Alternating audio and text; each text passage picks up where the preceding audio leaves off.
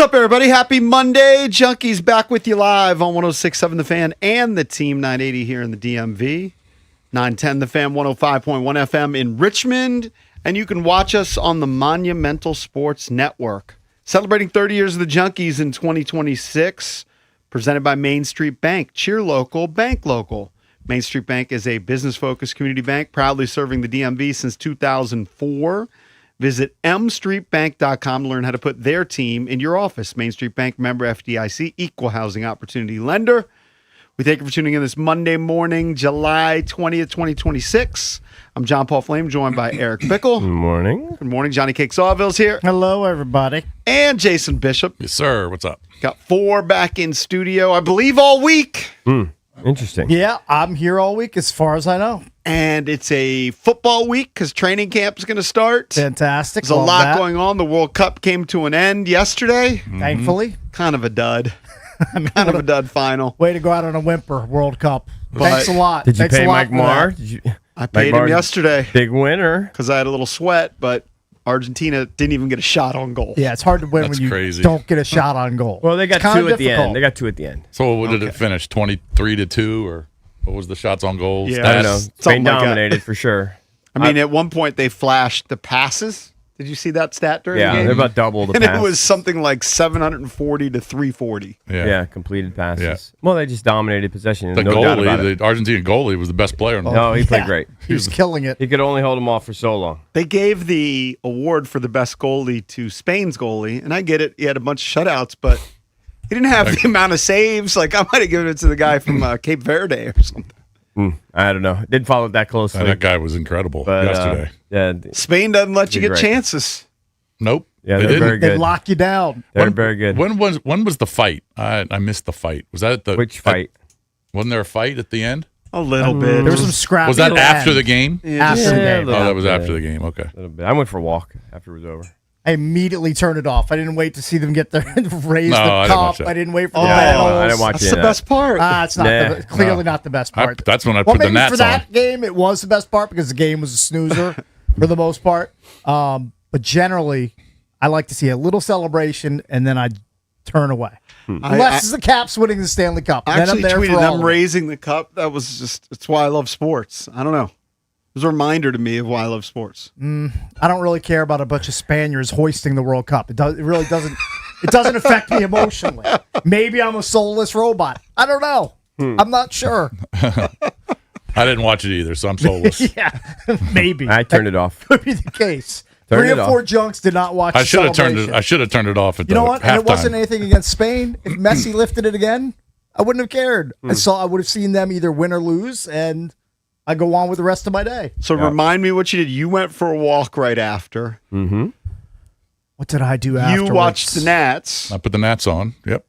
What did you do right after? You turned it I think off. I had you dinner. didn't want to watch the No, I trophy had dinner, presentation. walk the dog, prepare to wake up at 4:40. Right. That's mentally, you tried to get in. That was kind of the logical progression. Yes, that's the way it works. Yeah, I thought. Not a big celebration and press conference guy. Yeah, I didn't care about that. Yeah.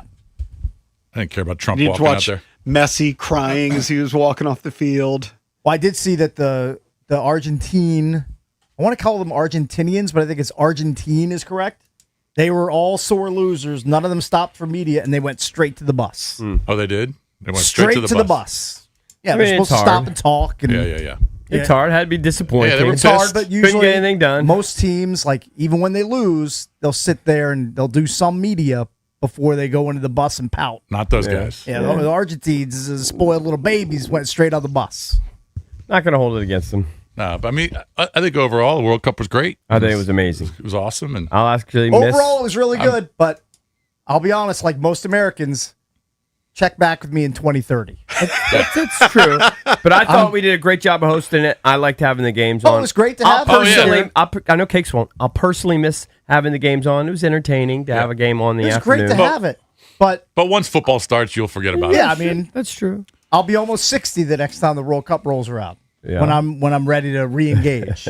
I think I'm more inclined to maybe check out. And I'm saying maybe check out the Euro finals. Oh, I'm not. I can tell you with I just certainty can't. I I'm have not. to know I've never the players. watched them. Just have to know more of the players. I still don't. After the entire World Cup, I still I know, basically only know the same stars. Yeah. For the most part. The guy who won the best player award, he didn't even score in the whole Who World did, Cup. who did they give it to? Rodri. Yes, yeah, I don't know who he is. He didn't score at all. Why'd they give it to him? Because he's a great player. Well, I'm sure he's a Nobody great player. scores on Spain. He plays great defense. Yeah. Good passer. They didn't give it to the young kid with Lamal or whatever. They didn't give it to him. He didn't do a ton. He didn't do a lot. No. No, they're a true team. No, they They were like a lot of the other teams. For example, Argentina. Messi led them in all the statistics. Mhm. Spain they were got spread out contributions from from everybody. everybody, yeah. The guy who scored the game-winning goal came off the bench. Yeah. Now, the women That's are true. next year. Is that right? The Women's World Cup is next Believe year? so. And where is that being hosted? It's not here. I'll definitely pay attention to that, especially when the Americans are playing. See, Brazil. it won't be the same. It'll be It's in Brazil. So the time difference is going to be wacky. I think No, I think It's not that bad. Probably not that Brad much It'll shake be different. his good. head. Okay. No, Are probably they- not much Pretty different. close. They still Eastern time, Central time, Well, that's good. Mountain time. I'll be into at least certainly watching the Americans. Well, the next men's World Cup is going to mess with your schedule a bit. It's in Portugal, Spain, and I believe Morocco. Mm-hmm. The tri-hosts. So when that'll when be, will what, those 5 games hours be- ahead? When will those games be I played? mean, isn't Spain 5, 6, or 7 hours ahead? No probably idea. 5 or Ahead. 6. no idea. I'll never go there. I don't know. I'm guessing the games will be played Similar time. 12 and 3. That's fine. That works. 12 like noon. I'm guessing if they put sure. if they put those That games works. in prime time there, like if they play a 9:00 p.m. game, Yeah, that works. it'd be 3 p.m. That for won't us, mess right? with me. The worst one was the ones that were in Korea. I think it was. Yeah. yeah. I mean, that was They have in the brutal. Far East. It's going to be tough. Yeah, that was brutal. This will be fine. So Mike Marr got paid. He got paid from most Well, of He those. got paid, but Yeah, no I one got paid paid him, on yeah. on the British Open though. No one had Ryan Fox. It's carryover. No to one the had Ryan Masters. Fox. Carryover. Valdez not participating apparently. We're going to have a double bomb pot for the Masters We'll have a 2027. double. We'll have a double pot. Love it. I thought that was awesome. That was super exciting. Had he done anything of note before? Actually, he had one recently. but Yeah, not I in the mean, majors. he's a guy who took up golf late. He's got a really goofy-ish kind of swing. Just pounds the ball. He pounds the ball. I actually told my buddy, I told Vin yesterday or 2 days before, I said, watch out for Ryan Fox. If he's in the hunt, he could, I could see him. Vin actually put $50 on it and won a couple hundred out of it. Yeah. I didn't even know he was betting on whatever I was saying, but he just sat there He had- on the couch and just bet on it. Ryan Fox had never finished better than 15th in any major in his entire career. Valdez, you went Hey. to Morgan Wallen on Friday, I believe. Friday night. It wasn't smoked out. That Nope. was the Cal Ripken jersey night. Yes, he wore a Cal Ripken jersey. Yeah, what was he wearing that second night? I don't want to go over your night, but what was he wearing that second night? I didn't understand what it was. It was something Just like a tank top. Yeah, what was it? There was something on it. I couldn't tell. Yeah, I don't think it was anything. and then he came out Baltimore with what, related. the military guys, some of the Navy guys. Yes, big dud. Dud for you, right? I mean, You'd rather have had Ray. of course. Yeah. I mean, I know what he's doing. You can't be mad that he's coming out with military members. I know, but because it's a little- you appreciate what they do course, for everyone us and their appreciates them. sacrifice. It's not as exciting. But though. yes, but it's not as exciting as coming out with Ray and Hey. doing the dumb dance. It's better than the one I went. The one I went to, he came out solo. We're all waiting. Everyone's got their cameras. Everyone's shooting. And he just comes out solo. Now he did come out an hour late. Oh, he did? I heard. Oh, yeah. yeah. Oh, that hurts. It was a brutal Well, wait. he did that on Saturday too. Oh, he did. Yeah. After Brooks and Dunn, who are awesome, by the way, they were awesome. They're almost as good as Morgan. Everyone's all fired up and waiting, and How then long did it take after Brooks and the energy's building and everything, and then it's just, An hour later, and then 10 minutes goes by, 20 minutes goes by, I think that's 30 planned. 30 minutes. I don't think it's planned. Did an hour late. It's an hour went- after Ella Langley for us. He went on close to 10 o'clock. The show didn't end till midnight. It's kind of what it was in Chicago. Yeah, he did that on Saturday night too. Kind of what, yeah. I think that's the bit. that I don't to sell understand merch? it. There's way too much downtime. I'm with you. There's way too much downtime between acts. They put a I was DJ there for- on. What's going on in between? Nothing. Nothing. And then music starts playing like Nothing. 20 minutes, and then It's you go, just oh, sitting there in your seat. they got something going on, like he might be coming out soon, and then it's like another 20 minutes of just like background music. Honestly, it was filler. the same thing in Chicago. It was an hour wait between Ella Langley and him. That is a And there was nightmare. probably a half an hour from Gavin Adcock to Ella Langley. And I'm just like, I gotta pee, but he might come out, and then Yeah. And You you don't want to miss under- the walkout. yeah, I don't want to miss the walkout. You understand that there is, changeover time. Like that's built in. But if it's like an hour, like that's, No, it's like an hour. That's Oh, outrageous. it's an hour. 20 to 30 minutes of like getting the equipment set up. That's standard. But like an hour plus. And then he like, does his bit where he does his the kids were saying what they call it, like aura mogging or whatever. aura farming. He was just out there standing, looking And at just people, watching and then the he people. walks to the other end of the stage and shakes hands with everybody. Well, he grabs their But Did he do phones. that? yeah. So whole aura so thing our he did for like our 10 seats were next to the B stage. So he did like 3 or 4 songs on the B stage. Yeah. and right in front of us. But the walk took from forever. the main stage to the B stage is You're a just long. watching him high five everybody Yeah. everywhere, and it's kind of cool. He grabs everybody's phones. but it just takes forever. Maybe we should do that on Thursday night when we're going to be at the Bay Bay Sox game. do some aura farming or whatever. Just walk around and just act like we're God. Join us in Bowie Thursday night, Chesapeake Bay Sox, Prince George's Stadium. But you do get your money's worth because it's a long. I mean, it's a Plays long a show. ton of Plays a songs. ton of hits. Yeah.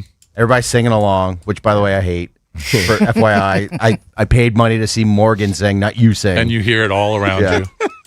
Yeah, I don't mind that. Such a grump. Yeah, I don't mind that. What? At least has What? strict rules. Everything has got to Yeah. be by his rules. That's grumpy. Yeah. That's not grumpy. I paid good money to hear Morgan, not your dumbass in front of me screaming along the lyrics. They're enjoying the Kind of a songs. point. Kind of a point. Yeah, But thousands I of wanna people hear- want to have fun. I want to hear him sing "Whiskey Glasses," not you. Yeah. You should probably still be able to hear it. No, you probably hear the people around you a little louder. I All those was. country bumpkins. I did suggest to the group. I said, "What do you think about running it back on Saturday?" Really? Yeah, Oh, you just did? because I got a little slice for Ella Uh huh. because I'm an Ella fella. that what Rex they're- Ryan. Yeah, Saw and him tweeting Ella about it. looked ridiculous. She was wearing a Ravens jersey, right? She's just a freaking 12. They're You like high it? white heels. You like her because she's tall. She ain't that tall. She appears to be tall. Well, maybe in her boots. I don't think she's that tall. But Here's- she's just gorgeous. And she's talented, mega talented. Yeah, definitely talented. Yeah. it seemed like everyone from Maryland was at that show, either on Friday or Saturday. Right. Yeah, yeah. I'm glad they didn't smoke it out. I was worried for you for a little bit. I She's did feel- 5'5", by the way, Ella Lang. Oh, okay, yeah. Yeah. She looks taller In than her me, boots, she's like 5'9". Yeah. It was the second time I've seen Morgan. Mm-hmm. I think he puts on a great show. Did you see him both times at M&T? No, the first time he was at FedEx. Uh-huh. I thought the FedEx concert was better than the M&T concert. Well, good for Oh, you. you did?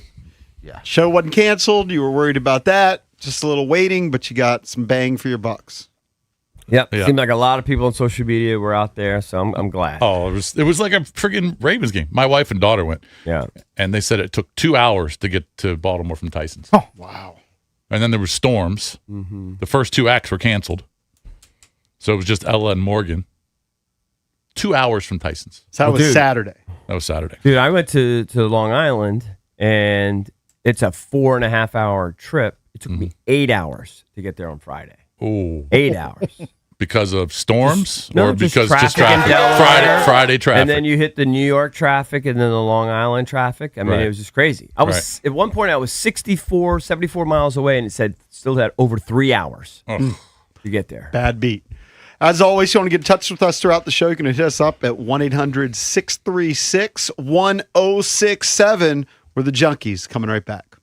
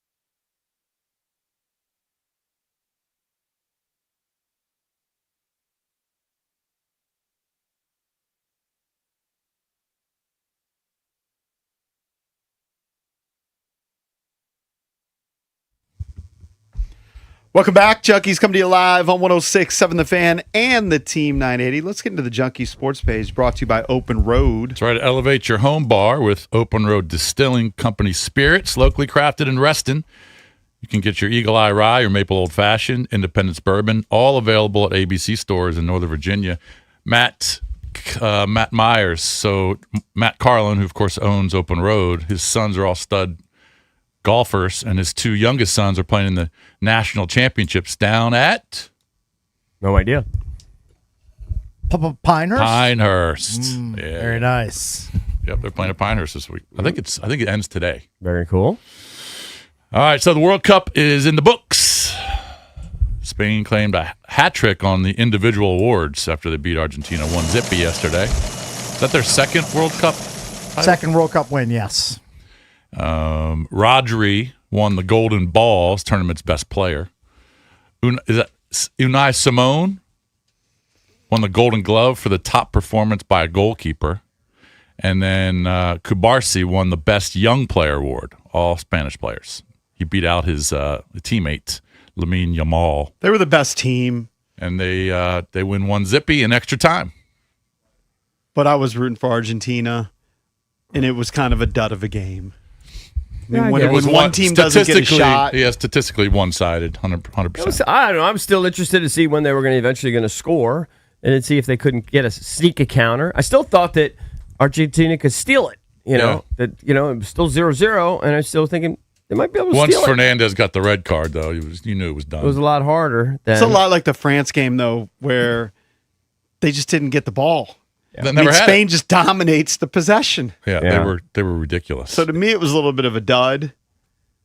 They're estimating 1.8 billion global viewers for the final. I don't think they know for sure yet.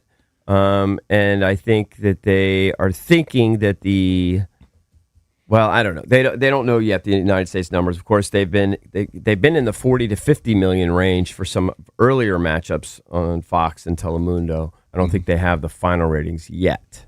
Been a rating success. Been I huge. will say, I thought the game was a dud, and the halftime show was weird. Oh, the halftime show. was what did that- you think about the halftime it was- show? it was Barely paid bizarre. attention. No. My wife wanted to watch it, so I was forced to watch it. K-pop guys, and then who else was out? Was it Justin Bieber. Justin Bieber was did a weird Shakira. song. Shakira. I mean, Shakira looked hot. Shakira looks Her great. dance is she's got her sexy dance going. I Does don't know she what really it's do it going for you on. at Yeah, this but point? Madonna opened Yes. up and she looked Madonna was 100. there. The I didn't Muppets were see the there. I mean, it was, Madonna a part. big, The Muppets. it was a big mess. I mean, there's just a million things going on. How Yeah. about you just commit to one act? Yeah. One, maybe two acts. There's Yeah. too much happening. I don't mind passing the baton if there's flow. It didn't seem to flow. I mean, I was outside with my dog for part of it. My wife came out and said, the Muppets are on the halftime show. And I said, Yeah. I'm good out That here. was weird. I'm good. It was weird. And Bieber came out with the guitar. Thought I you know, saw a million people tweeting, hey, way to bring down the energy And he in the just did a- stadium with your weird Just acoustic just set play a beams." hit. Play a hit. You're super talented. Just play a hit. What, Yeah. what went Did into you see that? it? Did you see Bieber? I watched Bieber because I am intrigued by Bieber, Yeah. and I was like, dude, play a hit. Oh, by the way, even before halftime, before the game even started, okay, so they roll out Jennifer Hudson for the American anthem. Yeah. Games being held in the United States. That's great. Then after that, I guess it was Robbie Williams. I didn't know who he was. He had a weird Yeah. haircut. It's him and like two other chicks doing the FIFA anthem. Yeah. There's a That was FIFA weird. anthem, and I'm watching this. I'm like, what is happening here? I didn't know who that was. Then they go into the two countries' national anthems, which were, I thought Argentina's pwned Spain's, but that's just personal preference. Crowd was more into it. But crowbarring that FIFA anthem into the four anthems, to me, was kind of weird. Yeah. But look, it's their show. It's their That's what they were going to production. do. I It was the understand. first time ever they did a halftime show. Do you guys all watch that event in 4K? Do you have your TVs all set up to watch in 4K? My son is No? the expert when it comes to 4K. My picture's pretty clean and crisp, so I'm going to go with yes, we are set I up think for you 4K. would notice. So it probably, yeah, because I had it in 4K, and then for a moment there, I messed with the settings by mistake, and I lost it, and it was dramatically different when it was not in 4K. Then I was out of panic until I could get it back, and finally Didn't you did get it think back. Madonna looked terrible? I actually didn't see her. Oh, I actually didn't think she looked bad compared to what I've seen recently. well. I would. Loads of makeup, but she's still. I mean, look, she's almost 70. Yeah, she's old. I know. She just looked it. I'm just okay, please go away, Madonna. She's never gonna go away. She's gonna be as long as she's alive. She's put gonna out be a new around. album. Did she? Oh, did she really? That's crazy. I just put it up as our Junkies poll of the day, brought to you by Surfside Iced Tea and Vodka or Surfside Lemonade and Vodka. This summer, grab a Surfside, your go-to canned cocktail made with real vodka, only 100 calories and 0 bubbles. It's not a seltzer. It's Surfside. Must be 21. Please drink responsibly. It's probably going to be a landslide, but the question is, poll of the day is, did you enjoy the halftime show? It's going to be 100% no. It just felt weird. But also, I'm just glad it wasn't too long. It didn't seem too long. the way it was shot, like digitally, it kind of just seemed kind of almost cinematic. It was kind of weird the way it was shot too. Yeah. It was. I just got. I thought everybody was lip syncing too, except for maybe Shakira and maybe Bieber. It, I don't think Bieber was. it looked like Bieber was singing live, but I couldn't tell. And Well, Madonna definitely was. she was. What's the name of the boy band or whatever? K-pop K-pop? band. Yeah, what was the name of them? No idea. Are they K-pop. I just call them K-pop. Struggling with this one. I They're don't super know. famous. Oh, Wasn't they're that su- BTS? What is it? BTS, yeah. Yeah, they're BTS. definitely super They're famous. called BTS. Yeah, BTS. BTS. I don't know what B. Is it like stands Menudo for. where they always have different members and they That just I don't know. you know when they age out they just I mean, it's keep a great the thing to name? do that, but Yeah, I don't I know don't if think that's so. the case. No, I don't think How so. many are there? About 7? it looked like Seven or eight? 6. I thought I saw, but maybe 7. Matt, did you like it? I actually did not see BTS. I'm saying, did you like the halftime show? at Well, all? here's the thing. BTS was right after Madonna. I think it was Madonna, BTS, Bieber, then Shakira, and then a bunch of little kids. I was at a bar, so I went outside at halftime. I could see it through the window, and I heard all the girls screaming when Biebs came out, and then I heard them sing that dud. Yeah. And I was like, What was it called? Hallelujah, I think. or Hallelujah? I don't know. Yeah, And it was a Hallelujah. dud. Yeah, I mean, It play was a slow hit, and dude. acoustic. donk. Yeah. Yeah, there were pros. And I saw Shakira. She looked good, She looked great. but I wasn't really paying attention to Madonna and Fat Ronaldo. You didn't miss anything on and that. whatever they were doing. So Bieber just came from Fanatics Fest or whatever because I know he was there over the weekend. Uh-huh. And what is going on with Tom Brady and Logan Paul? They're doing some bit. Like what are they doing? I mean, Giving it each looks other like the a setup. finger, What is- Looks like smacking the each other. fakest work of all Fakest time. thing If you ever. fall for that, you are one of the dumbest people. If you buy into that nonsense, Why is it going to be some WWE thing? I don't or know what something? the What are I they don't know doing? what their end game is, but I saw the initial like Smack. setup confrontation where they were going back and forth, and Uh-huh. Brady smacks him, and then a big cat steps in between them. I'm like, this I is didn't this see is it. the fakest thing Right. I've ever seen. What is Brady doing? Yeah, I think he's demeaning himself. Didn't this start with the flag football back and forth though? Yeah. There was Yes. something there for One of the- sure. whichever Paul I don't know if brother that was said real he- or he fake was a or stud not. high school player, and Brady's like, okay, sit down, loser. Right. I'm paraphrasing. Sit down, leave the football to the grown-ups like Although me. I think Logan Paul might have intercepted him. I think Logan Paul actually had an I was interception. Fanatics game. Yes. Well, I respected Brady for that. Right. When he put Paul in his place. Sure. But taking it all the way to the fake slap WWE bit. Well, they're just I sitting feel there like he's And then demeaning they're giving himself. each other the Giving him the finger, at finger. the game. I I mean, mean, it's that's just it. like, That's what are It's we Tom doing here? Brady. He's That's too good for embarrassing, this. dude. You're way above this. Right. Yeah, right. Somebody said you're worth $750 million, and this is what you're doing. Yeah, you're crazy. tarnishing your reputation. Could you imagine Michael Jordan doing these fake bits, Right. coming out of a coffin? Of course not. You are supposed to be the greatest of Hey, all time. leave coming and you out of act like coffin it. to the radio. He loves weirdos. attention. Oh, Brady that's loves what it is. It's all about is. attention. Yeah, yeah. Can you imagine Cal Ripken doing this? Of course not. No, it's embarrassing. It is pretty amazing the amount of people, and we talked about it last week, that show up at this Fanatics Fest. I'm sure everybody saw that selfie that Kevin Durant did. Messi showed up the day before the World Cup. Wow. Well, He's at Crazy. Fanatics Fest because Michael Rubin probably gave him a big sack full of money. Yeah. like he needs it. Well, I mean, it It's never enough hurts to get a guy to more. show up. Everybody's got a price. So JP, I mean, Ovi was there. AJ DePonsa was there. you know more about the stats than I do, but so we were talking about how much Spain just dominated the ball. They had 65% of the possession. Seemed like more than that. It might have been. I thought it was too. They had, it says shots on goal 12. I thought there was Because it's on goal versus shots. Okay, so shots, it was in the 20s. Yes. It's the same as the dumb rule in the NHL. But where, Argent- if right, there's a shot on right. goal and it hits the crossbar, it doesn't count as a shot on goal. Right. Which is idiotic. Yeah. But Well, shots those are on the goal, rules. Argentina had 0. yeah, 0. As many as you had sitting on your couch. Accurate passes, 763 for Spain, 357 for Argentina. Domination. Yeah. And then And Spain did that to France too. Spain did it to France. And then in terms of saves, Argentina, that guy was awesome. He had 11 saves on the 12 shots on goal, and Spain had zippy because there was none. Yeah, that goalie was- was chilling. Yeah. He was chilling back there. Meanwhile, the Argentina goalie, he was working super overtime. They had a couple fairly close chances at the just scrambling at the very, very end. It had a little bit of excitement there, but Yeah. for the most part, no. Yeah, Oh, Spain just also, dominated. can I mention Yep. the shots of MetLife Stadium? It is such a dump around MetLife. There's just nothing scenic around there. Now I know it's across the river in from, Jersey, yeah. from New York City. Right. I understand, but they should have done no wide shots, no scenic shots of the stadium. Yeah. Because it's a big metallic stadium sitting in the middle of highways, Yep. parking lots, The Jersey Turnpike. and nothing else to look at. It's actually gross. It is. But that's where they won in the final.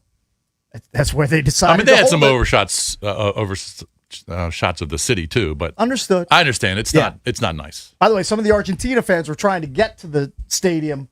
I think Spanish fans too, by walking through the highways. That's what they were doing. They were going over Across the 95. turnpike. Can you imagine? Did you see the doing scenes that? from Times Square the night before? I did see like the Argentina fans were just completely taking Just took over. I mean, It was just insane. yeah. Times Square is massively overrated. In case you didn't know, just to let all of you know. And Don't I think waste fine. your time. I've Been never there. been there, Cakes. I wouldn't know.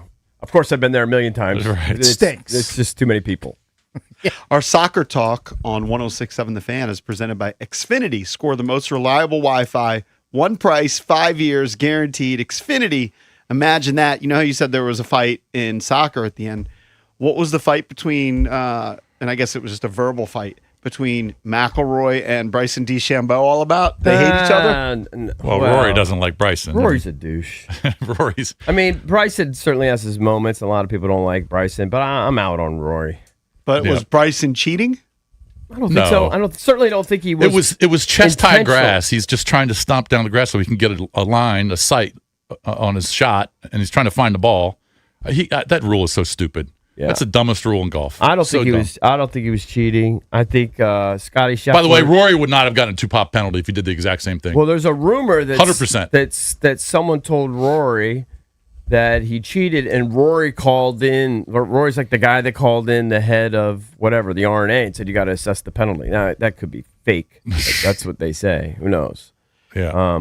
Supposedly, I think one of the guys from Fried Egg might have been not your boy, but might have been also somebody that called in and said there might have been a violation there. Well, does this stem from leaving the tour and going on live? Well, And then who supposedly knows? DeChambeau's not doing interviews with regular media. I mean, I'm I sure don't think it there's has a lot- anything to do with that part, but yeah, I mean, certainly there's bitterness against him. You know, there's a rivalry. But I don't think Rory has that animosity towards guys like John Rahm. I think he doesn't like the live tour, obviously, but it's specifically with Bryson. Yeah, he doesn't like Bryson. Remember they He doesn't played like Bryson. together and they didn't talk, and Bryson was a little butthurt that he Yeah. couldn't have a little And then conversation Rory's with him. pissed because Bryson beat him down at Pinehurst. I'm kind of glad that happened now. It's a good rivalry. I'm out on Rory. Wait, you guys don't think Bryson didn't act like a big baby? Bryson acts like a baby. He at times. does. Yeah, but what I do don't. I'm just saying that he clearly- did- But but I also, don't like I don't know Rory. anything. No, he Rory's- didn't. He didn't specifically try and cheat. That's my point. Yeah. It looked like he clearly stomped down on that grass. He knew Well, what he he's was trying to doing. get the ball. I He's don't- trying to see the ball, He's- Matt. yeah. Every guy would I don't have done think the he same did thing. it intentionally. If That's Rory that's did that, illegal. If I Rory don't did think it, he knows it's the a- rules. Okay, it's a dumb rule. That's I my don't point. think- Well, okay, Listen, there's lots of dumb rules. It's a That's- stupid rule in golf. That's Listen, what I it didn't is. see it well enough to know, but from what I saw, I don't think he did it intentionally. I Didn't thought he- a lot of did- guys stood up for him. Scotty Scheffler stood up for him, said he's no cheater. He's played Yeah. with him his whole life, not a cheater. This may be overstating it, but There were didn't he guys online threaten like- to hold up the tournament? Yeah. I mean, He who's was the having douche? a It tantrum. sounds like to Wouldn't me you that have- DeChambeau's the douche. Well, he didn't. Oh, Well, he A threatened. lot of people think DeChambeau's the douche. I'm not going to argue that particularly. mean, But just a lot from of the people outside think looking in. Rory is some god. Yeah. Rory is every bit the douche Bryson is. Maybe. Yes. But in Yeah. this particular case, it seems like one guy got caught Listen, for cheating. if One you guy were- supposedly if was you were holding up the competing tournament. for a major championship and you were one shot off the lead, and all of a sudden they give you a 2-shot penalty for something that you think you 100% did Didn't not do, you would be livid too. Yeah, and that's Exactly the position he was in. he sat in the trailer and probably argued with them for the RNA for an hour. That's why Rory was pissed. He said you held up everybody, all the volunteers and all the players to sign their card. He was hitting balls at 10:30 at night. Yeah. So they couldn't get their tee times and threatening to quit. Yeah, I think That's DeChambeau fine. is a douche. He didn't handle that correctly. That rule is dumb. That's a stupid rule of golf. Well, he should petition it that if it's a dumb rule. I don't even know if he violated it on purpose or at all. I don't know. He was walking around there, and then The grass is this high. Of course you're going to step on grass. It's the dumbest rule ever. So stupid. Yeah. And I don't know. guarantee you Rory would not have been penalized for the exact same I'm thing. out on Rory. Rory, said he was performative and all this stuff, and there's a bunch of clips of Rory being a Only the douche. live players would have been penalized. Yeah, I don't know. All right. But I don't know. Congrats I'm to out on Rory. Congrats to Ryan Fox, who gets his first major Ryan win. Fox, everyone 39 likes years him. old. Everyone likes him. Yeah. Yeah. Would have been better if McIlroy or DeChambeau won. Bryson or Valdez, you could air your grievance.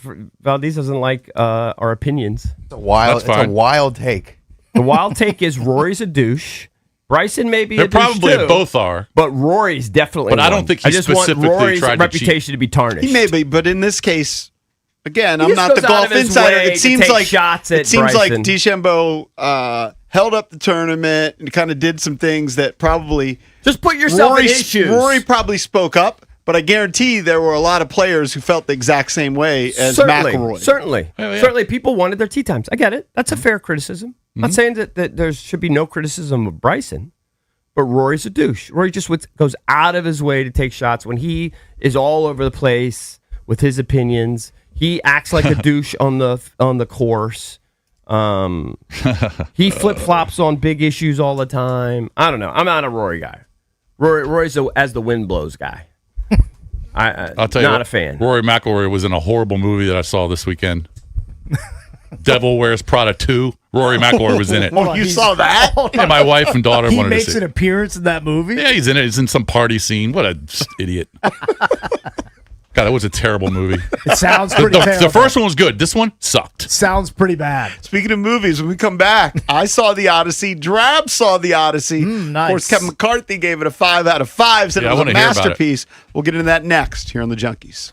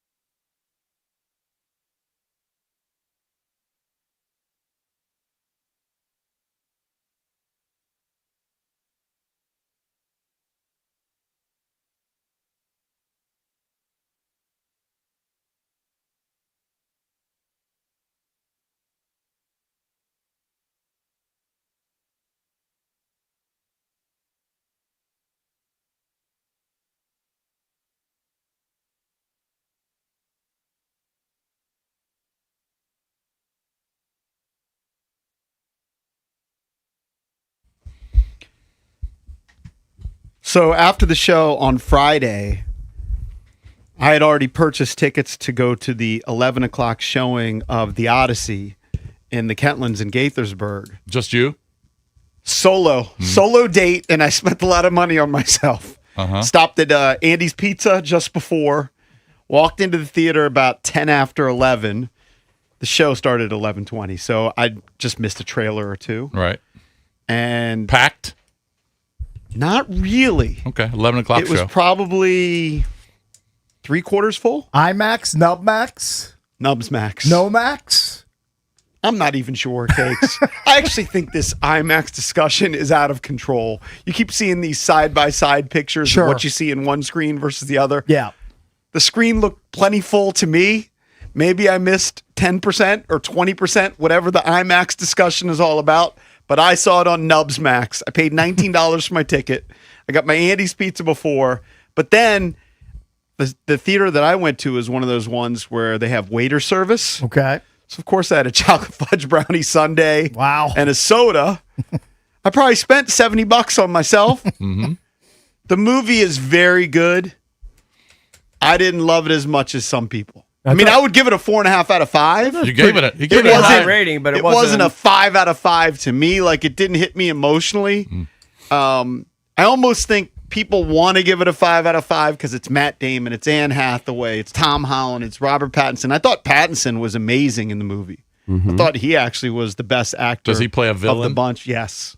I think there's just so much hype about, oh, they shot this in Iceland and there's no CGI. Okay, that's great. But I would say I prefer So- Braveheart or Gladiator. So you know how there was a ton of like hype about like Titanic and all that went into filming that, and that was kind of a thing at the time. Would you say Titanic was better? Yes. You would, I mean, it's been years since I saw Titanic, but I think Titanic hit me more emotionally. right?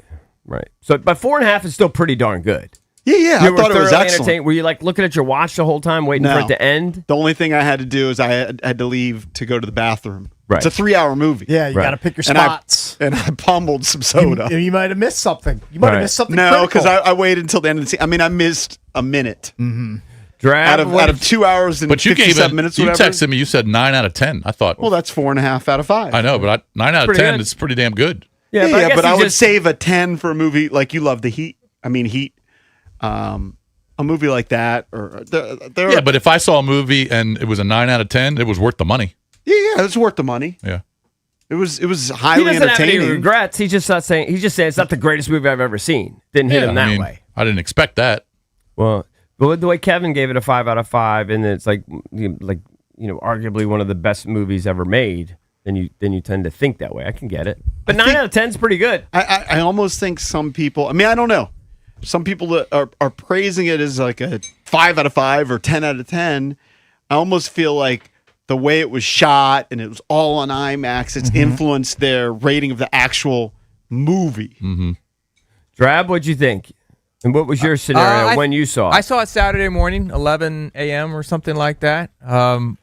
IMAX. No, not IMAX, but whatever upgraded. regular theater? No, I saw it like at the nicest theater screen at this theater, Got it. right? Whatever they call it. Okay. The bigger screen, the Dolby. Does sound, every all that theater stuff. these days have that? If there's like 6 or 8 theaters, one is noticeably bigger than the others? I Or think, no? I think most of them. I They don't know. I do? mean, I went to a nice theater out in Leesburg, so they had a big screen. I mean, hundreds of seats in there, whatever it was, but it wasn't IMAX. Whatever. Nolan's reputation precedes him, and when he does these things, I'm very similar to JP in this. At the end of the day, he has a massive problem with me making me care about his characters. Okay. That's his huge weakness. He's technically brilliant. The sound rattles your ears.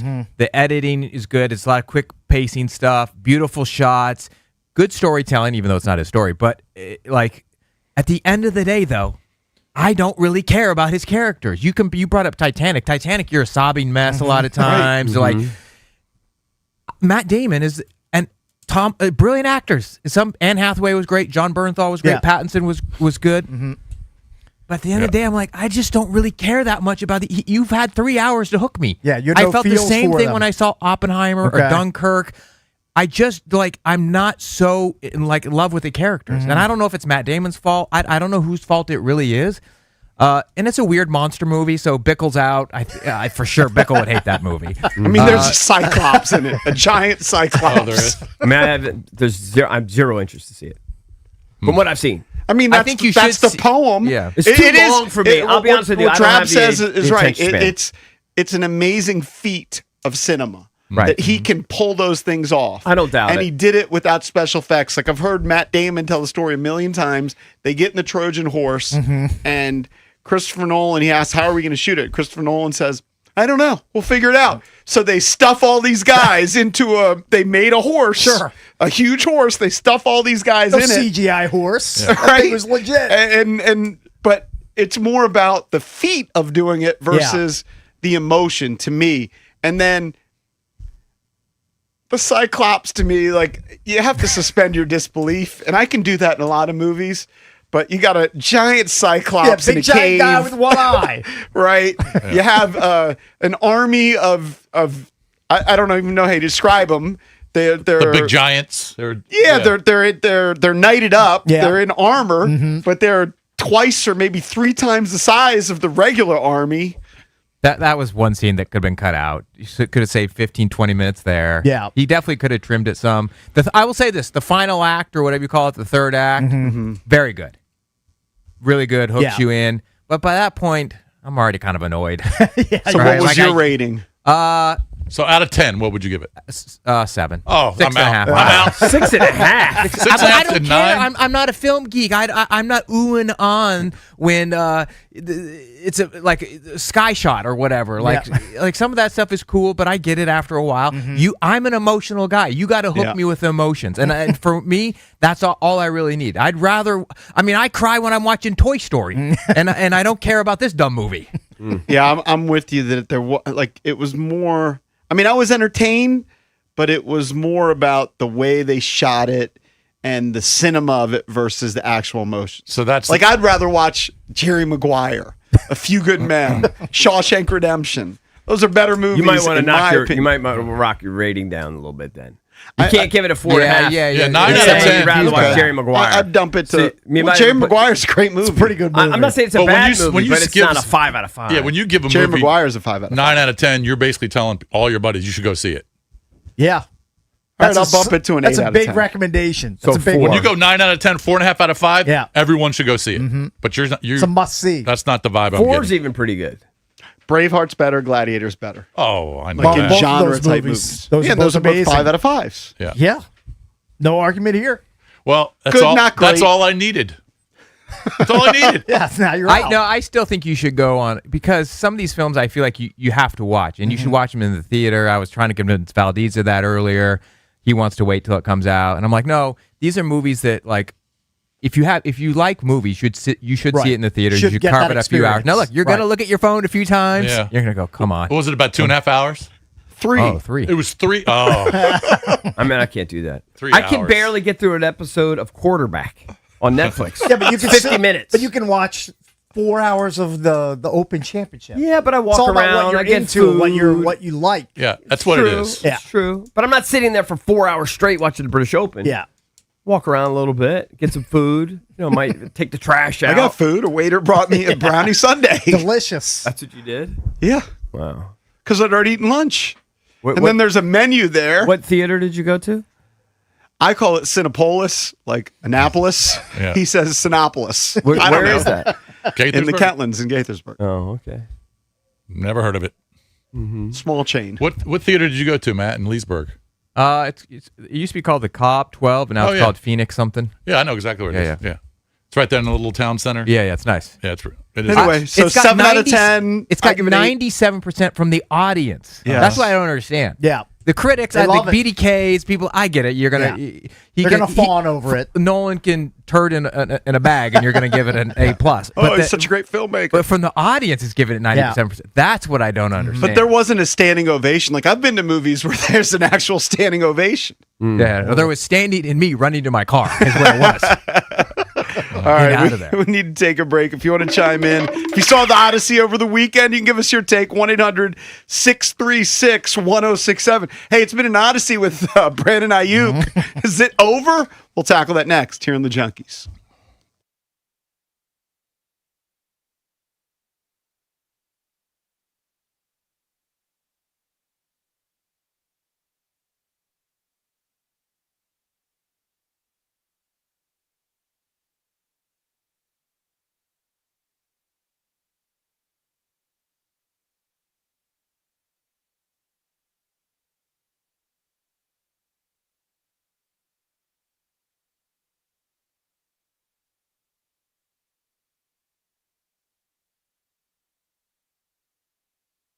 All right, guys, EB here. If you're thinking about selling your home, here's the only question that matters. What happens if your home doesn't sell? Well, with Debbie, Sarah Reynolds, and Power Home Team with Keller Williams, you don't have to wonder. If your home doesn't sell in 32 days, they'll make your next mortgage payment. That's right. They'll make your next payment. It's exactly the peace of mind Demetrius and Patricia needed. Reynolds and Power Home Team's proven marketing strategy brought in serious buyers fast, and their home sold, of course, quickly for top dollar. On average, their homes sell twice as fast as the average agents, and their sellers can walk away with as much as $30,000 more at closing. So sell with certainty, people. Your home sold guaranteed. Call Debbie, Sarah, and Reynolds and Power Home Team today. 844-654-SOLD. That's 844-654-SOLD, or visit DebbieHasTheBuyers.com.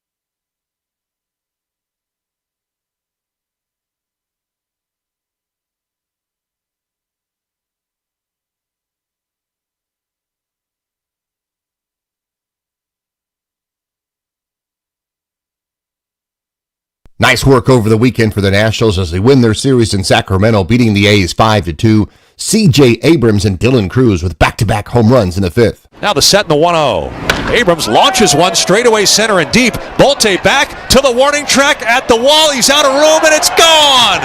Off the batter's eye, a 2-run homer for C.J. Abrams. Nationals 4, Athletics 1. Abrams stood and watched and admired right over the center field fence. Home run number 21 for the All-Star shortstop. The call on the Fan. Foster Griffin is 11-2, allowed 1 run on 8 hits and struck out 2 in 7 innings. His streak of 8 straight starts, allowing 1 earned run or fewer, ties the Nationals Expos record set by Pedro Martinez. Nationals at the Rockies tonight, 8:40 on the Fan. Spain defeated Argentina 1-0 to win the World Cup for the second time. Washington Spirit beat Boston 2-1. New Zealand's Ryan Fox won the 154th Open Championship. From Crop Metcalf Sports Desk, Byron Kerr on the Fan.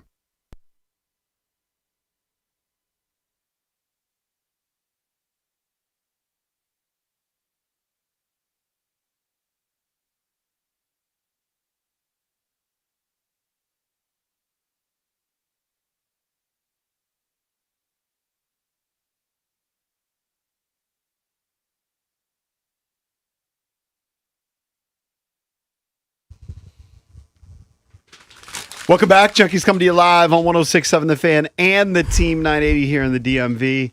910 The Fan, 105.1 FM in Richmond. And you can watch us on the Monumental Sports Network. Celebrating 30 years of the Junkies in 2026, presented by Main Street Bank. Cheer local, bank local. Main Street Bank is a business-focused community bank proudly serving the DMV since 2004. Visit mstreetbank.com to learn how to put their team in your office. Main Street Bank member FDIC, equal housing opportunity lender. It's Bish, Cakes, EB, and JP. That is the foursome. You want to get in touch with us, you can always hit us up at 1-800-636-1067. We were talking about the movie, The Odyssey. Both Drab and I saw it over the weekend. Let's go to line 1. Chris wants to chime in. I believe he's calling from St. Croix. Nice. Chris? What's up, boys? You get What's the up, award buddy? for a How's it guy going? calling in from the furthest distance today. So far. Right. Well, I'm not going to beat the Australian guy or the Hong Kong guy. Probably not, so, but pretty good. What's up, man? Hey, I saw the movie. I grew up with my mom was a Latin teacher. I was so excited for this movie to come out and so disappointed when I walked out of the theater. Oh. I was telling Dravy, the biggest well, there's two huge problems for me. The biggest one was they left out the whole part of the story about Odysseus telling the Cyclops that his name was No Man, so that the other Cyclops didn't know that he did that. That's a big, huge part of the problem. But the American accents, I mean, God almighty. Listening to Matt Damon act like he's supposed to be some period piece actor, and all of these people with their American accents was just completely off-putting for me. I don't know about you guys. Yeah, I've seen that complaint. I also saw somebody say that, and you bring this up all the time, EB, that actors just play themselves.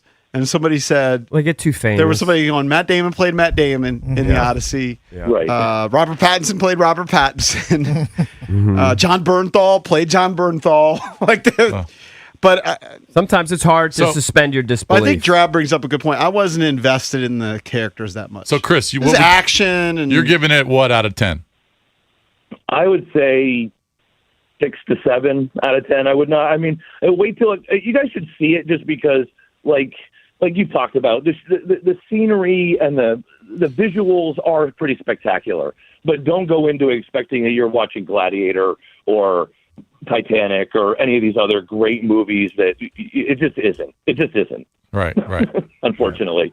All right. But it is getting that kind of hype, though. Thank you, Chris. Appreciate it, buddy. I know. Yeah. All right. See you, boys. Thanks, All right, Chris. man. Has Chris called in before? Does he live out there in He's St. called Croix? in at least a couple times. He lives out there? Yeah. Where's the Down zipline there. guy from? I think that's the zipline guy. Ah, okay. Why do we think keep that's him. forgetting every I time? think it's the same guy, Pretty one and the sure. same. It's not that important. It's important for about 30 seconds, and then you forget. Yeah. We have spent a lot of time this summer talking about Brandon Ayuk, partly because No. it was expected that Brandon Ayuk would end up here in Washington, especially from him. He's been wearing burgundy. He's been saying, He's been raise wearing hail, Commanders hats. go Commanders. Go buy your tickets. And the Commanders do seem to have a need for another receiver. Maybe they're going to address it. Maybe they won't. But here's his former coach, a guy who we know from the league, TJ Houshmandzadeh, who is part of a show, a podcast called Speak Easy. And here is TJ talking about Brandon Ayuk. Ayuk, it's done. It's over. Stick a fork in it. 0. I ain't going to say this as a fact. He ain't going to the Commanders. Ayuk, it's done. It's over. Stick a fork in it. 0. 0% chance. He ain't going. I want Stephon Diggs. I like Diggs. Do we got problems off the field? Yeah, I mean, he just like to mess with women all the time. That's okay. You just don't let it become a problem. But on the field, I'm taking him. BA, 0% chance that he's with the Commanders now. 0%. And the other day I was like, I ain't no more. I'm certain. All right, that's his opinion. I don't know. Maybe he's spoken to somebody over there in Washington, but it sounds like that's his opinion. I mean, I think that's kind of the prevailing opinion. Yeah, it is. It's hard to back him. I mean, just gone so far off the deep end. I don't understand him. He had 3 or 4 tweets or Instagram messages He's over weird. the weekend. Didn't understand it. He's a weirdo. Yeah, I missed those. It was. I mean, I could read them. They don't make sense. Yeah. Did they make sense to you? Well, I think he was, in some of them, was he actually saying that he thinks that Shanahan wants him to come back to the 49ers? Oh, if he thinks that, then I think he's really living in a. I don't know when he tweeted this or when he put this on his IG, but he says, Coach wants me to come back so I can draw all the coverage and make it easy for the guys that remind him of himself from back in his heyday. People have career years when 11 is on the O. I'm going to guess that Shanahan wants Brandon Ayuk to fall into an active volcano and be swept away by a lava river. Houshmandzadeh didn't just say he was not going to come to the Commanders. He basically said, we'll never see him play again. Yeah, I mean, I don't doubt that. That's what he was saying. Seems hard to imagine it right now. He's going to have a pretty big turnaround. Yeah. For someone to want to roll the dice. Yeah, who's going to take that risk? I don't think anybody. My only theory is that if he's always been crazy like this and people just didn't know, and people have worked with him in the past, they go, we know he's crazy, but we've worked with him. We know we can make it work. That's where you would give him a shot. But if this is like a new break from reality, new crazy, then I think I hope he realizes that the NFL is bigger than Brandon Ayuk. Like, the NFL is going to continue with or without him. I don't know. I mean, he just wants to stay relevant. So he thinks by posting all these dumb tweets and Instagram posts that he is. And he's doing nothing but hurting himself. I mean, he's got a cool BMX bike. Maybe he's going to get into motocross. I don't know. That's the latest posting I'm seeing from him on the gram. Well, that's his latest post. Okay. Some of these things show up as stories, right? Which are only up for 24 hours. He says, people have career years when 11 on the O. Everybody eat no kizzy. I hold the NFL record for making plays with the least amount of opportunities. I'm looking for my op because I'm going to capitalize and win a bowl. I'm not going to fumble it away. I'm done playing backseat to folks who not like that. Well, here's an interesting thing. This would be it's actually a Brandon Ayuk recommendation. It's a little out there, but the 49ers camp starts July 26th on Sunday. Okay. So less than a week away. Right. Brandon Ayuk should show up. Now he's got to do his reinstatement because is he not under contract? Isn't that part of the deal? Well, he's still that he under needs contract, to be but he's cut or released by the 49ers. Yes. Correct. So he needs to show up. He's still a member of their team. If he wants to do a wacky, bring a camera crew and see what happens when you show up to camp. Show up full helmet, full gear. No, he should show up, and then he'd be taken into an office with John Lynch or whoever, and they would draw up their reinstatement papers. Right. He would sign them, and then I would guess they would immediately cut him and call security and have him escorted off the premises.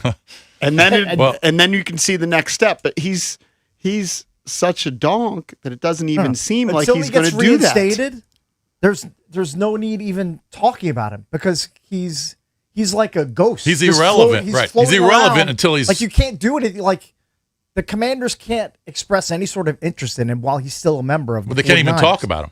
Nor can any other team. No let team me can talk ask you about guys a question. So we've been following sort of the daily drama of Ayuk all summer. Yeah, lucky right? us. Well, I mean, it's a team we cover, and it's so I mean, it was a big story this It's summer. understandable. Yeah. It's dying down quickly. Where did he cross the line when he trashed Jaden, and that's the red line, and that's why, or is it a cumulative thing? It's just all too crazy, and even if he didn't trash Jaden, you can't mess. I think with it's him. both. I think it's just the volume of his social media presence and just crushing his former team, and then just going scorched earth on who you thought was one of his big allies here with the Commanders in Jaden. I think it's all of it, To me, and it's that one. If he had gotten away, if he hadn't trashed Jaden and his mom, and really it seemed like he turned his back on his best friend allegedly, I think it might have still been something there. But to me, that's where he crossed the line. I think it's cumulative. I mean, most of the videos were stupid. Remember the one where he took all the money and just And he was throwing it around? Yeah, in it the was What about the closet? one when he was doing that dumb dance? Yeah, Yeah. most Yeah, of but it's that alone doesn't preclude a team from signing you. It just shows you're being goofy on social It's media. just cumulatively, he seems. None of us know. We don't have some sort of psychological diagnosis of the guy, but he seems like a guy who's off. Yeah, he does. Yeah, he seems But unstable. you know what? There are still Commanders fans that still want him. a small percentage. It's a lot. It's smaller. probably dying And down it's a a little bit. lot smaller. It has gotten smaller, but I still don't understand the obsession that fans have with Brandon Ayuk. Like anytime you criticize him, they treat it like you're critiquing Art Monk Not or anymore. Daryl Green or Rigo. Maybe a small percentage, It's a but not small- like it was like a month he's lost ago. a lot of his Support. his followers and people that wanted him to be here. But man, Commanders fans, they definitely act weird about Brandon. When I Ayuk. called him weird, I was attacked. Now, if you call him weird, people understand he's weird. Right. Yeah.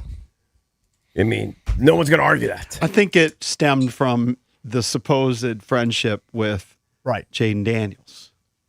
To me, that's where he went overboard. That's But when he I'm crossed the saying I line. think that the fervor for Brandon Ayuk, he's a fine player when he was healthy, but not necessarily any better than Stephon Diggs. But the preference originally for Brandon Ayuk was because of the connection with Jaden Daniels. Yep, I think so. If they signed, There's a connection, but we don't know how tight the connection is. yeah, I've that's said right. that all along. We If just they have no idea. If they signed Diggs, I don't think anybody would talk about Ayuk ever again in Oh this town. yeah, No. that would fade. He would They'd fade be all into in on nothing. Stephon Diggs. have idea. They'd be all in. I just can't I imagine just don't know that they're interested. Ayuk being successful at this point. It's hard to imagine. Hard to imagine. Like ever if the seeing Raiders him shoot decided up to again. sign him, is he all of a sudden going to have an 8-touchdown, 1,200-yard season? I would find it hard to believe. Who's the most wide receiver starved team in the NFL right now? Where you look at their roster and they don't have like a 1 or a 2 that anybody The respects. Raiders Is are there? probably one of them. I mean, Raiders have The to be in the Raiders are bottom one of them? 2 or 3. Isn't the Browns The Browns, really terrible? they drafted a couple of young guys in Concepcion, and did they also draft Denzel Boston? I think so. I think they drafted both of those guys. But I mean, they have holdovers like Jerry Jeudy. Like, there's nothing special there in Cleveland. So maybe a team But like the last- that could Yes, do it. Concepcion and Boston Yeah. on their depth chart are listed as the number 2 and number 3 receivers. You know what? I'm gonna have to bet whatever I've left in some of my minuscule accounts on the Browns under in wins this year. They are gonna be abysmal. Out of his Deshaun Watson comeback. I don't believe in the Deshaun Watson. Well, they got comeback. Monken, right? Monken is there, yeah. Do you think? I think the Ayuk thing is out of the equation at this point. What's the likelihood you think that they'll sign someone like a Diggs or his pedigree? 50%. You think 50? Are you I don't guys even going to think go? it's I think it's lower than lower. that. I'm going to be out of town. Are you guys going to go? Jason and I went last year Yeah. to, I think it's DC Prime. It might be a different spot. No, it's Yeah. DC Prime. To go schmooze with Yes, Adam I'm- Peters and It's Quinn. next Monday, and yes, I'm going. I haven't committed to it, but I probably will go. You should go and ask. Like Jason last year tried to pull a question that he was told not to ask. think Do I'm you gonna- remember? Well, you said Well, off I told the him. record. I told him this Was is that off the record. what was the question? It was about Terry? Lattimore. Oh, it was about Lattimore. You think I'm going that's to schmooze with Peters and Quinn? I want to schmooze with like the Rooster I know. and Ben Standing. Okay, Right. I'm not going to schmooze. I'm not going to schmooze with the Well, I don't power really care about players. Peters because he's not going to talk to anybody. He only talks to a few people. Yeah. DQ, I'll talk to. Sure. DQ is nice. Because DQ you guys is- are Peter's nice too. You guys are but- both goals. Both goals. And Yeah, you're he's both easy to talk seagulls. to. And then He's a nice I guy. talked to Sean and the PR guys. They're Yeah. great guys. But It's good to show up. Sure. And he gets some good food. Good to have some FaceTime. But yes, you end up talking to Chick Hernandez most of the time. Yeah, I'll talk and shit. not Dan Quinn. I'll talk to everybody else on the Commander's beat. well, everybody wants to talk to DQ, so you kind of have to get him right when he walks in the door. That's fine. That's what we did when we were there together. And I said hi to him, and you talked to him for like 6 minutes before he went into the whole media scrum. Correct. Probably the same dynamic will work out this year. Well, we'll see. That's all good. I don't know. But though. I don't know. I think the chances of them signing one of these big name guys is much less than 50%. I think it's like 20%. I think it's around there. I think they, Like a one. I think for they some think reason, one I think in they four, one in like five the mix shot. that they have. And I Yeah. think Antonio Williams is going to get more action in this offense than a lot of I people think they really like his potential. They have a lot of money left, right? They have cap They space. have a decent amount of cap space, yeah. I don't think know. they've just been waiting, and the price is going down on these guys. You think that's what they're doing? They're just playing a waiting game. I If they think so. really wanted him, I think they'd go after him. The whole league is waiting to sign. I don't think Debo Samuel, Stephon Diggs, Keenan Allen, DeAndre Hopkins, all these guys, I don't think all of them are going to just not play this year. No, I think they're going to be signed. I think they'll play, agree. but for nothing. But I just don't think it's gonna be here. Nobody really particularly is desperate for him. They'll just sign him because they're proven Now, NFL guys. I think Brandon Ayuk is borderline insane, but I will still use a flyer in some fantasy drafts and pick him like in the 18th round if he's still out there on the board. I'd I'll let you just- pick them. I'll just pick him. I And, feel like and that's a Okay, wasted well- pick. stash him on my That's roster. a wasted pick. That's like So my will David so Duvall most pick. other picks in the 18th round. 18, that's deep. Or 16th round, whatever. Yeah, it's deep. I'll grasp, and then I'll cut him after week 2. That's fine. But And then week 4, he'll blow up. he's and not have going to, even if 12 you're not, touchdowns. he's not going to put any I don't numbers up think. for Probably you. right. I'm almost willing to bet. I don't think he's going to play ever again. He has It's yet to gotten post weird. one video of him running, I know. catching balls, working out, lifting a weight. I've been saying that for weeks. Yeah. But if De'Ami Brown gets hurt early in camp, or if That's the Williams scenario. or somebody gets banged up, I could see them going out. Hey, I'm still waiting for Debo to sign a $20 million a year deal. I think I'll be waiting a long time for that. He'll be lucky to make $20 million in his whole career, even if he plays another 5 years. Probably right at this point. 1-800-636-1067. We are less than a week from training camp for It's the coming. Washington Commanders. It's So we've been basically going here. through the positions. Coming up next, we're going to tackle the secondary. How improved is Washington, and where do they stack up in the division?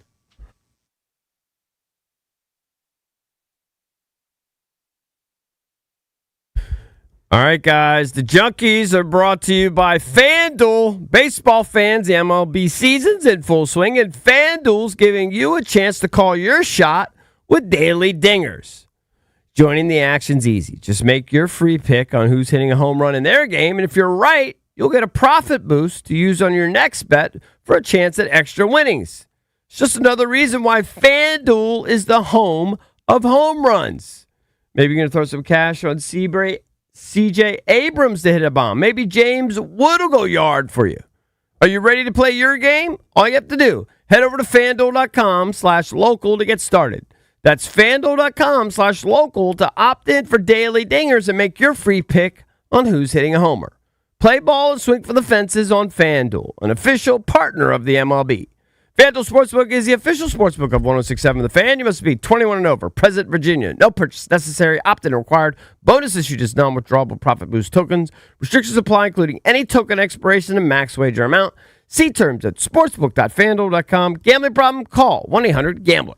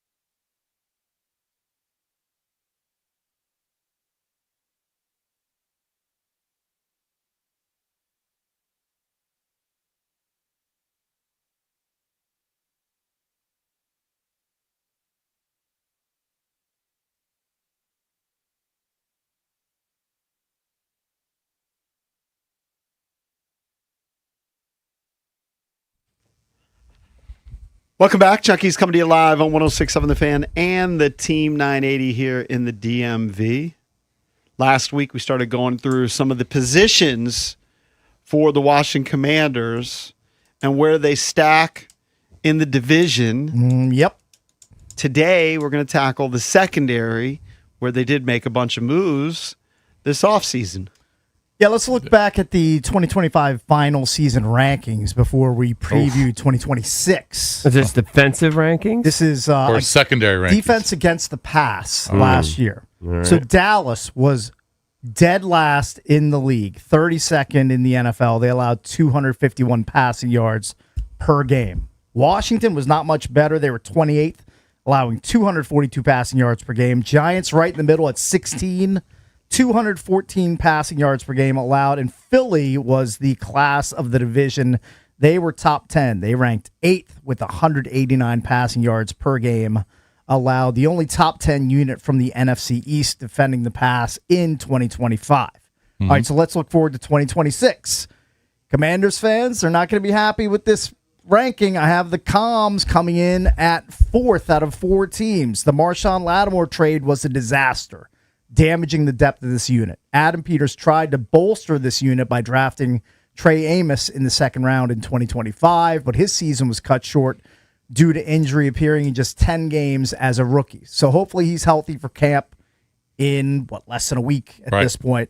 Rookies report on the Saturday, 24th. I believe Friday or Saturday, yeah. Mikey Sanders still ranked 96th among 114 qualified corners in PFF grade in 2025. So Durante Jones and Dan Quinn are hoping for a bounce back from him to upgrade the secondary.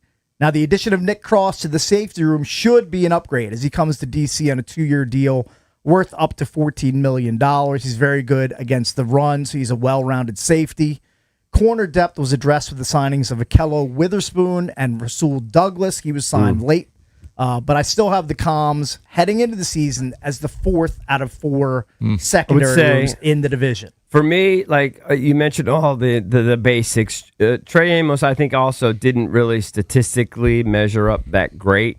But the eye test, he kind of passed the eye test for me. I thought he was decent. I think there's potential there. So I think Amos, I'm okay with Amos. Sanistro obviously had a down year. The coaches seem to be high on him, but we'll see.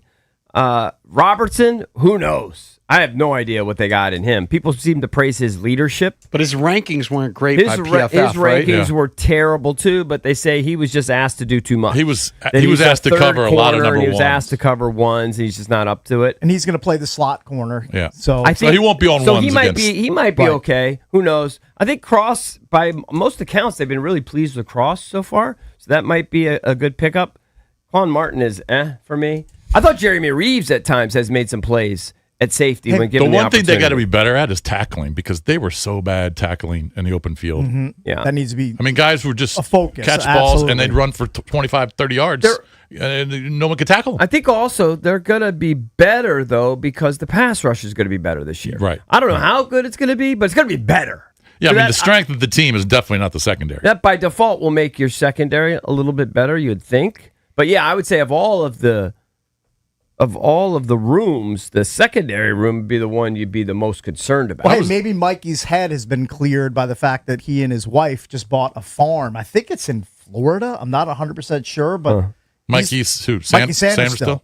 Yeah, he's like out tending to the animals. Yeah, like, I've seen the videos. Like building fences on his Oh, really? big ass new farm. So Yeah, he's I don't into know. it. That's kind of his thing. All right, so I have the Commanders at 4th out of 4 teams. I was kind in of the NFC surprised they East. didn't draft a defensive back kind of high. And Yeah. I was kind of surprised by Well, that. I think they had their eye on the Virginia Tech kid. I know, but I know they drafted Amos 2 years ago, but I was surprised that they didn't. I have the Giants at 3rd. 4 starters returned from a unit that allowed 214 passing yards per game last season. Heading into 2026, the Giants secondary is the lowest ranked unit on the Giants roster, according to PFF.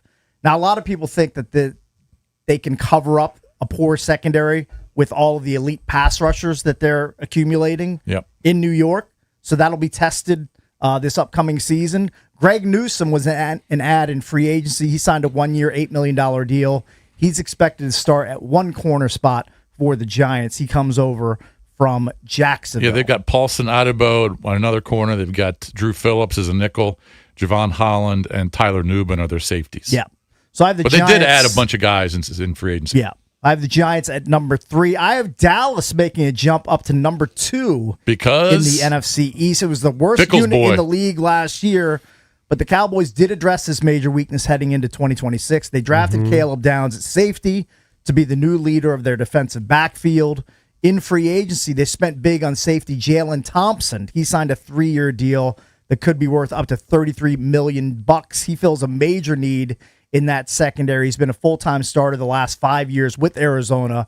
He's got 9 career interceptions. So they've poured a lot of draft capital and free agency into upgrading that defensive backfield in Dallas. They drafted Downs in the first round, and they signed 5 free agents in the secondary.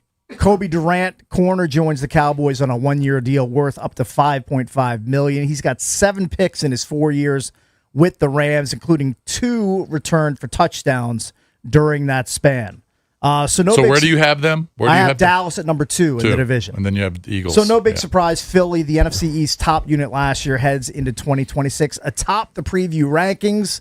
Reek Woolen signs as a free agent. He'll pair with Quinyon Mitchell at corner. Woolen comes over from Seattle on a free agent deal. Drab knows all about the Woolen roller coaster from his days as a Seahawk. Yeah, Matt He's Cahill. trying to resurrect things in Philly. What's Woolen all about?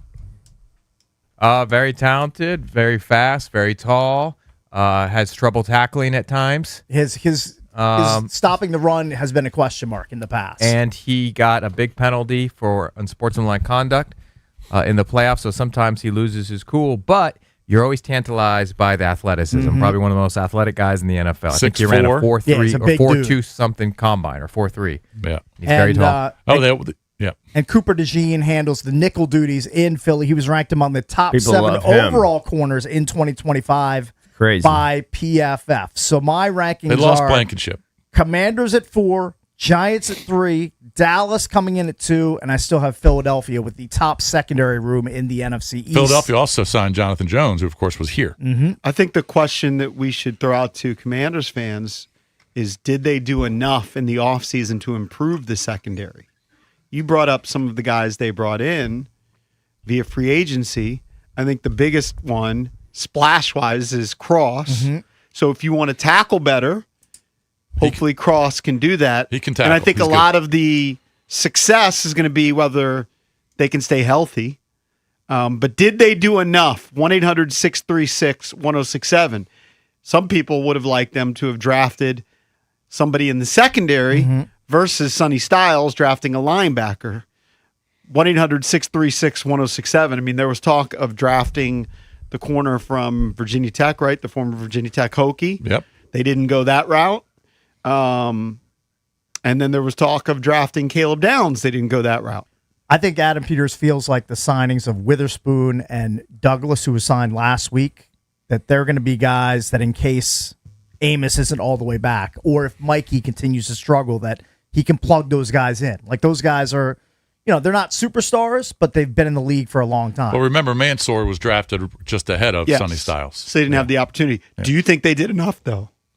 I think fourth, probably not enough. Eric they brings up a good point piece. because the pass rush will be better. They're younger, they're faster, especially linebacker. So that takes a little bit of pressure off of them. I mean, if they can't rush the passer, they're going to have issues. That's just the way I feel. Of these position by position breakdowns is that they're kind of trailing everybody else in the division. I think we've done 3 of them so far, and they've been 4, 4, and 3rd in. I think defensive line. They're going to be 4, 4, or 3 if you compare them to other teams in the division in pretty much every position group. So then, personnel-wise, they really didn't do enough. I can understand why Peters did some of these things. Still might be somewhat and he didn't better. have 5 first-round picks. You can only pick one guy, right? You can only improve so much. I mean, I think most of the groups did improve, but relative to the division, they might still be behind. Yeah, I think it's just really up to Amos and Sanders still to really step up. Well, Amos these are high draft picks. Yeah. So if they can play to their potential, then all of a sudden you have a pretty good secondary. But if they don't play to their potential, then you're going to have problems. 1-800-636-1067. Do you think the Commanders are okay in the secondary? Did they do enough in the offseason? Or are you worried that they finished, 28th last season, Cakes? Yes, that's correct. That they're going to be in a similar situation where receivers are beating them regularly. I think because of the improved pass rush, the secondary's play will improve. And I think we're there'll be hoping there's an improved pass rush. Well, I think it'd be impossible to not. They were so bad last They were year. so bad. So it doesn't mean It's they're going to gotta be get great, better. but they'll just be better. So I think the secondary will play better. But, I don't know. But, JP, you might be right. They could still be ranked pretty low, depending on what happens up front. I mean, if they're allowing if they're- 240 passing yards per game on average, they're going to win 5 or 6 games. Correct. Like that, you can't allow that number of passing yards and expect to win games. But a lot of unless the- you're scoring 35 points a I week. would love to see what their yards after catch per game was allowed because, man, they just missed so many tackles. They were sloppy. They're going to get better that way, I think, just based on what they added. But they've got to rely on a good pass rush, 100%. If they bust on Amos, They don't have the names. If Amos kind of bombs, it's going to be a real black eye for Peters and his staff. He needs to hit. You talk about Sinnott. So does Oweh. Oh yeah. Yeah. Well, that's kind That's of just a in given. terms of the draft. That's kind of a given, right? I mean, that's obvious. But Amos is a second-round pick. He needs to hit. Yeah. He If can't. Amos, they're back-to-back second rounders, both are flops, that's bad. Yeah. That's bad. I don't know, but I like it. I actually like Amos. I think I like him more than I like Sanistril at this point, just based on what we saw last. I don't know. Mikey's so up and down. He had such a great rookie season. Such a great rookie season, so you hope, but then you wonder why did the play drop off so But much? their defensive coordinator was a secondary guy, so hopefully that just naturally gets them to be a better unit. They need overall. more picks, too. I mean, they had 8 last year. They were tied with the Vikings. The teams below them were the Packers, Cowboys, Niners, Titans. The Jets had 0. That's still shocking. I mean, the Titans were awful. They had 6, and then it goes from 6 to 0. With the defensive back as their head coach. Well, Aaron Glenn, he's going to... I know. He's number one on the hot seat. Lucky for him to survive through week 10 or 11. I told you he was a clown. He's proving not to be a very fruitful piece falling off the Dan Campbell coaching tree. Hasn't been at great. this point. We're getting ramped up for Commanders training camp that is starting here in the coming days. We'll continue to go through the positions each day on the Junkies. 1-800-636-1067. Don't go anywhere. All right, guys, we all know someone who would do anything to avoid home repairs. They say, I could probably do that. And they probably shouldn't. Or they hire a handyman who isn't so handy after all. That's where Crop Metcalf comes in. With certified experts and proactive memberships, they make it easy to keep your home healthy with regular maintenance and repairs. So, do every homeowner you know a favor. Tell them to leave it to the experts. Book an HVAC precision tune-up, only $99 at serviceexperts.com.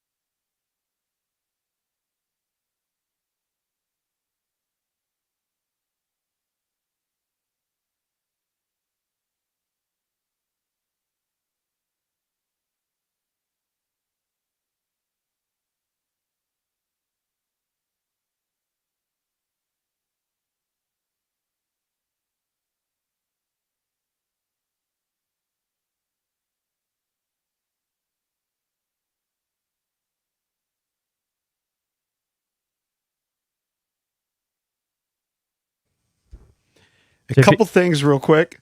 We mentioned the Odyssey earlier. Drab saw it, gave it a 6 or 7 out of 10. He didn't love it. I liked it a little bit more. I've now bumped my 9 out of 10 to an 8 out of 10. Yeah. Because I think I just did it out of respect for I think we Christopher could convince Nolan. you to drop it to a 7.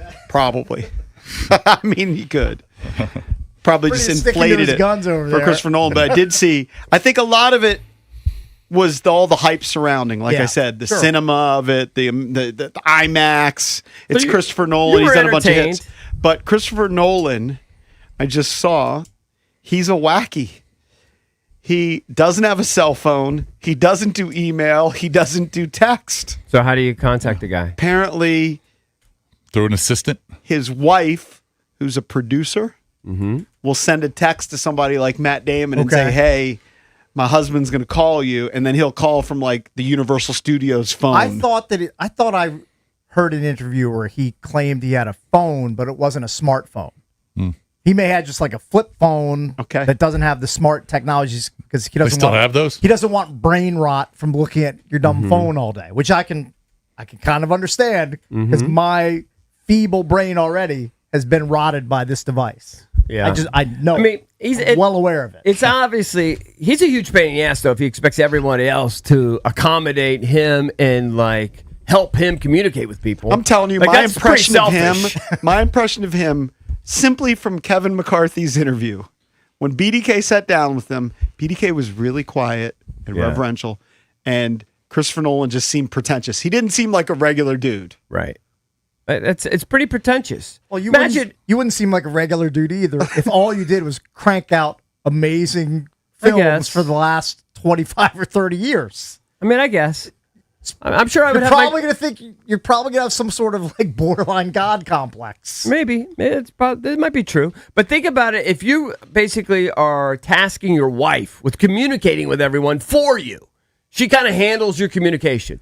Hey, honey, text Matt Damon. Tell him I'm going to call him. Tell him to be near a phone at 12:04. His time's so valuable. but he you know can't what? do the He- text. He's too busy He's too busy with his craft. Yeah, I kind of respect it. yeah. Where I'm he's out just, on him. He's so dialed in on the Odyssey. He did do Interstellar, EB, which you loved. Yeah, that's fine. I'm out on Christopher Nolan and Rory McIlroy. He's a weirdo. I'm You're out out on those- both of them? I'm out on both those guys Christopher Nolan and who? and Rory. And Rory. Yeah, I'm out on both. Not your guys. I'm not a fan. If you're just going to require, like, so his wife has to do all of the things. Yeah, hey, go text. Yeah, but she's a so-and-so. producer. That's what Okay. she does. That's part of what she does. Yeah, but it sounds like her life responsibility is to communicate with people for her husband. Who'd you rather have a beer with? Christopher Nolan? Yeah, or Steven Spielberg? Spielberg seems like a more regular guy. well, they both. I don't know. Can I choose neither? Yeah, I don't I'd think say I'd want to have a neither. beer Quentin with- Tarantino. Yeah, he's a weirdo. I'd rather have a beer with him. I'm just trying to think of other silly directors. I don't know if there's any. I don't have a great file on directors. Yeah. He just seems pretentious.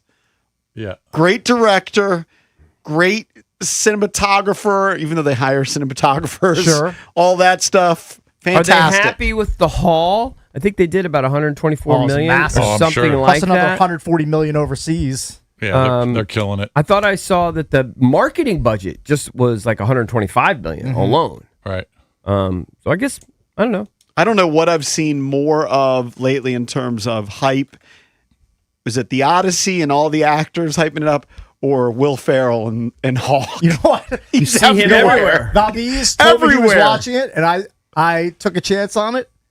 It's dumb, but Yeah. it's You kind got of fun. past it? It's funny. It's funny. I only watched the thong song. It's a funny show. I'm 3 episodes in. All right. I'm committed. I'm in for the long haul. I might need to revisit. It's kind of funny. I mean, It's well really planned. stupid, right? It's very stupid. You just have to know going in. It's not for It me. is stupid, and the premise is stupid. I mean, the first scene I told you is But it's this, entertaining. This bus. You leave your brain He's- at the door. I'm entertained. He's. I can tell. It starts with the guy, Corn Ferry Tour, and the announcer who's terrible, reading like a clipboard and announcing, Hawk. And where is he? And his bus is speeding through, Lonnie slamming Hawkins, through traffic. He's late. His driver gets him there late. They crash. You'll into be upset because it's several vehicles unrealistic. on the way. Yeah, it's not my thing. He's slamming through cars. Yeah. Hey, let me ask you. Pretty funny. Is there an update? Was there a weekend update on the Cyclospora I have not heard anything. I think at to an one update. point they did kind of pinpoint it to Taco Bell and shredded lettuce, 5 states. The iceberg that shredded was lettuce. kind of. Is it like, when a plane crashes, probably the safest time to get on a plane is right after the United get on another. Yeah. Is it the best time to go to Taco Bell right now? Might They be. say they put out a statement. They say they've gotten rid of all the shredded lettuce from the affected By the way, plant in Mexico. Lettuce rankings, iceberg lettuce, way down the list. Yeah, it's trash. Just Although it's toward the part of a bottom. wedge salad, which is good. I'm not You a know wedge what? salad I guy. I grew like up- a good I wedge. grew up on it. That's my stuff. I grew up on it too. But it has no nutrients. It's terrible. None. It's you it's guys blah. sleep on spring mix. You sleep on arugula. I like romaine. I mean, romaine, of course. I've had every single I know you have. type of it. I I'm just telling you, I graduated to grew up spinach on now. iceberg. Yeah. So that's my No, go-to. I Yeah. grew up on iceberg too, but there's nothing there. It's cheap. We Well, all, we it's- all grew up kind of pav when it came Yeah. to lettuce, but Yeah. now we've Well, it's what you progressed. add to it. Sure. We had a lot from my dad's garden. That was our go-to lettuce. That's silly organic lettuce that you're eating. No, if I make a salad now, and I make a lot of them, all spinach. Spinach is delicious. Yeah, and it's good for you. It actually has is good some, for you. nutrients. Whatever. Popeye But- liked it. He certainly did. But my question is it safe? Is right now the best time ever to go to Taco Bell? I think it might be. Health expert Johnny Flake says yes. I think it Go is. get your standard 3 crunchy taco order, and you're going to be It's good. probably the safest Why are they using place to different go. types of lettuce? Well, They- they pulled all the stuff from the shady plant in Mexico that was putting out the dicey iceberg. Didn't they have to apologize to one of the plants too? Like they thought it was one. Oh, they did? Do you imagine being that company that gets blackballed? Like they're doing the bad lettuce, and your lettuce was okay. yeah. That's why I think EB might be not up to speed. Yeah, I because think he's wrong. I think they apologized to Taylor Farms and said that was a false positive. It wasn't you guys. Yeah. Well, I Taylor didn't Farms say should Taylor sue. Farms. And well, I know, but that was they the were one saying in they were Mexico? getting their lettuce from Mexico. Yeah, one I of the think- places in Mexico. I And think that's they don't know where it's from. yeah. I think that's the latest update is the lettuce that you think was bad turns out it's okay. I'm just okay. Maybe not. I'm reading a statement from three days ago from Taco Bell.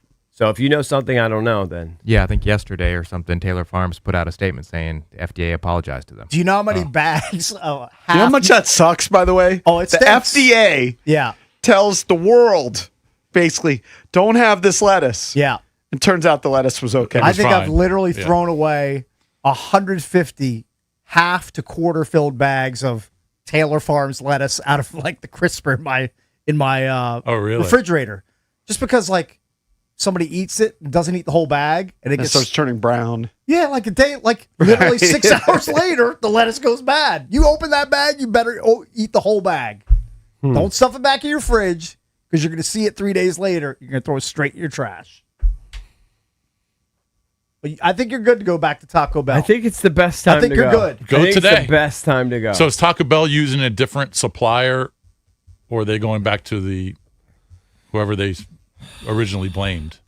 As of Tuesday, this is late last week. I think they had removed lettuce altogether. Lettuce, maybe. like cilantro, and I think a few other menu items. But like I staples. actually had Taco Bell a couple days ago because it was convenient, and there was lettuce in there, and my wife was mocking me. Oh, and you're fine. Well, they say it could take up to a week for the outbreak to hit. yeah, you could. I could you still could be doubled vulnerable. over in pain. I We had could a still couple be. of swim meet banquets over the weekend, and it was a discussion point. Most people just brought it up, and then they just ate their salad anyway. Yeah. What are you gonna do? So on the I drive. always say just do the numbers. Do the numbers. well, I don't know. How many people affected in a nation of hundreds of millions? Yeah, I don't know how many people were affected. I mean, I know 1,000? initially it was few, but I thought it was spreading. And I thought it had hit like 30, 40 states, if not all the states. I mean, at it some would point. suck to get it, but it's a bad beat. When I was driving up to New York, I allowed myself one stop, and it was a trip. I'm going to treat myself. And so I got Popeye's chicken, okay? Two awesome. Popeyes references in the last 3 minutes. Popeyes chicken. Disappointment. Really? Did not find it to be particularly flavorful. I like it. They Did have not like it. Got the 3-piece. Didn't find it to be particularly What, you tasty. just ate it on the side of the road in a rest stop? No, Where'd I ate you- it while I was driving. Oh, okay. Yeah, ate it while I was driving with one hand, ate, other hand drove, and did not find it to I be couldn't do that. tasty. I thought it was bland.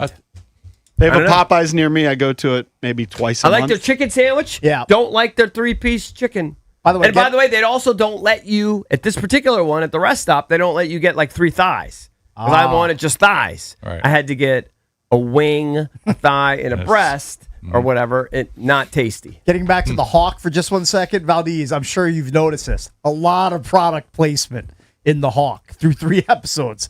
A lot of Callaway golf balls and drivers, Buffalo Wild Wings, and Popeyes. Popeyes? Popeyes. Although, didn't definitely he made do an a appearance. bit? I did watch part of the first episode. Yeah. He did a bit where they were going through like Outback, Carrabba's. Like he named all the chain restaurants. Definitely a lot of So they may have placement. honed in on one of them, but Yeah. he's definitely Was it like talking that guy, about that all Frenchman of them. that came over for the World Cup? He's going, Or the German dude. oh, German dude. Yeah. He's still here, by the way. Who, that Freddie guy? Because he's a bot. Yeah. No, I think he's a real person. Have we seen a picture of him? It's always he with always- the emoji Yeah, or the Ronaldo. He always covers the face. Yeah, so Who knows? it's hard Could be to tell. fake. Who knows? 1-800-636-1067 is the number. Coming up next, an old friend who's as annoying as anybody out there.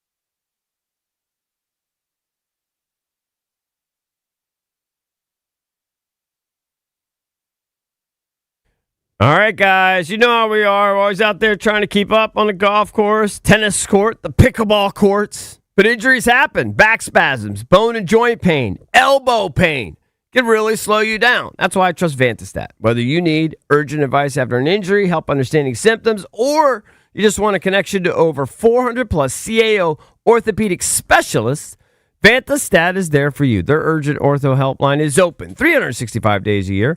Don't wait. Call this number, 844-VANTA-365. That's 844-VANTA-365. We've seen how much of a difference it can make.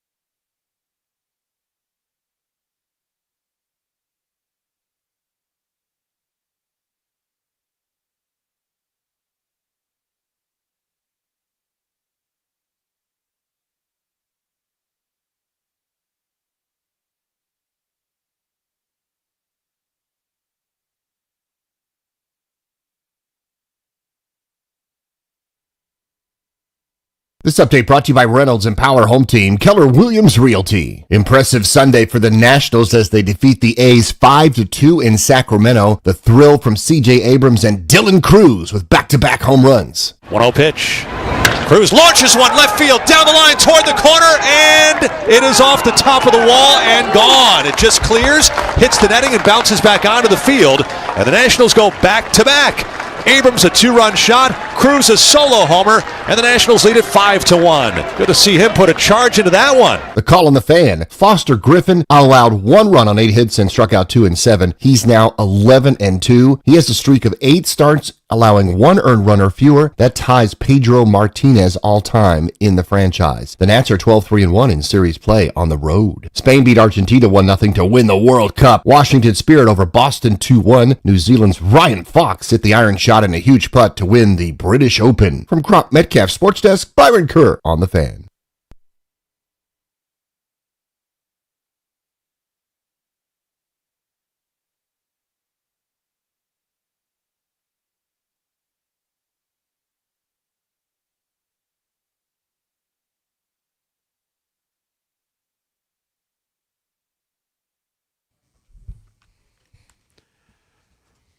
Welcome back. Chunky's coming to you live on 106.7 The Fan and the Team 980 here in the DMV. 910 The Fan, 105.1 FM in Richmond.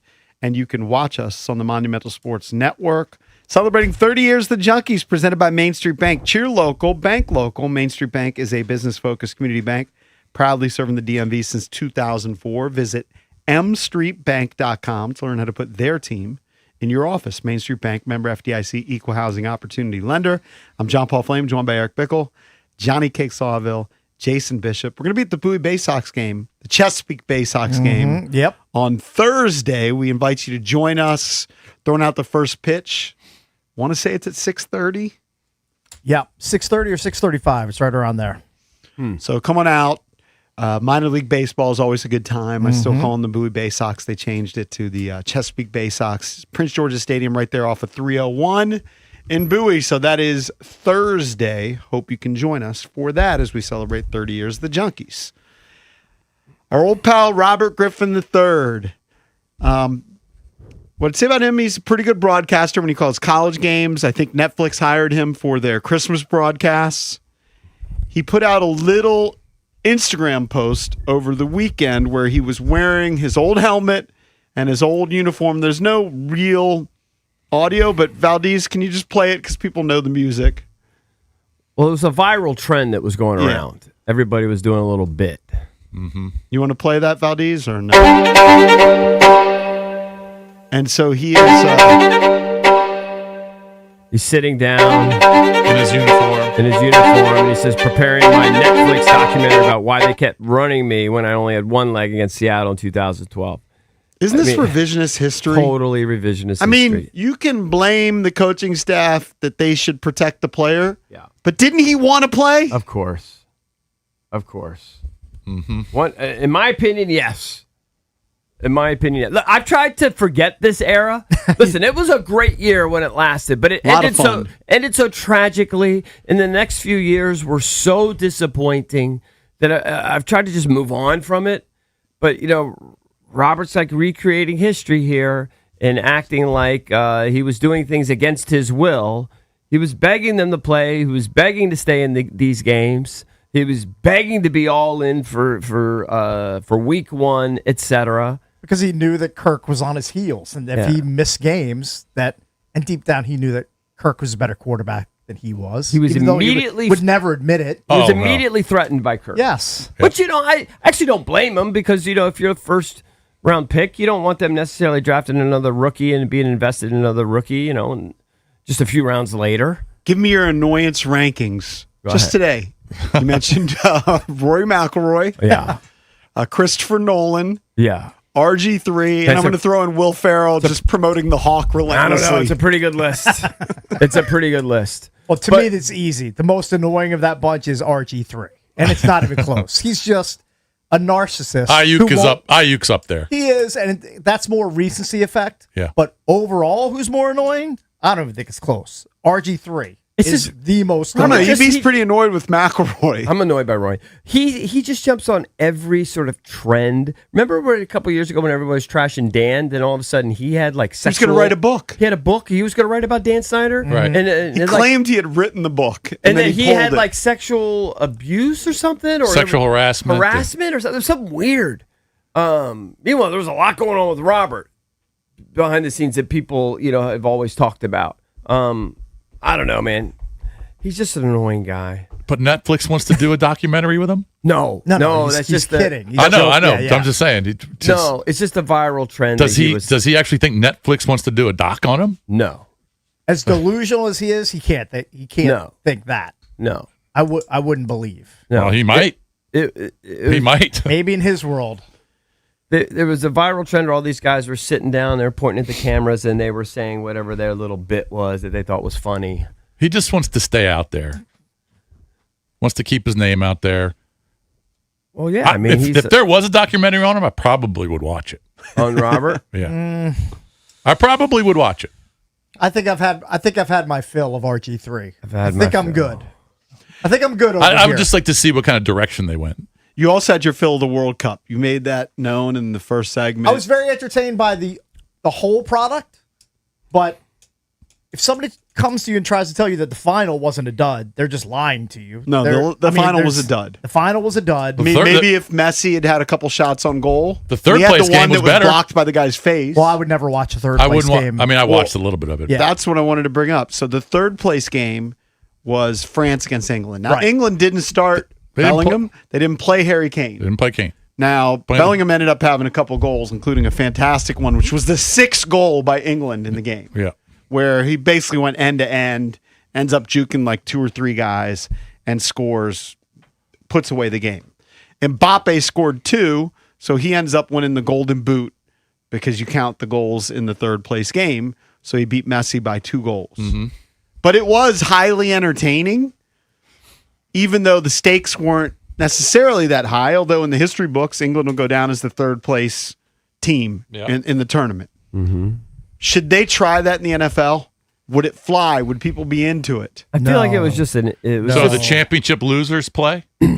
Yeah. Can you imagine how bad that product would be and how little interest there they would be didn't in even play that Harry game? Kane. I like mean, they you would said. play their backups. I mean, Yeah, it'd the be- backers would be, no, be it- an exhibition. Look, Yeah, be backup we're quarterback. conditioned in the U.S. to have a winner and a loser, and don't really care about third place. I know that's an Olympic thing. Bronze medal means something. But blah, it's blah, the blah. NFL. I bet people would watch it. They would so watch it. So the Colts are in the third place game against the Atlanta Falcons. Sure. You would watch that game? Would I want to be the third place team? Sure. No, Who are your? I mean, who- They so- would so treat it you're- like an exhibition, JP. They treat it like they do the Pro Bowl. And Yeah. that's It would be you know, backups, People but wouldn't tackle. They would stand up and fake. I mean, it would be dumb. NFL fans watch teams that are starting backup quarterbacks. Well, the players tried hard though in the France The ones England that, game. the ones that played. Well, most of them played. I mean, Bellingham ended up playing. He didn't start. I just think it would be It would- different in the NFL. Yeah. The risk of injury would be too great. Some guy's going to go like, I'm not going to go out here and risk tearing my knee up Right, for because at next that year. point they've already played 19 or 20 games. Yeah. I think the it'd be last a- thing they want to do is play I think it'd be another a game. disaster. I'm What out. if the prize is huge for them? What would the prize be? I mean, the World Cup winning team got $50 million. That's pretty impressive. Now you would have to make it a huge That's the winning cash team. incentive Yes. for them. Third place got what? I'm not sure. I just saw Spain got $50 million. Well, we'll That's look it the up. only way that the NFL players would agree to something like that is if you monetize it and incentivize them to play another game, which is basically meaningless, exposing their bodies to injury that late in the season. So last year it would have been the Rams, and who was the AFC Championship loser to the Patriots? Wasn't the Bills or the Broncos? Broncos. The Broncos. So you would have Rams, Broncos. Nobody's tuning in for that. Only those fan bases. You would don't care. think? I don't. I mean, maybe It'd be I'm better crazy. than the Pro Bowl, and the Pro Bowl still gets numbers. Well, the Pro Bowl is an abomination. I know. Anything is better than the Pro Bowl. So saying it's better than the Pro Bowl is not carrying a lot of weight. In the World Cup, third place got $29 million. Wow. Yeah, I see 30, but yeah, same Stacking thing. that cash over at FIFA. So each player gets $1 million. It's pretty good. So I just think it at would- the NFL, if they put $50 million for the winning team, let's say $40 million for the losing team. You don't think they play hard? Possibly. I'm sure they would. I just don't think public I'm interest just- is going to be. As a fan, I wouldn't have any interest. I had a buddy that watched the. I just wouldn't have any. And like you, he thought it was very entertaining. You know, there was a lot of goals. The third play. I only watched part of it, to be honest. I had it on in the background. I was out at a bar. It was mildly entertaining. Yeah. I mean, 6'4" is pretty entertaining. But I think it would be an exhibition. By the way, hanging at the Foxy Gator, did drinking come back? Well, I mean, For the weekend? definitely drank with my friends. Yeah. 100%. But now he'll go on a month. I just month-long don't. Pretty much my guaranteed. exodus. I just don't drink at home anymore. That is 100%. Yeah, when you're with your boys up in New York, that's when you If do I it. go with friends or there's a special occasion, I'll drink. Right. Yeah. But I didn't drink as much as they did. I mean, we went and played 9 holes before the storm hit, and Vinny started drinking Surfsides at 6:30 in the morning. Well, that's insane. And then that is crazy. And then we hung out till 9 p.m. all day. Went to a winery. Mm-hmm. We went And to he was drinking two all different day, all night. restaurants. Pretty you know, much. hour or two break here and there, hour or two break here and there, and just keep going. Yep. I don't have that sort of. I don't know how he does it. I don't have They're- that sort of drinking stamina They're anymore. built. They're built different over They there, buddy. clearly are. Um, I'm not built that way anymore. At one point, my buddy Joe P had 2 wines and a bourbon going. He was triple fisted At the same time. at the winery. Yeah, That's aggressive. He had 2 wines he was tasting, and he and I shared a bourbon. Shared a bourbon. Yeah, it's different. But you felt okay Sunday when you left yeah, oh yeah, because you chilled on I Saturday. had like 2 drinks. Right. I mean, I still like the last place I had Diet Coke. Mm-hmm. You know, I just didn't drink.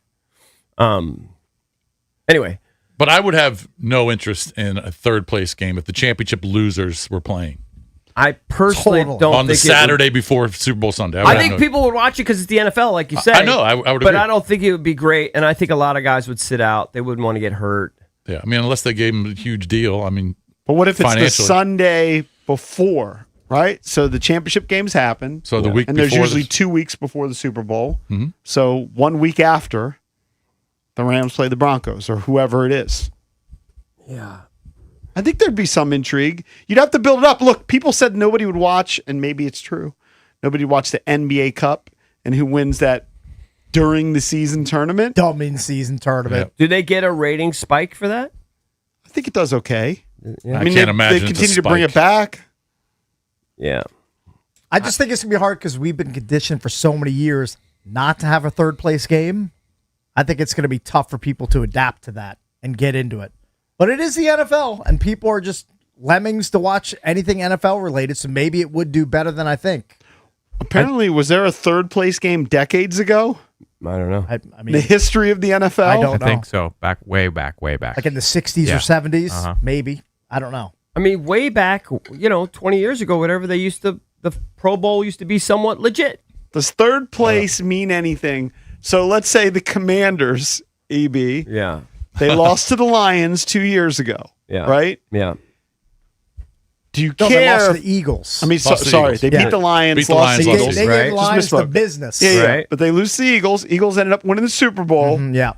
Would you have been okay with them matching up against an AFC team to saying- say we finished third? I'm not saying I'm going to object to it. I mean, if they put them on and Jaden was playing, Is I that would watch. banner worthy to be a third place team? No. But listen, if Jaden Daniels was playing in any game and he's my starting quarterback, I would watch it. My guess is they wouldn't play Jaden Daniels in a meaningless game like that. Probably not. That would be my guess. There'd be a Marcus know Mariota why- game if there ever was one. Yeah, they would play the starters for about a quarter. That's why England didn't play Harry Kane.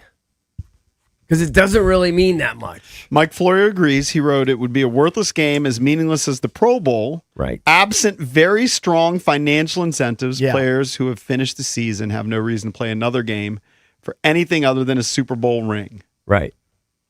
I think it's pretty obvious. But could the league put it out there and would it draw a number? It definitely would. Of course. People They'd love, get sponsors. They'd make money off They of it. do love the NFL. We all do. We watch everything. But I would have zero interest. if Washington played, I wouldn't even care if Jaden was playing. I wouldn't would have probably keep an eye on it. But if it wasn't Washington, I don't know that I would.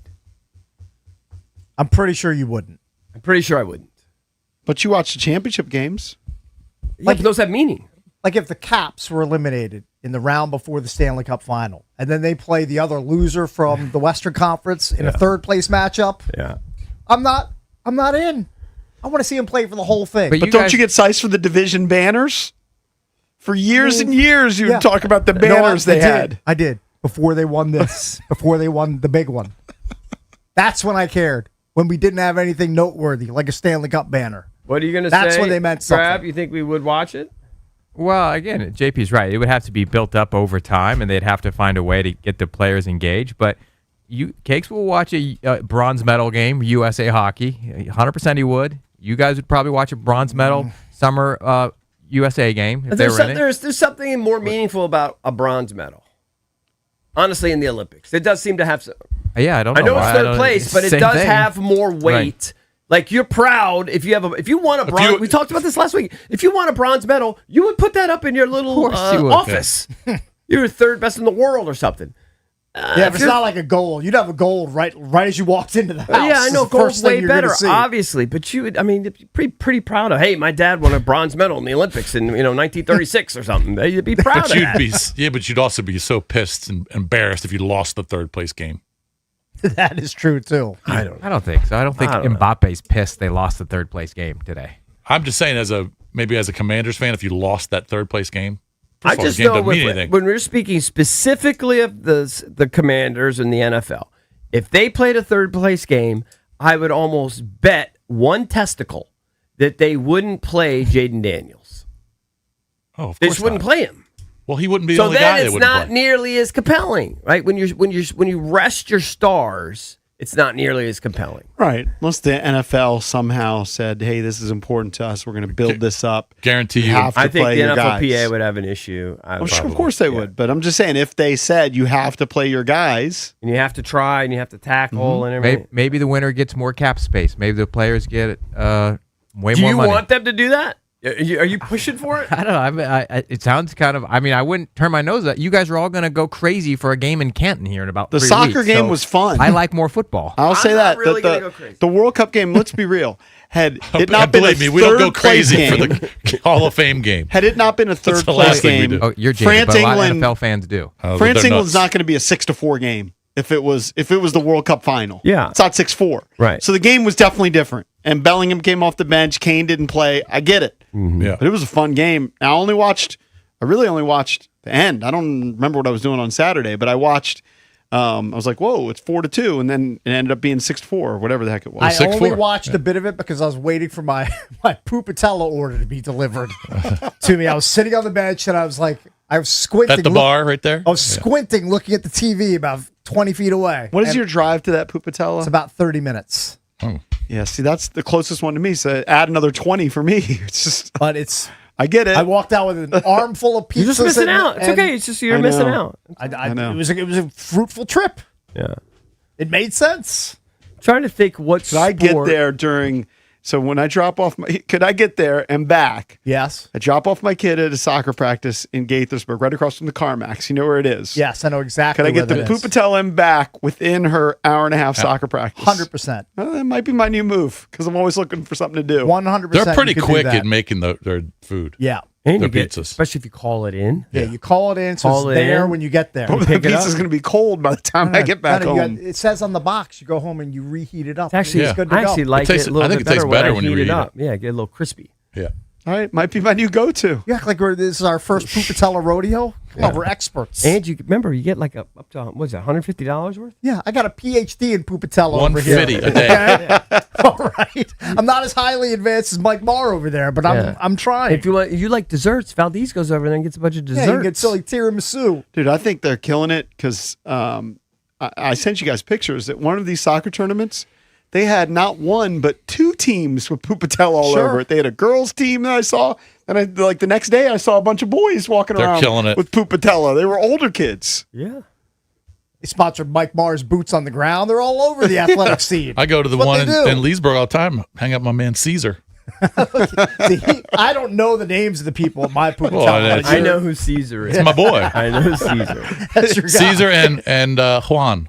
Very good. I've hung out with Caesar. Yeah. Jason builds relationships with the hooks. He does. That's why he's next level. He cultivates They're them. just good dudes. They're good guys. And I sit there at the bar and have a drink and wait for the food, and I just talk about life. It's fantastic. You talk about life with him? With Caesar, yeah. You do? Yeah. Or you just quiz him and ask him Where's questions Caesar about from? I'm sure you know where he's from.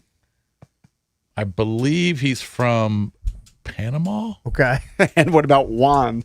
He's El Salvador. I might be wrong on Caesar. Caesar is bitter. Panama got boat raced in the World Cup. Yeah, no, I think they need to bone up I think for 2030. I think Panama's wrong.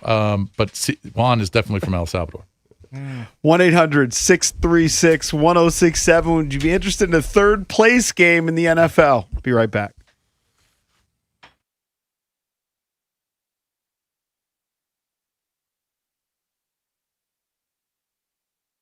It's been hot. Summer has been hot, and there's nothing more refreshing than an ice cold Surfside iced tea and vodka or Surfside lemonade and vodka to break the heat. They are delicious and made with real vodka. Surfside, they're only 100 calories, 0 bubbles too. That's right, no carbonation. So Surfsides are easy to sip and enjoy no matter what your plans are this weekend. It's not a seltzer, it's Surfside. Sold at bars, restaurants, and stores near you. Must be 21 or over. Please drink responsibly.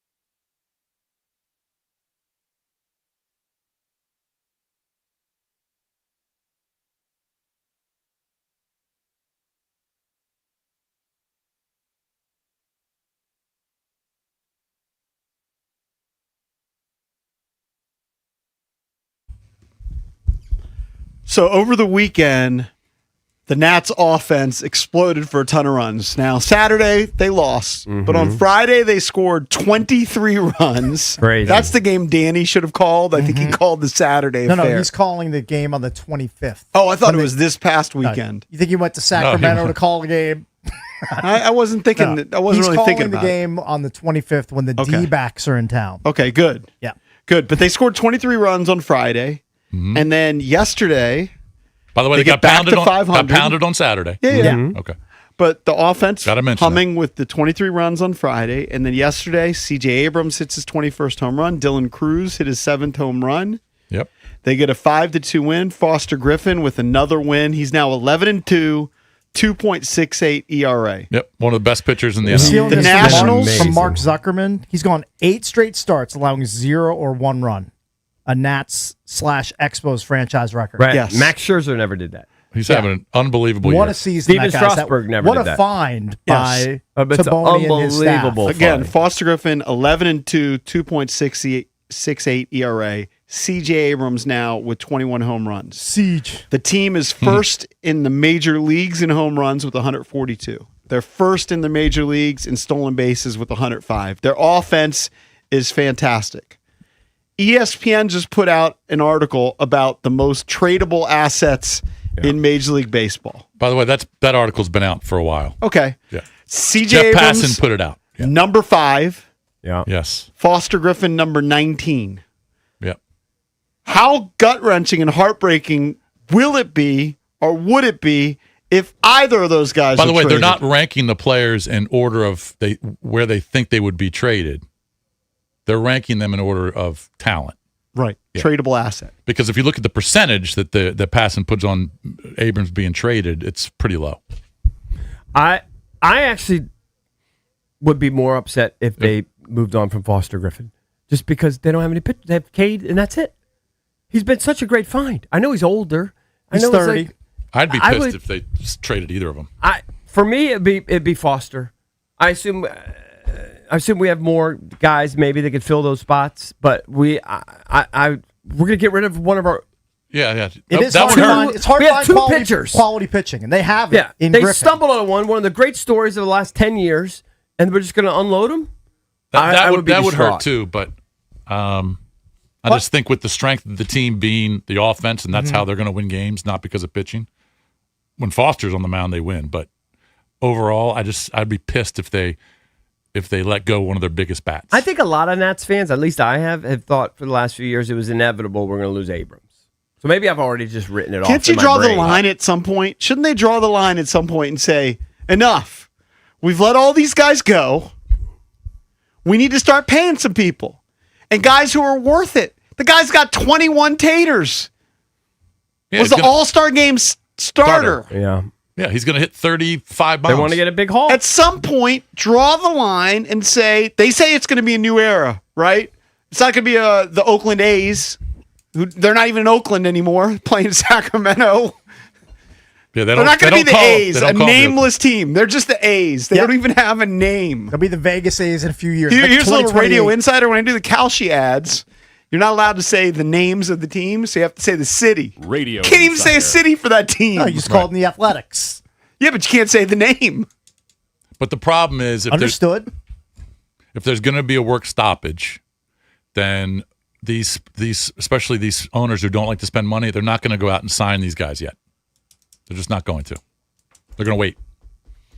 Well, with C.J. That- Abrams, he's still under contract. He's under contract. So two to more me, arbitration years, I think. Yeah. what is the rush to move him? You There better is be not. blown away.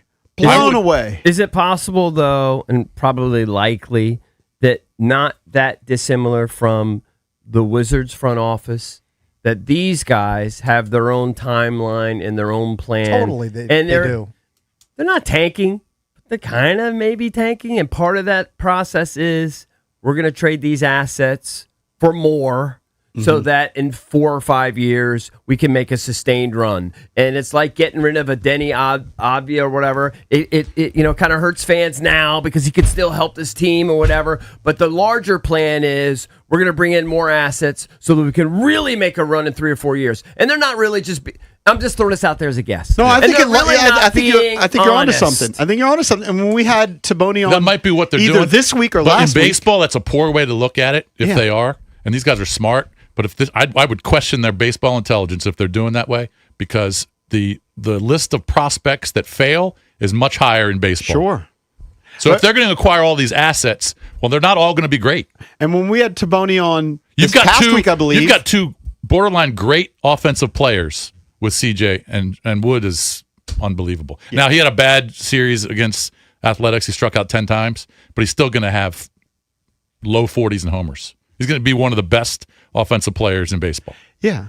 Well, what I was going to say is when we had Taboni on this past week, kind of asked a question about whether they project out what the starting lineup is going to look like 2-3 years down the road. Mm-hmm. And he said they do. So he's got a board somewhere where it has I'm sure he at does. shortstop, it's got Willits. If he's not doing Right? that, then he's not doing his Yeah. job. You So have to do that. He's got Willits at shortstop. Now, there's Right. no, as Jason said, there's no guarantee. Now, that guy's been a stud so far in A Right. ball. Or Willits could play third. And he's and 18 or 19. CJ could be your shortstop. But I'm with you, Jason, that when you have somebody that's proven, who's hitting home runs regularly, why be in a rush to ship him out? Well, he may not be in a they rush, might but he not may be. get an offer that he just looks at Right. and says, "This is, I'm getting too many pieces back for a guy that we're not going to sign long term anyway." Right. It's the longer. That's the problem I have.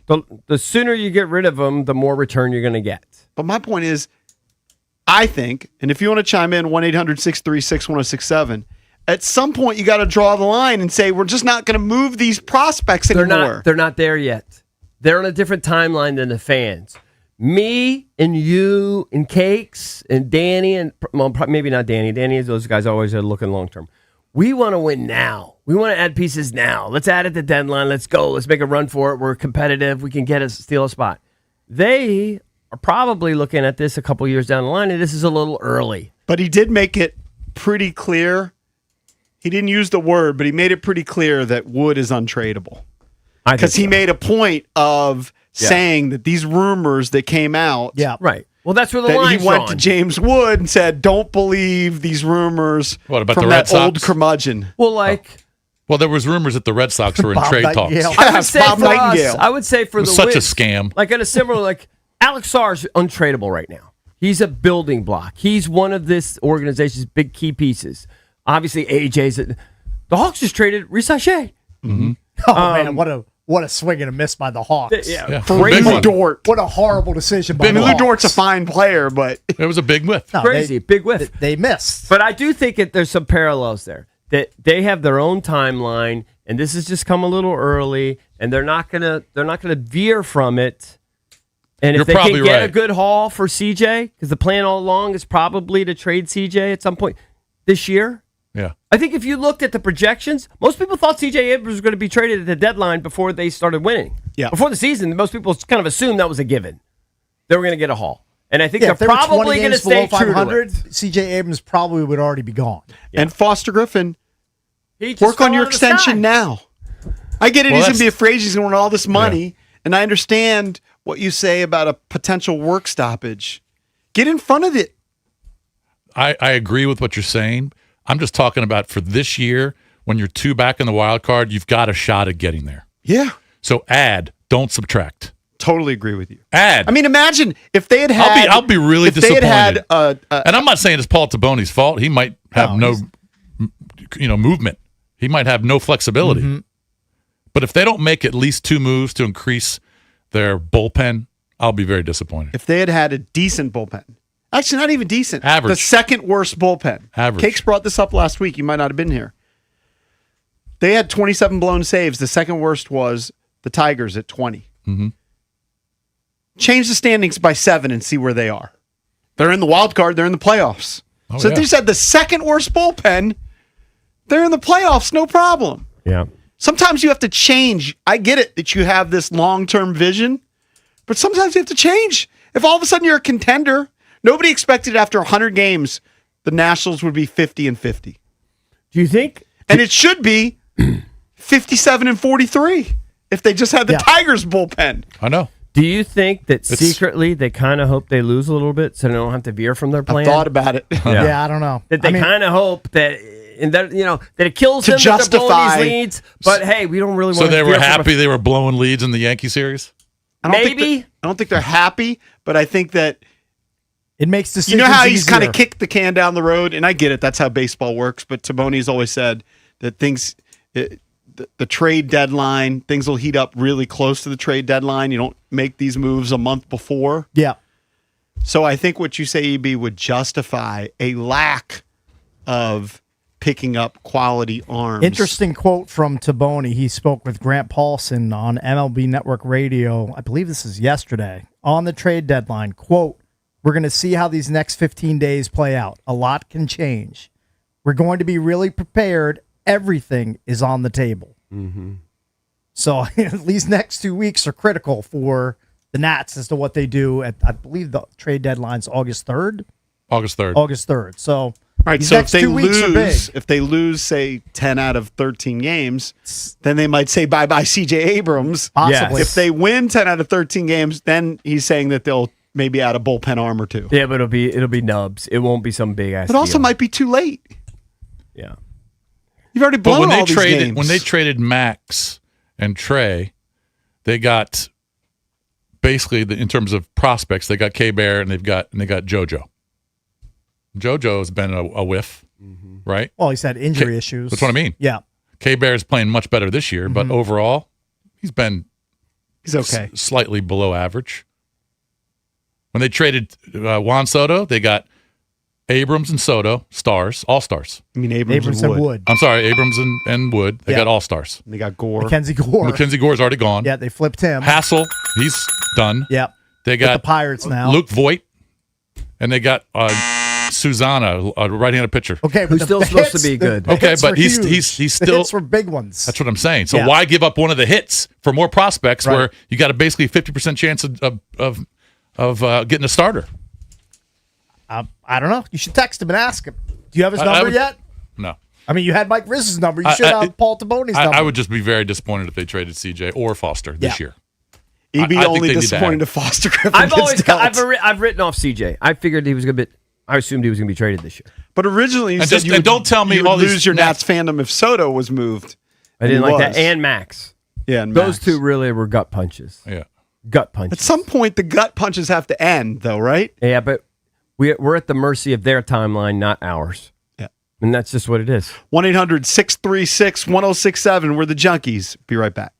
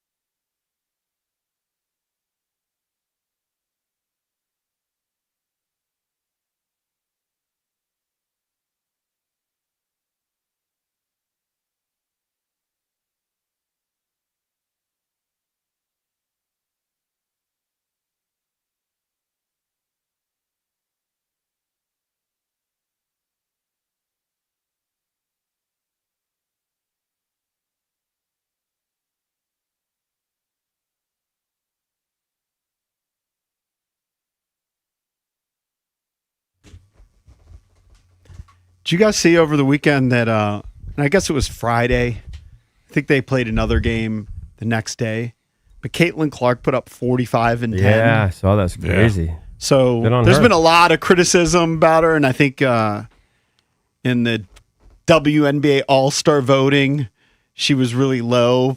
Players just diss her. So insane. She's the most hated So player. hold on, that was voting by the players? I think the players were part of it. Oh my god! And she got voted like 6th. I mean, it's amongst guards, something like that. They do hate her guts. I don't know. But They really she put hate up her. 45 and 10, and in terms of 30 and 10 games, so she did 45 and 10, 45 points, 10 assists. But in terms of 30 points and 10 assists, I saw she's done that 4 times. The rest of the WNBA, I believe in its history, done it 4 times. Right. But she gets just no respect from the players. Like, there's obviously a certain section of the fan base that really likes her, but she's so damn You polarizing. think Angel Reese voted for her to be in the All-Star game? I'm going to guess she didn't. She probably I think cut the up only ones ballot. that did were her teammates. And maybe not all of them. I mean, that was a rare time that I actually clicked on a WNBA box score. I think her teammate had 30 in that game. Mitchell? That was the game against Seattle. They put up 75 combined in that game. Let's see. Caitlin had 45 and Kelsey Mitchell had 30. Correct. How long is Caitlin went to the free throw line 19 times. How long She is was that getting WNBA hammered. season? I guess they have 44 games. So they say it lasts about 4.5 months. So where are they right now? And she, by the way, also 25, hit 25-ish. I think she hit the game-winning 3 with about 30 seconds left or 25 seconds left. Gotcha. A bomb. So, it's just kind of interesting to monitor because it's a national story that she's either getting disrespected or people hate her, and she definitely yells at the refs. Yeah, she does. Oh, because she's getting mugged on probably every play. I think not they're about. calling it. I think they're about maybe a little bit more than halfway through the season. So a little bit further. They've played 25 to 27 games somewhere in there. So we talked a little bit about Fanatics Fest and all the stars being there. Did you see what that donk Cam Scattaboo did? I did see it. I don't know why everyone's calling him a donk, just because he's coming off an injury. I think that's why. I mean, he's done this a million times. I mean, you can't do that unless you've already know you can do it, and you've done it a million times. Yeah, but doing something like that, you probably are far more susceptible to an injury. Yeah. I mean, it just came That's out. fair. So Conor McGregor, remember we spent all that time talking about Conor McGregor and the dud of the fight, his comeback. Well, it does turn out that Conor McGregor, when he had that first flying kick in his fight against Max Holloway, he tore his ACL and meniscus. So when he's you're doing only- a quick, violent, fast twitch movement, I don't know. you're definitely more susceptible Yeah.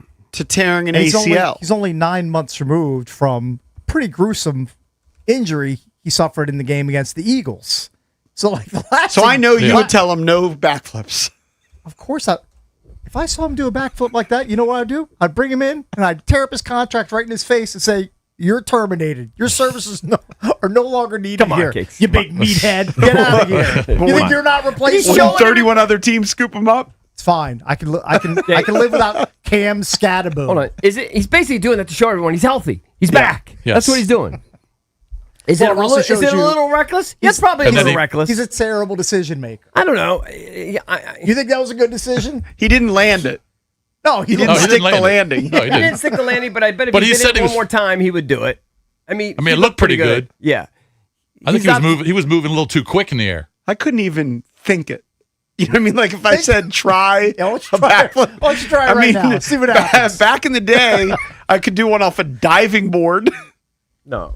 I could never Kids could pull do off it. the back flip. I could do the back dive. I could never pull the back flip. Too slow. My Too slow daughter getting and my around. son could both do backflips. I could do a backflip.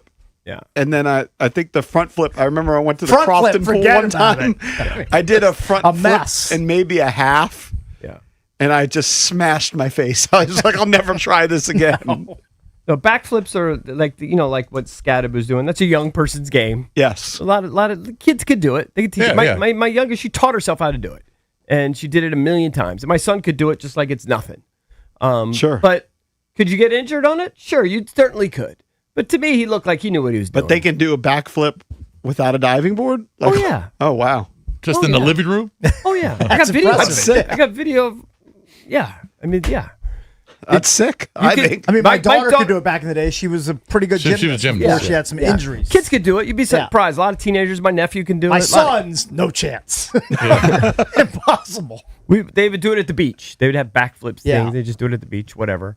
I don't think it's that big a deal. It is a little reckless. It's a little, but he knows. Would you want Jaden Daniels doing that 9 months removed from a serious injury? If he'd done it 100 times before, it's a little different. That to me looks like a party trick he's done many times before. You think John Harbaugh was happy? Maybe I not. guarantee you he wasn't happy. He wasn't doing that for the first time. Like, he knows how to do a backflip. I understand, but that's the why fact it that he's doesn't. doing it 9 months removed from his ankle basically popping out of his leg. In He's the middle of the showing you game, that he's healthy. He's showing me that he's making bad decisions. It was a poor decision. But You're he's right. like, look, he's a meathead. He's probably hit his head 1,000 times playing football. Like, he's probably got CTE But if he already. did that and he landed it perfectly, we'd say, yeah, I mean, he's healthy. He looks good. I still think he I looks still good. wouldn't be a big fan. I don't think we would be killing him. He did. The only reason it's a story is because he landed on his ass. If my guy gets hurt, I want him getting hurt playing On the the field. sport that he's playing. Not doing a backflip at Fanatics Fest with Ovi and AJ DeBonsa looking on. Okay? I don't need that. I don't know. You guys are harsh. I'm just It's one of the, it's a harsh Monday. I want to watch it again. It's a harsh Monday. Bill. Cakes had the Giants where in running backs? Was it second? Hold on. You let me kind of pull- liked Scattaboo. Let me pull up my list No, I here. think he had him lower than that. RB room. I think he had him ahead of the Commanders. had him I had two? him number 2. I told you. This seems Really? a bit high, and it hinges on the healthy return of Cam Scattaboo. Would you bump him down after this? You know what? I might flip him with the Commanders. Might flip flop him 2 to 4. I might boost the Commanders off. Jump over the Cowboys. Why not? He does look like he'd be a fun guy to hang out with, though. Oh, I'm sure he's a great guy to hang out with. Oh, yeah, he'd be a great guy. He'd probably drink 20 beers in a sitting. He strikes me as that kind of guy. He's probably going to have a I'm bomb impressed year. with his recovery, to be honest with you. I think he looks great. He's ready to rock. If I was a Giants fan, I would be super encouraged. He looks healthy. He looks really good. He looks healthy. Yeah. So probably not a great He idea to do that, overflipped. but He overflipped. He was too good at the flip. what's impressive is there are a couple guys you've seen online that can do the double flip, standing double I've flip. never seen that. There are a couple guys that Hold can on. do that. Standing 2 flips before they Yes. hit the Yes. earth again. Yes. Who are these? Are these gymnasts? Just like or- I don't know, they might be gymnasts. But YouTubers? I've seen guys do double flips before. There's a couple guys, probably on a handful. Might even be only one guy. Might have only seen one guy. I saw one thing that probably went viral. It was like a guy and a bunch of people standing around, Yeah, like yeah. his boys. He just did like some He did a double flip. Yeah. Yeah. That is That is a insanity. feat. Yeah, that's That's a real amazing. feat. See I if watched can that find clip that. again of Speed, that guy I Show Speed or whatever Yeah. his name is, Mm-hmm. jumping over the Lamborghinis. For some reason, that showed up on feed. Yeah, it's insane. He's Pure an insane person. Insanity. Just pure insanity. Still can't believe he did that. Was he butt-sized that Argentina lost because he hates Messi? Oh, he's a messy hater. He was wearing He a loves jersey. Cristiano He was wearing Ronaldo. Argentina and Spain, like one of those half jerseys. Oh, what I saw. your buddy's pumped that Spain won. Oh yeah, Lucas is so loving happy. it. Oh, yeah. he cried after the match yesterday. Who did? Tears of joy. Speed? Yeah. Because he's Ronaldo's number 1 fan. That's his bit. Oh, okay. But didn't So- it? Am I wrong? I thought I saw. Oh him yeah, wearing- but he's been doing that a lot. Also because whatever jersey he wears, that team loses. Oh, so he's trying not to. Yeah. He's a I think cooler so. like Mike Marr. Yeah. Is that what it is? Yeah, No, Mike claims get he's it. no I get- longer a cooler. I get a kick out of Speed. I think he's a great dude for how famous he is. Oh, I do too. Yeah, You talking I about think World he's Cup Mike? incredible. World Cup Mike. Yes. Spanish Mike. That was such a big win for me morally Big this one. past Yeah. weekend. Yeah, I mean, there's just so many L's on this show compiled. It you kind say of culminated morally? like, Yeah. and we did it, man. Me You and did. Spain. You did it. You got one. Is this your first belt? Your first title? I think so. First title. I think this was my first major win. I mean, outside of like golf like 2 years ago, but I don't really count that. This is like What do you mean Very- golf 2 years ago? You hit one of I the think the you won PGA the golf Championship. ball. You hit one? Okay. Claims Drab never paid him. Who's paid you? So who's still outstanding? I still have to pay him. Cakes. Everyone but Cakes and Drab. Everyone's paid. Yep. Everyone's squared up. Drab likes to. It'll take he Drab likes you to months. forget. No, hold on. I'm debating whether I'm going to pay him because he stiffed me on the Masters. Why'd you stiff him on the Masters? Because he welched on the PGA bet that I just referred to a year just ago. goes round So and we round. call So back now and I'm forth. just debating whether to keep it going. We got to keep some records. Yeah. A lot of allegations. Shouldn't there be a digital record of it, or do you sometimes pay in cash, Drab? I'm a cash man. You're a cash guy. All right? It's a little harder to track Cash cash. man, like Landman. Yeah. Anyway, I paid up. If I was a Giants fan, I would be encouraged by that video. He looks great. Yeah, I don't think you see Malik Neighbors doing any backflips. Nor should he be. Well, if you saw it, you'd be happy because you know he's healthy. No, I wouldn't. I'd be pissed because he's doing backflips after he's coming off an ACL tear. Coming up next, we open up the entertainment page here on The Fan.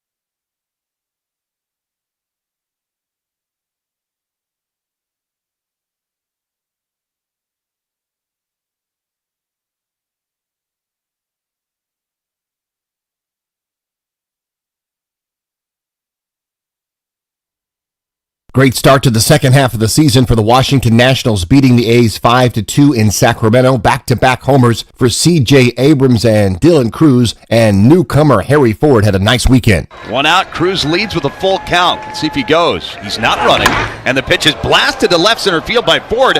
Long run for Soderstrom, and he couldn't catch it. It was just out of his reach. The ball bounces up to the wall. Cruz is around third, headed for home, and he'll score standing to give the Nationals a 2-1 lead. Ford banged one to deep left center field. He's standing up at second base with the go-ahead RBI double. The call on the Fan. Foster Griffin is now 11-2. His streak of 8 straight starts, allowing 1 earned run or fewer, ties the Nationals Expos record set by Pedro Martinez. Spain defeated Argentina 1-0 to win the World Cup for the second time since 2010. Washington Spirit over Boston 2-1. New Zealand's Ryan Fox takes the Open Championship. From Crop Metcalf Sports Desk, Byron Kerr on the Fan.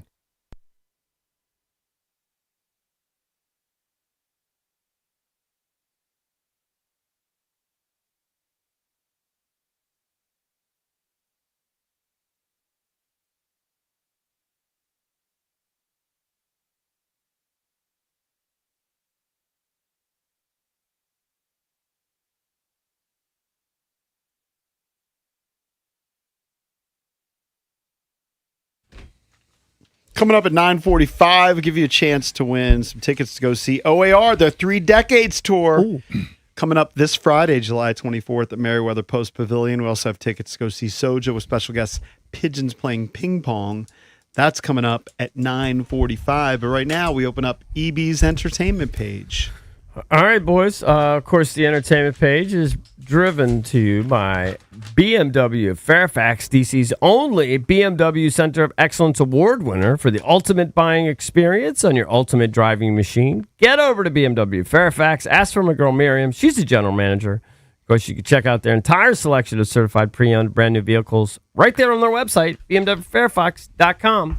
When I was coming back, I'm somewhat Fairfax. It's close. It's borderline. I'm somewhat ashamed to admit this. Yes. But I was so anxious to get home on Sunday after my awesome weekend on Long Island with my Maris family.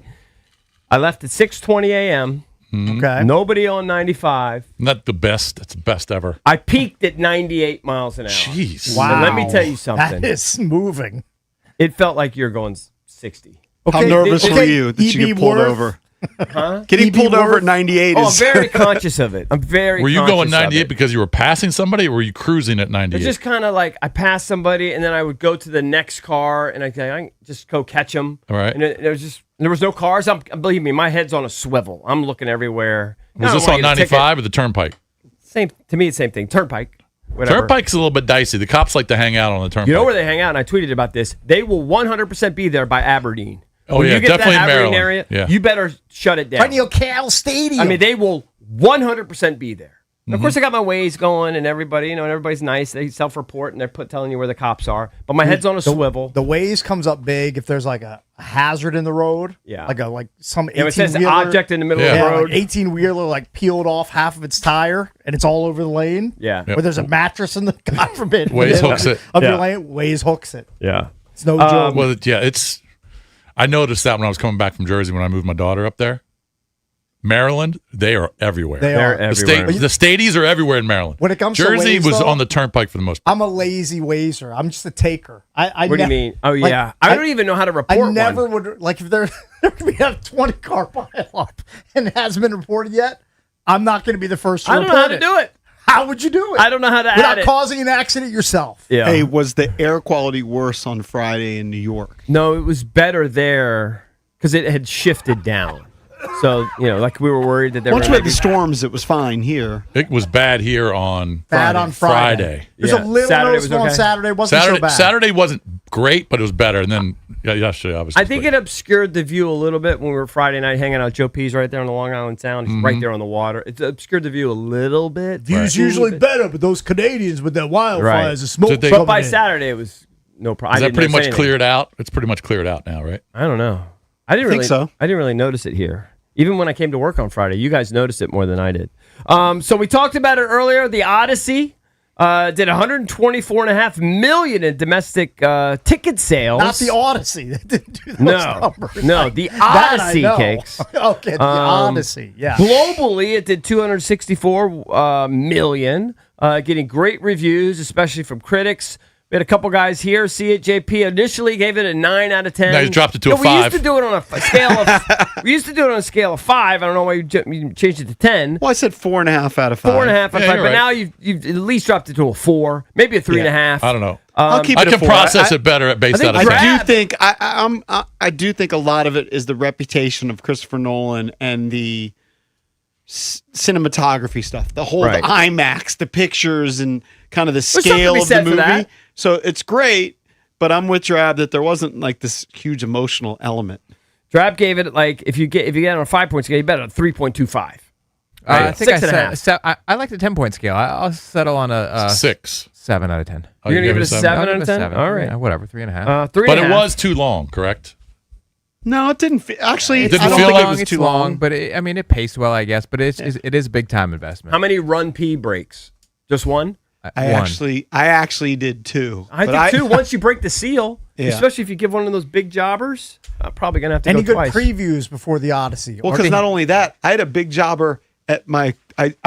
I crammed a lunch in before Yeah. at Andy's Pizza, down to soda, and then I got the big soda delicious with my brownie sundae. Sounds so good. You were looking forward to it so bad on It was good. Friday. Well, look, I have time. I had time to kill. He I had overall perfect gave window. it a good rating. I was entertained. No chance you'd see it again. No. So I think most of us watched the World Cup. I still don't have the TV ratings for it, but it is interesting to kind of note some of the celebrities that we're seeing there. If you guys remember, Matt Damon was misidentified by the announcers. They called him Brad Pitt at first. That's hilarious. What are they I didn't doing? see that. That's kind of Yeah. a compliment, though. Yeah, right. They said it was a huge ego boost for Matt. He was there. With, With his wife. Like Matt Damon looks like the Elephant Man. What are we even doing here? Okay, well, who's he's better dreamy looking? and handsome. Who's better looking? I think universally probably Brad Pitt. But Yeah. you know what? You're not doing too bad if you look like Matt frickin' Damon. I guess. I never Right? thought. I don't know. I never really think of Matt Damon as some like super handsome guy. Yeah, he's I not feel a like, heartthrob. I feel like he's a normal looking guy. Yes, I'm with Okay. you, EB. Maybe like you're right. I don't is- know. Ben Affleck would be considered more the heartthrob. Maybe. Matt Damon, like more of a regular man. There was one guy that showed I didn't know who it was. The guy was wearing a hat. Do you remember that? Was it Chalamet? Timothy Chalamet. Do you know who Timothy Chalamet is, Lurch? I don't think it was Chalamet. Yeah. Well, I No, I got. know who it is, but it wasn't Chalamet. It appears. Oh no! Brad Pitt was there at an earlier date, but I have a list I of a saw bunch Mick of the- Jagger. You see Mick Jagger? I saw Yes. Mick Jagger there, yeah. Mick Jagger was there. Timothy Chalamet was there, of course, with the Jenner girl, Kylie. Of course, you saw Shakira and Madonna and Justin Bieber and Jennifer Hudson, but you saw Tom Cruise. Let me see. By the way, his speech was it me or it had to be somewhat cringeworthy, right? It was kind of Which one? cringy. The The pregame. speech that he did before the game. You didn't see that? I was fumbling with my 4K and I missed it. Thank God. I mean, he was just standing there for like 3 minutes, just going on and on They about just how played, the World yeah. Cup's uniting everybody, and it's how special. It, Who like, gave it? Tom Cruise. You ever hear of Tom Cruise? He did an awesome action bit. I film didn't. star. No, you know what? Because we had a soccer game, and I watched the first like 20 to 30 minutes of the World Cup on Yeah. my phone. Let me see. Jay-Z. I missed nothing. That's the whole thing. I got You home. didn't miss anything. And it was Yeah. halftime. You could have watched all the way to the end. You didn't miss anything. I got home. You as- didn't miss a single thing. I got home. It was halftime, and this is what I observed in the first half Yeah. while I was watching my kid's soccer game. That Spain appeared to dominate, but they couldn't score. Yeah. Let me see who else was there. David Beckham, Victoria Beckham. I guess his kids Cruz and Romeo Beckham. They were seen there prominently. Jay-Z, Beyonce were there. Let me see. Serena. Yeah, I saw Serena. Donald Trump wouldn't get off the stage. Trump was there. of course, When they my gave guy- Spain my the World guy- Cup. My guy Rihanna. Big shocker. He was holding hands with the FIFA commission. My guy Wayne Rooney was there. Wayne Rooney. Wayne Rooney, former just- DC United. Did you see what he Crushing said? the halftime show. He says, absolute garbage. He said, "I like a lot of them artists, but I thought it was crap." You saw Alcaraz. He was there. Of course, Tom Brady's everywhere lately.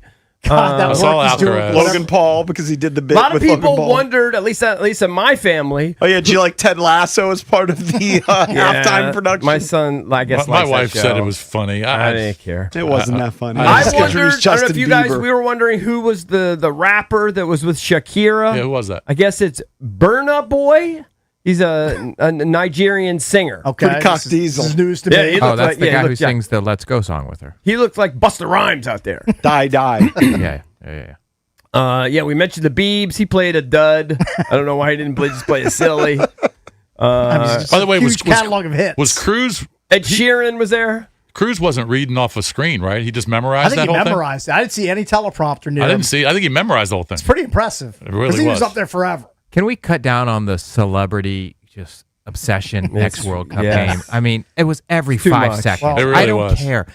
We don't need it all Mr. the time. Beast. Well, what about when they show I mean, it was the group all of game. 6 guys? I think one of them's the FIFA president. Every game, Yeah. they show those 6 guys. To me, Why?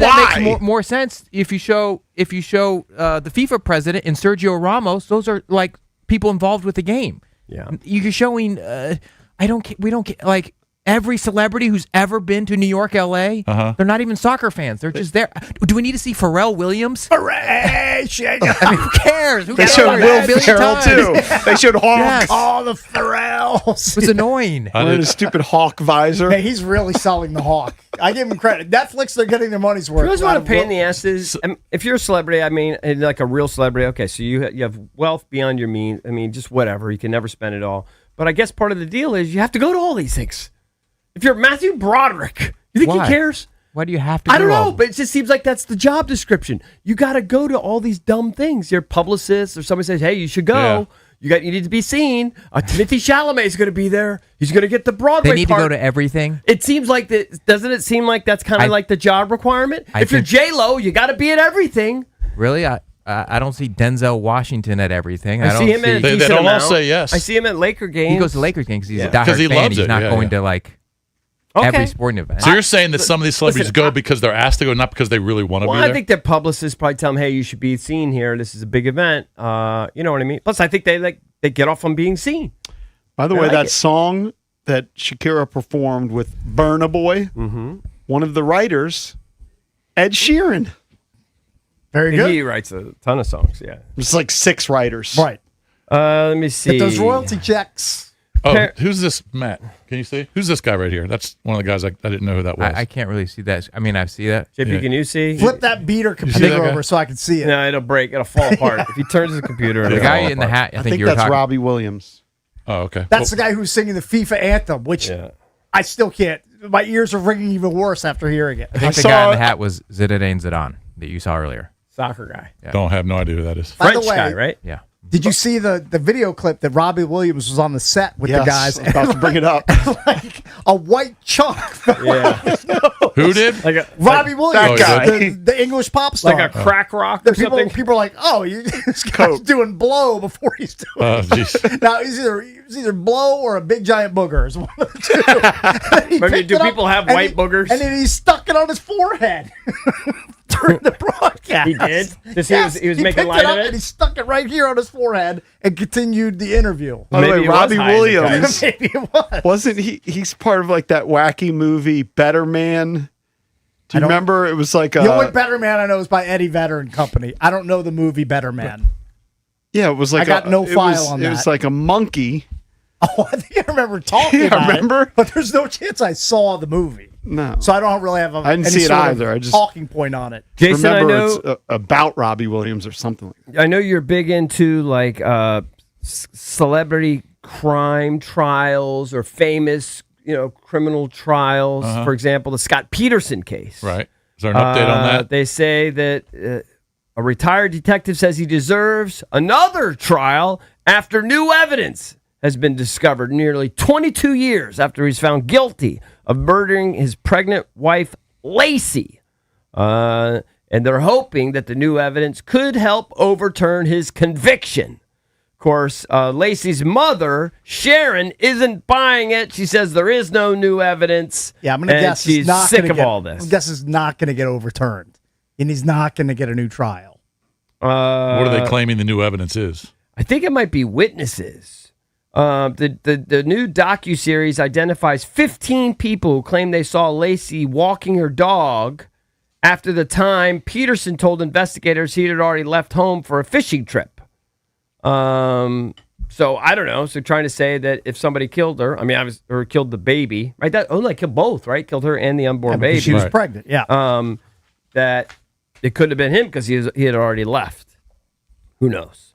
That case just seemed like a slam dunker, if you remember that one. Jewel has a confession to make, Cakes. Jewel says she was addicted to shoplifting when she was a homeless teenager. She has that in common with who? Who else? Was that famous actress? Winona Ryder. Winona Ryder. She was a bit of a kleptomaniac. Klepto. I might have had some. You might have that some of disease. those tendencies when I was younger. When was the last time you stole something? That I legitimately just stole something. I know Jason used to steal newspapers. Like a couple years ago. I mean, they would be in a bundle, and you would just steal them. Where? On your way to work. From where? I don't know. You used to tell us.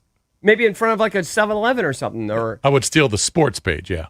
No, but I thought you said, I'm not talking about 30 years ago. I'm talking about within like 5 or 10 years, on your way to work, you'd stop by a convenience store or something. It might not be open yet because you're on the car at like 5 a.m. And it closed down and then reopened, yeah. Yeah. And what'd you do?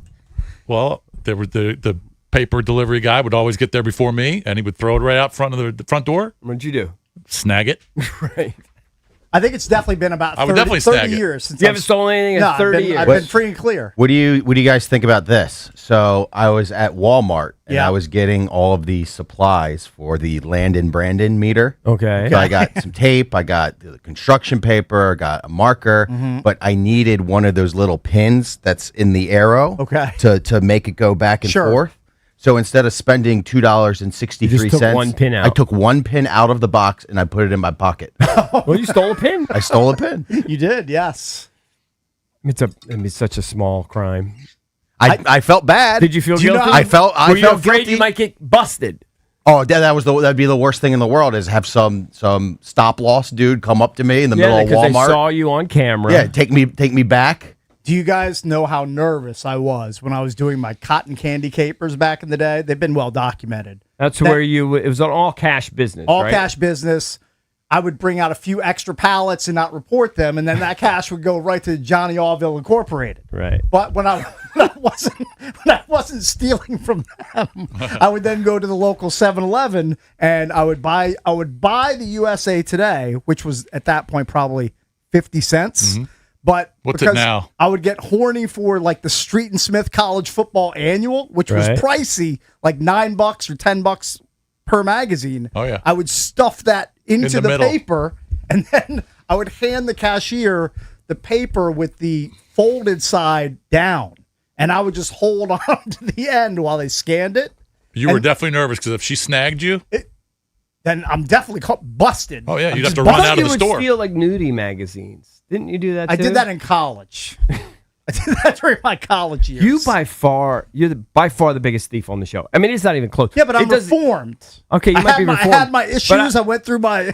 But like, there was a thrill that he liked. He had to have enjoyed it. Was it. Also a scam he was running. Well, like at his restaurant. Yes, and true. He was running scams. When I was stealing, legit thief. When I was stealing the girly mags, this is not offense. I was hammered every time, hammered out of my skull. Were you hammered? Not that that's going to get me off. Like if I got arrested, judge is not going to show any sympathy for that. No remorse whatsoever. When you stole the porno tape. When I did that, yes. Were you hammered? I was sober and horny. I couldn't have been more sober when I pulled that one off. Man, that to me is maybe your most bold of all of your thievery. It was pretty brazen.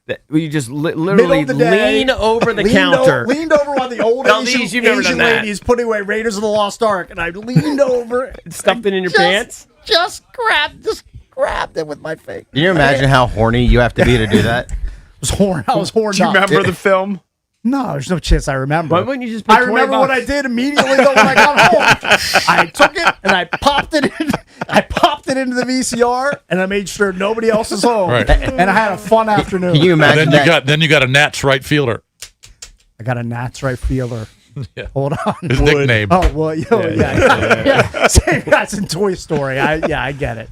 I got it. Got to take a break. If you want to chime in, 1-800-636-1067. Remember, later this hour, your chance to win OAR tickets right here on the Junkies.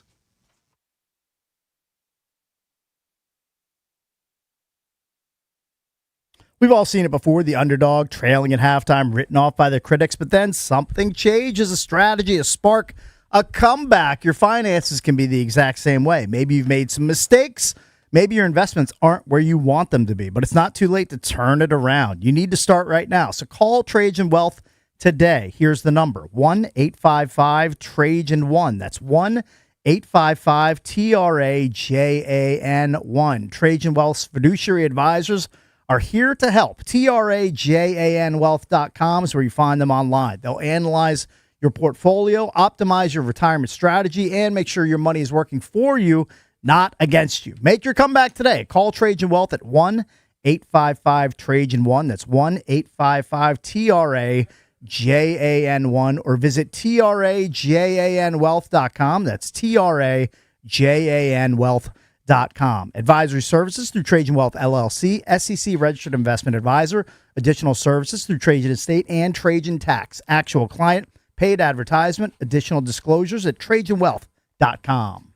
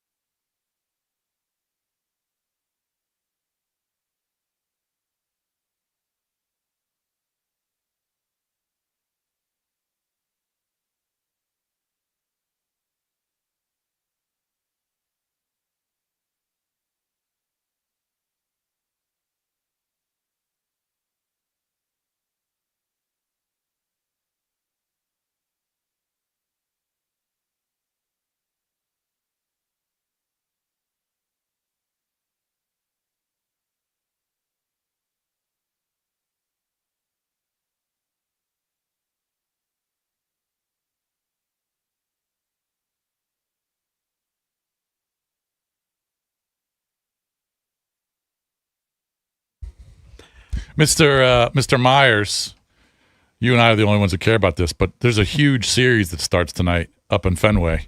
Oh, two of the hottest teams in baseball. Two teams, the Red Sox and Orioles, who've won a combined 20 in a row. That's impressive. The Red Sox on June 22nd were 14 games under 500. Mm-hmm. Under. Now they're 2 games over 500. The Orioles, they were dead and buried. Now they're 2 games back in the wild card. So the Red Sox currently are in the wild card, and the Orioles are 2 games back. I think the last team to beat the Sox is the Nats. My memory serves you're correct. Remind me to wear my Orioles watch tomorrow. My buddy Pat Noel got me an Orioles watch because he smashed mine in the 7th grade after nice. a soccer game. You can wear it to the Chesapeake Bay Sox appearance. And now they're this going to week. play a huge series. 2 teams kind of battling out for a wild card spot in the American League starting tonight in Fenway. Nice. 13 in a row for the Sox. Basically from pitching. Their pitching's been ridiculous. I care more about trying to profit off of the Nats visiting the Rockies, who just allow billions of runs. Yeah, let's see. So maybe we should probably do that. Do some overs. I might be tempted. Some team totals. I may be tempted. Let's see. The Rockies have given up 574 runs. I mean, that is just an astronomical amount. Just as opposed to Washington, who gives up a ton of runs too. But not that many. 530. So they're close. They're gaining on them. Now they do play on the moon. That is true. But 500. Yeah. So there's Wood and Abrams and K-Bear, all those guys. They should put up some numbers. But hopefully in wins, not in losses. Not in 12-11 losses. So this is the last day. I can tell you're very interested. This is the last day we're going to talk World Cup for probably 4 years. You're correct. I'm telling You've you, never been more correct about something, JP. We're going to be a little bit into the Women's World Cup. We're going to pay attention to that, especially if the U.S. women start That's fair. balling. That's a year from now, right? Who are the top female players? Trinity Rodman's one. No idea. Pushing my knowledge. I have to brush up. Are there But other wouldn't they big be names? the favorite to win? They always do well. They've won 2 of the last 3, I think. Yeah. I would assume they'd be, if they're not the favorite, top 2 or 3. But maybe England. Here's what I wanted to bring up about the World Cup, whether you care about this or not. But the United States had to wait 32 years between opportunities to host the men's World Cup. All right, 32 years. Mm-hmm. Spain But apparently is a favorite. For most people, they have said that this World Cup, which was not only played in the United States, but also in Canada and Mexico, that it was a home run. Mm-hmm. That it was a smashing success. Oh, it was huge all over the place. Should every stadium was packed. The United States get the World Cup back? Apparently, they Definitely. can maybe get it back in 2038. Yes. Why would we say in any other country they should get it? So the next go round, 2030, is Spain, Portugal, Morocco. All right.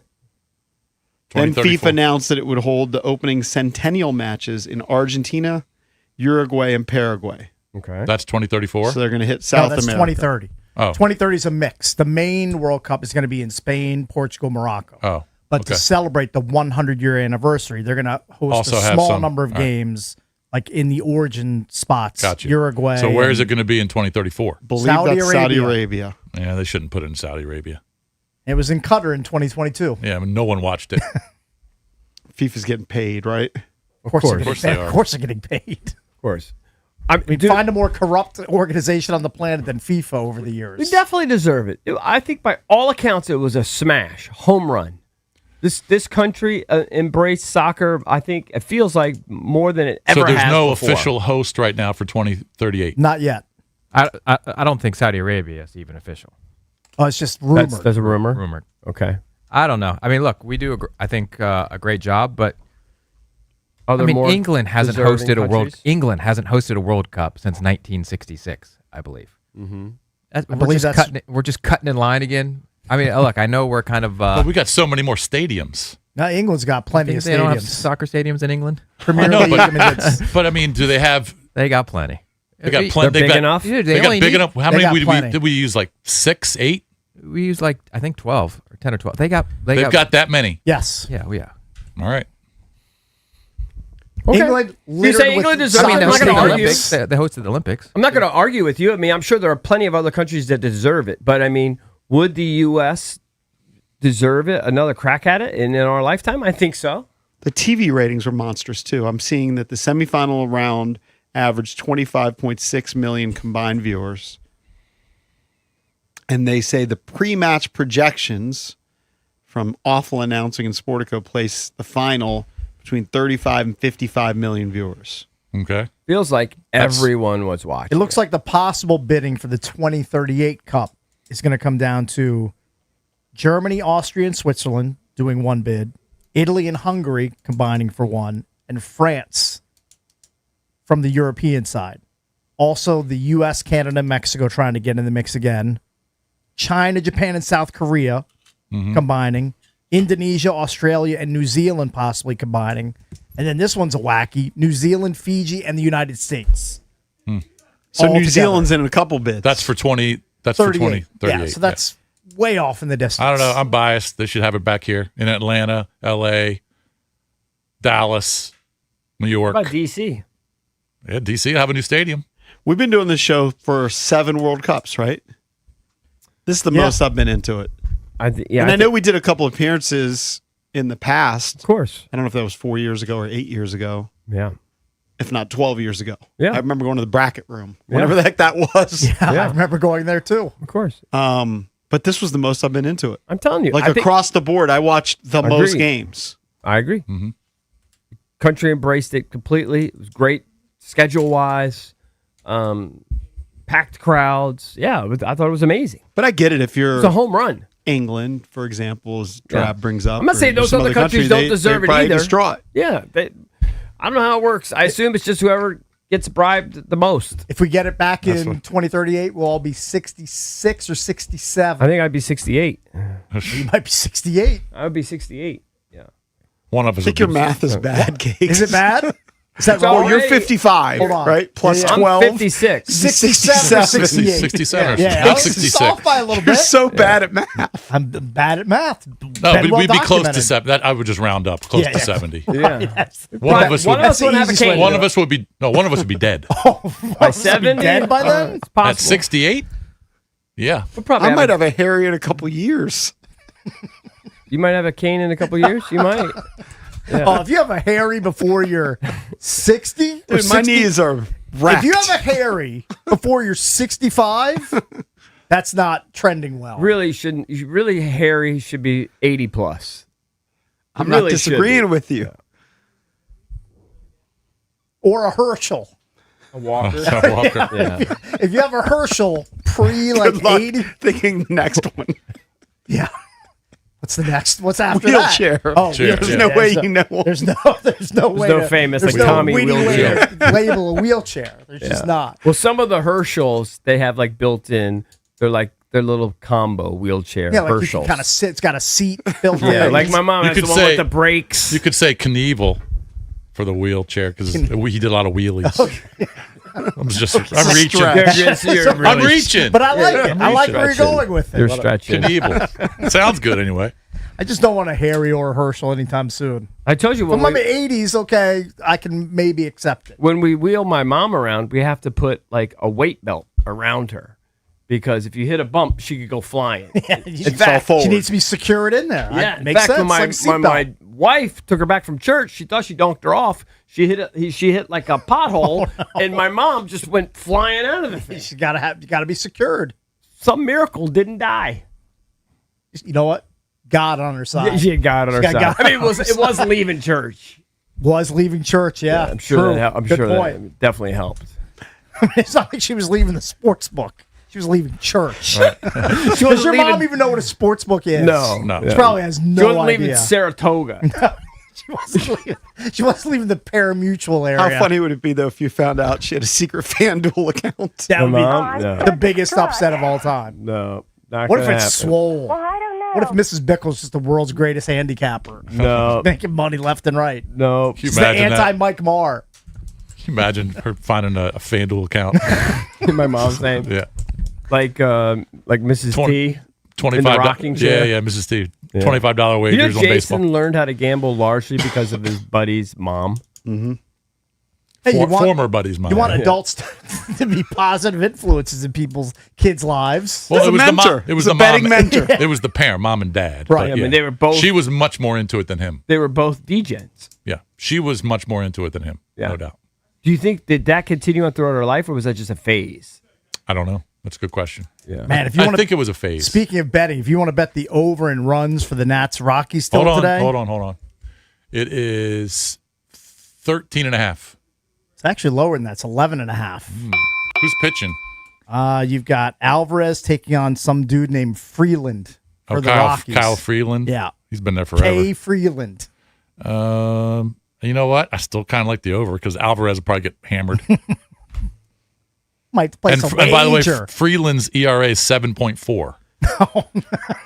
Yeah, I'm placing that bet right now. I think over 11.5 is a good bet. Coming up in the next segment, going to give you a chance to win tickets to go see OAR. But right now, caller number 10 will hook you up with a pair of tickets to go see Soja with special guest Pigeons playing ping pong.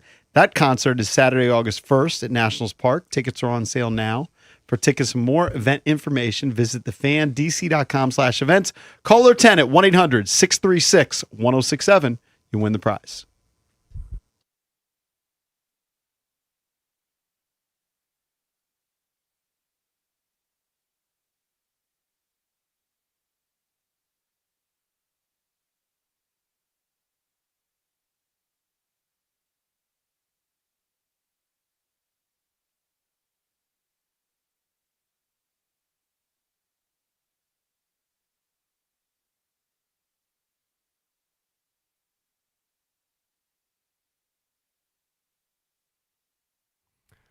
All right, guys. Baseball season is in full swing, and there's only one way to celebrate with a Surfside iced tea and vodka or a Surfside lemonade and vodka. Smooth, refreshing, and made for game day, Surfside's the perfect match for a day at the ballpark or catching the game at home.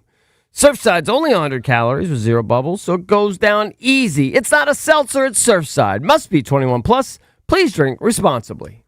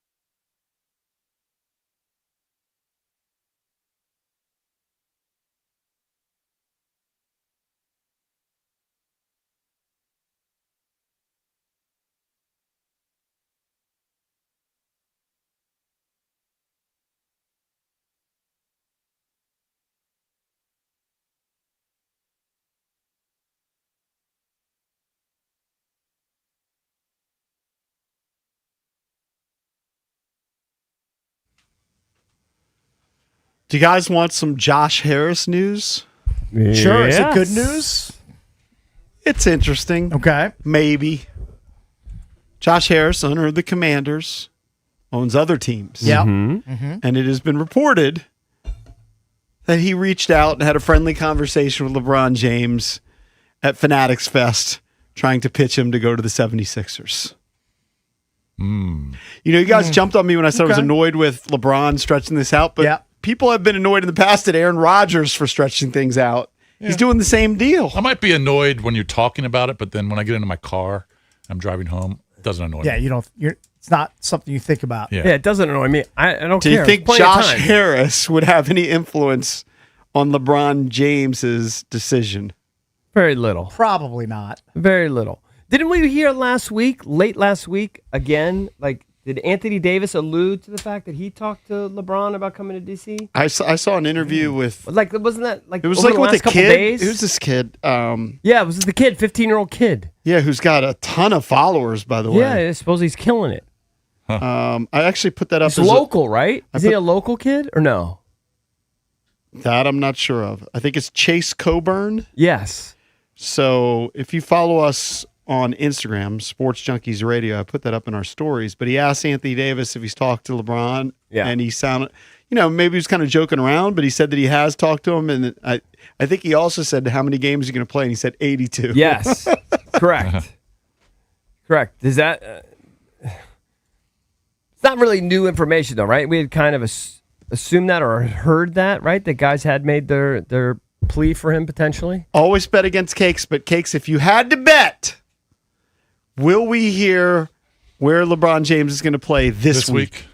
This week. This The week, World Cup ending on is Friday done. while we're doing the show. World Cup is done. NFL training camps don't really start till the end of the week. Now would Now's be a good time for him to kind of sneak If it he in wants there. the most attention, which he probably does. Look, he wants to get in when he can have the news cycle basically all to himself, right? Now with the World Cup in the rear view, no NFL. Don't you think it would be Now's a good week to do it. Wednesday or Thursday? I don't know. I think he's known for a couple weeks. Sure. I'm going to stick with the Cleveland Cavaliers. He's going to go back That's to a good bet. Cleveland. It kind of bookends his career. God, but he that's might not boring. care, and he might just be like, "Hey, if I go to Philly, we got a good chance to win a championship." I think he wants to win. He's already done the go back home bit. Did that? Yeah. I don't know. Maybe he's already got his house. The best opportunity to win, would that be Philly or would that be Cleveland? Or would that be, it wouldn't be Golden State. Would it be? It's not going to be any. Would it be the Wizards? No. Maybe. No. Possibly. How great would Win that an be? NBA championship? Add LeBron to all the pieces they already have. Can dream I mean, it'd be a big. great story, but Be another number one pick. They'd have 5 number one picks, right? Because right now they have 4 if you count Sarr. I count him because you have to count him because Right, you got Ricochet's already Bonzo. traded. the Hawks already dealt Ricochet. He's shown he's not worthy of being the number 1 overall pick. They botched it. They'll admit it. Didn't I also see that You have Mavericks- Devonsa, you have Anthony Davis, you have DeAndre Ayton, yeah, and then Sarr. what did Yeah. the Mavericks end up getting in that 3 team? They got just second round picks, correct? correct. I'm sorry, the Thunder. They love stockpiling picks. But I thought it was just second rounder. I thought Correct. it I think was 3 that's second right. rounders. I think the Mavericks and the Wizards combined have 8 of the current 16 number 1 picks that are playing currently in the NBA. Wow, I saw They're hoarding number 1 I picks. saw something over the weekend. Speaking of number 1 picks, that Cooper Flagg entered the NBA at 6'9", Yep. and he's 6'11" now. He's grown 2 inches. Grew 2 inches. I mean, it can happen. See, I find that patently unfair. Right. Guys, NBA stars just keep growing, growing, like 2 or 3 years into the league. It's unfair for the short kings. Hey, if you, And plays like he's 6'5". Yeah. so apparently this morning at the airport, I guess, over after the British Open, fans noticed they were taking pictures of Ryan Fox like he was flying commercial back. How would they know who he is? Well, I Oh, guess did you golf see who fans. else is on the plane? Yes. Yeah. And so he gets on the plane and he's got this claret jug Yeah. case. Yeah. He's got stuff, and he's trying to stuff it all in. And then sitting right behind him, Cameron Young. Cam Young. Do you think Cam Young is sitting there is jealous or bitter or frustrated watching him Sure. do that? Oh, yeah. course I'm he is. guessing no. Of He course. did what he could do. He shot 64 on played Sunday. great, He played played great. amazing. Yeah, but he still wants to win it. He does, but He had the clubhouse lead. But I'm sure he's not. I mean, maybe there's a little jealousy, obviously, because he has it, so everybody would have a little inherent jealousy, but no animosity or anything like that. Yeah. But how awkward is that? It's probably pretty awkward. Hey, I mean, I don't know watching- what their relationship I'm is. watching real entertaining golfers like Will Ferrell and Ricky Fowler doing a cameo in The Hawk on Netflix. I have to tell I you. guess I'm going to re-engage with the Hawk It's pretty funny. because I brought it up on Friday. Yep. And I just thought it was so stupid and corny, and I tapped out. It's all of those things. I mean, once I saw him doing the thong song and Yeah. dancing around and showing his butt. Yeah, and it's it was a music part video. of the shtick. You laugh at dumb stuff. You Yeah. probably love it. When did they I show? did watch it. I tapped out, but but Valdez said it was excellent. Cakes is now saying it's excellent. When did they show the? It's good. I don't know. Excellent's a stretch. When did they? It's watchable. When did they show the VR stuff on quarterback? Because I'm in the halfway through the third episode, and I've been They haven't falling s- asleep at times. I'm telling you, it's It's been boring. kind of boring. Was it within the first 3 episodes they were showing the VR stuff with Jaden? Because if they did, I missed it. I know in the 5th episode they show his The elbow, dislocated his elbow. elbow dangling like this. Yeah, that was coming ugly. off the field. I'm not sure I even want to see that. That was ugly. I mean, I think Jaden's coming off. Well, they're down great. 28-7 at the time. I mean, they were getting destroyed housed. in that game. Yeah. I think Baker's coming off pretty good. I mean, I like Baker. You've always been a Baker guy. I've always been a Baker guy. Flacco's boring. Nice guy. Well, we've known that forever. But nice guy, but just boring. Yeah. I'm not sure which episode. I've thought you only saw watched it 2. already. Flacco's actually friends with my buddy's son's. It's crazy. My buddy's son's wife's parents. Buddy's son's wife's parents. Yeah. Okay. From Jersey. They live. Okay. They basically live right next to each other. yeah. Flacco and his kids are always at their house. Very nice. I mean, he seems like a butt normal They say he's guy. the best guy. Yeah, seems like a great guy. Yeah. Hey, we said we're going to hook you up with some tickets to go see OAR. Right now is your chance. Caller number 10 at 1-800-636-1067. We're going to hook you up with 2 tickets to go see OAR 3 Decades Tour. Friday, July 24th at Merriweather Post Pavilion. Tickets are on sale now. For tickets and more event information, visit thefandc.com/events. That is courtesy of Live Nation. That's the home game for OAR. Always a great show when they come to Merriweather. Definitely. Yeah, I They're- saw him a few been there years ago at times Merriweather. Out at Merriweather. Don't forget to see catch us for the them. Chesapeake Bay Sox Thursday, right? Yeah, Thursday, we're throwing out the first pitch. We're going to have a bunch of us out there just all throwing it together. Is that the I don't bit? know. I don't know the setup. And Drab says we're going to do something in the 4th inning. At least me and Cakes. Yeah, so I'll stay watch. tuned I'll for cheer. Bish, Cakes, EB. I'm JP. We'll see you tomorrow. B. Mitch and Finley next here on the Fan.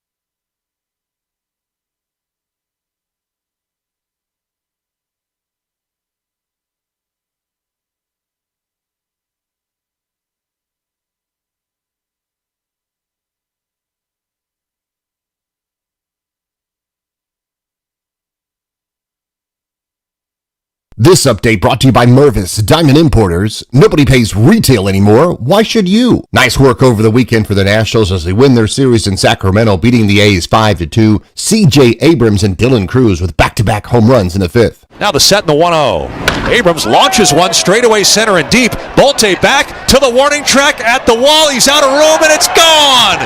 Off the batter's eye, a 2-run homer for C.J. Abrams. Nationals 4, Athletics 1. Abrams stood and watched and admired right over the center field fence. Home run number 21. The call on the Fan. Foster Griffin is 11-2, allowed 1 run on 8 hits and struck out 2 in 7 innings. His streak of 8 straight starts, allowing 1 earned run or fewer, ties the Nationals Expos record set by Pedro Martinez. Spain defeated Argentina 1-0 to win the World Cup for the second time. Washington Spirit beat Boston 2-1. New Zealand's Ryan Fox won the 154th Open Championship. From Crop Metcalf Sports Desk, Byron Kerr on the Fan.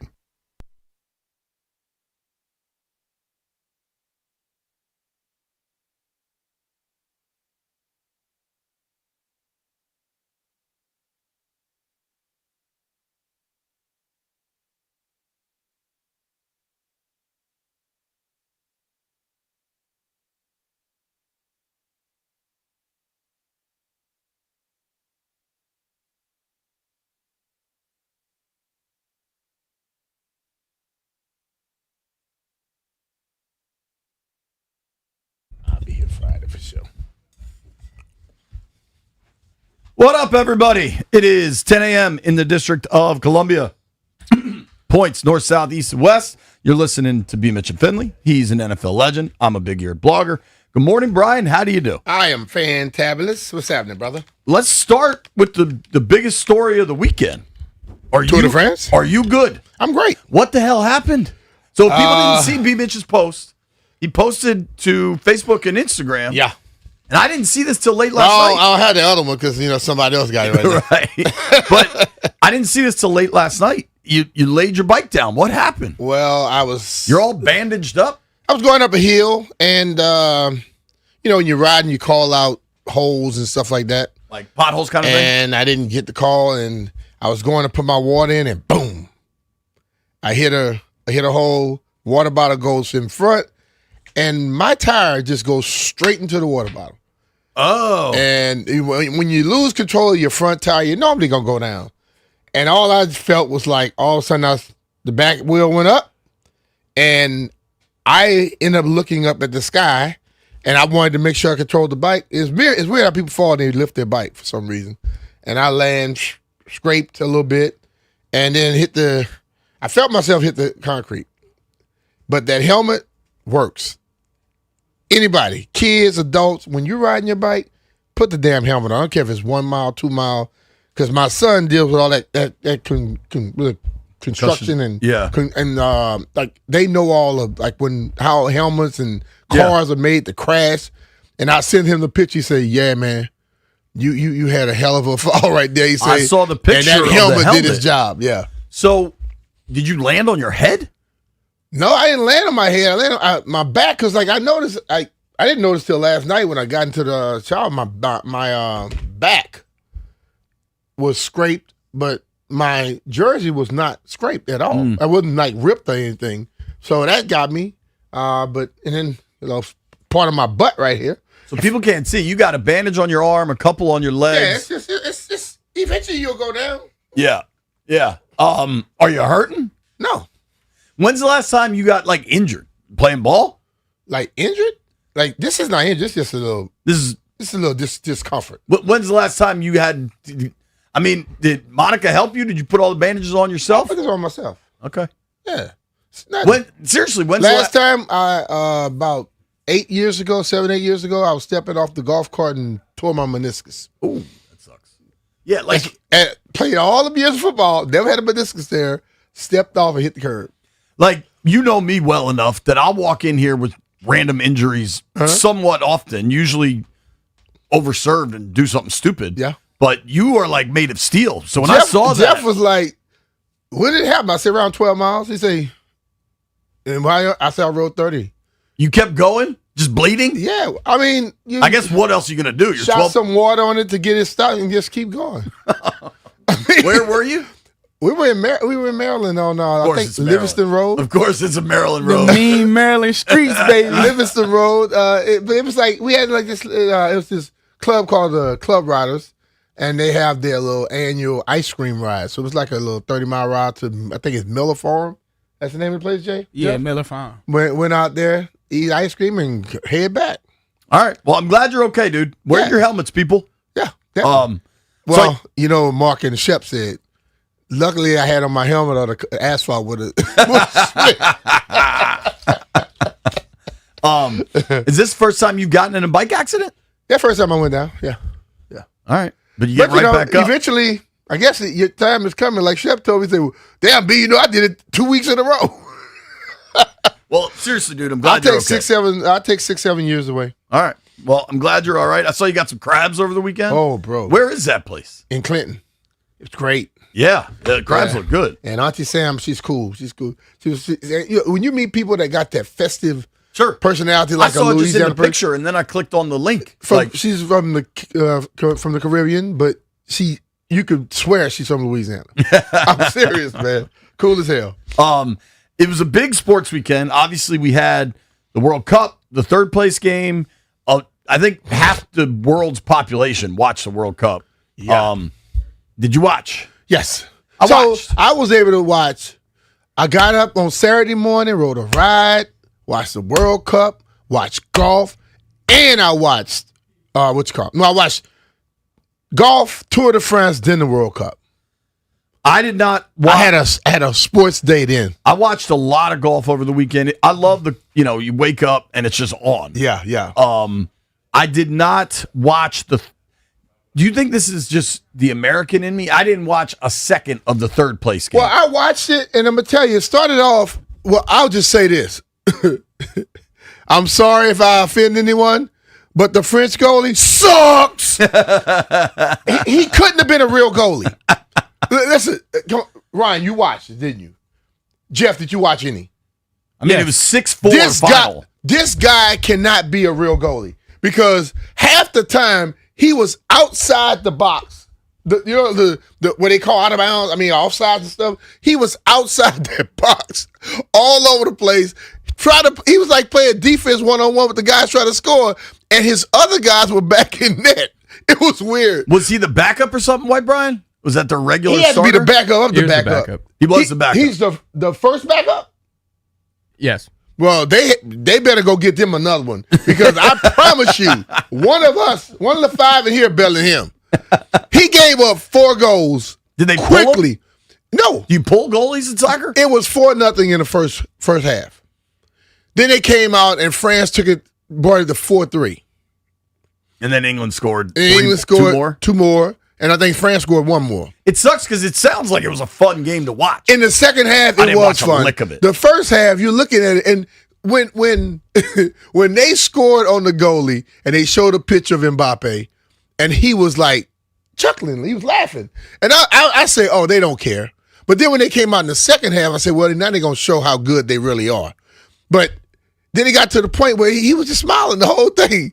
It wasn't just him. Most of the guys were smiling. I guess they were like, they probably told Maybe the coach. there's no pressure on that game. They probably told what I mean? coach, don't put this dude in that. Because I'm serious. If you watched that game and you thought that guy was any way good, dude, he was out of position. So, remember when I was talking about United States goal? Goalie, yeah. Did 25,000 times better than him.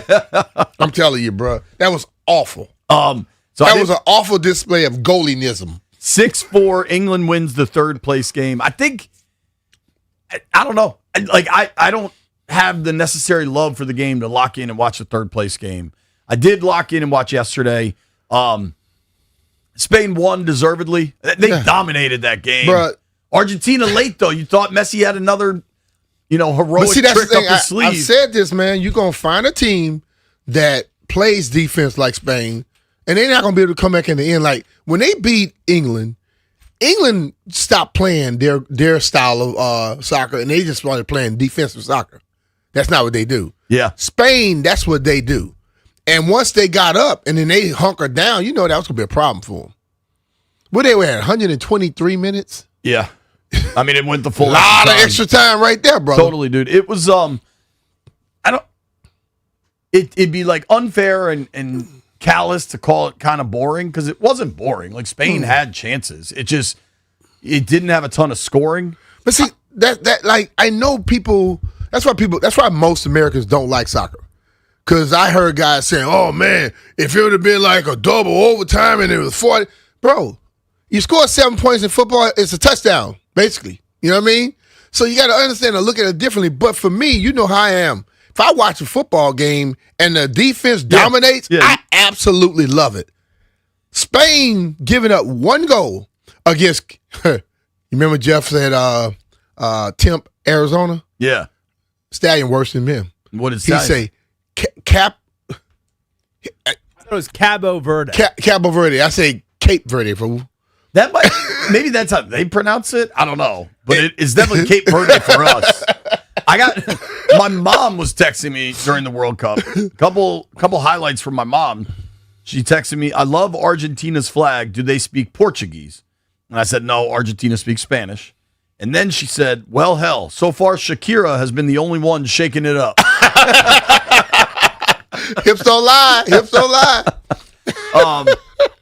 It was fun to watch the World Cup. Yeah. Congrats to Spain. Clearly, I mean, they came in. Them and France were like the two highest, rated teams. They had that semifinal match that Spain won, and credit to Jeff. I picked England. You and Stallion picked France. White Brian somehow picked the United States. Jeff picked Spain. Jeff, congrats, dude. You nailed it. Thank you. Even though you tried to back off it. Nah, sometimes you gotta look at what's happening in front of you. France That's was part looking, of making the pick, though. You picked the right team. Yeah, I picked it, but at one point it was looking bad. It was looking bad. I'm gonna be honest. They lose. They had a draw in their first match, and I think the kid Yamal was hurt or something. It's not even about them. It's about how France was clicking at first, and then it just like they touched the Monstars ball and lost it. Dog. Offense sells tickets, defense wins championships. That might be the Spain-France story. That Super might, oversimplified American version. But that may be in all sports, man. Listen, if you could stop people from scoring, you could win. I think they scored. They gave up one goal in the whole tournament, right? Yes. Argentina didn't have a shot on goal for like 70 minutes or whatever. Yesterday. So they didn't have a shot on goal at all. In the whole game? It wasn't deemed a shot. In the extra time they did, right? No. Wow. So think about, they had like but think about that. Stuff. Yeah. Everybody just want to score. Like I think of Coach Thompson when he talked about Dennis Rodman. Everybody wants to just score. Dennis Rodman got into the NBA. Dennis Rodman averaged 30 points a game in college. He gets to the NBA and he decides, well, nobody's just rebounding and playing D. So Dennis Rodman decides to go play defense and rebound. So he'll go to shoot around. And instead of shooting, he would watch the angle of the basketball so he could predict it. And he became probably the greatest rebounder ever at 6'9", right? And I just think I was thinking about Dennis Rodman this morning. People have to understand. But I saw a little thing about him yesterday. He say LeBron would be the easiest person he could check because he say he gives away all his moves early on, and he probably would irritate the hell out of him. Oh, remember he kept sure.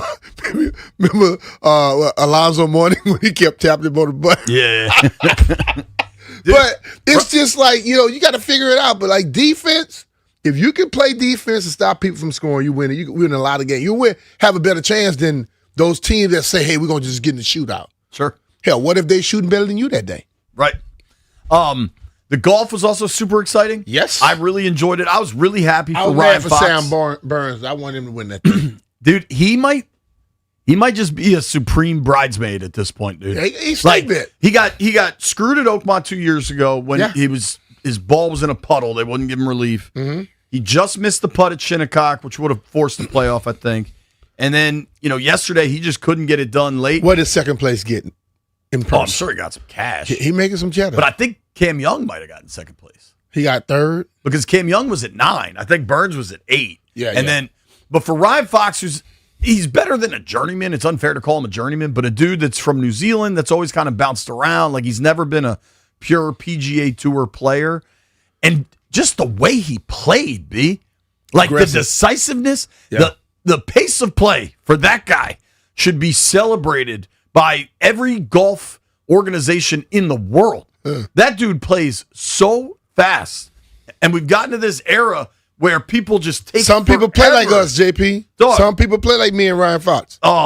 He was Some great. people play like Bryson. I think he also I love in sports, like what the Knicks did. They just went out and took it, right? Yep. Like you can't belittle their accomplishments because they went out and won it. And for him to sink the putt on the 72nd hole of the British Open to win it is just so bad. That was a 25-footer. Dude, I think it was. I thought it was like 12. I thought it was a 25-footer. He was set up for a 25-foot putt or something like that. Maybe. I don't know. That's me riding in the car listening. Yeah. I love the British Open radio coverage because I was in the car a lot too. I was checking it out, bro. I know Mark probably was like, what is, like me and Mark were riding to my house and I was listening to golf. He probably was sitting in the car going, what the hell is wrong with this dude? I mean, I had the girls listening. We were driving to my mother-in-law's. We did not listen to music. I had to listen to the stuff, bro. Yeah, man. It was so Sam Burns cleans up his par to give Fox the moment, right? Which is a class act. Sam Burns seems like a true class act of a golfer. He is. 22 seconds later, he hit Fox. Yeah. 22 seconds, dude. But see, this is the thing, though. Like, when we play golf, here we go. We go out on Thursday to play golf. Guess what? Probably our first time seeing the course. Right. We don't know where the hell the pin going to be. We don't have nobody carrying our bags telling us who knows the course, front and back. We don't have people to knock our ball down or help to tell us where our ball is, but they take the longest. Like, they have everything working in their favor. They're exceptional golfers, +6, +8, but still, it takes them forever to decide. A 3-foot putt should not be that damn long for no one. You watch me play. And they're like, I have to go through my process. No, you don't. First it's of all, a tap in. I know a lot of dudes who do the process on the weekend golf and then hit a horrible shot. Stop your process. You can speed the game up and you can still suck. That's cool. Dude, I am not good at golf, but damn, I'm quick. You're not waiting for me, man. You and I have the same mindset. We're trying to get to the 19th hole. It's the most important hole. It's the most important hole in golf.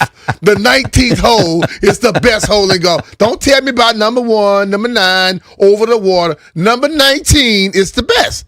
And I'm trying to get there.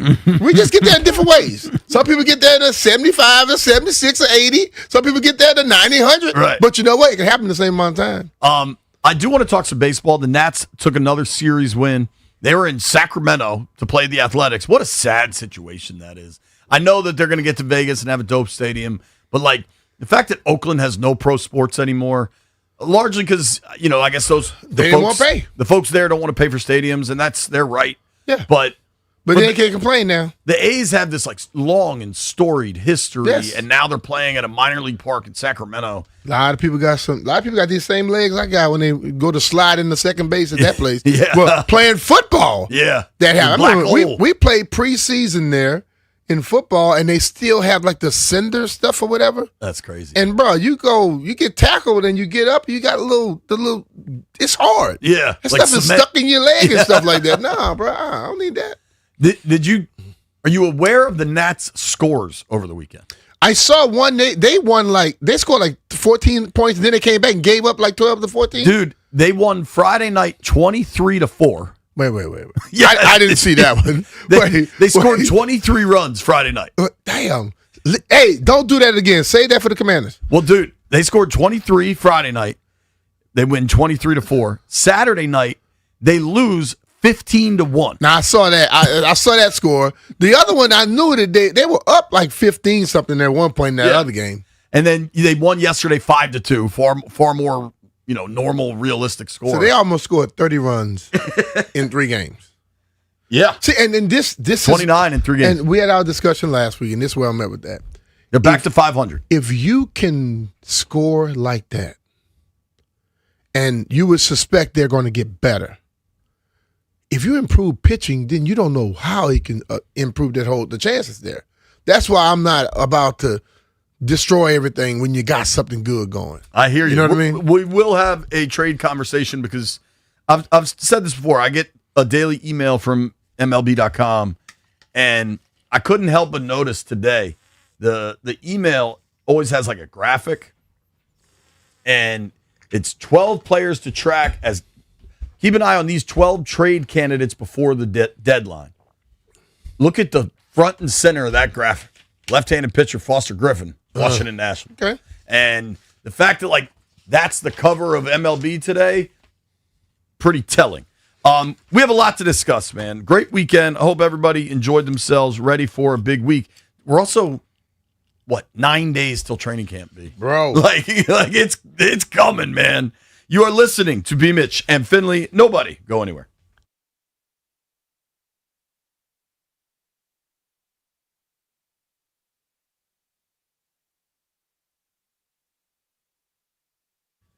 Nats might have to trade Foster Griffin. If they do, he better call John Leahy to sell his house. Top dollar, baby. Just like Kevin and Tasha, they were excited about buying their next home, but worried about what would happen if the current property didn't sell in time. They needed to buy and sell at the same time and were concerned about carrying 2 mortgage payments.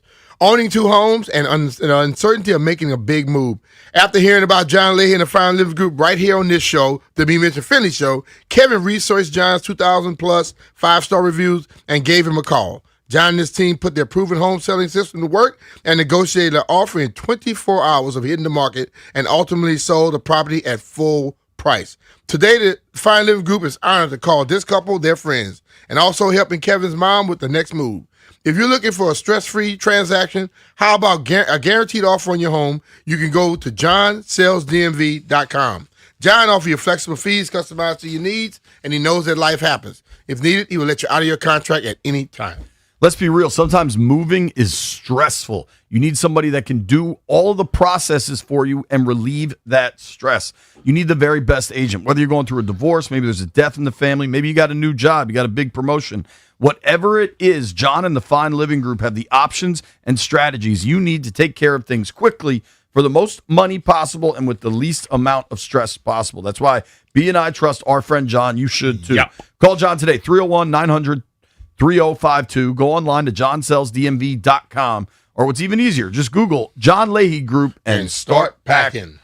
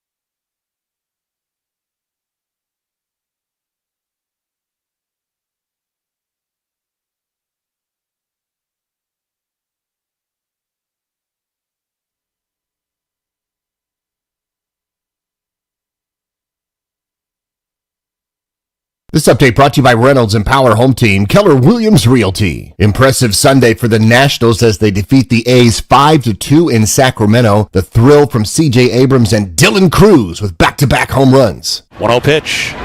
Cruz launches one left field down the line toward the corner, and it is off the top of the wall and gone. It just clears, hits the netting, and bounces back onto the field. And the Nationals go back-to-back. Abrams a 2-run shot, Cruz a solo homer, and the Nationals lead it 5-1. Good to see him put a charge into that one. The call on the fan. Foster Griffin allowed 1 run on 8 hits and struck out 2 in 7. He's now 11-2. He has a streak of 8 starts, allowing 1 earned run or fewer. That ties Pedro Martinez all-time in the franchise. The Nats are 12-3-1 in series play on the road. Spain beat Argentina 1-0 to win the World Cup. Washington Spirit over Boston 2-1. New Zealand's Ryan Fox hit the iron shot in a huge putt to win the British Open. From Crop Metcalf Sports Desk, Byron Kerr on the Fan.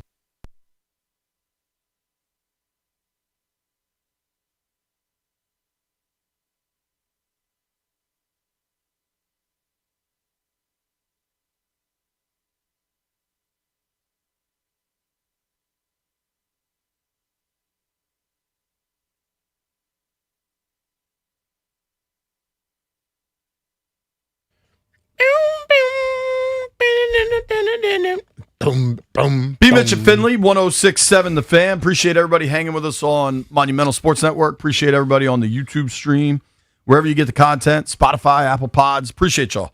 I got to tell you, Rude is the official show sponsor of B. Mitch and Finley. Don't melt this summer. Upgrade to high-efficiency HVAC and enjoy budget-friendly financing options with low monthly payments. Keep your cool and keep your cash. Find a Rude Pro partner at Rude. You didn't have yours?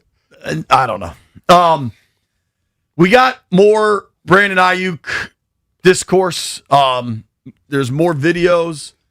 Ayuk came out and I said asphalt, fool. Now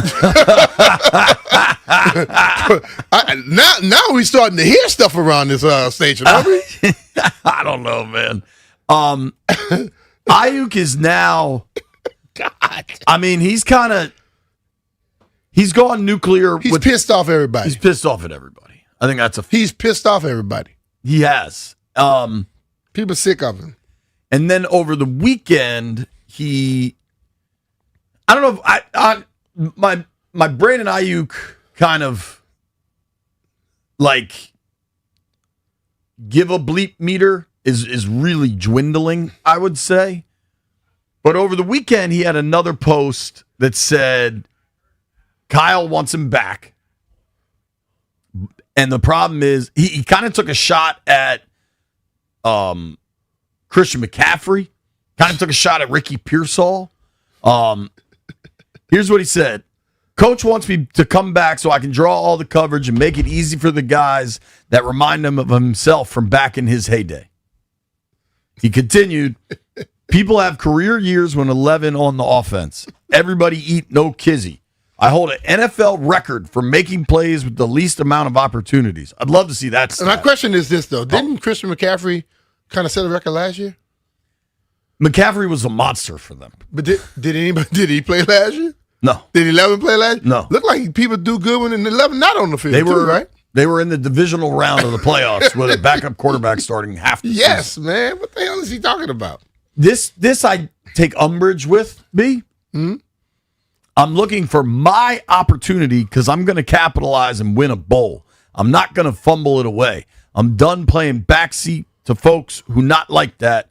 Hashtag true story. Hashtag free uke. I'm looking for my opportunity, so go fill the paperwork out, dude. Yeah. Like, show up. All of this is like, he can remedy all of this. Yeah. Jeff, why'd you laugh at me? The way I said no kizzy? I'm not familiar with that phrase. How do you say it? Nah, it just sounds funny with you saying no kizzy. I'm trying to read this in like real speak. I'm trying to present the information as he presented it. It doesn't necessarily. Yeah, it's just no way you say it, JP. It will not be funny. Right, I get that. Yeah, I get that. But these posts, just nothing is helping anything. Now, TJ Hushmanzada is a friend of the program. He's been on a bunch. Hoosh was a really good receiver. For Really a while. good receiver, and Those Hoosh Bengals don't teams give were a damn loaded. about what you think. No. He's not afraid. He played 10 years in the NFL and then does some coaching and had worked with Ayuk for a significant period of time. Hushmanzada, I believe, is also from that Inland Empire area of California where Jaden's from. Yep. I believe there's a relationship there. And so when Hushmanzada made these comments over the weekend, I believe it was over the weekend, I thought this was pretty telling. Nah, Ayuk, it's done. It's over. Stick a fork in it. 0. I ain't going to say this as a fact.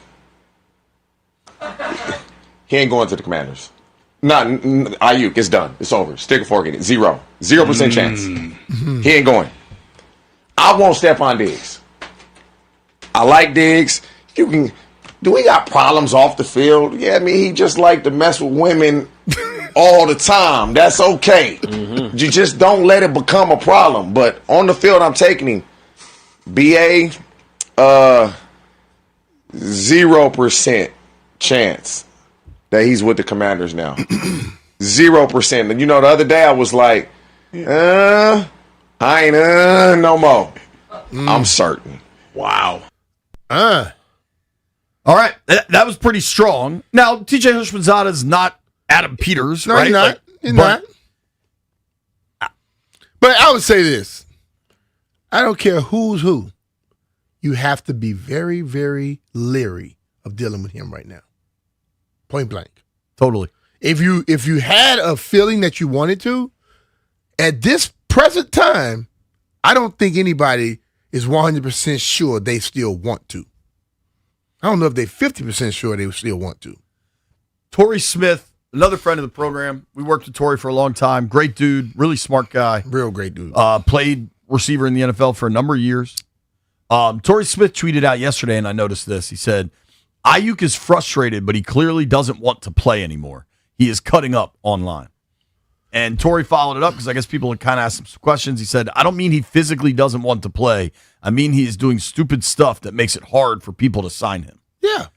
And I totally agree with what he's saying because it comes to the point. You made the comment in a break about the Revo Jeremy Reed saying, "Are you happy? Are you happy to be a football? Do you love playing football? football, or you love being a football player?" Yeah. And I said, no, he wants to be a celebrity. And I think that is what it is. Like right now, he is more enthralled and happy with pleasing those fools that have followed him on Instagram that say everything that he does is okay and we still love him and want him and blah, blah, blah. That's what he's entertaining now. But you know what? None of them could pay him. None of them could sign him. Well, hell, I don't think the people that could sign him can sign him because he hadn't filed his paperwork. So until he goes and do that, I don't believe he cares about playing. I think he feels, I got my people following me and I got a following. You're not making $30 million on that. I promise you that. Dude, whether it's bad advice or just a stubbornness that can't let go. I mean, what do they say? Pride goes before the fall, right? Like this just seems like you're locked into a egotistical contest where perhaps you really have been wronged, right? But he come back now and say that Kyle wants him back. Yeah. You believe that? I think once you cross them, they don't want to deal with you no more. I agree. That's And why I think, look at that family. Like, he has made this such a public spectacle. There's no way they want him back. He's now, I mean, he basically is insulting McCaffrey. He's insulted. Yeah, because I don't think the Kyle GM was ever, and the owner. Kyle was never as good as McCaffrey. Hell no. He was never as good as McCaffrey when McCaffrey was 12. Be honest with you. Totally. So that's there. You can't. But it's weird, man. It's just I don't know. There comes a point in time where I've seen enough drama around this organization. Yeah. And I now see people who've stepped in and changed that mindset per se. I'm sick of the drama. You know what? If a guy comes in and he may be less of an athlete, but he's a hard-ass worker, I don't care about the drama anymore. Those that want to be dramatic and bring all that extra stuff with them, leave them where the hell they are. So specifically with McCaffrey in 2023, when Ayuk played at an all-pro level, I think he was second team all-pro. Ayuk had a monster season that year. Went for like 1,200 yards, I think. McCaffrey that year, and the Niners got to the Super Bowl and lost. But McCaffrey that year went over 2,000 yards from scrimmage with 21 touchdowns, averaged 6 yards per touch. This past season, with Ayuk not playing, McCaffrey went for 2,126 yards. To suggest that McCaffrey needs him on the field, that the Niners' run game suffered. No McCaffrey need on the field? 71. Yeah. Okay? and other people like him. Hey, listen, bro. I understand receivers, you can command a lot of attention. But the boys that make this thing go, them big dudes up front, like Doc Walker say, smell like bacon. Trent Williams and those types, those guys make it go for you as a receiver and for McCaffrey as a running back. I'm with you, dude. I think I'll open the phones, 800-636-1067. We got our position breakdown. We're going to do that at 11, talking about the running backs. But I'm curious, like Hushmanzada says, 0 chance. I don't think he's saying that flippantly. I am guessing in NFL circles, especially after Ayuk went at Jaden, I think the bridge broke. The levee broke. I don't know if he's going to play here. I don't know if he's going to play. Yeah, I'm with you on that one. 800-636-1067, 800-636-1067. Like, training camp opens next week. The rookies report on the 24th, don't they? Dude, the Niners still have him on the left squad list. Like, there are real procedural things that have to occur. Even if those occur, I'm still not sure you can bring them in. Taking your calls. TJ Hushmanzada says there's 0% chance Brandon Ayuk is going to land in Washington. Do you agree? Do you still give it a chance? Do you want this whole thing to be over? It's B. Mitch and Finley.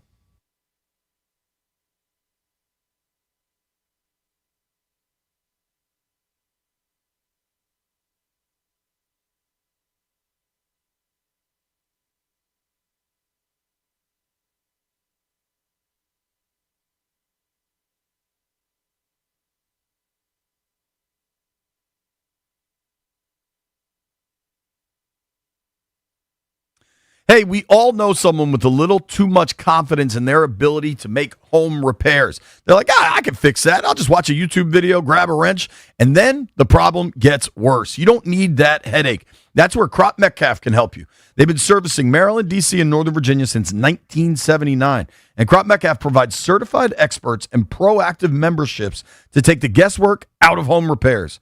From routine maintenance to unexpected repairs, Crop Metcalf keeps your home running smoothly without the stress or the do-overs. Instead of crossing your fingers and hoping for the best, you can count on it being done right.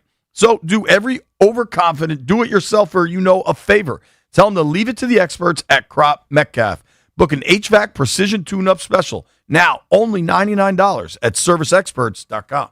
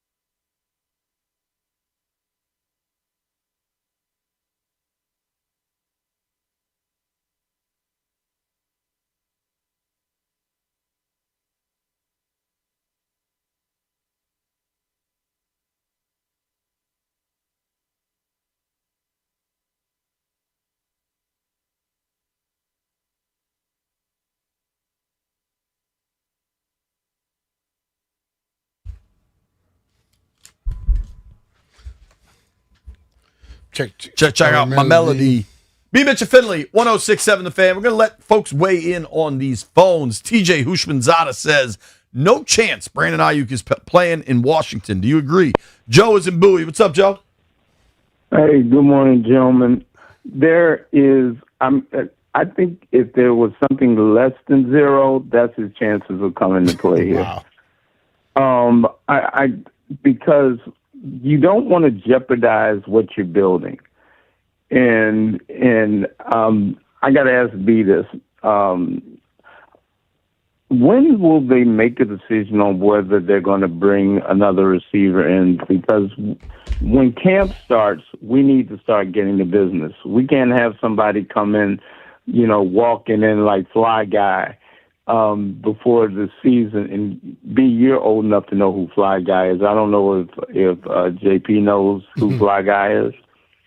But, with the fish in the shoes, we don't really need that in this program at this time because we're trying to trend up, not trend down. But I don't know. I don't think it's a time limit. I think it's depending on the person and how that person is he a veteran? Is he a younger guy? Is he a guy that works out all the time? I think they have the opportunity to look at what they have and see if they're coming along and then make a move. I don't know if it's something they have to do like tomorrow. Yeah, man. I think more and more get into camp 2 weeks, watch them, see what you got. Yeah. Like, get some pads on him. See if Antonio Williams can get off press.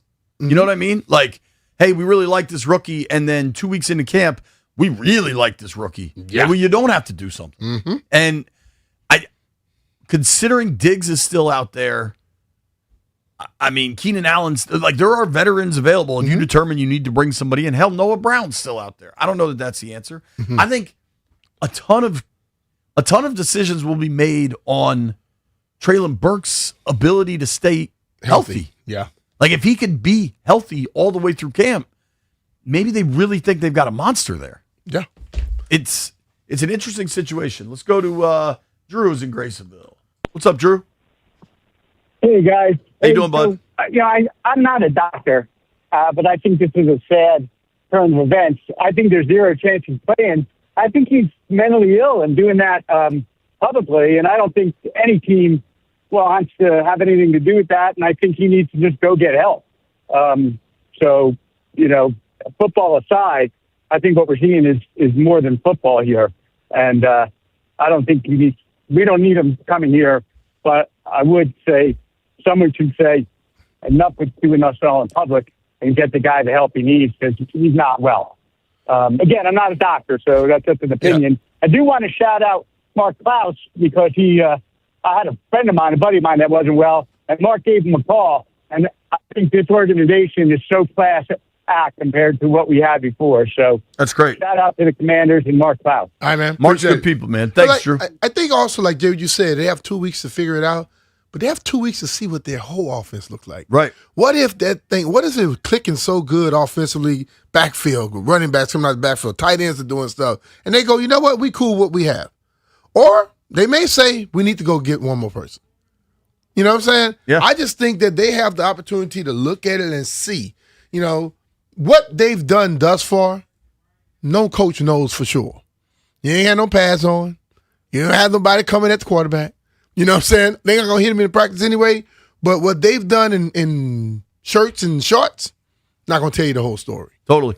I mean, to your point, you keep talking about Chig Okonkwo. Yeah. Like, if they're 2 weeks into camp and he looks awesome, you're not as worried. There you go.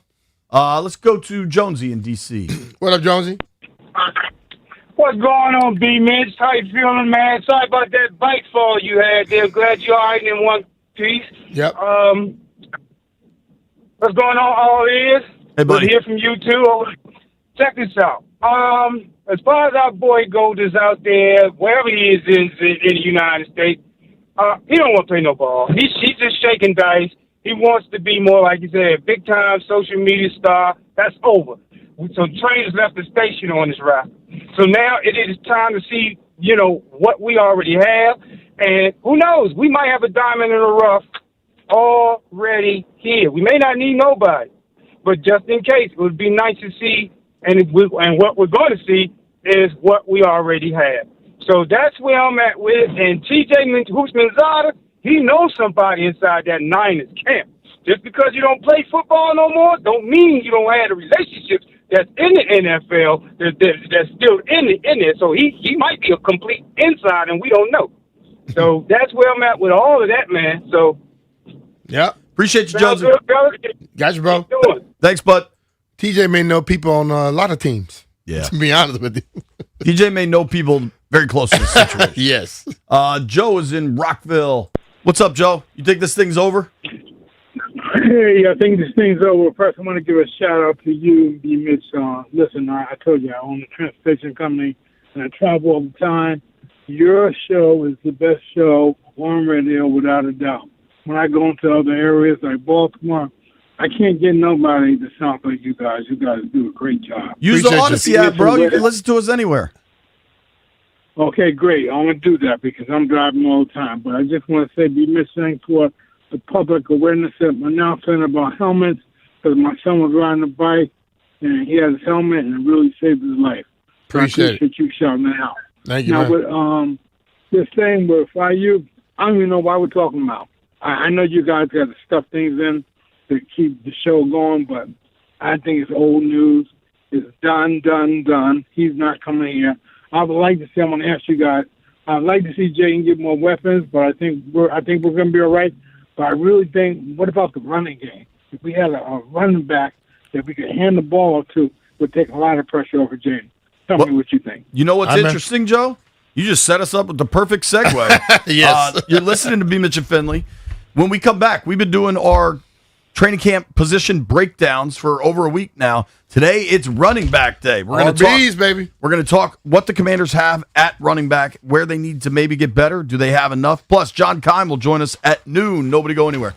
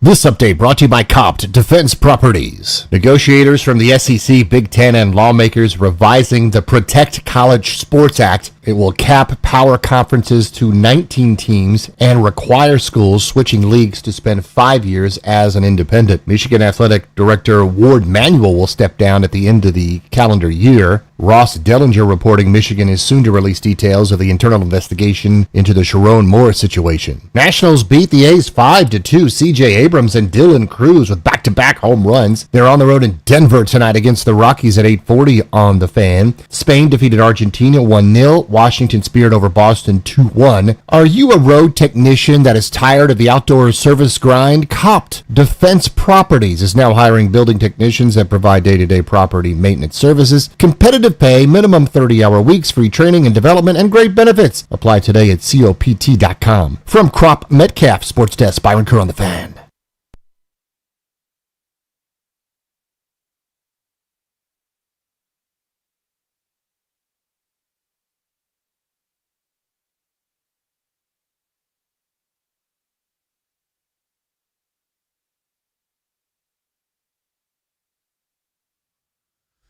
B. Mitch and Finley, 106.7 The Fan.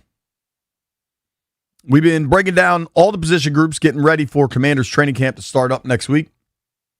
And today we're going to do the running backs. I think when you talk about this running back group, there's a lot to like.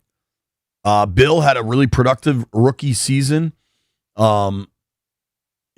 an explosive back that I think in a kind of outside zone will thrive. Frankly, if you go back and watch the tape from the Giants game, when he hit that corner, one cut, go, he's got speed, he's got quickness.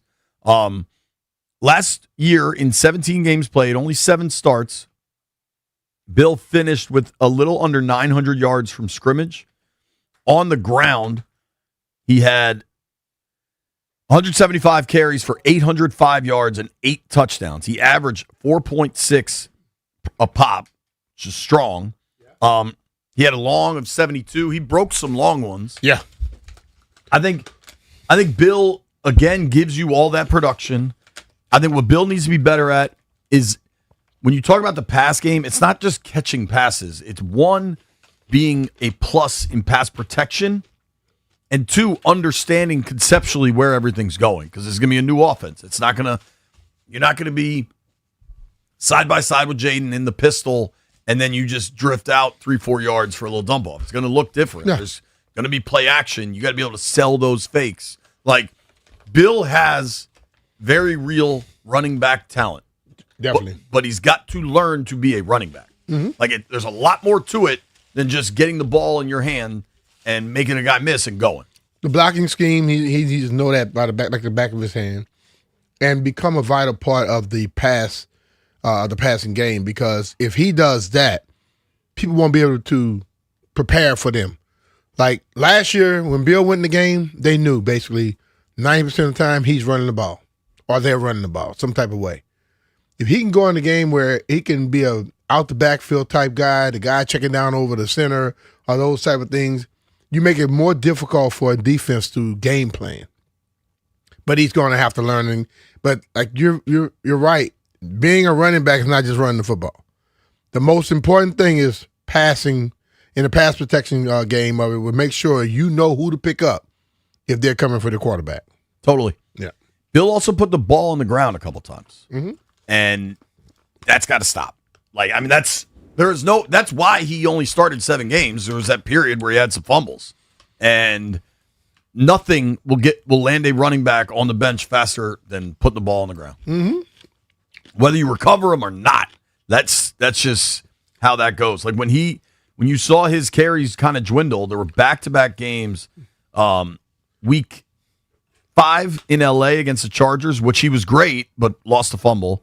And then week 6, the following week against the Bears, lost a fumble. So yeah, it comes to the point where he has to understand the NFL, people tackle the ball. The first guy is trying to secure you. That second guy is coming for the football. Like the peanut punch. Yeah, the peanut punch. And like what Bobby Jackson always say, ball ball protection is job. Ball security is job security. Right. If you don't protect the football, you will not have a job. Point blank. But I remain optimistic on Bill. I do. Yeah. I think especially him.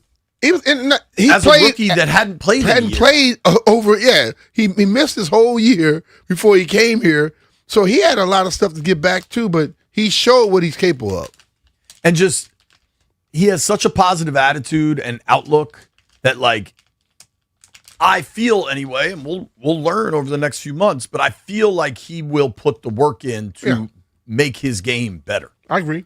All right, in the offseason, I don't know. W, look this up. Has Eckler formally retired? Do we know? I don't think he has. And then there's like the actual paperwork process. I don't think he's filed any of that stuff. But Eckler's not part of the organization anymore. He has not retired. Okay. Stepping into that role of kind of the pass catching back, I think, will be Rachaad White. Yeah. And for all the talk of Brandon Ayuk and Jaden Daniels' friendship going back to the Arizona State days, Rachaad White was there too. Yeah. And when Rachaad White showed up in Ashburn for his introductory press conference, he said, yeah, Jaden's my best friend. I just don't go talking about it all the time. Like, that's a deep, long relationship. In the last 4 seasons in Tampa, Rachaad White was very good. He got unseated by Bucky Irving, who looks like a ferocious young running back. But White, in 4 seasons in Tampa, has over 4,100 yards from scrimmage with 25 touchdowns.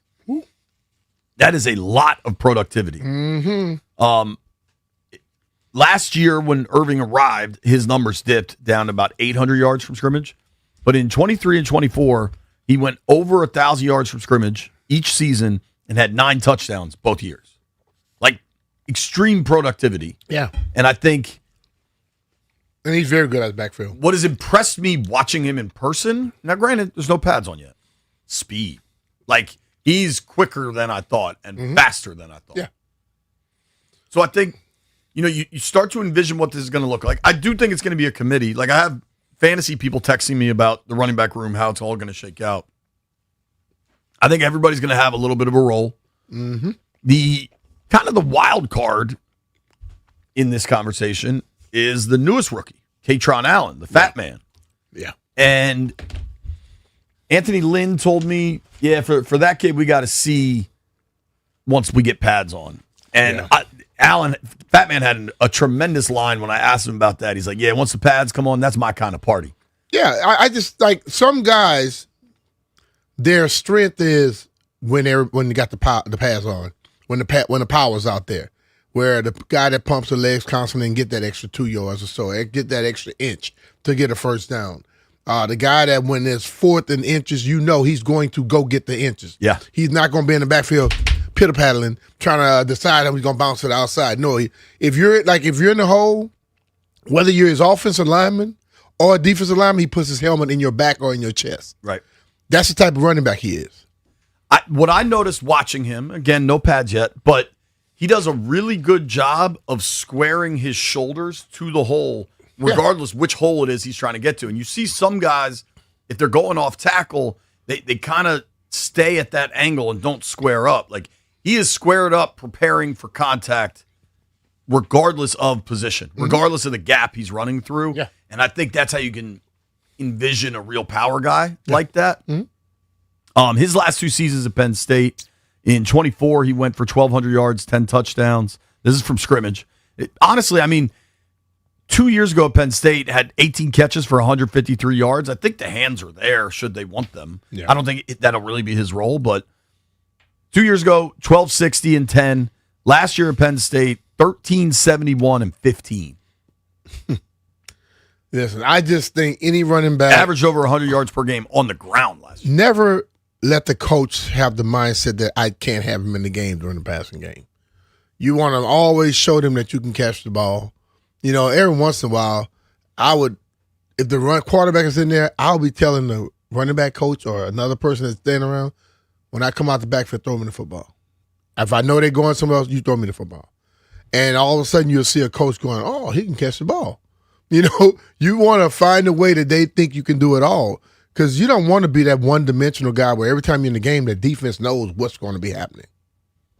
So you do have to replace Chris Rodriguez from last season.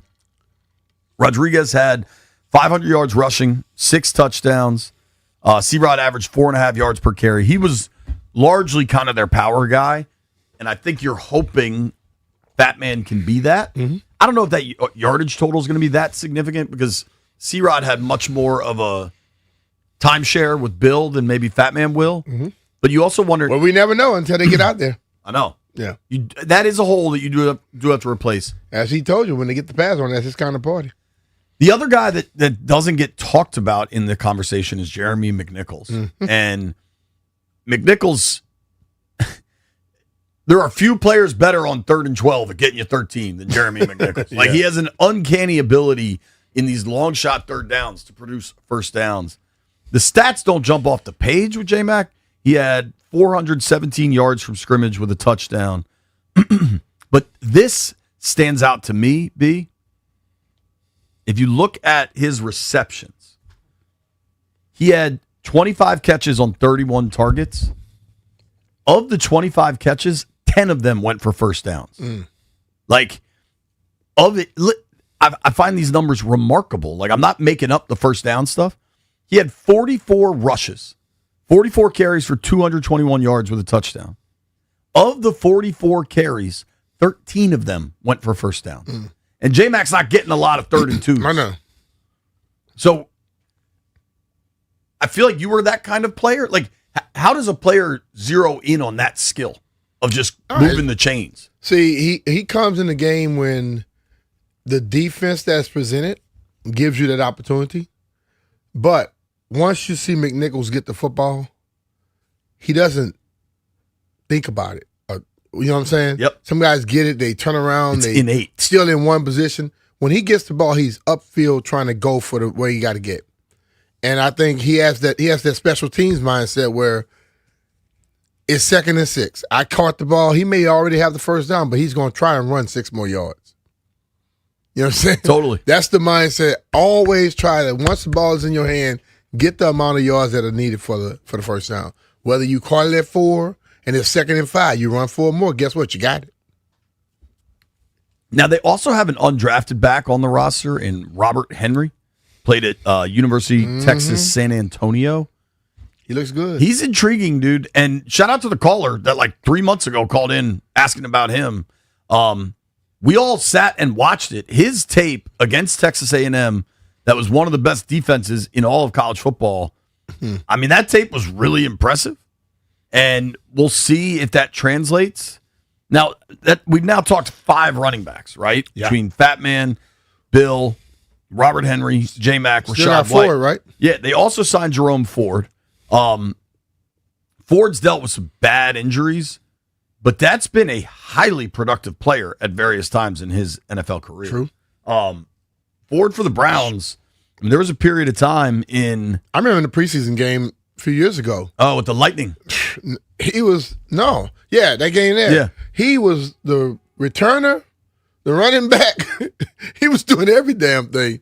I liked him then. In 2023, which was probably that year we were out there, he went for 1,100 yards, 9 touchdowns. Never been all that explosive. Last year, the numbers really dipped. He didn't get a ton of work. He only had 24 carries, averaged only 3 yards per carry. Looking at this right now, I would guess Ford is probably on the outside looking in, but that's why they play the games. I don't know. My guess is on the final 53, it's 3 backs on the roster, and my gut is Bill, White, and Fat Man. I would be shocked, legit shocked, if McNichols isn't signed to the practice squad and then plays half the season as a vet, called up Saturday night or somebody gets hurt. See, McNichols does it all. He does. He's running back. He's a special teams guy. He brings a lot to the table. So valuable. I don't know what that means for Ford and for Robert Henry. Henry's an undrafted rookie. Generally, that path involves some bouncing around. We'll see. Maybe he sticks. I don't know. Maybe he's a practice squad guy too, and they work on his long-term development. It's interesting watching Henry. I don't know his backstory, but he's a 24-year-old undrafted rookie that only played 3 years of college football. So, like, obviously COVID did a lot of weird stuff where, guys weren't able to play. Maybe there's some JUCO there before he got to UTSA. Could be. I don't know. I also don't know, like, if his eligibility was expiring or something, because I don't know why he wouldn't play a fourth season. Because, like, it's not like you were going to be a draft pick. So I find some of that curious, not in a good or bad way. I'm just curious how it all shook out. Maybe we'll find out during training camp. How do you feel about the running back room overall, Brian? I'm cool with it. I just think that, I'm looking at Bill with one more year in this thing. He now understands a little bit more about the running back position in the NFL. I've told you, I've liked Fat Man since he was at IMG, and then Rachaad White is as good as any when it comes to being a third down back, catching the ball at the backfield and things of that nature. But Jerry McNichols is a guy who can do it all. He can be the guy running the football. He could be the guy coming out the backfield. He could be a special teams guy. So if you got 4 guys of that caliber, you're good. And then you got 2 other guys sitting behind that, like you said, be on the practice squad where you should feel comfortable with them. One of them is a rookie. Like you say you kind of are intrigued by why it took him so long to get to the league. But the other has had success in this league. You want to just make sure when you have guys that are backing up, when you're backing up someone, you're not going to get the exact same thing, but you want to be able to make sure you have enough to where it's not just falling off the cliff when it comes to that level of talent. Yeah, I think if you look league wide, and I listen, man, like this group does not have Saquon or Derrick Henry or Bijan or something like that. Mm-hmm. So, but I think you're better off looking at the entire room because that's how it'll be deployed rather than looking at just individual talent. I don't think they're a top 10 running back room across the league, but I think they could be about middle of the pack. Like, I think. Yeah, they may not be a top 10 running back room, but the thing of it is we don't know who's going to emerge. I was thinking about this when I saw Ryan text him the other morning. When I got to the league, it was Ernest Biner, Gerald Riggs, Reggie Dupart, Tom Brown, I think his last name was. Kelvin Bryant was here too, But then as those year 2, year 3, year 4 came, I ended up being in the backfield a lot. Nobody thought I would be getting in the backfield. You get what I'm saying? Because I was drafted as a guy that's going to make the team as a kick returner. But in practice, as I kept saying, I had people throwing me a football when the quarterback was throwing it to somebody else, and I became the third down back. I don't know what everybody else would be thinking, but if you're getting 300, 400 yards receiving, you're getting running back room, you're doing something on special team, you make yourself very valuable to your team. One of those guys can do the same thing. Yeah, I mean, what you and I kind of keep going back to is positional productivity, right? Like, that's what I think Washington is going to need from the running back position and from the tight end position. True. And I think if you look at kind of the best running teams last year, Washington's run game is always going to be statistically supported by the quarterback position. Mm-hmm.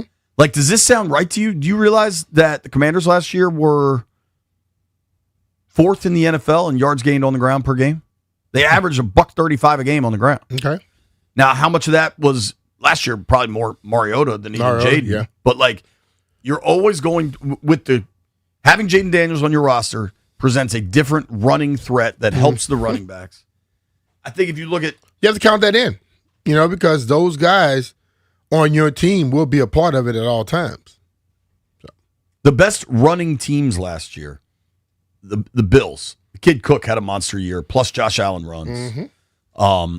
They were the best running team in the NFL. They averaged 160 yards a game on the ground. That's a lot, dude. Then you had the Ravens, which you have Derrick Henry and you have Lamar. Mm-hmm. The one I find most interesting, though, especially if we're trying to, forecast what we think this Washington offense is going to look like, the Bears. The Bears ran the hell out of the football. That dude Monangai in the second half of the season was a revelation. Yeah. And that is not driven by Caleb running. No. Caleb will scramble around and do some crazy stuff behind the line of He's scrimmage. looking but to throw the ball down the field. He's not much of a true runner. Yeah. And I think David Blau's system will look a lot like what we saw the Bears run. And I think there's going to be real opportunity to me for White, for Bill, and Fat Man to work together, build some type of offense where they all are eating. Mm-hmm. Last year, Washington ran for 2,290 yards on the ground. They averaged 4.7 a pop. And that was with a kind of disjointed scheme where the run game didn't always mirror the pass game. Yeah. So here's our thought. We'll do a grade for this group. I think they're pretty good. They're not top 10 in the league, but I like them as a group. I like the different skill sets that they bring to the field. We'll take your calls, 800-636-1067, 800-636-1067. How do you want the committee to shake out at running back for the Commanders?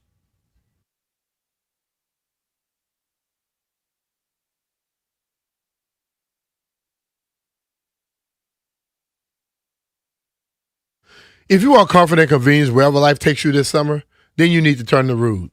With Wi-Fi compatibility, you have full control of your cooling system right from your phone. Forgot to turn up the AC before heading off for vacation? You could adjust it in seconds and stop cooling an empty house. Plus, you'll get instant alerts if something's not right. These guys are the best, and they've installed new systems in my house, and I felt the cool, crisp difference instantly. And here's the best part. Rude systems are whisper quiet. No more noise interruptions while you're trying to relax, just peace of mind. Rude's variable speed compressor ensures precise temperature and humidity control, operating efficiently even in the absolute peak of the summer heat. Its comfort and performance perfectly balanced. Also, don't forget about the savings. Make sure to visit Rude.com to learn more about the different ways you can save on your home HVAC products. Rude, the most reliable heating and air conditioning products in the DMV. And remember, if it ain't Rude, it ain't right.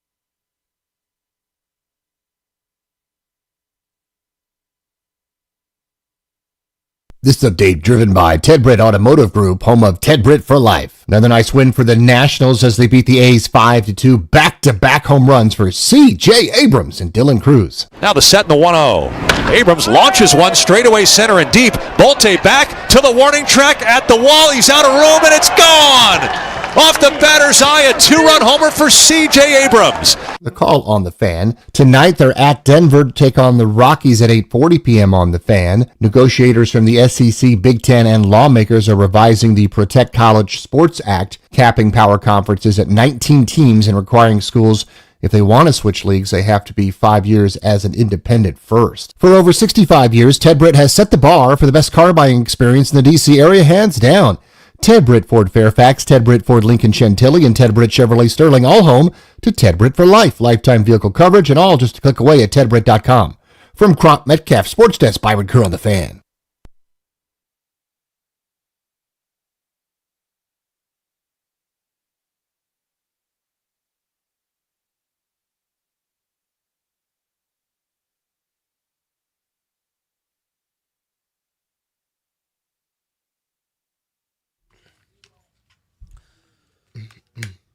Commanders training camp countdown is on. We're breaking down the running back position, and coming up in about a half hour, we're giving away Leonard Skinner tickets, man.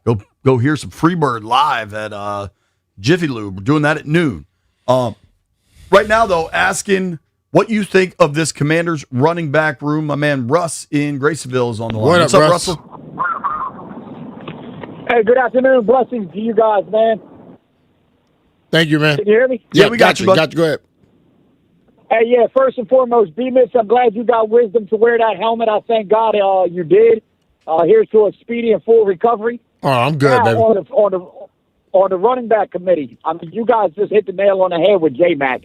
There's no way, Bill Krosky, Merritt, we got Katron Allen, Rasheed White, obviously, but again, the fourth, you got to solidify. J-Max is too valuable not to have those four as your bangers. And with that new David, Blau offense, my God, I'm so stoked to know what's coming because the defense is going to be scratching their heads trying to figure out who's doing what. Does Jaden Bullock keep it? It's just going to be a nightmare, man. And I'm so excited that we're finally getting back to the days of glory, man. I smell them, I feel them, I taste them, and I'm so excited, man. Thank you guys for taking my call. All right, bro. Appreciate you, man. Thanks, man. Good call. 800-636-1067. 800-636-1067. B, how do you think? I think it's going to be a committee. I don't know if you agree with me there. Yeah, I think so. How do you think it shakes out? Like kind of a percentage of work? Well, I think it's going to be depending. There are going to be some games where you may see Bill get the bulk of the load, and then Rashard comes in as a third down guy and may get some run, because Rashard can run the ball too. But I think you're in some tougher games where I think Fat Man's going to get on the field. And it's going to have to be moving the crowd, moving the chains a little bit. You got one of those knockdown dirty games where it's a little rain, a little wet, a little muddy. Yeah. You want Big Boy in there. Let's just see what we got. I think Katron's going to have a real role. Yeah. And a lot of times with rookies, it takes a little time to kind of get up to speed. But you get into November, you get into December, and there's a lot of cold weather, ugly stuff. That's when you need a big running back that's going to lower his shoulder. There you go. And I think we'll see that. Like, you're telling me, B, when we get to week 10, Thursday night in the Meadowlands, it's not going to be that blue sky we saw for the World Cup in the Meadowlands yesterday. Nah. Like, there'll probably be sleeting. You know what I mean? Yeah. A home Monday nighter against the Bengals, which I think the game plan against a team like Cincinnati will be much different with David Blau. We're going to try to control some of this clock and not go up tempo all the time and have to get into a shootout. Like, I think Fat Man's going to have a role. I like the roster, the running back room.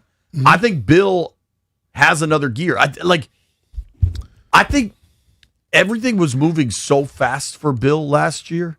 Dude hadn't played in a year, 7th round pick, thrust into a real opportunity, especially once Eckler went down. Yep. Like, you'd like to think having a full off season, understanding how just life in the NFL works, you'd like to think there's another gear there. I just think that having a year in this belt. You know, where now he understands it. I remember I told you when I got to about week 8, week 9, I was done my rookie season. Yeah. You know, because we played the bulk of the preseason, and then you go all the way there. Regular college season was over. And look at Bill's situation where he didn't play that last year in college. So I'm sure he hit some of those moments where he was hitting the wall, and maybe some of the fumbles or the not holding on to the ball came from that. But now I think he'll better understand it. So he proved already what he's capable of. Let's go to Alex. Doing more consistently now. For sure. Alex is in Silver Spring. What's up, Alex? What's going on, fellas? What's up, brother? Good, buddy. How are you? I'm good, brothers. I'm happy, man, with what we have. I think it's not gonna be, no disrespect to y'all. Everybody's got their own opinion. I don't think it's gonna be a committee.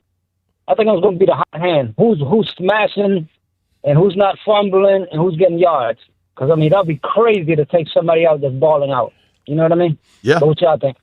Yeah, I mean, a committee doesn't necessarily mean you'll just be going back and forth, but committee is, it ain't gonna be one running back just running the bulk of the load the whole time. I believe that they're going to have games where they're going to have game plan to have 2-3 of the guys doing certain things. You know, other game, we're going to go into the game and all of a sudden somebody's cooking, you go with that. But it's going to be multiple backs doing this thing. Not one carrying the bulk of the load. To me, like the hot hand theory works within a game. Yeah. But like week to week, I would expect, frankly, that Blau is designing the game plan specifically to exploit the opposing defense. Yeah. And if in that vein, he's like, I think Rashad's our guy this week because their linebackers can't cover him in space. Mm-hmm. Cool. Yeah. Like, I say this frequently. Football especially has been overpowered by the incessant need to talk about fantasy and to talk about player props. So, like, everybody's focus on the running back position is about touchdowns and yards. Yeah, I need him to carry it all the time. Blau's role is to say, bleep your fantasy team. I'm going to win the game. That's all that matters. That's their role. Listen, that's all that matters to me. I'll be totally honest with you. I know. Shane is in Fairfax. What's up, Shane? What's up, JT? What's up, B. Mitch? How y'all doing today? What's up, We're brother? good, bud. First of all, I got to thank JP because I took England. I always bet against the opposite of what JP does, and I was a big fat winner. So thanks, JP. I appreciate that. You're welcome, bud. Hey, another thing. Our running back is it is what it is. I think it's less desired. I think we should have went and got a premier a all-purpose back that can do in between the tackles and everything. But I thought he was I would like to keep him last year because I thought he was at the end of the year and started coming along. And plus, he's a battle round. And once again, we dealt with another rookie at running back. This is 2 years in a row that we have to deal with a rookie. And Bill, if he can't hold on to the football this year, then, I see what you're saying, B. Mitch. We can't keep using excuses not holding on to the football. You know that more than anybody.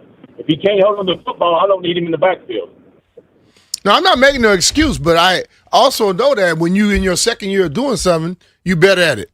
Yeah. And you better understand it. That's what I'm talking about. It's not an excuse whatsoever, but I would say anybody that went in their job for the first time, no matter what your profession is, I don't know what yours is, Shane, you wasn't as good as you are now. You weren't as good as you were in your second year at that job. Totally. This is what I'm talking about, where you learn stuff. And now he understands. Like I mentioned earlier, they tackled the football. In college, they trying to hit you. They trying to get a big hit. They trying to impress the next step. In the pros, they are trying to get that bag. That bag is your ball, that ball in your hands. So they tackle the ball, and he have to learn that. When you get 5, you have no more to go, wrap it up. When you're going through a crowd, put 2 hands on it. You figure that out, you'll be around for a long time. You don't, you'll be at home. Well, and I think it's also, I don't think we need to overstate the fumbling because I believe he had 2 lost fumbles on the season. It's not like it was 10. You know what I mean? Who was the back they took out of Florida? Matt Jones? It looked like a stud. Yeah. And he just could not hold on to the football. Could not. Like, that is not this situation. Yeah. So for me, with this group, I think Bill's your most explosive player. I think he gives you the most opportunities at big plays, especially with more outside zone.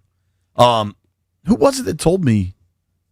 It was one of the linemen said, we were really good at running outside zone, but just didn't run it enough. I don't think. When it Cosme? It might have been. It was Cosme. It was Cosme. Okay. I think. Listen, let's be real about offensive linemen. They want to run the ball every play. That's all they want to do. That said, and the other team can't stop them. Do it. Well, that said, Washington didn't run the ball effectively enough last season, and I think you'll see that way more stabilized. And I think Bill in outside zone is a legit exciting prospect, giving him more of that work. Bill also has to prove he can sell play action and be a better pass blocker, understand where blitzers are coming from. Totally. But I think of this group, I still think Bill is the highest ceiling player with his mix of speed and explosiveness. I think Rachaad White is going to have a big role. I think Rachaad White steps into a lot of what Eckler did. And if he can be as productive, that's a big role. Go back to 24 and look at how B-Rob and Eckler kind of split that thing up. Totally. They don't have a B-Rob per se, because I think Bill has more explosiveness than B-Rob, and I think Fat Man is more of a traditional power back, like lower his shoulder. B-Rob kind of ran upright even when he was kind of running for power. Yeah. So I like But this. The thing, when Eric Dickerson was that guy that B-Rob was, where it was up here. He and Lloyd shoulder pad tell he was getting tackled. And I think a lot of times, the guys that look upright, we assume they're not power, but watch them on a point of impact. They lean a little forward. They can move the house. So, I'm with you, man. I mean, how do you boys feel about it? Stallion, you feel good about the running back room? Because they're like Jahmyr Gibbs ain't walking through that door, right? And I think had Jeremiah Love lasted to 7, they might have added him.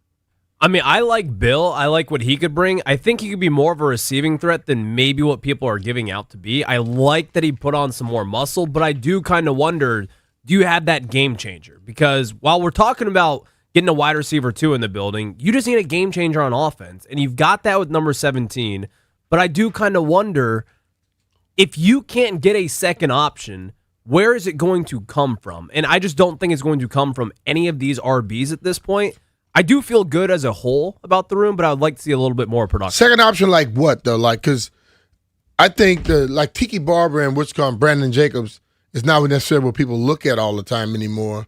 You don't normally get the same type of back. You normally have somebody that can offset that.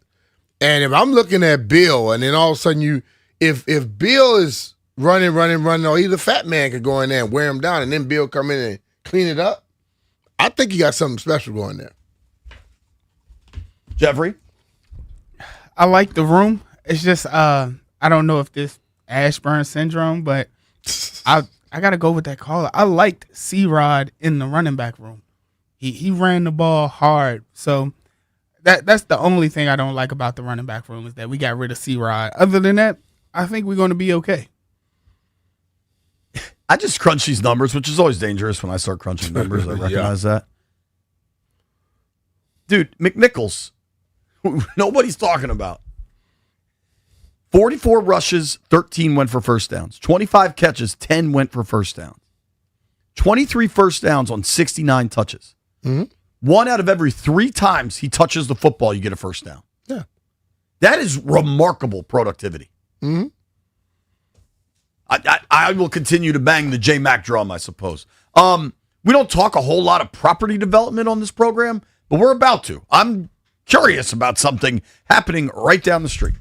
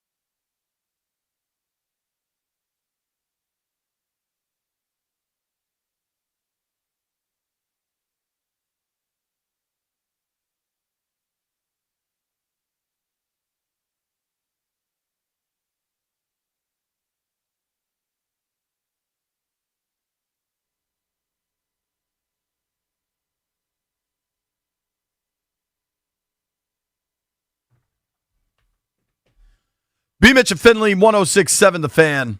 I wanted to talk about this. So I heard about this last week. I just have a lot of questions. I don't know enough, but I have a lot of questions. Mm-hmm. I'm reading from WTOP. Jose Umana. Hopefully I said that correct.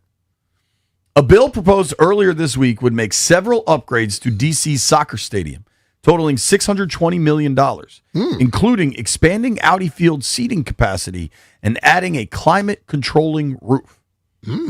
DC Council Chairman Phil Mendelson proposed the legislation, which would establish a public-private partnership with the stadium's owner, Major League Soccer team DC United, and commit $300 million toward the renovations. The soccer club would pay $360 million plus any cost overruns as part of the deal. Mendelson told WTOP that introducing the bill is a first step toward scheduling a public hearing on the legislation in the fall. The bill proposes adding a roof to the 8-year-old venue, expanding its capacity by 8,000, and building ancillary facilities to enable year-round use of Audi Field. Mm-hmm. I have a number of questions. I think Audi Field is awesome. It is. I don't know that it needs a roof. I don't know that you got to add 8,000 seats to it. What's the capacity of that joint? Probably right around 20K? Right at that. Look it up for me, Dub B. But I think they can attract more events if they were to put a roof on it and have more seating. 20,000 seats. 20,000 seats. So apparently, Major League Soccer is about to change their season. Soccer around the world, club soccer is played fall to spring. MLS plays in the summer. I think that was a part of when they first built and introduced the league, that they didn't want to compete with football. But I think soccer like MLS has its own footing now, that they believe they can go to the more standard club schedule for the rest of the world. Mendelson said, I can say that the city is much more supportive of soccer today than it was 10 to 15 years ago. I agree. The stadium for DC United is frequently sold out, and they believe that they have the fan base sufficient to support an expansion of the stadium. I don't. You know what I find think really. the Spirit might get more people than United. Agreed. Now, and I think that may be a part of it too, because if you start getting more of the women soccer stuff here with that roof, got something going there. White Brian, look up DC United's finishes the last decade. The team's been awful. And I don't know much about DC United owner Jason Levine, but the team's been bad for a while. And I find it remarkable. I also find this pretty remarkable, B. You know who's. Maybe I need to check my facts. But off the top of my head, anecdotally, sure seems like Mendelson was against the money for Cap One Arena. And it sure seemed like Mendelson wasn't the easiest dude to get on board with RFK. Yeah. But now all of a sudden, for DC United and Audi Field, he's the one leading the charge for the city to commit $300 million. Hey, maybe some personal gain there. You never know. I'm just saying it's bizarre.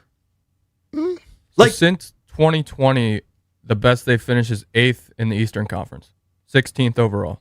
When's the last time they made the playoffs? 2019, they finished 5th in the East and got knocked out in the first round. Okay. And prior to that might have been when Wayne Rooney was running around. DC United is my MLS team of record. I got no beef with DC United. This just seems odd coming from Mendelson, that he is leading the charge on developing. Stadium is 8 years old. Yeah. But everything else has somebody else's fingerprints on it. This could be his first thing where he has his fingerprints on it. You get what I'm saying? Totally. Yeah. And guess what? The other person stepped out after this year. Right. So now he wants to come in and say, look what I did. He can't say he did anything else, but he can say he did that. I can understand if DC United is switching to they're going to be playing in the winter. I can wrap my brain around a roof. But it's an 8-year-old stadium. Yeah. And you were against all these other things. Yeah. And now you were against it because somebody else came up with the idea. See, that's the one thing people want to do. They want to leave a legacy of something that I did. And this may be his first thing he leaves. The bill also includes developing housing on empty land owned by the team sitting adjacent to the stadium. The property would have 467. How about they start with a parking lot? Dude, the parking over there is How about a parking garage that might help where people don't have to park damn near half a mile away? The property would have 467 residential units, with 122 set aside for affordable senior housing and 144 for affordable housing. The property would also include new retail and office space, as well as publicly accessible open space. B, the land is owned by the team. Mm-hmm. Drive around down here. It doesn't seem like developers are having much trouble developing available Anything property. else around here, yep. And all these cranes I see, I don't see government assistance for what is clearly a real estate play. Doesn't seem like. Right? Yeah. And dude, I'm pro business. Like if the government can put up some cash that they recoup in taxes over the years, like I'm into that. I'm into that idea. But like, let's stop pretending this isn't just a real estate play. And if the team owns the land, they could probably just get an investor. Yeah, quickly. Lastly, the legislation calls for the creation of a special maintenance fund, the Soccer Stadium Preservation and Improvement Fund, that would transfer revenues paid to the district from lease rent to revenue generated by naming rights and sponsorships to pay for stadium upkeep. A similar fund was created for maintenance at Nats Park. Think of when this happened, though, Jay. This is just really hitting big while what was going on, the World Cup. Yeah. What did we not have here? World Cup games. Okay. They wouldn't have played them at I understand Audi that. Field But anyway. still, if you could start doing stuff and you build it up for what's coming, and then you can say, look what I did. I helped this out too. So it's like all this stuff is for a reason. It ain't just, oh, hey, let's do this for the city. No. It had some personal benefit with that. How about this? Mayor Bowser did not have a comment on the measure at this time, per WTOP. Council member Charles Allen, whose Ward 6 is home to the stadium, was unable to provide a comment. WTOP also reached out to council member Janice Lewis George, who won the Democratic primary for mayor in June, for comment. Mm-hmm. Nobody talking, which leads me to believe this is like a Mendelson and Levine made a deal, and they're going to try to push it through on the strength of the popularity of the World Cup. I'm not anti anything here. The one thing I would say is they need parking. It's the most god-awful parking has to be situation in the improved. city. Yeah. If you can pull this off, that's great. But like, that's a real estate Call play. a spade. That's a real estate Call play, a spade a and you're spade. adding a roof. Yeah. Build some parking. Nobody go anywhere. John Keim joins us next.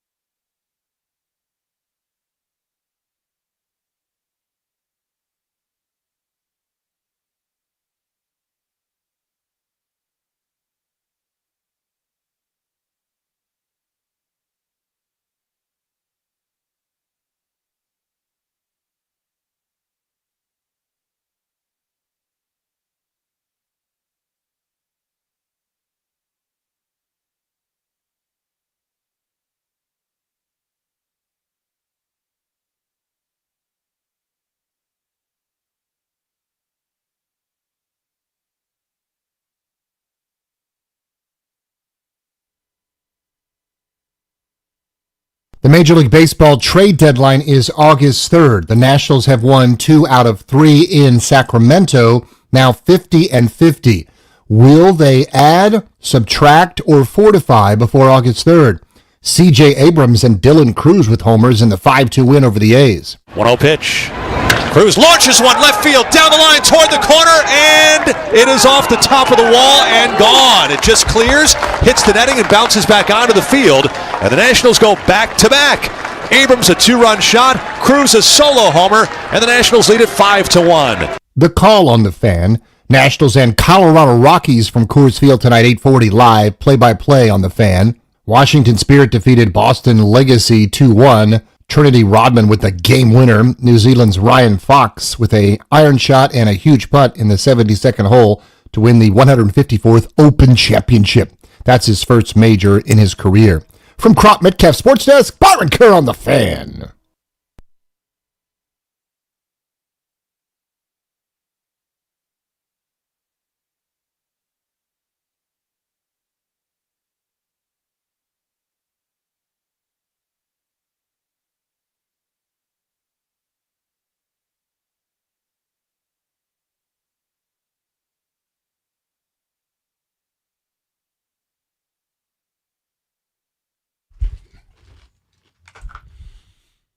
High noon in the District of Columbia. And when you hear bringing sexy back, you think of one person, Mr. John Keim, ESPN Commanders reporter. What's up, Johnny? How are you? You guys missed a little dance I was doing while that music was playing. Please post that. If I did, it would be the end of me. It'll go viral, dog. Not in a good way. Everybody knows John covers the Commanders for ESPN. You can check out the John Keim report. Dude, we just had a good conversation. We've been breaking down position groups like over the last couple of weeks. The running back room. Running back room. I like the running back room. They don't have an elite talent. Like there's no Bijan or something. But I like the collective group they've got and think they could be productive. Where do you land on that? I think it's better than what they've had the last couple of years, from top to bottom, right? And I liked what Austin Eckler provided. I thought he was really good, and not just like as a player, but I think as a leader in that room, how he worked, et cetera. And so they don't have that. But, I think Rachaad White will be pretty good. And if at the least, I think he's definitely going to help them. The key to me, and I think Jerome Ford, proven veteran, Katron Allen, see what he can do. We haven't seen him in pads in the NFL, so you don't know. But like Jeremy McNichols, you always know what you're going to get out of him. And then, to me, a big key is how much does Ja'Cory Krosky-Merritt improve? That's going to be key. But as a running gang, it's not like they've had great running backs the last couple of years. And Brian Robinson didn't do a whole lot for them, and last year wasn't great. So outside of Bill, so.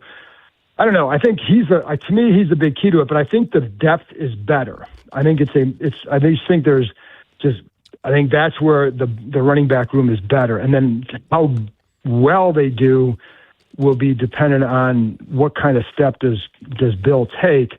And they talk a lot about, help and protection and B missions. They get third down. Mm-hmm. You want to play more on third downs. It's not just about can you catch the ball. It's like, what kind of routes can you run and the protection. And so that's where he's going to have to step up.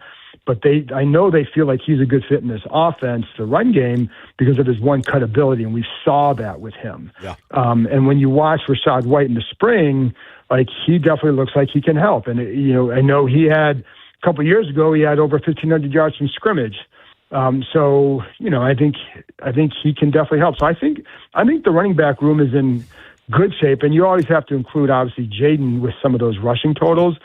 But I think the other part that goes into the running game will be the emphasis on it. If there's a different emphasis on it, how much does that help overall? But the last year they ran the ball effectively, they just didn't run it enough, I believe. They went away from it too much in situations where they should have. Do you think just doing that more this year is going to change up the running game some? And that's why I say I think the emphasis on it will help. And I think we'll see more productivity. I think that's also the marrying of the run-pass looks. Like, how effective will that be? Because you're going to run a lot of play action off that. But if you start becoming more effective in play action with the throws, do you get them to pause a little bit when it's actually a run, right? And does that create some gaps for you too? So I do think that can and should make a difference. I'll also be curious to see the impact on this offense, on the offensive line when it comes to that. Can you grind it out more? So yeah, I think that emphasis can definitely help for sure. And because I know that was a big. It took a while for them it took a while for Cliff, I think, to realize, like, hey, you've got to be more run oriented and out of different looks, 2 and 3 tight end looks more, and stick with it maybe a little bit longer. Because I do think that was a point of emphasis throughout the meetings last year, and it took a while to be heard, I believe. I think Cliff was a little reluctant to listen to that many folks. And I believe you're right. I think it created some tensions at times.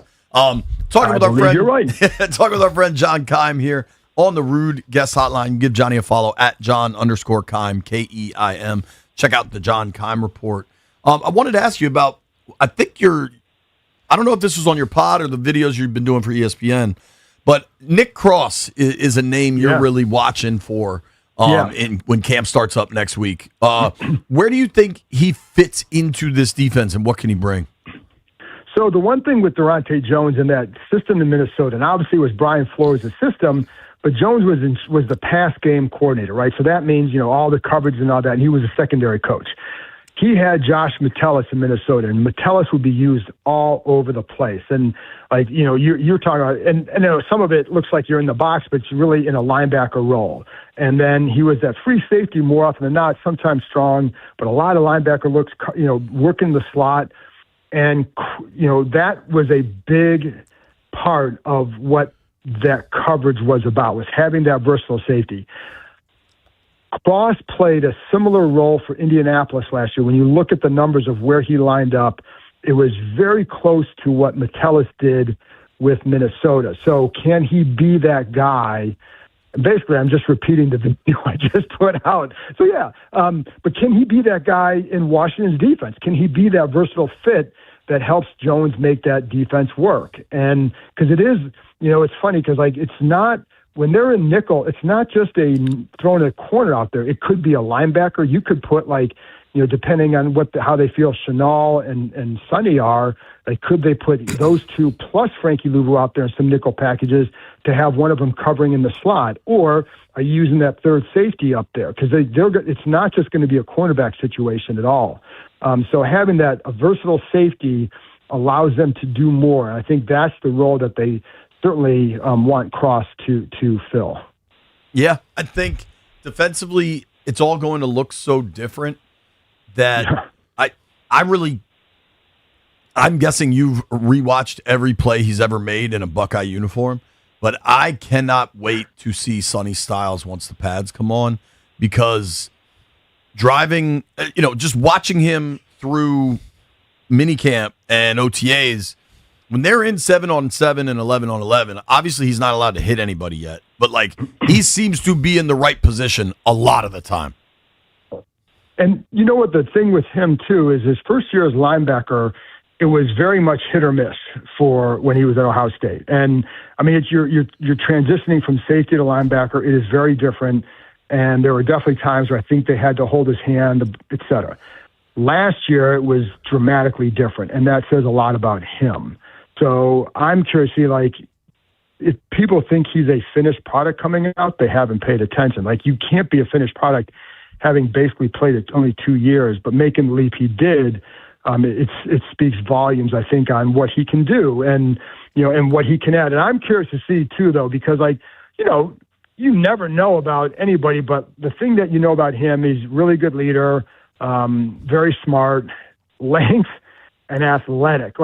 Those are all pretty damn good combinations for a guy at his position. And I think what it does give them too, and this is why I brought up, if you use a linebacker in some of those nickel roles, it allows you to stay big. And so if some team wants to run on you in nickel, you are still big. And that's like if Sonny or Chenal can do a little bit more than what the other linebackers can do in an average linebacker, that just gives them such a big advantage. But if the other part is if you're going to play zone, you want the guys with length, and Sonny has that 6'5" and just long arms, and so like all that. I'm curious to see where he's going to get to. I think the one thing that I think is a little bit I'm not necessarily a mystery, but you didn't see it quite as much as the blitzing ability, and you'd see that at times at Ohio State, but they had Arvell Reese in that role, and Sonny didn't have to do it as much, but he showed he could do it.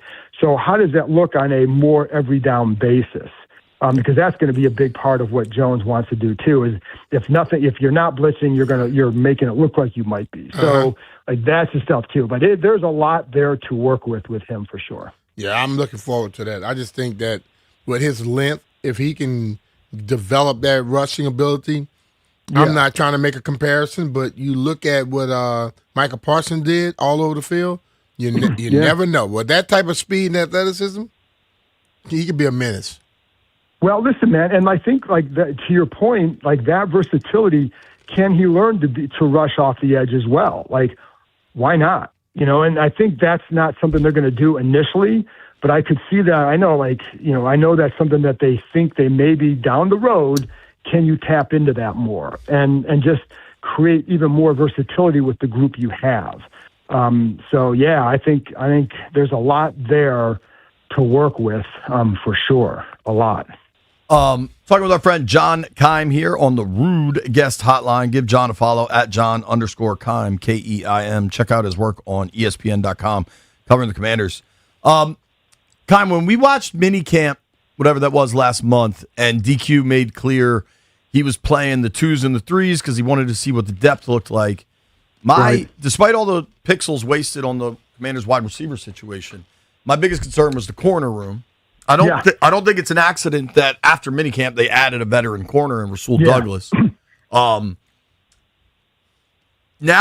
the focus is obviously on the receiver room. Some of it not their own creation. You've got an unhinged wide receiver that's under contract with another team constantly posting videos. But who's that? Do you think there's a need to bring in another veteran wide receiver? So I guess I'm going to go this way, and this is what I've said all along. I think they can have a good offense even if they don't.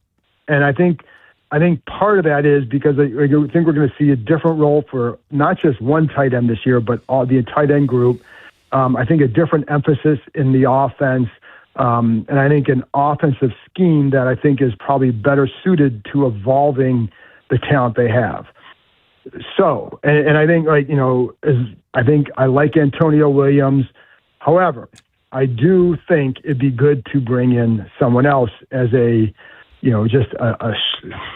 somebody else a little bit more proven, I guess. And that way, like if something happens to Terry McLaurin again, you're still okay. The problem is like some of the guys, like I know they wanted Alec Pearson for agency. He stays in Indy, doesn't even become free. Now he's recovering from surgery, so like who knows what would have happened. Mm-hmm. And because they saved the money from him, or they took that money and then they invested in their defense, which I think was crucial. And I don't know that would have happened had they signed him, not to the degree that it did. Romeo Doubs went to New England. I think he'd have been fine, but is he going to put your offense over the top? I don't think so.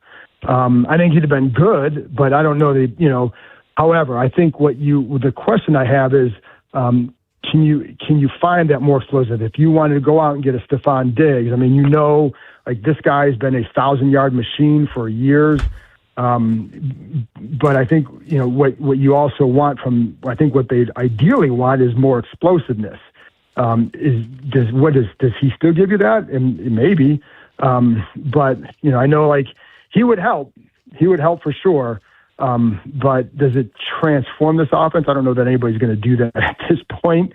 So I guess my overall point is I think they can have a good offense what they have now. I look at the receiver room, and we go back 2 years ago, we had a similar discussion like who's going to be the number 2 receiver. and they made it work, and it was good. It doesn't mean it's going to happen again this year. We don't know that. But I also would say that the receiver room is much deeper than it was last year. I mean, last year it was in training camp, man. I remember it was brutal. Like watching, and it also, what it also did is that you couldn't get a good feel for the defense either. Because it highlighted how much they needed Terry, too. When Terry was missing camp and you're watching Bobby Chosen and Chris Moore, it's like, and Noah Brown, too. And Noah, too. Like, you didn't have, when you're watching the secondary cover, and Debo had a nice year for them, but he's not your traditional receiver. So you didn't know, like, you got a false read of what the secondary could do, too. And I think, like, that's where it also hurt. But having Terry back healthy makes a huge difference. I think there's ways that they can still make this really work. But I would also agree if someone says, like, could they pick someone up? Yeah, sure. Could it be other positions that changes up what we expect? Because I think Zach Ertz was unbelievably amazing on the field, but when he caught the ball, that's where he stopped. If Chig can catch a ball and go, like they talk about him catching yards after the catch, can that make a difference to where you won't have to worry about that other receiver as much? That's kind of what my point would be, is that there are other ways to make this work. And I think, Chig's role could be bigger than what maybe people anticipate, perhaps. We don't know that yet because we haven't seen this in action. But they're getting him because he offers more explosiveness. And when you're running a lot of that play action game and you can create some spacing for him, that's going to help. I think the screen game will be much bigger than it was the last couple of years, and a more varied screen game. I think the question that I have with tight ends is, can Ben Sinnott do, how much more can he do? Like, what level can he get to with, like, this is an offense where people would say, like, this is better suited for him because of play action and all that. Okay, well, now you got to produce more. And so, like, what will that result in? So there's other ways. Rachaad White will be a big help. And if you, like, Austin Eckler did a nice job, but he was too often hurt. So what can that look like when you have somebody like Rachaad White, if he's durable, right? Like, how much does that help you? So I think there's other ways to soften the blow of, like, okay, it's not, you don't have this guy, but what else can you do to make this work? And then the other thing is number 5 healthy. If Jaden Daniels is healthy, I think they'll be pretty good. Mm-hmm. So, because you look at 2 years ago, Olamide Zaccheaus comes in with 10 catches the year before, has 45. You have Zach Ertz, who has a really good year with him. You had Terry with his most touchdown catches ever. And you had Noah Brown come in, and before he gets hurt late in the year, was on his way to a career best year. So, like, I think Jaden has an impact on others as well. And so I think, like, you can't underestimate what that can do. But again, if you can go out and get somebody good that can help you, go do it. Like, who's against that? Like, you shouldn't be against that. And they preach competition. And I think they're definitely, I can sit here and say, like, I like Antonio Williams. I think he's going to be good. We don't know when that would be. And we don't even know if it will be. So there are questions about a lot of those guys after Terry. So if you can get someone in here who's good, go do it. But if not, can you still produce? Yes. I almost wonder if they'd rather see a couple weeks of camp before they bring somebody in. Could be. You know what I mean? I mean, listen, to your point, we saw that with, like, they went out and got a corner right away after OTAs. Right. Like the actions of OTAs showed us they did not trust the bottom of that room. The actions, like Van and Diami looked good in minicamp. And DQ went out of his way to talk about both of them, and that's the bottom of that room, you know? Yeah. I mean, that's why I say, like, they're not trotting out Chris Moore at this point. Like, you know what I mean? Like, and that's nothing against him. It's just that they were not as deep as they are this year, but they still have questions about all that. And and the other thing is, like, who's really out there that's going to help them? That's the other part of it. Outside of Diggs, the guys available in mid-July, late July, are available for a reason. Yeah, and I mean, I know, like, Keenan Allen's out there, and Keenan would be a good third down target. But if they sign him, are you going to say, like, oh, that's what this offense? And listen, if they sign, like, veteran, steady, all that stuff, like, this is not like he's had a great career, et cetera, and he's a reliable receiver. But at this point in his career, are you going to say, like, oh, that's all they were missing? I think what they ideally would add is another guy like, what they wanted from Alec Pierce, which is can you make plays down the field? And, and again, I think a guy like Keenan is a professional pass catcher. And he'd help on third downs. And like he's almost like the Zach Ertz equivalent at receiver, right? Where it's like helping in these areas, which is a necessity, and that's great. But is it going to be take you over the top? And I don't. But again, like to me, it's also about insurance policies. Like for Terry's been very durable, and then he had last year where it was tough. Right. And as long as he's durable, I think they'll be in good shape. But again, then it depends on can they manufacture that number 2 role, or just manufacture a receiver, production out of the rest of the receivers, and it'll probably be a game by game basis, just a lot like it was 2 years ago, where it's like, okay, this coverage, these are the guys that work well against this. Does Luke McCaffrey take a good step? Like all Lane. those things. Yeah, Lane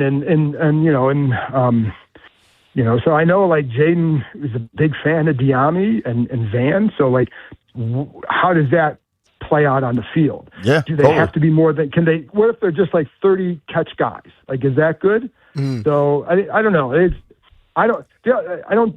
They don't need to fold up their tents if they don't find another receiver. I think they can still have a productive offense for sure. And then it's a matter of if you get someone else, like, how more productive will they make it? So agreed, man. And we're not going to do it today because I don't feel like going crazy. But if you do want an over-the-top vertical threat, the best one of the last 25 years is a free agent. And we don't know where his health is. We don't know where his mind is. But let's see if Tyreek's posting videos running around in October. Could be pretty interesting. Yeah. Or dancing with a Commanders hat on. Yeah, that's all. We could have dueling IG videos, but it does sound like and who knows where his health is at, but it's like it didn't sound like it was anytime soon. But I don't have any really concrete information on that. Agreed. But yeah, thank you, John. We'll see you next week, dude. Thanks, guys. All right. Thanks. See ya. That's our friend, Mr. John Keim. Give him a follow at John_Keim, Keim. Check out the John Keim Report. When we return, Brian, 2 weeks from today, MLB trade deadline. Yeah. Buying, selling. Barry Svrluga has a proposal for the Nationals. I'll explain when we come back.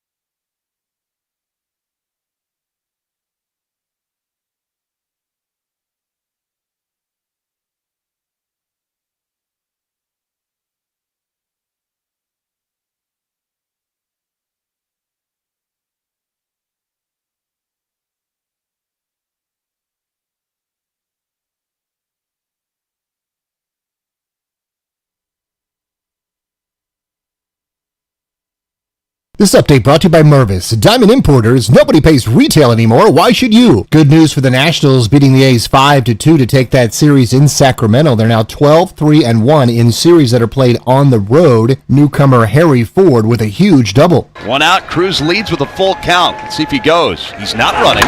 And the pitch is blasted to left center field by Ford. Long run for Soderstrom, and he couldn't catch it. It was just out of his reach. The ball bounces up to the wall. Cruz is around third, headed for home. The call on the Fan. Nationals travel to the Mile High City tonight to take on the Rockies at 8:40 p.m. Michigan Athletic Director Ward Manuel will step down at the end of the calendar year. Ross Dellinger reporting Michigan is soon to release details of the internal investigation into the Sharon Moore situation. Celebrating her birthday, discover the stunning collection of Tacori fine jewelry at Mervis Diamond Importers. From engagement rings and anniversary bands to necklaces and bracelets, at Mervis, you'll find the largest selection of fine quality diamonds and Tacori jewelry in D.C. Go to MervisDiamond.com. From Crop Metcalf Sports Desk, Byron Kerr on the Fan.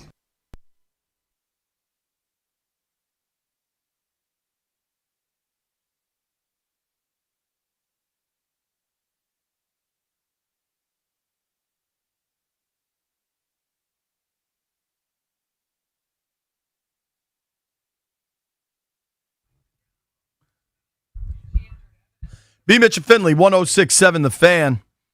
2 weeks until the Major League Baseball trade deadline. This joint is coming, August 3rd, 6 p.m. And I mentioned earlier that I get a daily email from Major League Baseball, just news and notes. I just enjoy reading through what's going on around the league. Dude, the Red Sox have won 13 in a row, and the Orioles have won 7 in a row, and I believe they play tonight at Fenway. But the headline, 12 trade targets to watch with deadline 2 weeks away. The first 2 players mentioned in this article are C.J. Abrams, who's under club control through 28, and Foster Griffin, who's a free agent after this season. I'm reading now from MLB.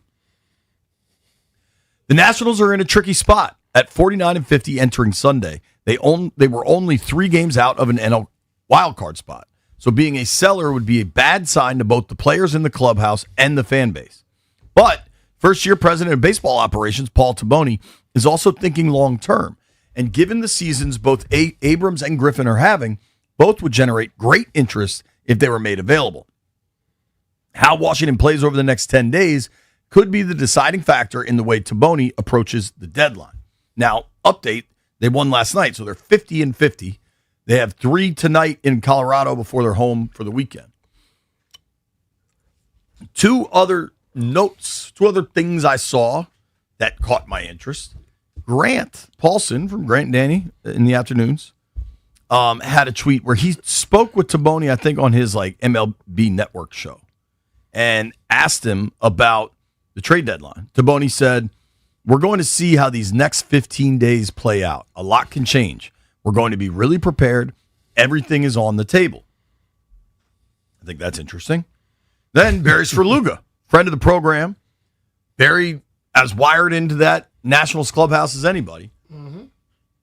Barry, this was this morning, tweeted out, "The trade deadline is 2 weeks from today. The Nats could go all sorts of directions. But what about this? Hey, Foster Griffin, here's a 3-year deal for $45 million to cover us 27, 28, 29. Who says no?" Mm-hmm.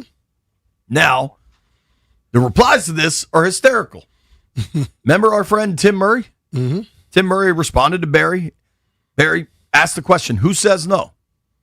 Tim Murray said, the Lerners. My guy Chris Williams, Slim CVA, said, the Lerners say no instantly. Until proven otherwise, I will not believe for a second that these Nepo babies care about their father's baseball team more than they care about building another mall 30 minutes from Nats Park. That's probably a little personal and critical, but if we got a press release from 2 blocks away, Passan, who you name your baseball reporter, Stallion, Locked On Nats, maybe he breaks the scoop. If they were able to announce a Foster Griffin contract extension, I can't imagine anything that would invigorate this fan base more. Like, yo, we're actually we found this dude. He's awesome all of a sudden. We're going to pay him and keep him. Yeah. That would dramatically shift the entire conversation. Yeah. If you pay Griffin, then people aren't going to ask, are you going to trade CJ? Are you going to trade Luis Garcia? Mm-hmm. I don't think it'll happen, though. But I wonder for Barry to throw that out there, maybe there's a conversation. We can't give them much benefit of the doubt. Taboni deserves a lot because he just got here. Mm-hmm. He's running a new operation, and the results have been very encouraging. Are you in a position? Are you willing to give ownership any benefit of the doubt that maybe this time it really is different? They're back willing to invest. No. Me either, man. I'm just listen, man. The whole thing about until you start doing it, I'm not willing to give it to you. But the ultimate thing is when certain people put stuff out, they're hearing some stuff, and maybe just maybe because of some of the success we've had, and you see that things moving in a positive direction. Maybe just maybe they go, well, let's be behind these guys for a bit and let's see what happens. Which I hope. I want to be wrong. And I want there to be an announcement that there was talk 2 springs ago, about a CJ contract extension, right? And that's obviously gone nowhere. Mm-hmm. I think if you're Taboni, like, to me, CJ's a different conversation. I mean, he's a starting all-star shortstop. Mm-hmm. Maybe you hold out hope to extend him, right? But Griffin and Luis Garcia is just, I mean, he had a month stretch where he was the hottest hitter in baseball. True. Like, to me, those are pieces, unless you get, so Grant also in his interview with Taboni said, Taboni wouldn't get into if they talked about an extension with Foster Griffin, but said, that's something we think about in a broader sense with several players. Said Griffin is a big one, talking about possible extensions. Mm-hmm. If you can get an extension done, it would be so great for the baseball fans in this city.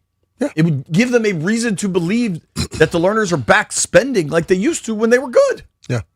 See, that's where I've been the whole time with this thing where when we talked last week buy or sell, and I'm like, I'm not willing to just all of a sudden just start getting rid of pieces and say, oh, get prospects.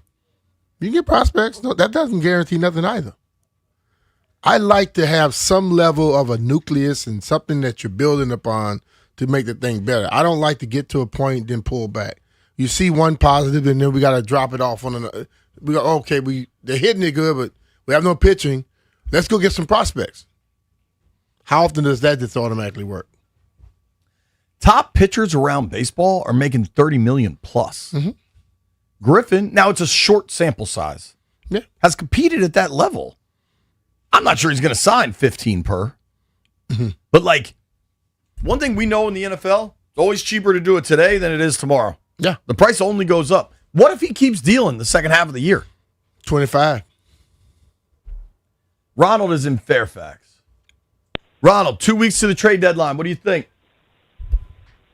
I think that CJ and Foster Griffin will look great in Dodgers jerseys. I mean, I have no hope at all in the Lerners to do anything. And this is why I haven't gone to a game in about 4 or 5 years. I mean, there's no reason to, they're overperforming, but once they all want to get paid, they're going to get traded or they're going to get, go sign somewhere else. So really, what's the point until the Lerners sell? It's really depressing. It is depressing, and I hope you're wrong, but I fear you're right. He's in a position of he's not going to be excited about nothing until they sell. I think that's wrong, too. You can be excited about watching the games. No, I'm saying if people get to that point, then, what?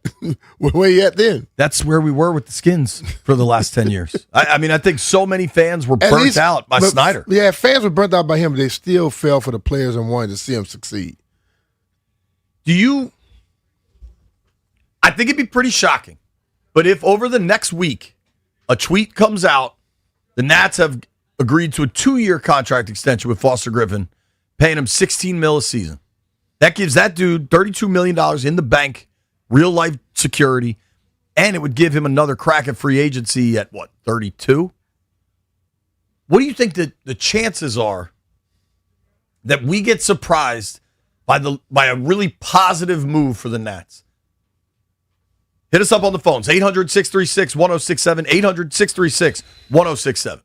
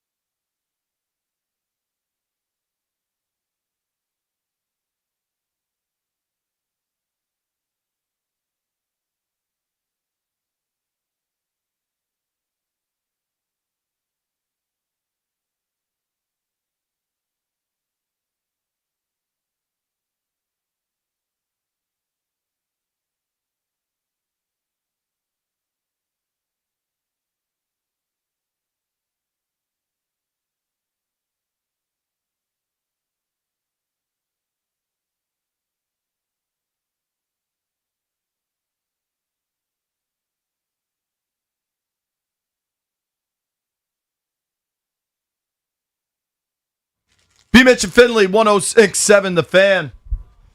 For whatever reason, Jeff keeps attacking B-Mitch, and I just keep pulling my phone out. This time, Jeff actually asked me to film it, and Jeff had some good moves, but B got him down. Jeff had to tap out again.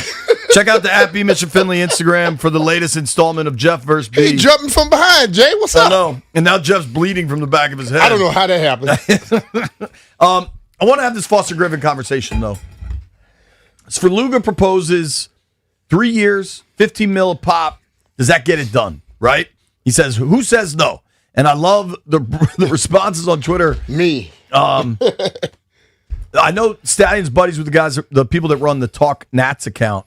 They said, I don't think they will get Griffin to sign that now. That was my proposal in May. Now I think it's 3 years, 50+ million. Can we say it again? The Lerners have a golden opportunity to extend Foster Griffin. Locked on Clary, what do you say here? I mean, I think they could extend him, but I also think Foster Griffin wants to make it to free agency. And I know this offseason is going to be a little bit weird with the potential lockout looming, but like he's going to be 31 years old. This is probably his last opportunity to really cash in. And who knows what's going to happen? Like maybe they implement a salary cap. But I think right now Foster Griffin realizes, like, why would you tie yourself with a team that may not be that competitive next year? Like, they have the case for an extension if you're Foster Griffin. What's he making this year? 6 mil or something? 5.5 mil. Yeah. What do you make in Japan? Probably around that annually, maybe less? Way less, yeah. If he is willing to entertain an extension right now, because of the guaranteed structure of baseball contracts, he changes his family's life. Like, he's immediately worth $40 million. Like, it's life-changing money. And the fact that he is older and there is a lockout looming, there's no... He might want that. There's no necessary security that he'll get that. What if he blows his arm out in August? 100%. But I don't know what's more realistic, that Foster Griffin isn't entertaining an extension conversation or the Nats aren't offering an extension conversation. And I think that's a similar conversation. But I think with B-Mitch, like you'd probably know this, like he's an athlete. Like he's a professional athlete. You're going to bet on yourself. Like you want to give yourself but he's 31 and opportunity. he's finally getting a chance. I think right now I'm going to take that big payday. You could. I think there's a more compelling discussion for Griffin to want an extension than another player in a similar situation. And there is zero that outside of a CJ extension.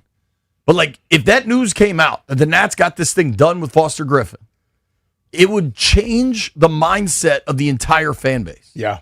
It'd be like, oh my God, ownership's buying in again. Justin is in Bethesda.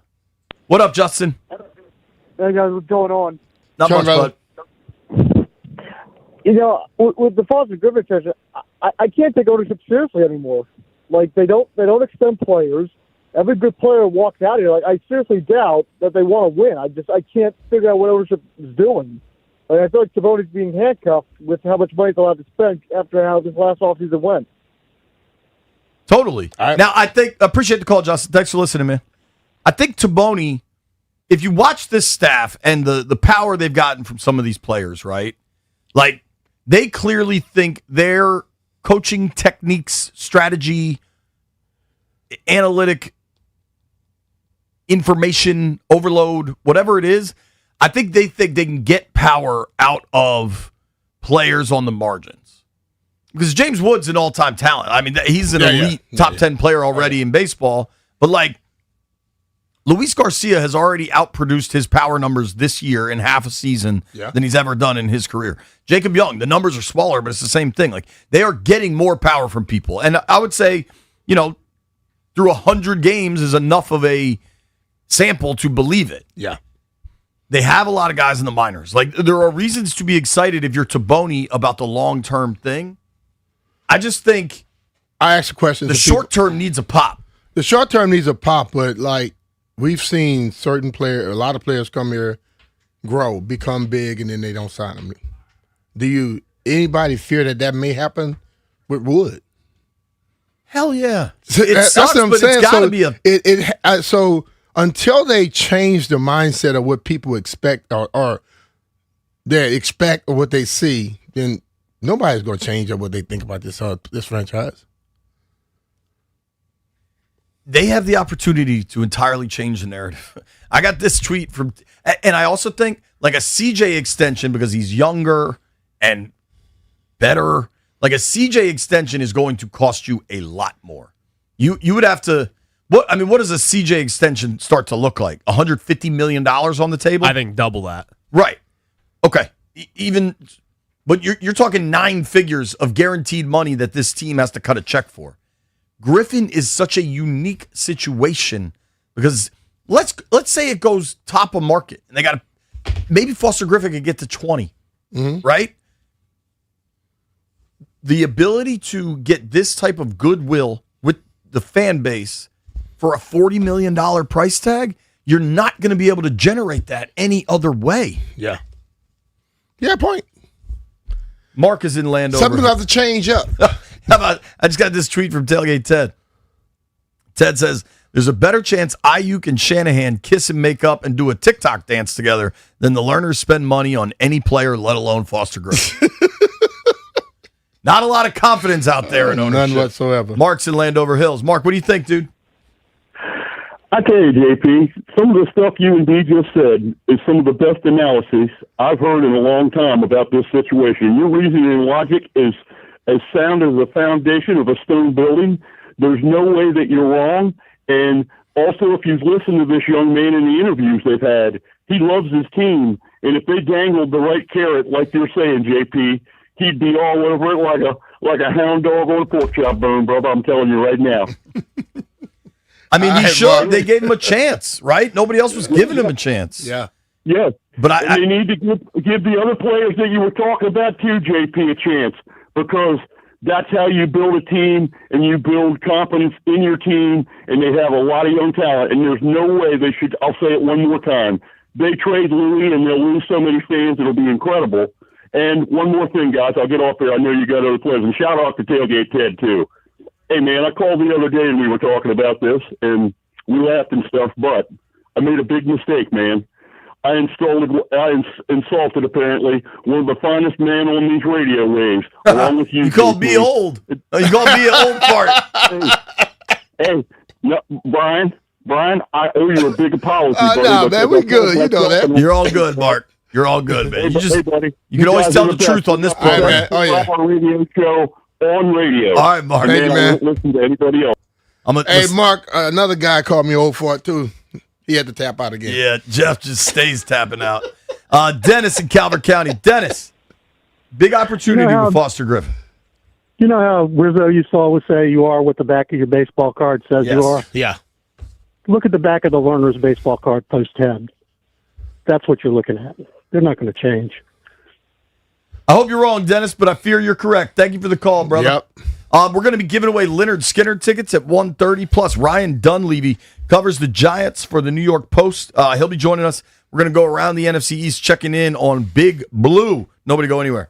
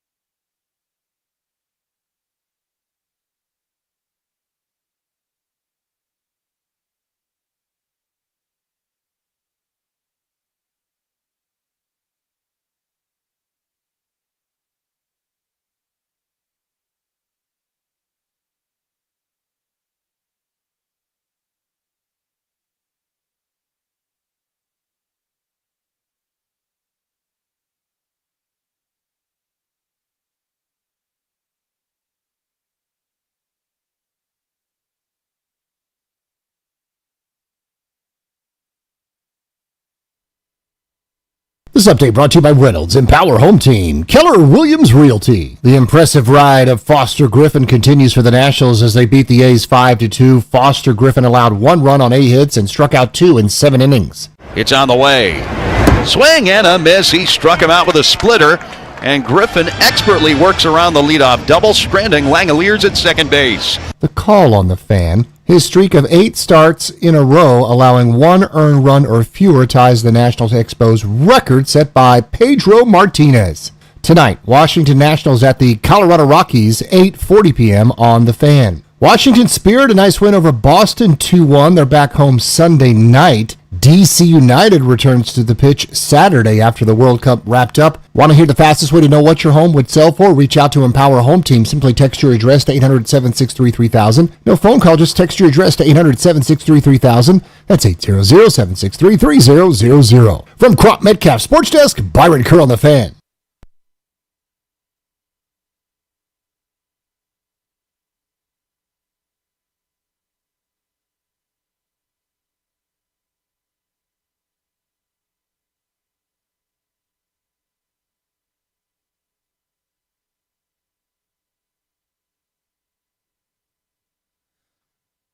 Hell of a song choice here. This was the conclusion to Fish's set Saturday night at Merriweather Post Pavilion. Had a blast. Merriweather's so fun.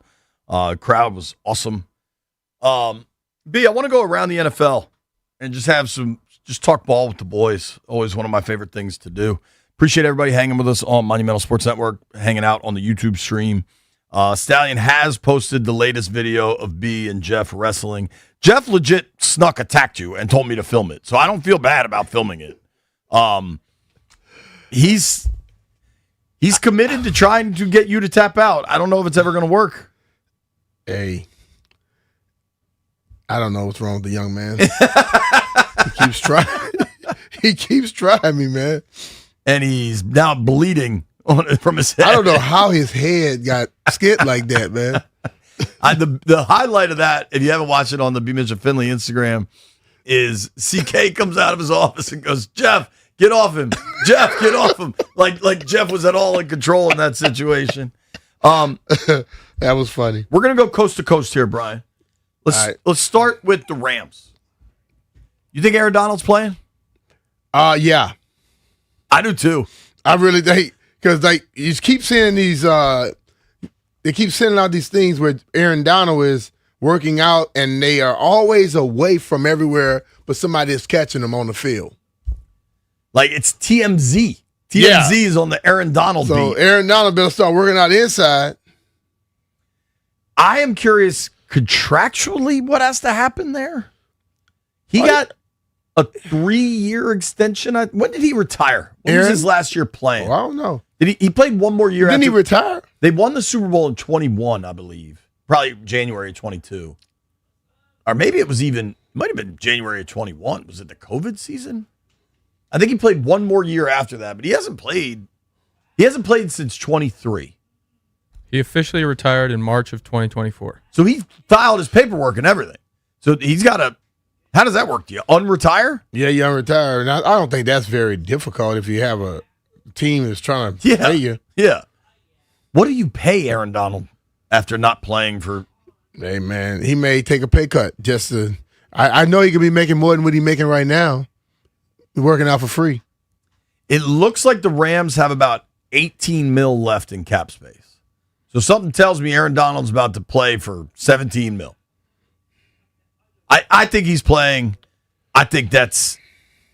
I mean, what do you think of Donald and Garrett playing together? That could be a problem. That can be a problem for somebody. For a lot of somebodies. All right, we're going coast to coast. That was LA. What do you think Mac Jones ends up in San Francisco for 17 games as the backup to Brock Purdy? Mac Jones? He played well last year, man. If I'm the 49ers, he's still on the contract? Yeah. I'm not letting him go. No, I mean a trade, I'm saying. You're not cutting him. No. No, I'm not trading him either.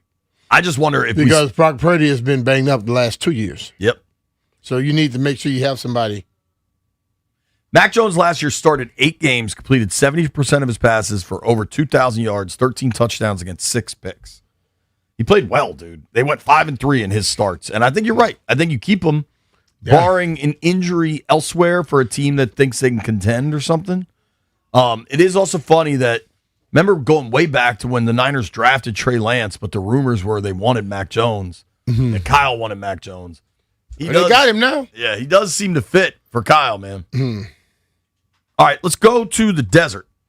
Vegas. Week 5 over under when Fernando Mendoza makes his first start. I'm going under. You think it'll be that much earlier? I think, listen, man, they're going to see that kid is steady, and I think they'll see that and say, listen, we may as well start getting him ready to go. Dude, if you want to get him ready, I mean, the Raiders could be kind of bad. Their schedule is difficult. That AFC West is loaded. Mm-hmm. But they get week 1 at home against the Dolphins. Is there a better way to try to let the kid out there than playing the Dolphins at home? Yeah, let Kirk start off and then put him in the game. Because after that, they're at the Chargers, at the Saints, home for the Chiefs, at the Patriots, Bills at home, Rams at home, at the Jets. So, like, if you don't want to give him, in golf, when the first hole is kind of easy, they call it the gentle handshake. If you don't want to give him that gentle handshake of the Dolphins at home, I don't think you play him until November 1st on the road against the Jets. Well, my thing is you draft people now to go and play. How many years was Mendoza in college? I think it was 2 at Cal, 1 at Indiana. Is that right, W? See if you can look it up. 3? I think 3 years. I think he's young. Maybe it was 3 at Cal and then 1 at Indiana. All right, this is tangentially Washington, but not really. Where do you think Steph Diggs ends up playing? I think he plays 100%. It's wishful thinking, Jay, in Washington. You think? It's wishful thinking. I kind of think it's Kansas City. I wouldn't be surprised at all if he does that. Why wouldn't you want to go play with Pat Mahomes? And a coach who is going to draw some stuff for you. Totally. I think people want it to be here, obviously. Yeah, but yeah. There is some level of, why hasn't any of this happened yet? But see, when you get to Steph's level of status, you don't have to sign. Especially coming off a really good season. And most veteran guys that like him, they don't want to go to training camp any damn way. Right. Like the guy earlier said, well, we want the guy to come in. Veteran players don't go into training camp on the first day. You think Bobby Wagner signs anywhere? I think Bobby is a businessman and wants to do so much. I think Bobby's going to ride off in the sunset. Yeah, I mean, we've seen him make investments. He bought into the Seattle WNBA team. I think that he's going to do something like that. What do you think is going on in Atlanta? They draft Mike Penix 2 years ago. Let Kirk go. The drafting Penix made no sense, but they did it. I think they drafted him because I don't think they believed that Kirk was going to be able to go over the hump. And I think something is still ailing Kirk. Well, I think there's so much to like about Penix when you watch him play, but his injury history is outrageous too. Oh, yeah. I mean, I think he started at Indiana in college, then eventually landed in Washington. I think he's blown out both knees. Last year. What is Penix's health, W? Is he projected to? I don't even remember he played 9 games last year, and Kirk finished the year kind of strong for Atlanta. Then the Falcons add Tua, who was subpar last year, and not to mention, you got Penix and Tua under contract as your quarterbacks, neither of whom can stay healthy. That's going to be... what do you make of that quarterback situation? Well, they got 2 people that like to be injured, and they both left-handed. That is funny. I didn't think about the lefty aspect. They both are left-handed. What was Penix's injury last year, W? He tore his ACL, and apparently he's running and throwing and participating in individual drills. How many times has he torn? Does he have any ACLs left? How many ACLs you got? They redo them, Jay, when they fix them. And then they rip again, apparently. And they could redo it again. There's plenty of quarterback questions all over the NFL. Patrick Mahomes, I think, is out there for week 1. I just think that's the kind of dog he is. But he got hurt late last year. He's doing everything he can to make sure he's there. You think he goes week 1? Yes. Do you? I do too. I feel better about... Because they've been holding him back. I feel better about Mahomes playing a full season than I do Penix or Tua. Speaking of weird quarterback situations, Cleveland. Over under 4.5 NFL starts for the Cleveland Browns this season for Deshaun Watson. Well, they're going to start off with him because they're going to give him one last chance. Were we talking to somebody the other day that said that we had the dude Tyvis on. They're going to give him a chance. So it could be more than that. Who do you think should start in Cleveland?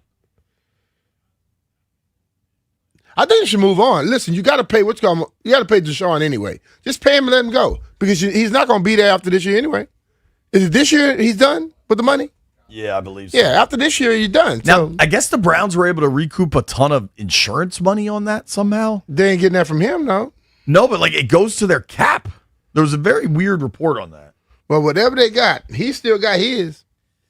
Deshaun last played 7 games in 2024. The Browns went 1-6. He completed 63% of his passes, about 1,200 yards, 5 touchdowns, 3 picks. Prior to that, in 23, including, I believe, a win against the the Commanders then, with Ron coaching. In 2023, Deshaun Watson was 5-1 as the Browns starter. Wow. That seems shocking. It does. That whole thing just seems like a mess. Good luck. Todd Monken seems like a likable guy. Good luck with all that. What do you make of the Arizona Cardinals quarterback room? Jacoby Brissett wants a raise, and Gardner Minshew is also available. Gardner Minshew has been around for a bit now, and he just always just around. What has he really done? He's a character. I mean, I remember I came here one time, I told you, I watched him play, and I was wondering why the whole crowd had these little funny mustaches when he was in college. And he played well that game, and I started to like the kid, but I still haven't seen why he's still. It's like people they discuss him as if he's done a lot on the football field. He has a following. Because he's a character. But that's it. It's funny if you look at kind of the best quarterback situations, including backups and stuff. I didn't realize Josh Johnson landed in Cincinnati as the third stringer. Goes Burrow, Flacco, and then JJ. I didn't realize also Kansas City drafted Nussmeier, the LSU kid. They did. So it goes Mahomes, Justin Fields as the backup there, and then Nussmeier. If Andy, that's why. If Andy has to roll with Fields for a game or two, how good of a game plan do you think he'll design for Justin Fields? Especially if he's only for 1 or 2 games. He'll have him throwing the ball too. He won't be just running. It'll be a good one. That'd be fun to watch. Yeah. He'll find out the 3, 4, 5 things that he does well, and that's all he's going to ask him to do. One thing we all kind of forgot about was the Rams using a first-round pick on Ty Simpson. Yeah. That has been forgotten. About that. They pull up the Garrett trade, nobody... But didn't they get what's called like a 1-year deal, basically? Stafford. Yeah, I think he just kind of keeps signing these big 1 years. Yeah. Scoop Huntley back in Baltimore as the backup. You'd like to see... I forgot this. The Ravens have Pavia, the Vanderbilt kid. Yo, that third preseason game, I feel like we could see some Pavia. There's going to be some Pavia. And what's our guy name? Kaliak Manis. Yeah, dude, a Hartman Kaliak Manis versus Diego Pavia at M&T Bank Stadium come late August. Sign me all the way up for that. Oh, yeah. You think Jacoby Brissett will get the raise, though? He'll get a little one. He's not going to get like no super one. Speaking of a super one, I don't know how you handle this. Baker Mayfield is due for an extension down in Tampa. His last one was $25 million a year, right? This is the last year of the deal. Cap number's high, $40 million cap, but there's no guarantee attached to the money. And it's a $40 million cap? They're going to have to do something then. Yeah, I mean, they're already in position to kind of ride it out. But I don't know, man. What would you, Baker's 31 years old. Would you pay up to keep him? This is supposed to be a very good quarterback draft. Well, the Bucks don't have a ton of space. You ride it out, that hurts you more. But then it's just gone. It's a void year next year. Like, it wouldn't be a dead money. I think they're obviously he's going to be their quarterback this year. Well, do they plan on, their plans have to be that we're done with him after this year, and then they don't have to worry about it. But if they plan on trying to do something, I'll go and do it now. This is kind of weird. Ready for this? There are 4 quarterbacks taken in this past draft cycle that haven't signed yet, including Fernando Mendoza. Mendoza hasn't signed. Ty Simpson hasn't signed, who went 13th overall. Carson Beck, who Arizona drafted in the 3rd round out of Miami, hasn't signed. Shouldn't the first person picked already be signed? Like, it's slotted. Well, yeah. I'm reading from Florio. There's not much to negotiate. The dollars are set by a formula based on the draft slot. Pressure points in the past have related to signing bonus cash flow, voiding of guarantees, and offsets on guarantees. That's weird. Wow. You know, dude, you know who should sign the first deal offered to him? Drew Aller, the Penn State quarterback that I don't think is very good. He hasn't signed yet. They're waiting. Everybody's waiting for the other to sign. Now, you do see this weird 3rd round picks offset language over the years has been like a flashpoint in contracts.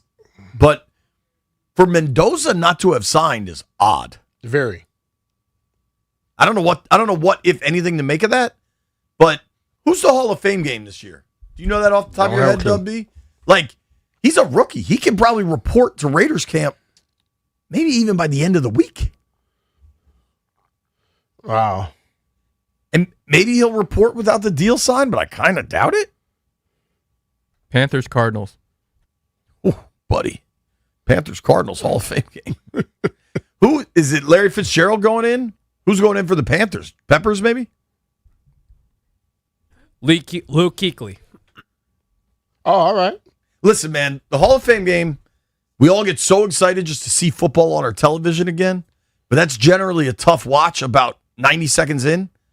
Panthers, Cardinals, no disrespect to the Panthers or the Cardinals faithful out there. That's about the least sexy Hall of Fame game matchup I can think of. Like, because you're not going to see the starting quarterbacks, and we're used to that, but like, there's not even, who are you selling? Jeremiah Love won't play? Who's the little guy that I like that you always make fun of, the Panthers quarterback? Bryce. I don't know. The Panthers were at least kind of exciting down the stretch last year, but damn, that's a dog of a game. Would you pay Baker Mayfield, B? Yeah. I like Baker's a gamer. The games were pretty ugly down the stretch last year. Yeah. I agree with that premise. Quarterbacks are making $50, $60 million a year. How much would you pay Baker Mayfield? 40? Yeah, about 38 to 40. 38 to 40. Daniel Jones just got 44 a year from the Colts. He's better than Daniel Jones. Mayfield right now is making 33. 38 to 40. When we come back, Ryan Dunleavy will join us from the New York Post.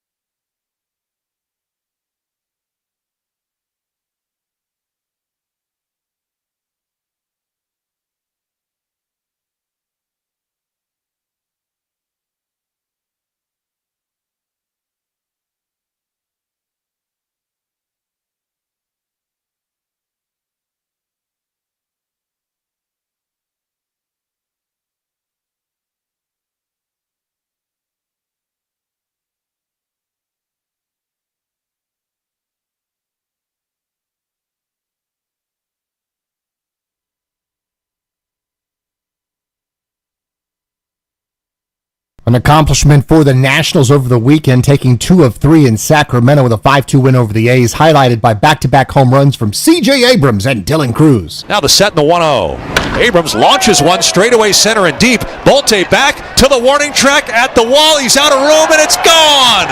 Off the batter's eye, a 2-run homer for C.J. Abrams. Abrams stood and watched and admired right over the center field fence. Home run number 21 for the All-Star shortstop. A call on the Fan. Foster Griffin was outstanding, allowed just 1 run on 8 hits and struck out 2 in 7 innings. He's now 11-2 tonight. Andrew Alvarez for the Nationals against the Rockies at 8:40 on the Fan. Negotiators from the SEC, Big Ten, and lawmakers are revising the Protect College Sports Act to cap power conferences at 19 teams and requiring schools who want to join them and switch leagues have to spend 5 years as an independent. Washington Spirit beat Boston 2-1. Spirit are back home Sunday. DC United returns to the pitch Saturday. From Crop Metcalf Sports Desk, Byron Kerr on the Fan.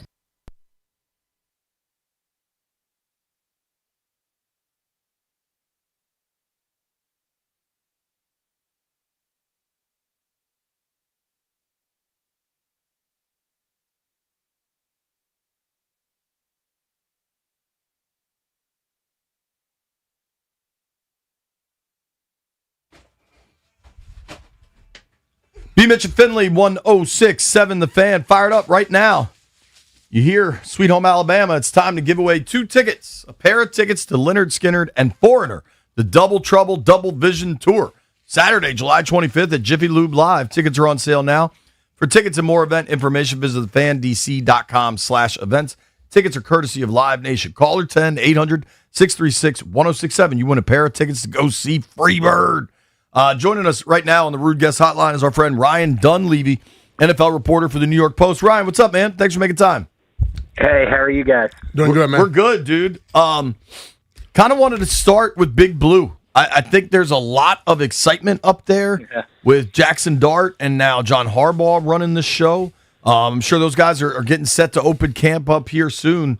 What are kind of Giants fans thinking this year? Playoffs. I think that's what Giants fans are thinking.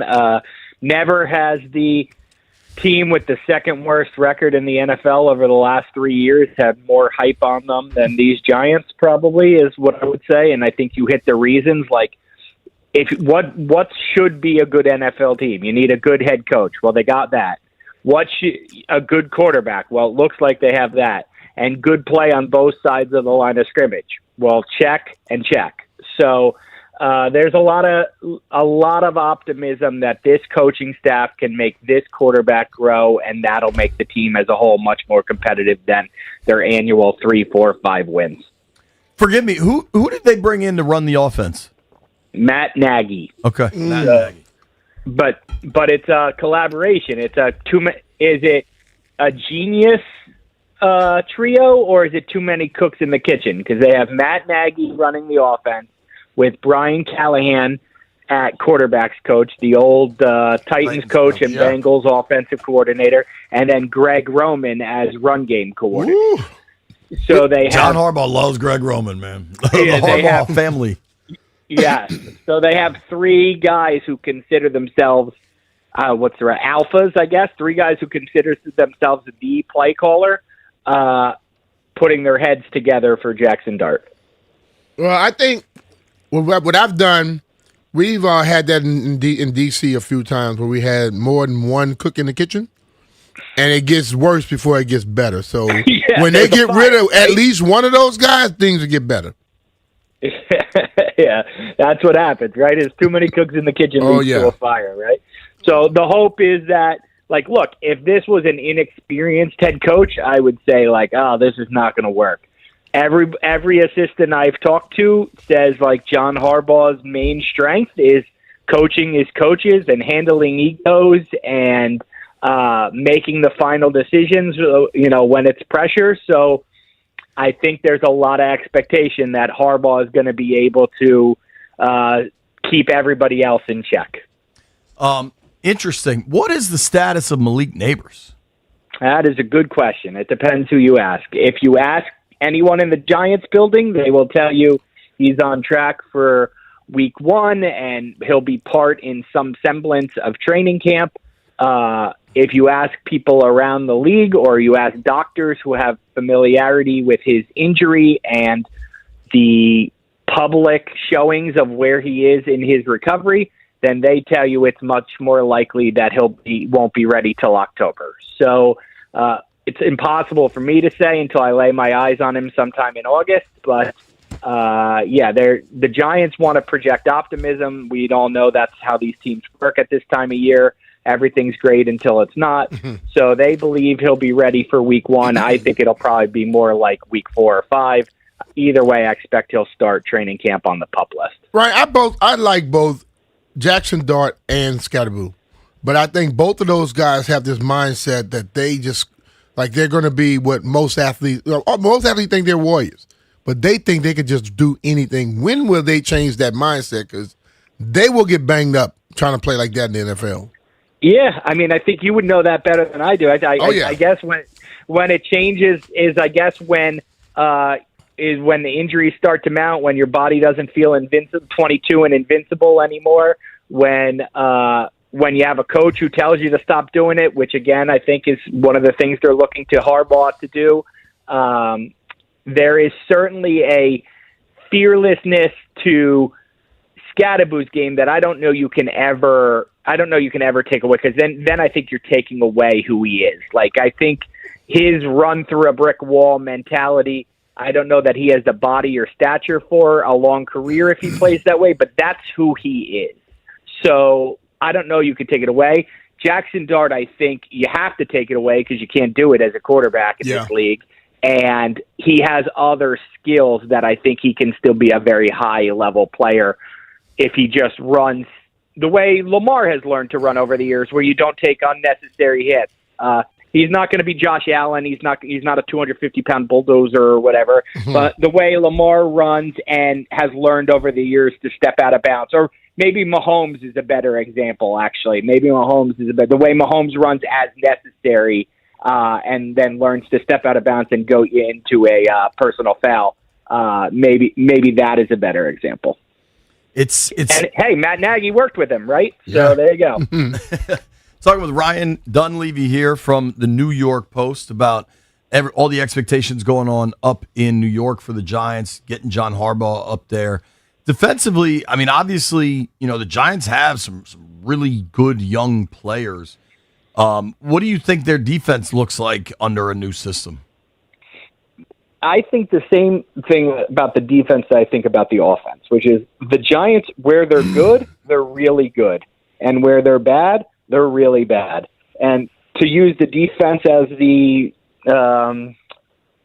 example of this, like, that pass rush should be really good, right? Brian Burns had 16.5 sacks last year.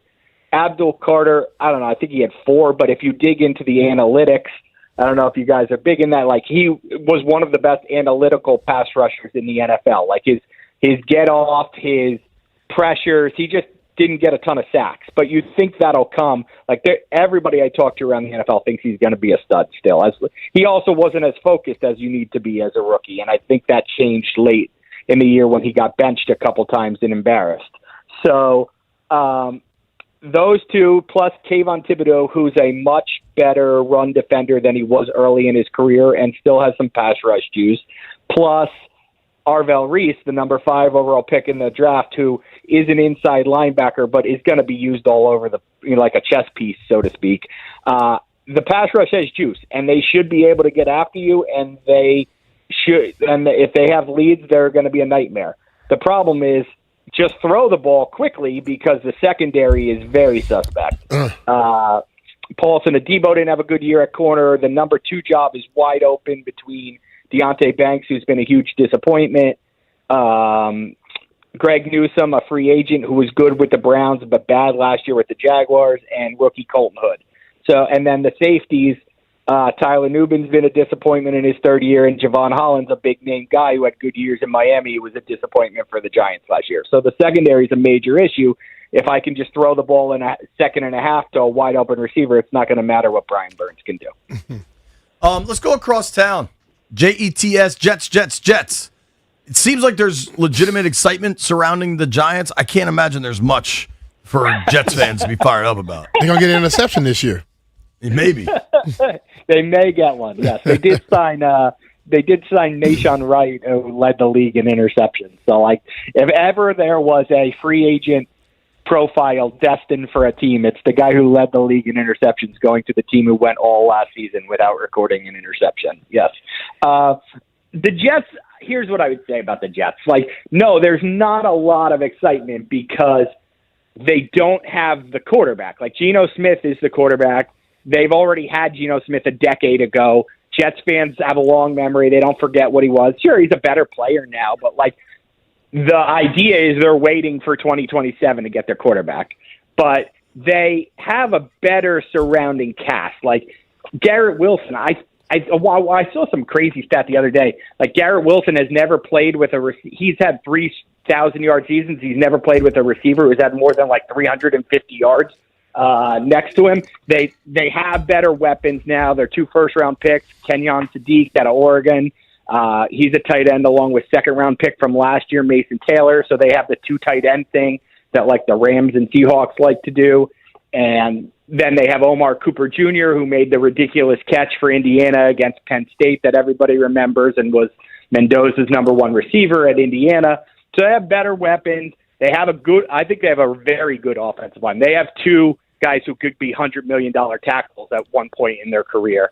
The defense isn't, the defense lacks playmakers, and we mentioned the lack of interceptions. The pass rush, isn't great either. This is where Aaron Glenn's going to make his bones. Like, he's going to call the plays this year. He's the defensive coordinator. He's on the hot seat. If he can have a huge impact on the defense, he can be the Jets head coach next year. Ooh. That's crazy, man. The pressure turned real quick, didn't it? Who do you like to win the NFC East? I mean, it's boring, right? But I'm going to pick the Eagles, right? I like the Eagles. I mean, look, they lost A.J. Brown, but that also kind of quiets some of the noise around them. I just think they have the most talented roster. I'll pick the Eagles. I mean, the team I'm most interested in, obviously, other than the Giants, is Washington. Like, are they the team that was in the NFC Championship 2 years ago? And is Jaden Daniels the next, quarterback in the Allen, Mahomes, Burrow, Jackson conversation? Or were they the team that they were last year and have been for most of the last 12 years, fighting with the Giants for last place in the NFC East?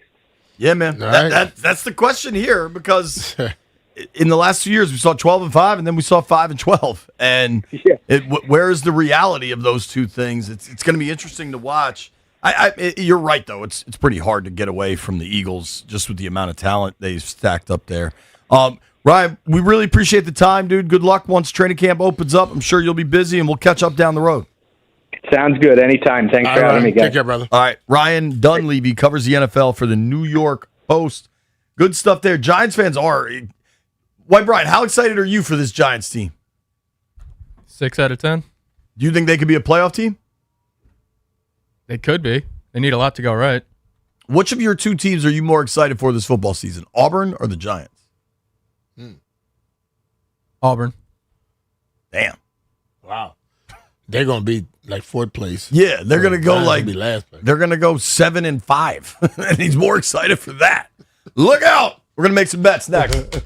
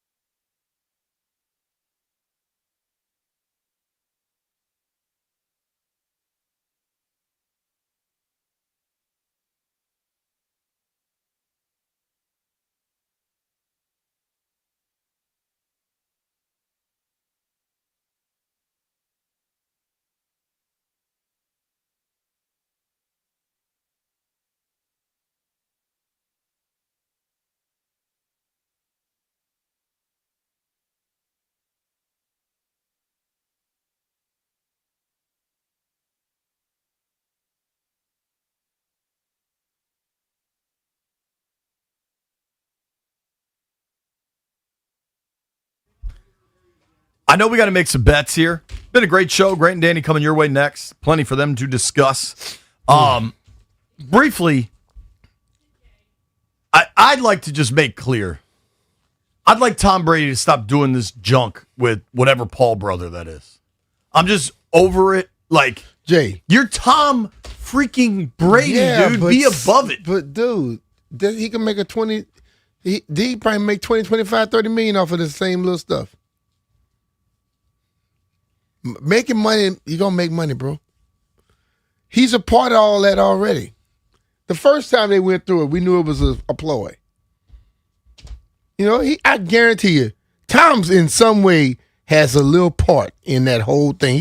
He got an investment in that. I'm sure. I would love if he didn't do it. I would love the video of them giving the finger to each other at the World Cup game. What it looked like his son was sitting next to him. Like, what are we doing? Hey, bro. What are we doing here? It's a new world, man. You know, it's a new world.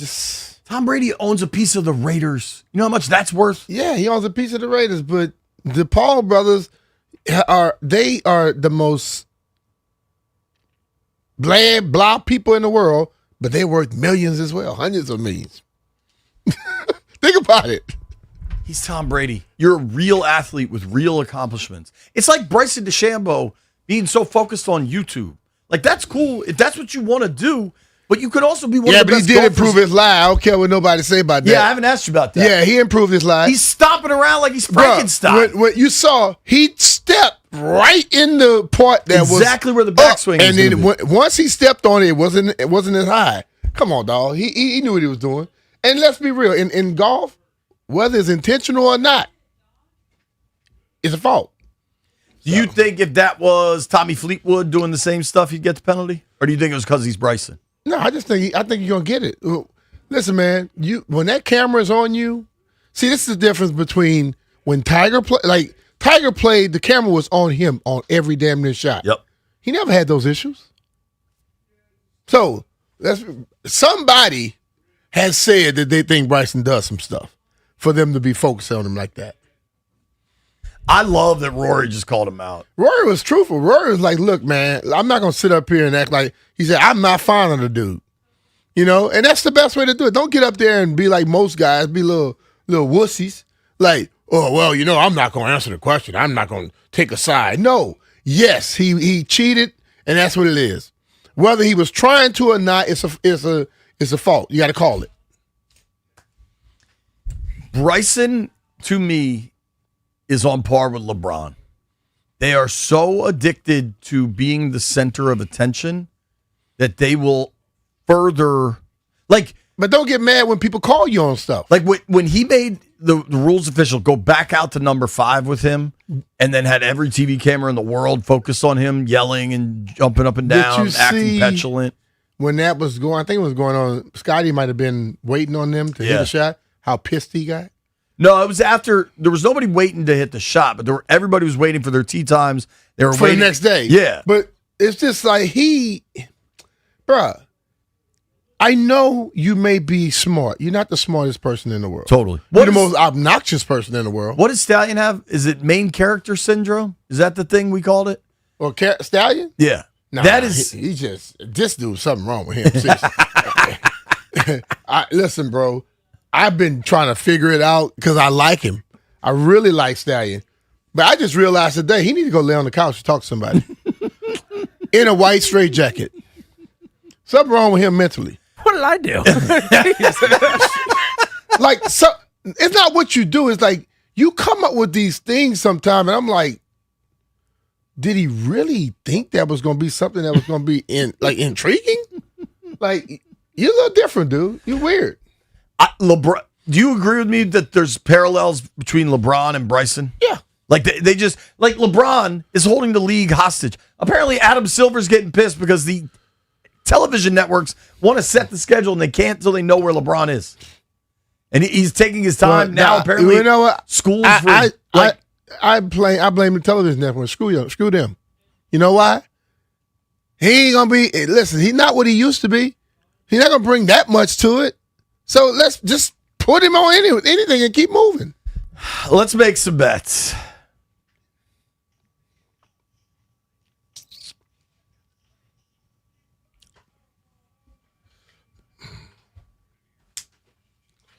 Gather around.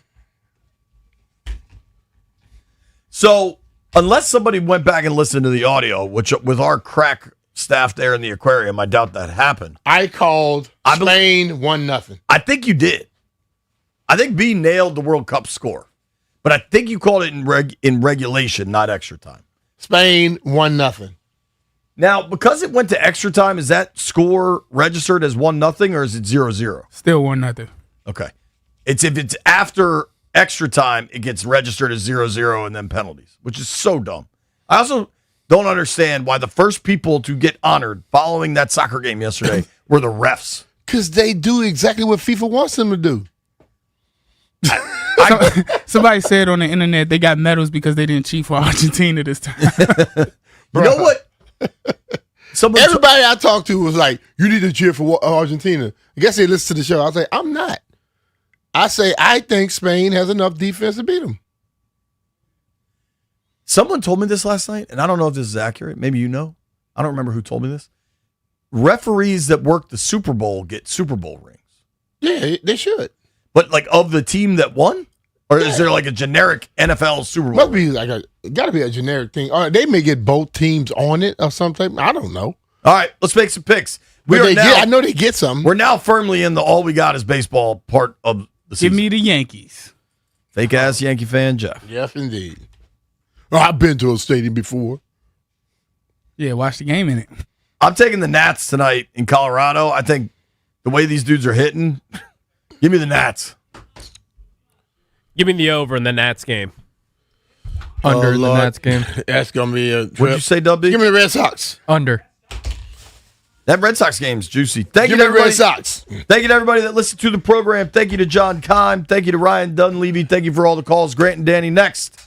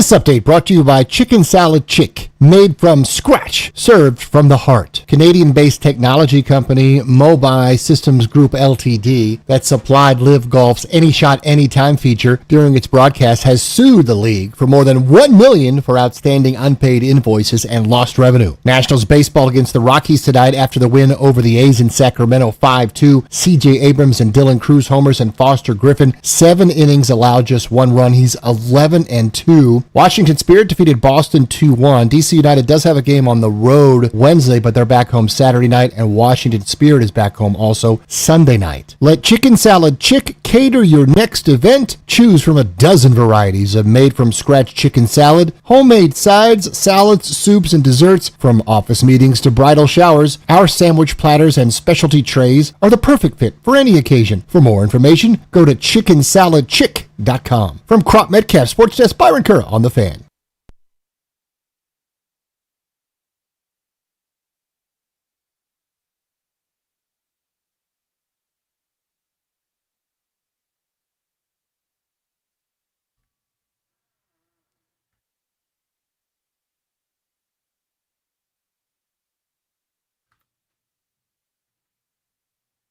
Good Monday afternoon. Welcome into Grant and Danny. You are listening live to The Fan.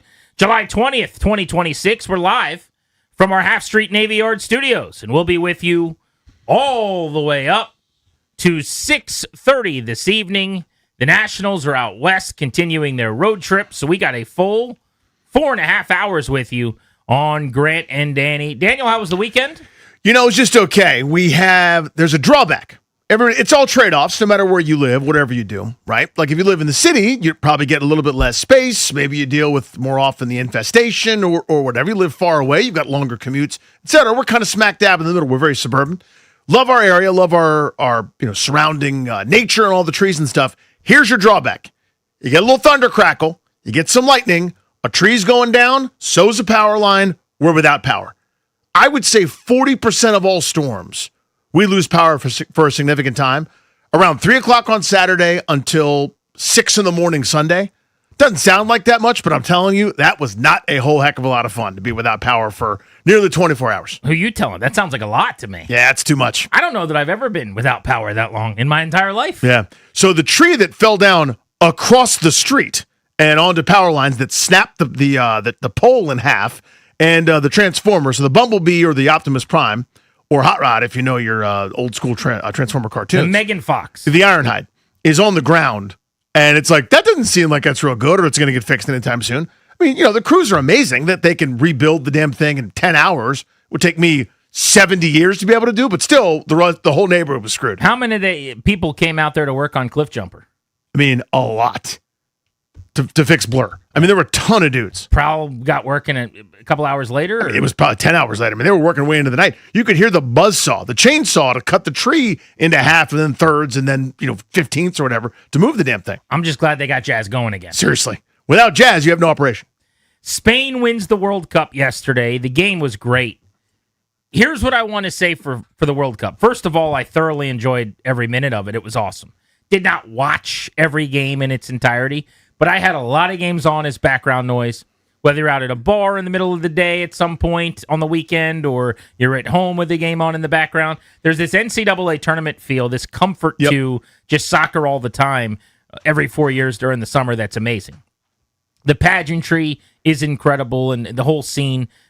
It was just a very cool thing. And it being here in the United States of America and seeing people descend upon the United States from all over the world, mostly saying very positive, nice things about where they were and experiencing things that they enjoyed that we take for granted. It was all a win for me. I really, really liked it. Also, soccer at its best, they call it the beautiful game. Like it is gorgeous. I mean, watching Spain yesterday, I had to text my buddy who's a Spain mark, just like Spain. Like, I'm watching the game today because they're in the final. He's watching Spain in a few months when they're playing a friendly. Because he likes Spain. Yes. Yeah. For some reason. I texted him. I'm like, dude, this is unbelievable. They're so good. Just one-touch passing. It's the equivalent of watching like NHL hockey, I guess, if you've only ever seen hockey at the youth level. I mean, it's just so different watching a World Cup final yesterday.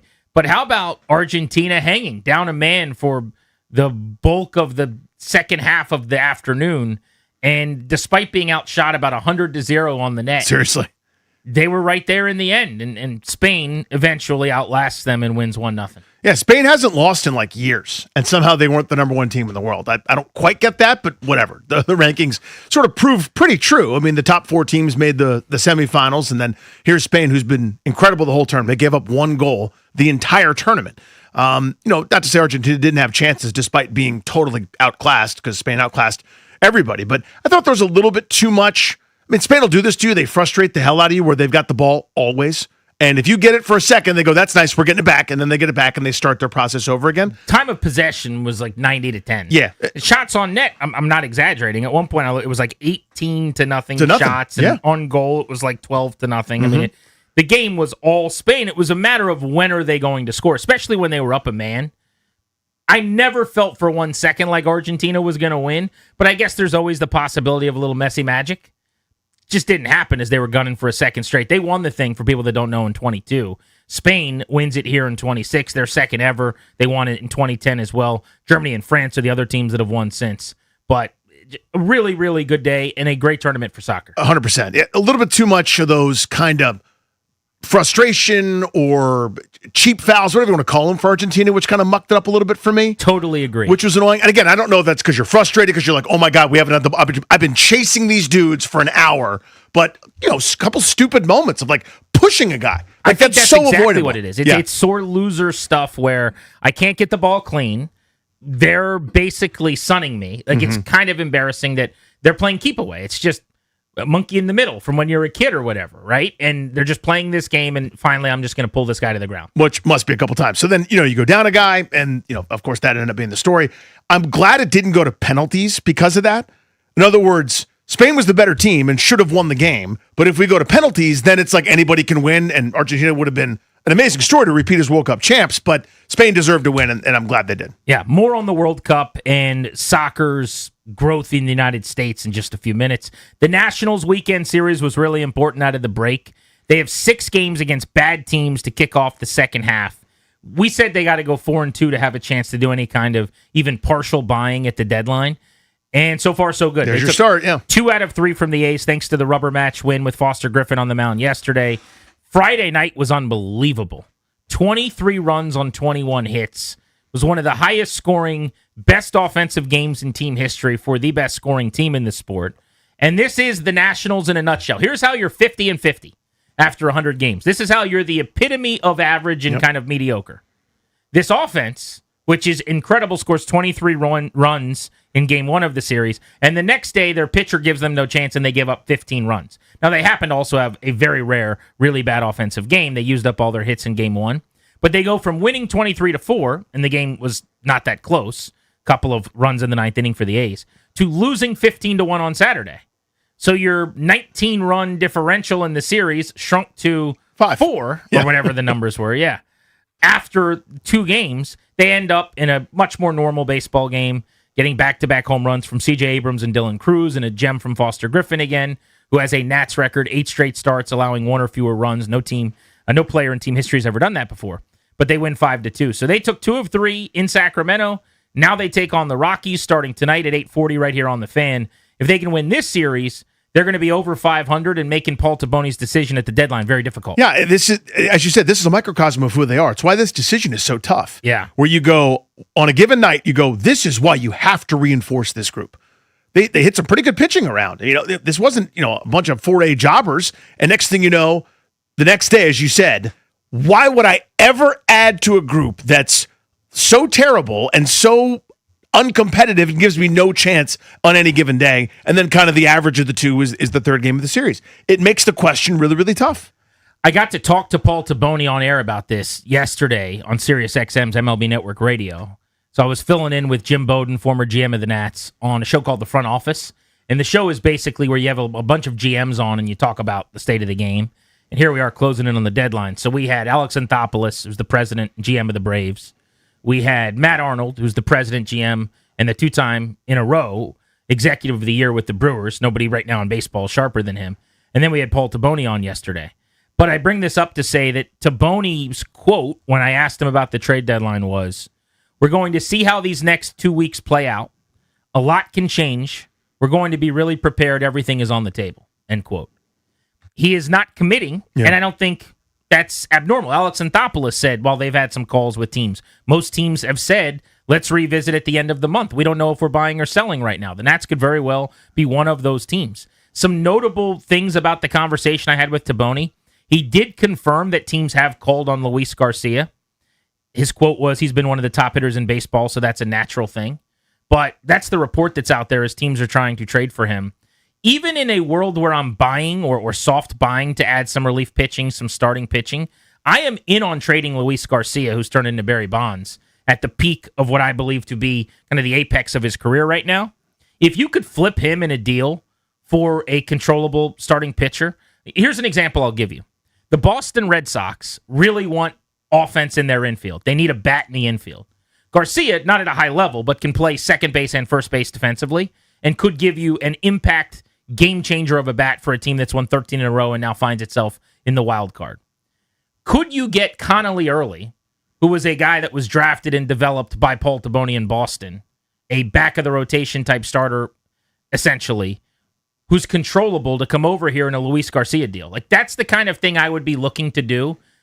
I now promote Abimelec Ortiz, who I got in the Mackenzie Gore deal, who drove in 4 runs yesterday, you saw in the big leagues before the break, hit a double. I think he's big league ready. He's kind of done everything he can do at the AAA level. And I don't think I'm getting a lot worse at the major league level because Luis Garcia is going to cool off anyway. Even if Garcia is the guy the rest of the year, he's not going to play like he has.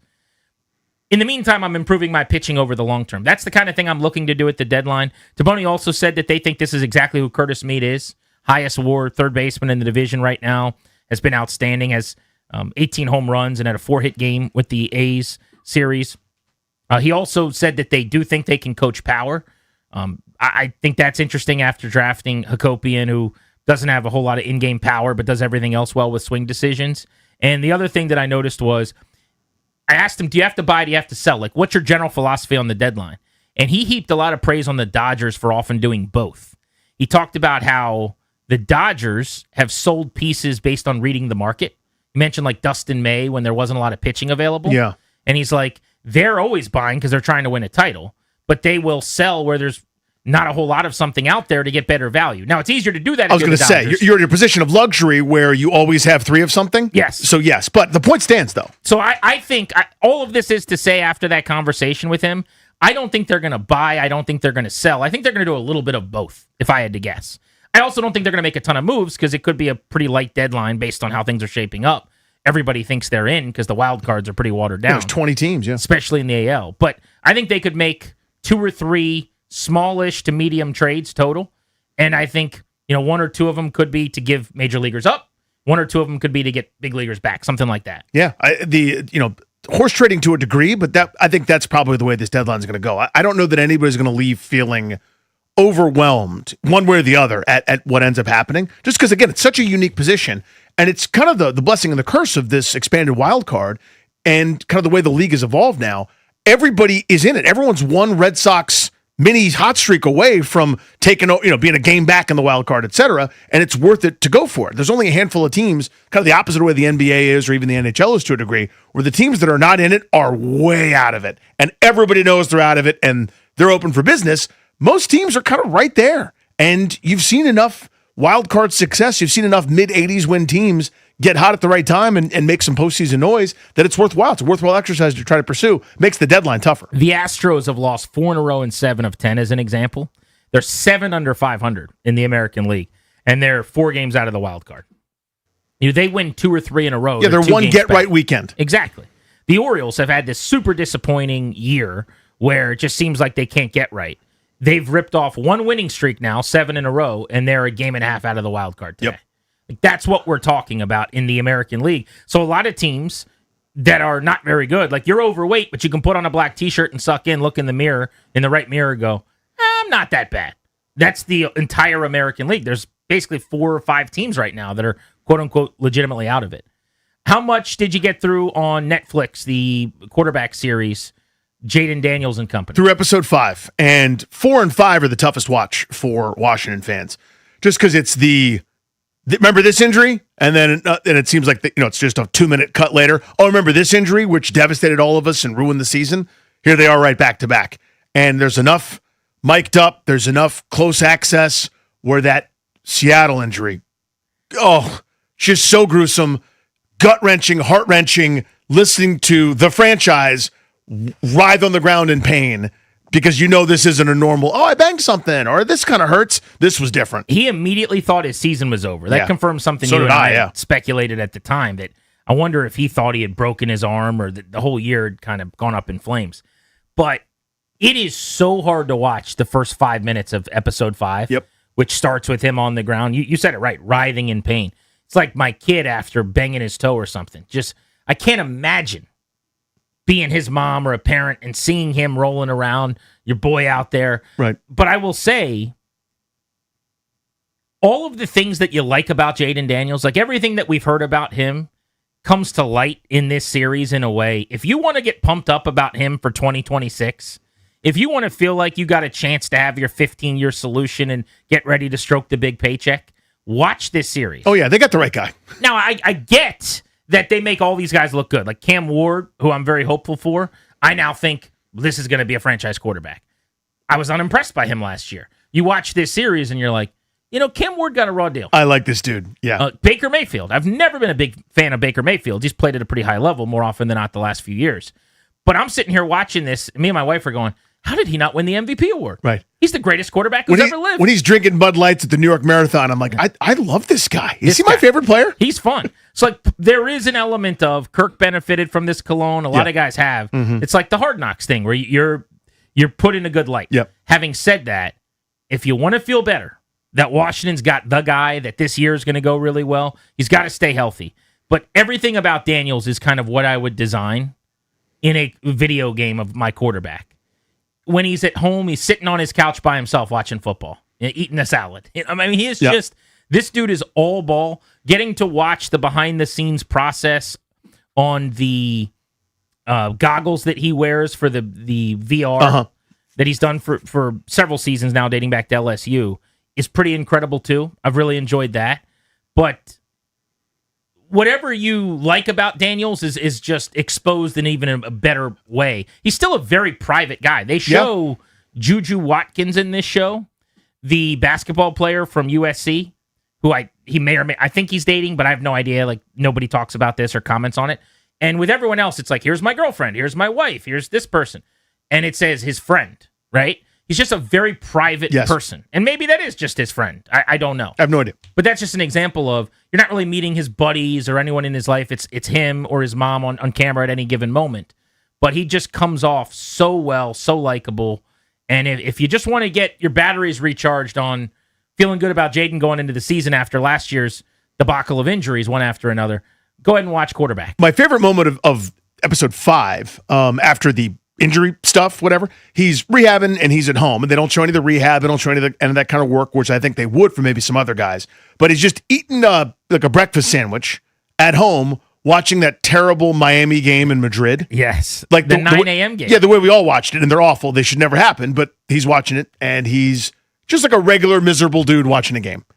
You know what I'm saying? Like, I go, this world-class, 1 in a trillion athlete that can do things that mortal people can't do. He's so unbelievably special, reduced to being just like us, eating a breakfast Sammy, watching your football team flounder. He's got more stake in it than we do, but it still was, something about it was so wonderful for me. I completely agree. Where it's beyond they're just like us. Of course, he's a human being with the same emotions, but he's sitting there doing the same arm up gesture that I do after some kind of nonsense, after that Mariota pick that ruined the game in overtime. You're just going, what are we doing? And I'm going, oh, I know that, except I can't help the team. He's also a sausage, egg, and cheese breakfast sandwich guy. That's him. Love that. Yeah. He goes to the door, someone rings the doorbell, he's just unfurling the wrapping just like I would, sitting on the chair getting ready to watch the Commanders lose, just like I've done it so many times. It's just me and Jaden doing the exact same thing. I sneaky love that he's always by himself. And maybe that's just how it's shot. Maybe there's, 18 people that hang around constantly at his house. But he's like kind of always chilling, like on a couch, just like watching tape or doing his own thing. I'm enjoying the series. But I will say, it is tough to watch him deal with the injuries. I haven't gotten to the Vikings one yet. I'm only through episode 5 or so. But that's right. Another one's coming. That's right. The crazy pain that he was in after that Seahawks injury is like, it is heartbreaking. I know that, most of you guys have probably dealt with something fairly serious, whether it's that one or something else like that. When I snapped my ribs and had a punctured lung and had to go to the hospital. By the way, real quick, pause. Yeah. We need to put that on the next Grant and Danny bingo. Danny talking about the time he cracked his ribs. All right, go back. Fair enough. You're back in. Well, just when we've all hurt ourselves. Yes. Like I stubbed my toe or this way. When it's that bad and you can't, like when your kid hurts himself and he sort of cries, okay, when it's so terrible, all you can go is, because you can't express it. Yes. You're frozen and you're broken. And all you can do is just go, I was like, oh my God, that's so relatable. It's a bad sound. It's the worst because you know it. You know it's not your normal. This is going to require a couple of weeks, and maybe I'll do some intense rehab. This is so different. This is an ambulance. This is a hospital trip. This is they wave more help onto the field because it's so catastrophic. He also, and he acknowledges this, he thought he was cooked. Yeah. I mean, he thought his year is over, lengthy rehab, arms in a When bunch that's of pieces. slow-mo, when it's flopping, you go, oh my God. I could do without it. You remember when we were in Minnesota and we saw Jaden's mom 8 rows in front of us and she had an NFL Films camera with us and we thought that was Hard Knocks? We did. It turns out that it's probably quarterback. Oh, it's now I haven't seen that scene yet because I haven't gotten that episode yet either, but it turns out that's what it probably You've got to be in that episode. It's a You crazy. think I'm in the there background? behind her. I can't wait for you to go up to her and ask for a picture, and her to tell you, no, get away from me. No, not you. I cannot wait. She took for pictures. That. The best part is she did take pics with other people, but not Every Darius. other person who asked. Not Darius Dameron. Not you. Not Yeah. today. Not. Mm-mm. G&D on the Fan. The World Cup is in the rear view. Was this just a fun few weeks, or did soccer make some headway in the United States? That's next.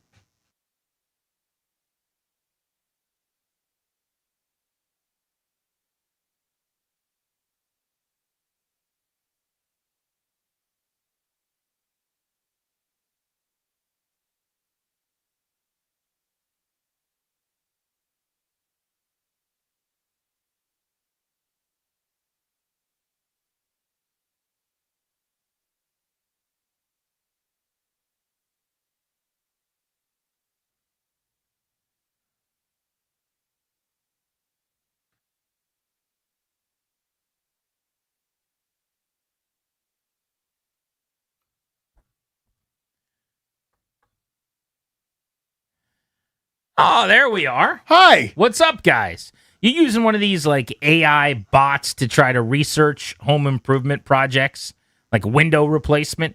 You shouldn't look any further than Window Nation.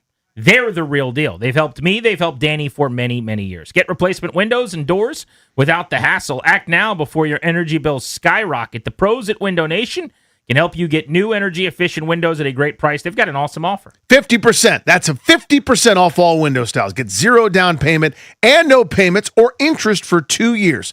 During uncertain times, one of the best investments you can make is in your home. Experts report that windows retain up to 80% of their value. I'm telling you, Window Nation is outstanding. They are really, really good at this. It's what they do. They were featured on HGTV's Designing Spaces. They've been in my home. They've been in Grant's home. So many listeners from around the area. Improve the look, quality, feel of your home, and lower those utility bills. It's the best. But hurry, the sale ends soon. Don't wait to put an end to your window problems. Schedule a fast, free consultation now at windownation.com or 866-90Nation.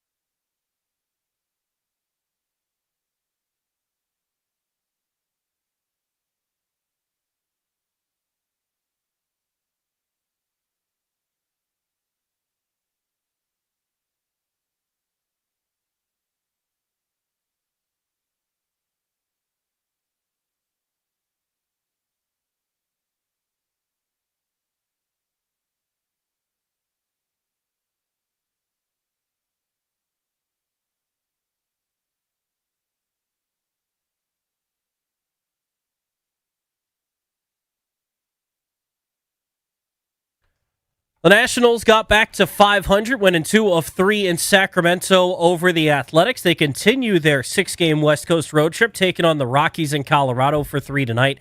8:40 first pitch, 8:10 Nats on deck right here on the Fan. Andrew Alvarez, the lefty, makes a start for the Nationals. He's 2-3 with a 4.04 ERA.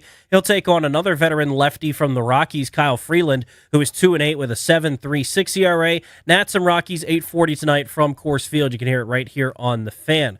Training camp. Rookies report on Friday for training camp for the Commanders. Veterans report just a week from tomorrow. And then the first practice will be Wednesday of next week. And in college sports, Michigan Athletic Director Ward Manuel said that he's going to step down at the end of the year. From the Crop Metcalf Sports Desk, I'm Toby Altizer on the Fan.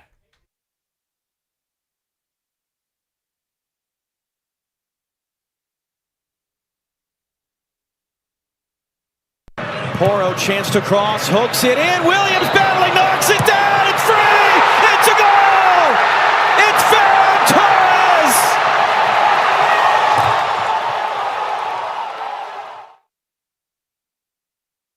Coming up in about 30 minutes, I want to talk about Foster Griffin, the 8-game heater that he's on that no Nats pitcher has ever before turned in. And what happens next? Can you pay him and extend him? Might he be traded? That's coming up at 3 on Grant and Danny. By the way, at 4 o'clock, ahead of the Beltway Blitz, we've got tickets to Muse at Meriwether Post Pavilion. You better be listening today and exclusively all week here on The Fan if you want those tickets. Danny, the World Cup ended yesterday.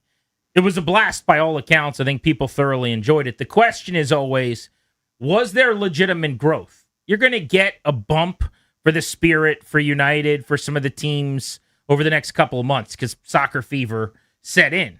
But is it going to sustain? Did people fall in love with the game, or are they more like me where every 4 years I'll get all in for the World Cup? It's one of the great events that we have.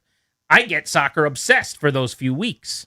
And then it ends and I say, see you in 4 years. I'll see you in 4. I'm like the military commitment or a college obligation. Every 4 years, your boy's showing back up for orientation at the World Cup. Let me find out about the players this time. Yeah, it's hard to quantify this, right? But let's say if there's 100 out of 100 interest in the World Cup, which I think there was, right? If we use that as the baseline, how will that translate? So our guest, Jamie Watson, who came on, the Odyssey Insider, would come on all the time. And how did he always close off? If you enjoyed it, go see DC United, go see the Spirit, and go see Loudoun FC, and go see... I don't know how many people are going to do that. Some might. Out of the 100 units of interest for the World Cup, maybe you get 2, 3, 4, 5, 7 units of renewed or increased interest for Annapolis FC or whomever your local soccer club is. And nothing wrong with that. There's a bounce. There is an increase. But is it enough to now go, we're catapulted, it's a rocket ship, it'll never go away? No, this is a different, unique event. Which I think is true and obvious, but was this better than normal? I think it probably was. It was because it was all here. Because it was here, right? Yeah. Was this growth more exponential or more permanent? There was a jump after 94 for sure, right? When I was a kid, I was a teenager, and there was just a larger swath of interest, and it really helped catapult the MLS and things like that. So, there'd been a bunch of soccer leagues that had tried and had never been able to maintain. It was like, let's go get Pele at the end of his career when he's 40 and put him on the New York Cosmos and try this and that. And they still do that stupid crap. A star player that you've heard of, you've seen on TV, way past their prime is kind of a gimmick. Wayne Rooney here or Thierry Henry there or David Beckham somewhere or whatever.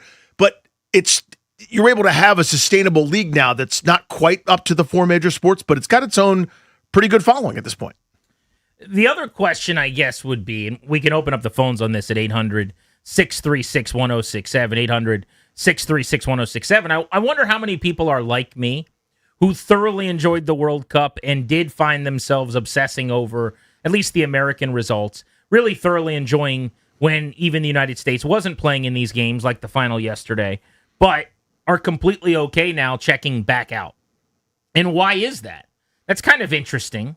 Even something I think about and kind of self-reflect on as often as I can after these World Cups. It's like, well, if I had so much fun with it, why wouldn't I watch the EPL? Why wouldn't I enjoy, a game? And the EPL season, for what it's worth, runs through late August through May. So the momentum could pick back up here shortly. I mean, we're only about a month away, I think, right, from the Premier League starting up. Yeah. Which is great soccer, a level that far exceeds that of the MLS. I'm not trying to change soccer. Soccer fans always get so upset anytime you talk about things you don't like. I'm just offering what keeps me and prevents me from really, really caring about the sport. For me, it's really two things that I just can't quite grasp. I can't wrap my arms around. The first is the flopping. And I know that that's almost become cliche because it's such a big talking point. But it doesn't work for me. It doesn't resonate. I am turned off by it. I have a venom and an animus toward it. And you could say, well, there's flopping in every sport. And you're right. And I hate it in those other sports. And luckily, by the way, it's not as big of a deal in the other sports as it is in soccer. It's not as prevalent. And we do what we can to get it out of the game in those other sports where it's almost treated like a feature, not a bug in soccer. But the amount of, like, if you watch 10 minutes of World Cup soccer, you will see, I don't know, 17 dudes dive, right? Of the 17 dives, like 6 of them are like zero contact, completely ridiculous acting jobs. And then of the rest of the 11, I'm making these numbers up, but my perception is like 8 of them are completely over the top, added, worse than it should be. Give me a break, you're exaggerated, right? Mm-hmm. There are the occasional, like, damn, that's a bad tackle where a guy's actually hurt and he takes off his cleat after the game and he's bloody or whatever. I get that there's pain, but that part I'll never get past, and that will keep me from really enjoying the sport.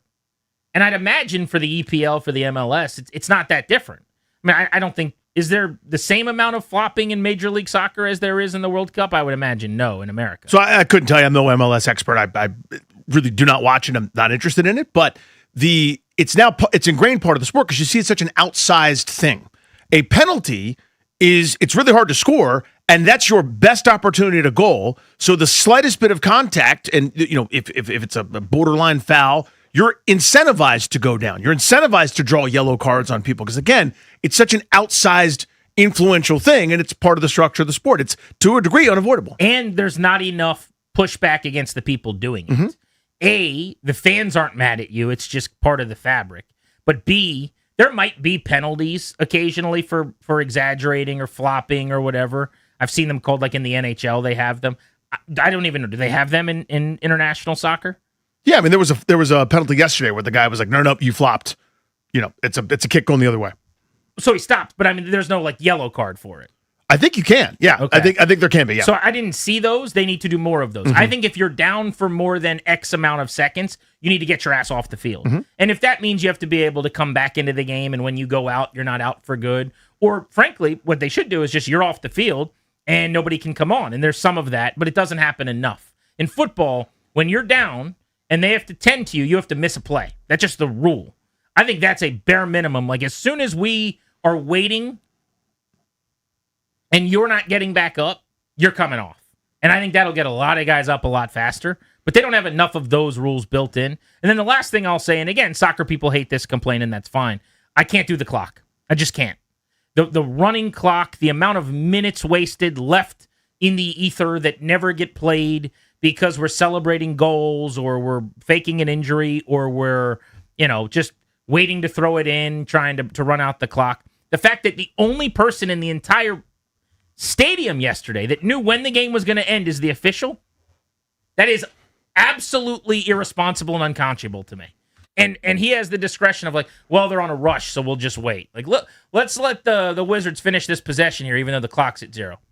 I hate that. Soccer people seem to love it, and that's fine. But I'm just telling you the things, that study that was done, it was either a World Cup or 2 World Cups ago that we talked about on the show, where this guy went through all the games and how many seconds were actually not played and then made up in stoppage time. It was basically almost completely arbitrary. Like, it was not in any way that they played the minutes they were supposed to.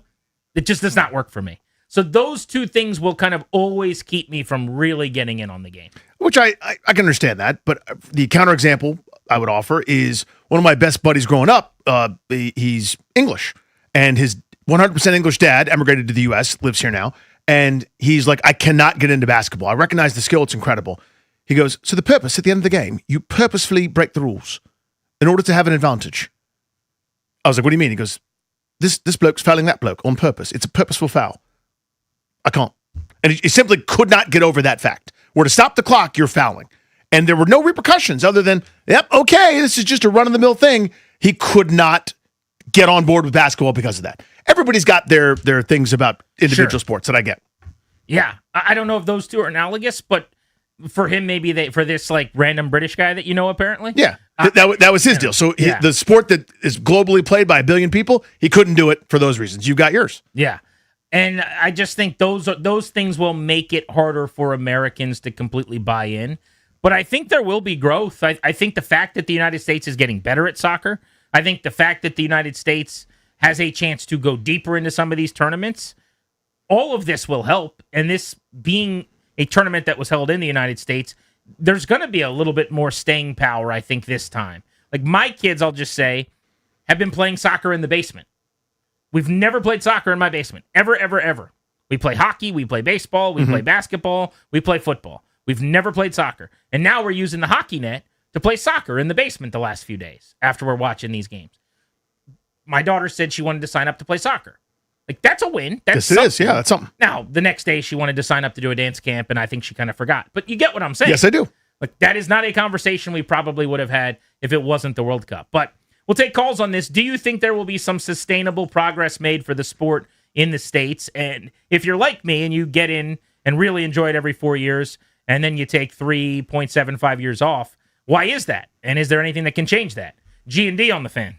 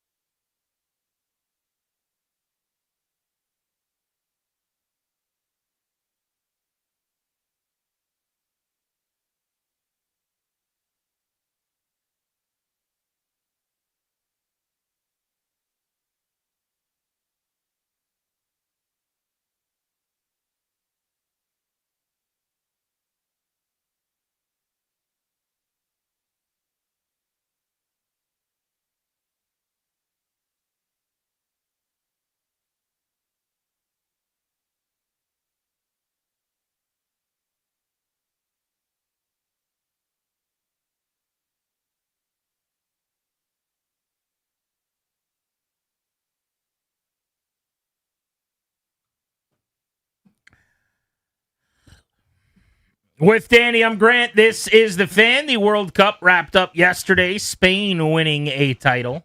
We're asking you, how much growth do you expect for soccer in the States after a home event? Jerome is in La Plata on The Fan. You can call us at 800-636-1067. What's up, Jerome? What's up, guys? Hey, buddy. So there'll be a quick spike, but it won't be sustained. The big problem with it is, and it's like youth baseball, it all results in money. And what I mean by that is you have all of these kids who have the money to play on elite travel teams and do this and do that and go to the top schools, but the kids in inner cities, unless they get seen, whether it's via YouTube, Instagram, or something, they're not going to get out there and get the exposure they need. And if you want something to relate to it, look at travel baseball, how that is organized now. So I think long-term, there's something to that, maybe. I'm just wondering, as a 35-year-old guy who has a nice TV in my basement that's all I care about in the man cave, might I watch an EPL game that I wouldn't have watched otherwise? Right. Now, his point is, and he's right, had I have grown up soccer obsessed, and I played soccer like everyone else did as a youth, but at some point I started caring about baseball and football and basketball more. I played soccer up until probably middle school age or something. But he's probably onto something. If that was the number one sport that every kid cared about, then that's the path to having them care about watching it as an adult. And I guess that's his argument as to why that won't happen. So I got a lot to say about this. So the easiest thing to do now is to go, and there it is an issue. Don't get me wrong, but it's rich kids, and that's sort of the end of it. Well, you could find talent if that was truly incentivized. And here's what I mean. It's unheard of to have this structure in North American sports. They have it everywhere else, but we don't have it here. A little thing called relegation. Owners in sports here don't like that. They want guaranteed revenue. They want tax breaks and this, that, and the other.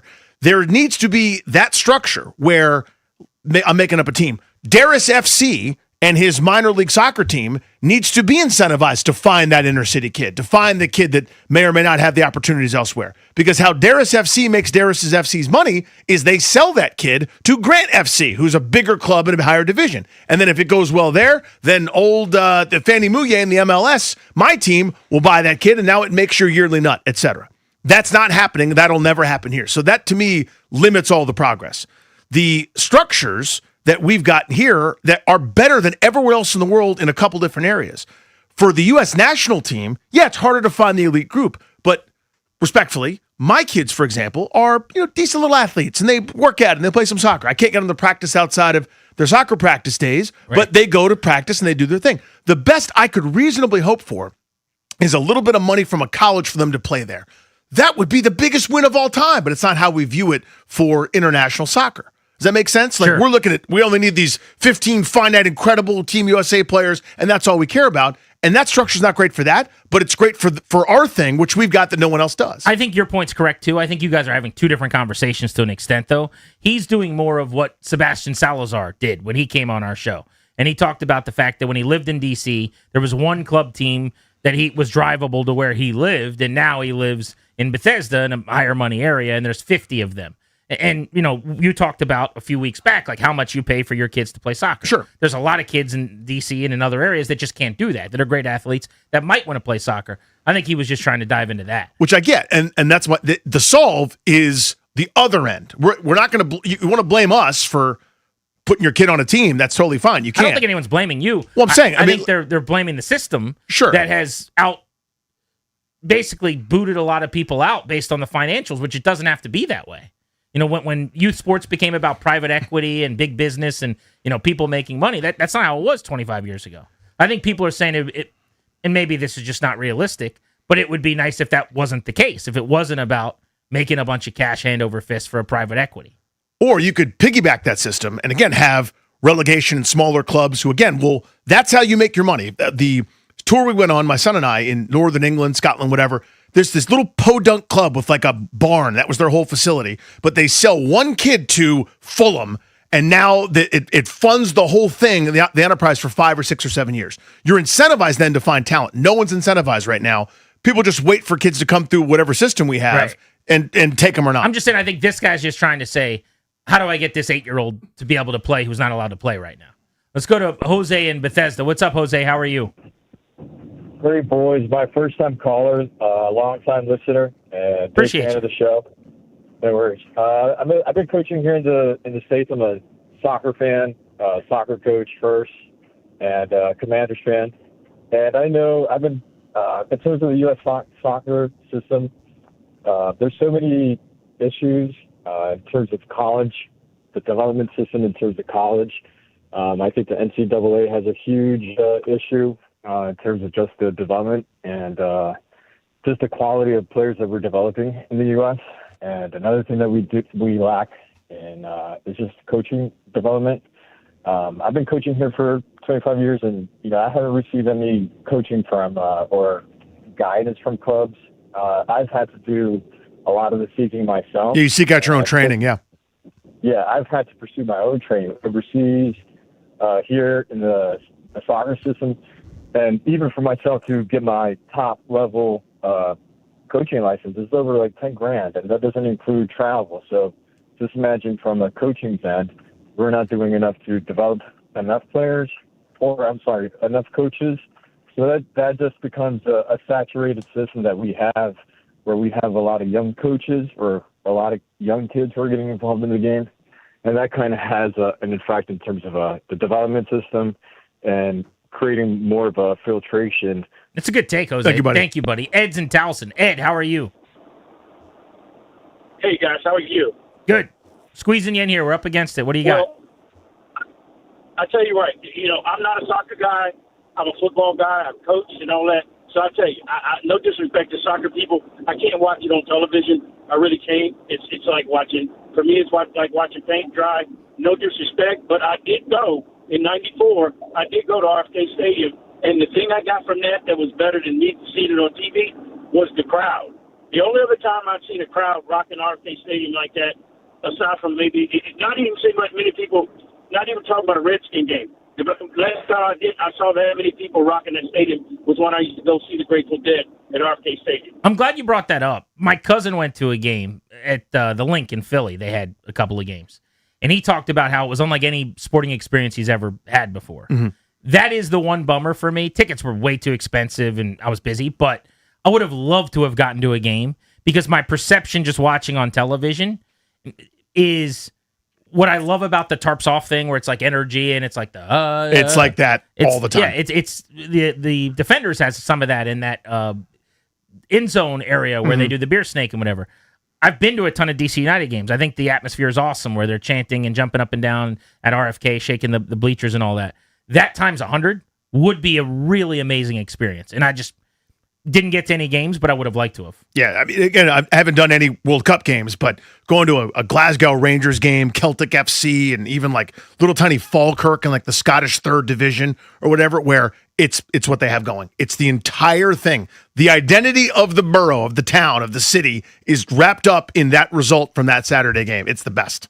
Grant and Danny on the Fan. What's going to happen with Foster Griffin? Will the Nats actually try to extend one of their really good players, or is he the perfect trade chip? We'll explain why that might be the case next.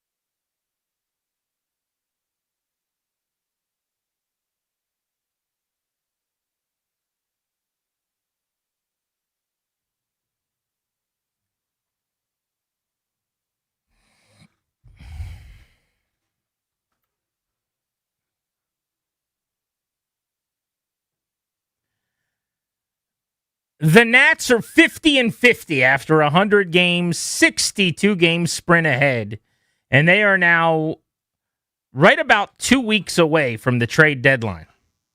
Welcome back, Grant and Danny on The Fan. The show's brought to you exclusively by the law firm Condori and Murad. Estate planning, elder law, real estate transactions, probate administration. Their attorneys are always there to protect you and your family's assets. Schedule a free consultation with their team today by visiting kmlawyers.com. Maybe be sure to let them know that we sent you. That's kmlawyers.com.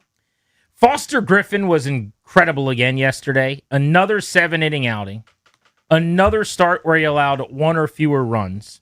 That's 8 straight starts for him where he's allowed exactly 1 run. But that's something no Nationals pitcher has ever done before. His ERA for the season, 2.68. And he had 1 really bad outing against the Reds where he got charged 9 earned runs. Yep. You take that out of the equation, his ERA is down barely over 2, and it's one of the best in the entire sport. It's top 3 in Major League Baseball. This is a guy that was in Japan for 3 years, who's a rookie 30-year-old, but in a quirky situation is also in a contract year. About to be 31, is going to be a free agent at the end of the year. And he is the most interesting name all of a sudden at this deadline as to what are the Nats going to do. There's very few arms available. A guy like Tarek Skubal's no longer getting traded. Some of the teams that it looked like they might sell that had starting pitching, like Boston with Sonny Gray, no longer going to be trading those players. So there's a chance Foster Griffin is the number 1 or number 2 pitcher available on the trade market. If Paul Taboni decides to put him on the block, you might get 157 cents on the dollar or something like that for Foster Griffin, just based on it being a real seller's market. And if that's the case, it's going to make it hard for Taboni not to dangle him. But at the same time, why wouldn't you try to extend this guy for multiple years right now? So again, it's always so hard to predict trade markets, and I don't have many good skills, and that's definitely not one of them. I'm always bad at kind of determining. But my guess is looking at 30-year-old rookie Foster Griffin. My guess is the greatest value he's going to have is going to be right here with the Nats. I don't know that you'd get the kind of haul that you would get for Mackenzie Gore, or that you got for Mackenzie Gore rather, or some of the other dudes that are out there on the market. It's probably closer to, I don't know, mid-level starting pitcher guy that's going to be sort of a back end of a rotation, and it's an A-ball Allen or a sort of borderline big leaguer that's not going to help you that much. I mean, to me, this is extension time. Now, somebody could come in and blow you away. Someone could go, this is exactly what we need. We see pitchability here. We see this not being just a flash in the pan. We want to trade for him and also extend him, get 3 more years of this, and we're willing to win a bidding war. Maybe that happens. Maybe it doesn't. But to me, I think the best course is a Foster Griffin extension because they've made beautiful music here. He and this coaching staff, have gotten on famously. They have figured out how to maximize him. Every time you think, okay, that meltdown in Cincinnati was early enough in the year where you go, okay, the league's seen him. Here comes the regression, except there's no regression. It's not. He's getting better as he goes. The more the league sees him, the more film there is. Nobody can figure it out because he's a different pitcher every time through the order. I mean, you saw in the All-Star game. Is that the most electric changeup I've ever seen him throw 2 different times for punch-outs? I don't remember that really being the thing. It is now. Back-to-back strikeouts in a 1-2-3 inning in the All-Star game. By the way, 117 innings of work, just 94 hits. Dominant. Tells you the story. 215 average against for him, throwing his 7 pitches. And his swings and misses, his strikeouts have gone up too as the year's gone on. He's basically a strikeout per inning guy. 111 Ks in 117 innings. Yeah. Not a guy with a fastball that sits at 91 that you'd anticipate being a big-time strikeout volume, swing and miss guy because fastball velocity is like 9th percentile, I think it is, in baseball. But he is a ground ball machine. He doesn't walk anybody. All 7 pitches in any count. And a few of those pitches, the way his fastball plays, the way his sweeper is played, certainly that changeup, batting average against, just some really, really good numbers. The cutter is awesome. The one pitch that's gotten hit pretty hard is the one he uses the least of the 7, which is his curveball this season. But he's thrown all 7 of his pitches at least 100 times. Yeah. Most of them he throws at least 10% of the time. I mean, it's a real, legit 7-pitch mix for him, which is so rare. But here's the question. We always talk about this when it comes to re-signing guys with the Nationals. Normally, it's some superstar bat like a James Wood or a C.J. Abrams. It does take 2 to tango. Would he be willing to do an extension right now? I perceive him to be happy to be here guy. You were in Japan a year ago. You got a young wife and a couple young kids, and you probably just want to set up your roots, and you've been really good in baseball at the big league level for 3 months, and you throw 91, and you're 31 years old soon, of course you would take $45 million on a 3-year deal. Why would you say no to that? I really believe that he would say yes to 3 and 45. I need to find out if he would. Exactly. Don't you? What about 3 and 36? What about 3 and 30? I don't know. Where does the line there? I'm not sure. But would he say yes, or is he, do you think, like most guys, when you're this close to the free agency, even if you're not a Boris guy, you might just shut it down. Think about what Rendon told us years ago, sitting at the Nats Youth Academy. Why would I shop at one car lot when I could shop at a lot of car lots for my dream car? This is the only chance Foster Griffin will ever get at free agency. So maybe by hitting the market, he might get an extra 10 or 12 or $15 million. Big difference to set up his family forever. Sure. Maybe he wants to do that. I guess my point is just they should do everything they can to re-sign him. And if you can't, now we can have a conversation in the final day ahead of the deadline about trading him possibly.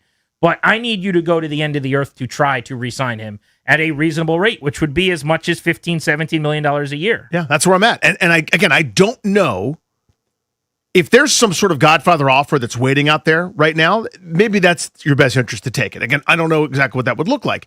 But to me, you finally got the lightning in a bottle situation. Very rare that has happened here over the years. The completely unexpected, nobody saw this coming, all-star, out of nowhere. What are you going to do with it? The best case probably is a below-market rate that is going to continue to play for you for the next couple of seasons, and you've got an unexpected anchor on your pitching staff where there really aren't any. It's a bunch of Trevor Williamses, some part-time Peters. You hope Josiah Gray comes back and is worth something after his recovery from Tommy John surgery. You don't have a lot of long-term answers. Kate Cavalli only has a couple years left, I think, of arbitration just because of how his service clock is gone. You don't have much here, and you're going to kind of be doing piecemeal for a while. Well, that's one less piece you got to figure out in your starting rotation, which is a weakness for you at this point. And there's your anchor all of a sudden, right? Worst case scenario, he regresses some. I mean, his fielding independent pitching's right around 4. You wouldn't take that for 3 years and $12-13 million bucks, a guy that's going to throw well over 200 innings and end up with around a 4 ERA.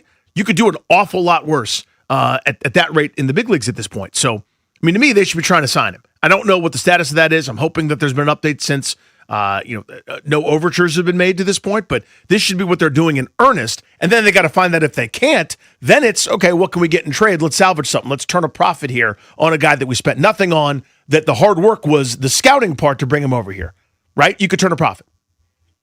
I want to open up the phones to Nats fans at 800-636-1067. How demoralizing would it be if they trade Foster Griffin? I think there's a very, very legit possibility he gets traded. Percentage right now, do you think? Because I think I'm probably lower than you. This is going to annoy a lot of people. Oh, no. I think the chance he gets traded is better than 50%. Like how much better? 55? I would say 55, 60% right now. Okay. That Griffin gets traded. Oh, no. Yeah. I hear you, Frank. Here's why. Why are you higher than I am? He is going to be the second best or best starting pitcher on the market. All the other starters that we've talked about all of the first half of the year for the most part are on surging teams. Think Detroit, think Boston, think Baltimore, some of these other clubs where they just extended a starter, by the way. He's owed $1.5 million after the trade deadline. That's it. So if you're a contender and you can pay $1.5 million to add an impact starting pitcher who could completely change your chances of winning a division series or a league championship series, and all it costs you, normally you're taking on more significant money than that, in addition to the prospects, is some minor league players, and you're a contender like the Yankees or whoever it is, Boston, pick your team. They don't really need an arm, but I think he's going to be a massive asset. The better question would be, I guess, do the Nationals want to punt if they're a playoff contender and over 500? But unless something changes in the next 2 weeks, you're on the very fringe of playoff contention. Like, your chance of making it right now analytically, I haven't seen the numbers, but I would still guess is well under 10%.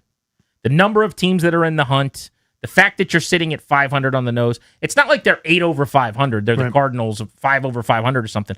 They've literally lost as much as they've won this year while hitting at a rate that no one else in the sport does. So if you're Taboni, you're going, we are a playoff contender kind of in name, but we're not really a playoff team. And one of the things he said to me on SiriusXM radio yesterday, and I'm talking about Paul Taboni, was he thinks the Dodgers have always done a really good job like playing the market, striking while the iron's hot. When something's light or something's heavy, okay, we won't trade this guy now. We'll trade this guy.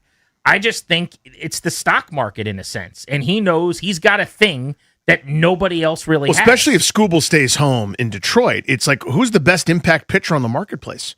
It might be him, because the other names are guys like Reed Detmers and for the Angels. Yeah. There's something to that, Grant. What team needs a starting pitcher the most at the deadline, would you say? Because I just want to kind of workshop like what a deal could even look like. Yeah. Like I'm thinking the Atlanta Braves in the division. Okay. Makes sense. Really use a starter. The Twins aren't a real contender. The Blue Jays aren't a real contender. I'll give you one. The White Sox are the answer. There you go. All right.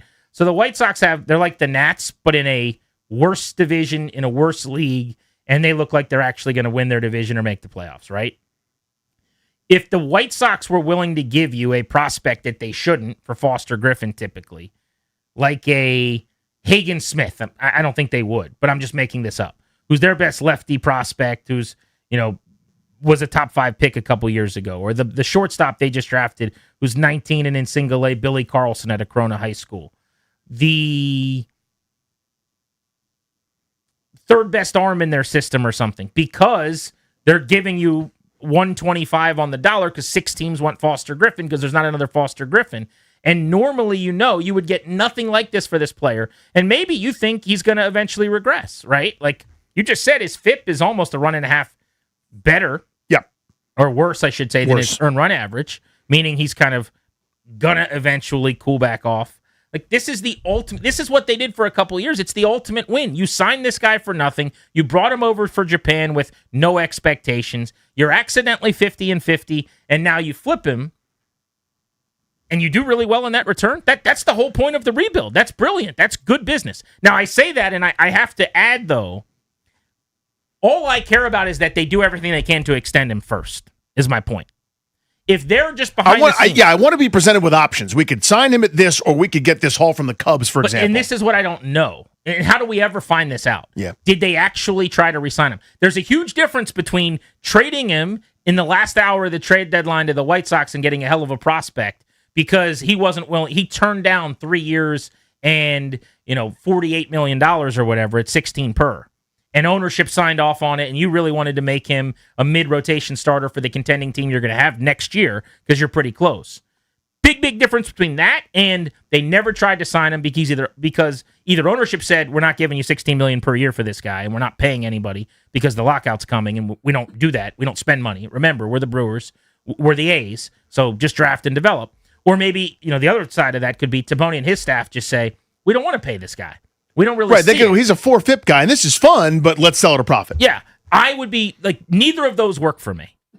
They are in a place where it is time to keep one of the guys that you get right. And I think it would be just such a kick to the stomach of the fan base to trade him. It's not why they shouldn't do it. They shouldn't care what the fan base thinks. I'm just acknowledging another part of this is... It's another dimension. It's a kick in the clubhouse. It's a terrible thing. Now, they don't have to care about that, but go to James Wood and C.J. Abrams and the number one offense in the sport and tell them, hey, the only guy that was really consistent at all in our rotation, that guy? We just got rid of him. So keep trying to win, though. I'll pat you on the back and tell you we're not giving up, but we just traded Foster Griffin. Yeah, it is. They better try to re-sign him. If they can't re-sign him and they trade him, fine. But if there's no attempt to re-sign him, then it's just business as it's always been, and that's infuriating. Is there an offer that's great enough where you go, you know what, this is too good to ignore? Because that's what I'm arguing. It may not be reasonable, but just play that out. In other words, you've got the idea, hey, we're going to approach Foster Griffin. We're going to see if he'll sign up. Again, we're making these numbers up. 3 years, $39 million, maybe with an option for year 3 where it could earn as much as $15 or $16 million. Fine. But just call it 3 and 39. We were going to go to him with that and see if he would sign it. But we just got, again, I mentioned the Cubs. Their big market, their starting pitching ERA is a disaster. They have among the least amount of starting pitching WAR of any contender. They're 7 over 500. If they were just decent in that area, they'd be 15 over 500. They think they can win. We're getting, again, name that prospect, name this potential, knocking on the door big leaguer. You can get a haul that could not quite be Soto-like, but could be you're going to have to wait a year, but my God, look at what's going to come up to the major leagues. If it offers that good, does that trump the potential of, come on, another one's getting away? Or is almost no realistic offer possible? It's a good question. Because I know exactly what you're saying. Yeah. I guess, answer this for me. Mm-hmm. We find out 3 days from now, it's not going to be that early because it's still 2 weeks out. Yep. They trade Foster Griffin. Will you be annoyed? Because we're never really going to know the behind the scenes on what led up to it. Obviously, we want to know because it makes all the difference in the world. Yeah, it's everything. They trade him, and we have to just assume that the extension was not on the table, I guess, or that it wasn't what it took to get it done. Because here's what I would need to know the distinction, even within that. Is this one of the points you brought up, ownership going, no payment, nobody? Or is this a front office who's really smart and has shown you they know what they're doing, going, yeah, we can't believe this either. We're selling at a profit. You know what I mean? We don't care about giving him a bunch of money. This is the ultimate win. This was just a little bit of scouting elbow grease that got him over here. This is the greatest investment of all time. This is that I turned $1 into $1 million. This is the lottery ticket. This is why we're here doing this. Here's the if I find that out, then I'm not going to be mad. So here's the problem I have with that, okay? They are close enough to win next year. We know that now. Yeah. I'm sorry, it worked out that way. Wanting to take 3 to 5 years or whatever, the slow build. This is what it is. James Wood's too good. As long as CJ Abrams is here, who now you probably aren't trading, but he's too good. Like, this offense is too excellent. You're now on the verge, and with a couple of additions on your pitching staff, you could be a wild card playoff team next year. Why wouldn't you want this guy to be part of that, I guess would be my question. And in a world where you still have him and Cade Cavalli, you're now a starting pitcher away. The other thing is, how do you get a Foster Griffin or a guy that has pitched at his level, an all-star quality pitcher? They're not a draft and arm early type team as it is because of the data generally says bats. Yep. They also aren't an organization over the last several years that has spent any money on pitching whatsoever. Trevor Williams at $7 million a year is their biggest pitching acquisition they've made from a free agency standpoint. Where in the hell is my next Foster Griffin coming from? You get what I'm saying? I know exactly what you're saying. You have to draft. It's not happening, Grant, It is the takes point. forever. Yeah. Travis Sakura, who just started throwing again from a TJ, you're just hoping his arm doesn't fall off. Developed. So Harleen Susana, I mean, they don't ever say what's going on with him, but he never pitches ever. Like that guy, maybe. But these are pitchers who haven't done anything above Double A. They're years away. Who have major arm question marks and red flags at this point. Where is my pitching coming from if I don't spend money on it? And if I'm not willing to draft it early necessarily, which a lot of times the data analytics teams don't do that. You kind of have to hit on guys in the 3rd, 4th, 5th round, what have you. So I just think when you accidentally bump into a guy who could give you 3 decent years of starting pitching as a mid, 3-4 starter, I'm not banking on him being an all-star ever again. I don't need him to have a 20-start stretch where he pitches to a 2-2. That's not what I'm talking about. I'm talking about paying him 15-ish, $12 to $15 million a year to be in the middle of my rotation with Cavalli. I'm a lot closer than resetting next offseason where I know you're not going out and spending $20+ million a year on an arm. Who are we kidding? You're not bringing in someone to give you what this guy's giving you. That's not happening. So how, without Foster Griffin, where would they have been this year? How am I getting back here next year? Do you see what I'm saying? That's exactly what you're saying. Taking a big step back. And there's no real reason to do so. But I can say at the same time, I understand the business of you're telling me you're looking at the market as a brilliant executive, and Paul Taboni is exactly that, and he's going, if we have the number one pitcher on the market, and he's a guy that we've invested so little into, and we could get back way more than we ever dreamed of, we're insane not to do that. Yeah, if I can trade a guy that's going to end up with about 4 WAR for 7 future, I'll do that. You know what I mean? Because I don't think he's getting back there again. How could you not? How could you not? 800-636-1067. Your thoughts on Foster Griffin. 8 straight starts, 1 run or fewer, first time in Nats history, fresh off the All-Star game, and very much could be one of the most sought-after players at the trade deadline all of a sudden. Should the Nats be trying to extend him, though? That's the question on the Fan.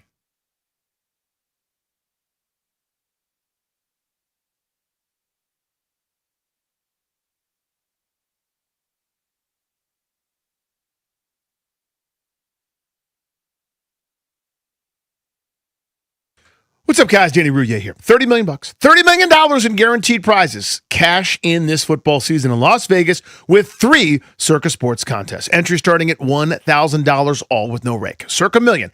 18 weeks of point spread action. 128 ways to win. Circa Survivor. Pick one winner each week. Last one standing wins. And Circa Grandissimo with a $100,000 entry. Enter in Nevada. Play from anywhere. $30 million guaranteed. Visit circasports.com for details.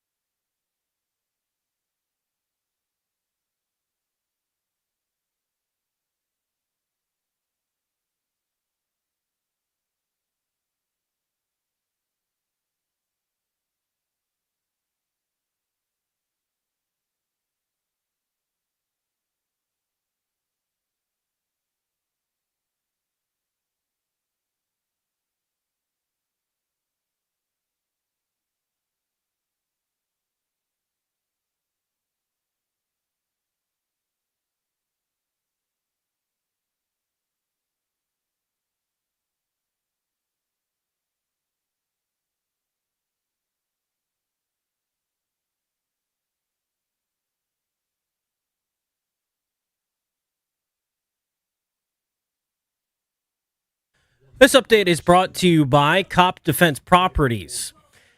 In baseball, the Nationals begin a 3-game series in Colorado tonight. They're back at 500 after taking 2 of 3 in Sacramento against the A's. 8:40 first pitch tonight, Nats and Rockies at Coors Field. Pair of lefties on the hill for the Nationals. Andrew Alvarez makes the start. He's 2-3 with a 4.04 ERA. Kyle Freeland going to make the start for Colorado. He's 2-8 on the season with a 7.36 ERA. Nats and Rockies tonight, 8:40 right here on the Fan. Commanders rookies going to report for training camp at the end of the week on Friday. Then the vets report 1 week from tomorrow, and the first practice comes up next Wednesday. And in college sports, Michigan Athletic Director Ward Manuel is going to step down at the end of the year. Defense Cop recruitment are you a road technician that is tired of outdoor service grind? Copt Defense Properties is now hiring building technicians that provide day-to-day property maintenance services, competitive pay, minimum 30-hour weeks, free training and development, and great benefits. Apply today at coptcopt.com. From the Crop Metcalf Sports Desk, I'm Toby Altizer on the Fan.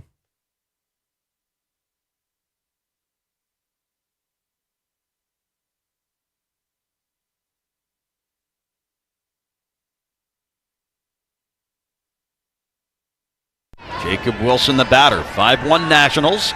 First pitch to Wilson is hit in the air to shallow left, not very deep. Dalen Lau coming on, and he'll get there easily to make the catch. And that ends the inning. 1 pitch after the 2-out double from Williams. 7 innings of 1-run baseball from Foster Griffin. Foster Griffin did it again. Welcome back, Grant and Danny on the Fan. Foster Griffin, who's 90th percentile at avoiding walks, 80th percentile at getting chase, 71st percentile ground ball arm, has one of the most effective fastballs in the sport, outstanding cutter and changeup. All-star. He has been the real deal. He's as advertised. I kept saying, give me a few more starts. Let me see the second time through the league. I'm not really buying yet. Well, I'm bought in. I mean, he's a good pitcher. How could you not? Yeah. I don't think this is what he's going to be for the next 2 or 3 years. But I'm not paying him, $40 million a year either. I'm going to try to get him under contract at $12 to $15 million. Here's where maybe I'm wrong, Danny. I have a hard time believing that a dude who's been known in the big leagues for 4 months, I get that he was a prospect and a first rounder. I actually covered him and interviewed him at a Futures game, I don't know, a decade ago or whenever that was. But, are we really to believe that his agent, Casey Close, is going to turn down 3 years and $45 million if the Nationals offer it? A few months after, nobody knew who the guy was when he was pitching in Japan. For the possibility that he pitches this well down the stretch and then on the open market gets more. I mean, it's constantly the case in Major League Baseball that pitchers routinely turn down future money for the bird in the hand. We just saw Kyle Bradish, who had TJ a couple years ago, do an extension with the Orioles. I was doing the show with Jim Bowden yesterday. I thought he left some money on the table. Sure, but do you want to risk the arm going out again? This happens a lot. Strasburg, one of the only Boras-advised guys who ever did a deal here, and he did a couple of them. One of them was, for $175 million. He cost himself plenty of money doing that. Sure. But pitchers think differently because arms break any second. Screws fall out. What's the line in Breakfast Club? It's an imperfect world. The world is an imperfect place, yes. Man. So I just, if I know they present him a legitimate, acceptable offer, he says, no, I want to go to free agency. Okay, fine. This is not a Boras guy. This is not a longtime star. I think this is the prototypical version of a player you could get a deal done with after striking gold, finding him in Japan. Yeah, I would certainly think so. And again, the thing that I don't know, or the thing that makes this so hard, is what his trade value would be. Because my instinct is everything you just said would make me, as another team, not want to give up my A-listers or my top flight guys for this. And again, I know it'd be a rental anyway, but it would be the idea that he would pitch for me now, but also I'd try to extend him for some of those same reasons if I was a big believer. I just don't feel like you'd get the haul. Now, that could be wrong. As you said, there are enough teams that might be desperate. The starting pitching market is razor thin. I mean, it's Kate Moss in her prime thin. What are you really getting back, by the way? That's my question. I don't know the answer to that. What are you really getting for half of a season? Not even. 50 games, 55 games. So we're talking about 8 or 9, 10 starts, maybe maybe left. Yeah, of Foster Griffin. And then your playoff series. You're not getting a number 1 or number 2 prospect. But again, the market's so thin that maybe you would get a little more. That is a fact. You're Right? going to get a lot more than you would most years. That's the reason for doing this, clearly. But my point is, I am always I'm not keeping the guy who's got an expiring contract and letting him walk for nothing. Remember when the Nats did that years ago with Alfonso Soriano? Absolutely. Turned into, I can't even remember the names. I think Jason was the only guy of the 5 picks that they got that was worth a damn. But I would never do that. So once I know he's not signing, I'm keeping that player around. And I'm letting him walk in free agency. That's when I flip the script and I go, all right, I'll get what I can. Best offer, best and final. Let's take that. OBO, right? As you're listing on Craigslist. Anything that you're willing to give me, present it, pit 8 teams against each other, make all the calls, take the best offer, and we'll make the deal 3 minutes before the deadline. But I have to know. It's so different to me. I have to know that they tried to extend him. This cannot be a Jesse Winker, Jamer Candelario. Well, we signed him for a couple $1 million hoping we could flip him. You accidentally bumped your toe into the bed here. To an all-star. It's a pretty damn good bed. Yeah. Let's try to keep this dude. It is okay occasionally to not act like the A's. I'm not going to be the A's. I won't be the A's. I'm in Washington, D.C. I will not be the A's. It's not what I'm going to be. Chris is in Hyattsville. Hello, Chris. How are you? So you're not the A's. That what you're saying? I wrote it down. He's not the A's. I plan on not being the A's. I mean, look, we don't know what we don't know. I mean, we don't know if they've had serious talks, if they've made a legitimate offer, or if Foster Griffin has any intention on signing. I wouldn't blame him if he didn't want to. This is his first time in the bigs, and this is, like you said, his only chance for free agency. I think they're actually kind of caught between a rock and a hard place because, to both of your points, what do you get for a 30-year-old rookie half-season rental that's really going to improve the team? If they do trade for anything, they have got to get some pitching talent. I can't take another shortstop prospect. I mean, I know you always get best player available, but the cupboard is so barren when it comes to pitching talent. They've got to get some pitching talent. I would be comfortable doing whatever they do, like keep him for half a season and sell some tickets, trade him, get some value back for him. But it's really a conundrum, and I don't have a good answer. Yeah, I don't know that they do. I mean, I do not envy Paul Taboni on this one. There isn't a good answer, I don't think. I think it's super complicated. Yeah. I can present a very thorough reason to do both things. All I can tell you is what I would do, which is put together a really good offer, send it to Casey Close, his agent.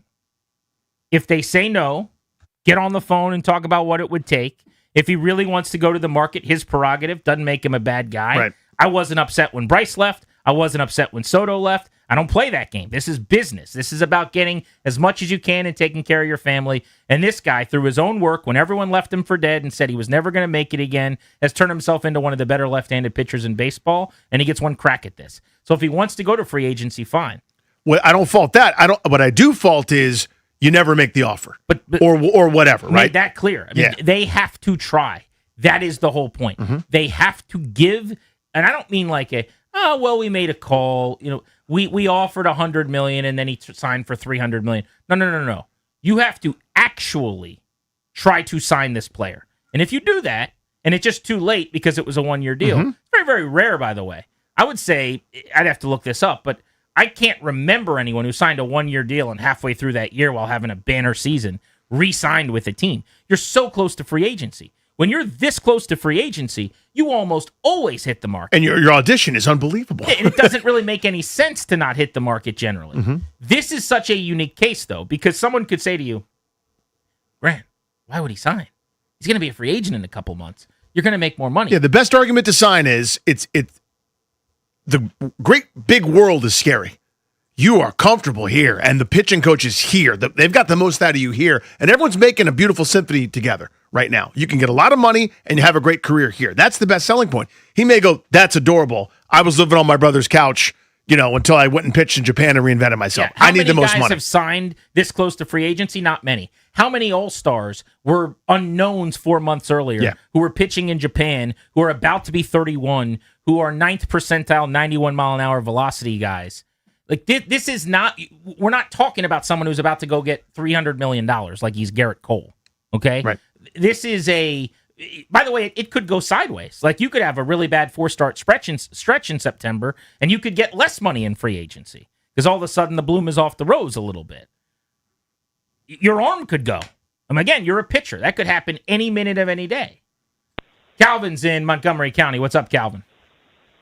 Hey, why are we talking about possibly trading or getting rid of or letting go one of our best pitchers when our biggest need, and all you talk about every day, is we need pitching? It's a great question. We've got one of the best offenses that dominates both leagues, and all we need is a setup guy and a closer. Because if he's not willing to sign an extension, then he's likely leaving in the offseason anyway. Or they could think this is fool's gold, and they don't want to be in business long term, and they could turn a profit for a guy that costs them next to nothing. I mean, it's a lot of nuance, man. And if you're not going to get the extension done, you're able to turn him into more right now than you would in any other year because he could be the best player traded at his position. So get it done. Sign him. But he has to want to sign. Sure, we'd love to. I mean, that's like saying, like my dad's like, hey, you going to take Sydney Sweeney to the prom this year? And I'm like, yeah, I'd like to. And he's like, we'll do it. She may not want to, and Dad. I'm like, but what if she says no? And he's like, did you send her a letter yet, son? And I'm like, yep, she didn't answer. Make it happen. I mean, they have to want to sign. This goes back to my banging my head against the wall thing forever with Juan Soto. Yep. Where it's like, they got to sign Soto. He's not going to sign. They have to sign Soto. He's not going to sign. Now, the more you offer, the more legitimately hard you try to keep him, the more that I will endorse your behavior as a team, as an organization, as an ownership group, right? 440 was a record. It probably wasn't close to getting it done. It was the like lowest possible acceptable offer you could have made. 500 would have been a lot more interesting. He ended up getting over 700, just to give you an idea. Boris has all the numbers. He told, me years ago, he's like 16 and 46. That's probably about what Soto's going to eventually sign. And I was like, that's the craziest numbers I've ever heard. And it ended up being kind of in that vicinity. Almost right there, yeah. And that was like years and years out, right? The team spends a lot of money. People get paid millions of dollars to figure out what a guy's worth. So they kind of know what eventually in free agency the market could look like down the road. They offered a couple hundred plus, almost 300 million, less than what we signed for. Bryce Harper, by the way, they offered him something. I know there was some deferred money there that wasn't that different than what he got after a long free agency, because the free agency that year, remember, wasn't great. That was a pretty reasonable, normal offer. Now, they pulled it halfway through, but my point is, I just need to know that they're doing the right things, because I understand, a lot of people don't, it takes two to tango. You can't force him to be here, but you have to try to keep him here. And if you do that in good faith, and he says, nah, I'm going to go to the market, that's fine. Now I'll trade you for the White Sox top pitching prospect, if they're willing to give it to me. Indeed. Yeah, I mean, the guys that you're going to offer the huge contracts to, you know that the league is in on them.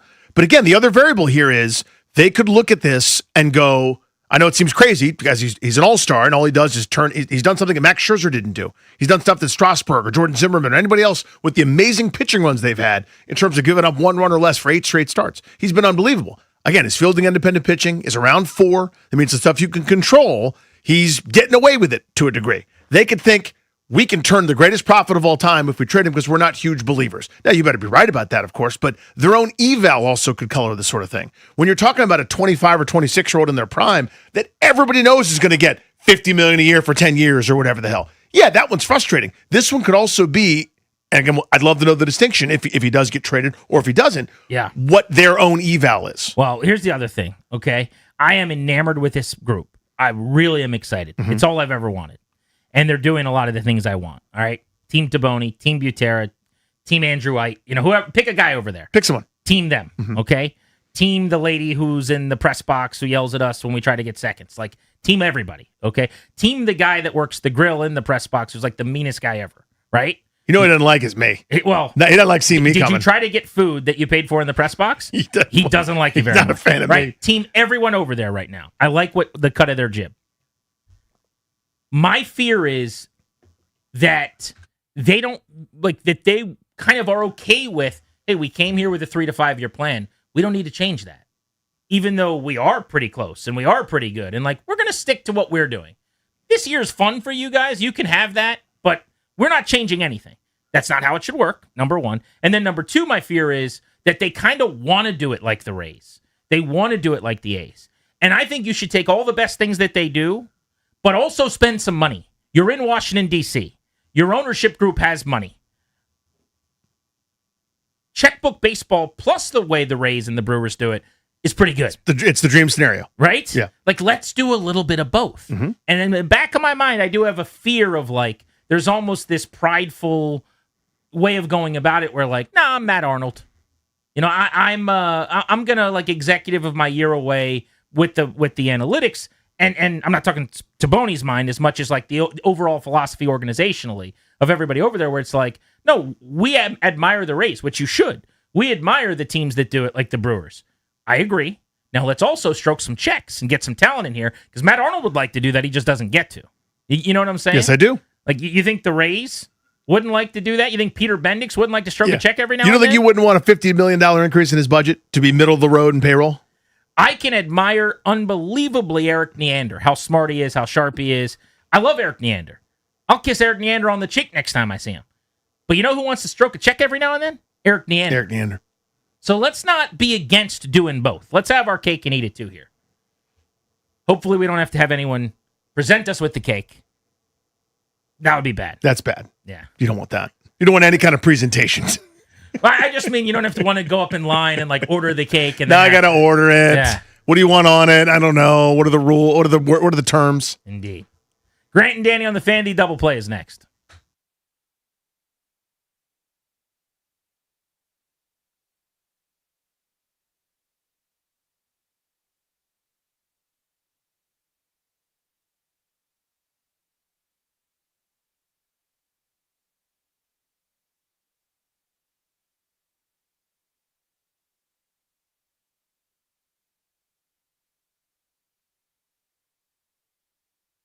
What's up, guys? Danny Rouillet here. I saw this happen in my neighborhood. So if you're thinking about selling your home, here's the only question that matters. What happens if your home doesn't sell?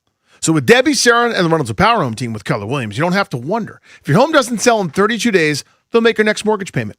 How awesome is that? That's exactly the peace of mind Demetrius and Patricia needed. Reynolds of Power Home team's proven marketing strategy brought in serious buyers fast, and their homes sold quickly for top dollar. On average, their homes sell twice as fast as the average agents, and sellers walk away with over $30,000 more at closing. Again, don't be like the house in my neighborhood that was on the market for 6 months, off for a few more months, back on with a different realtor for 5 months, and eventually sold way below what they'd initially asked on the open market.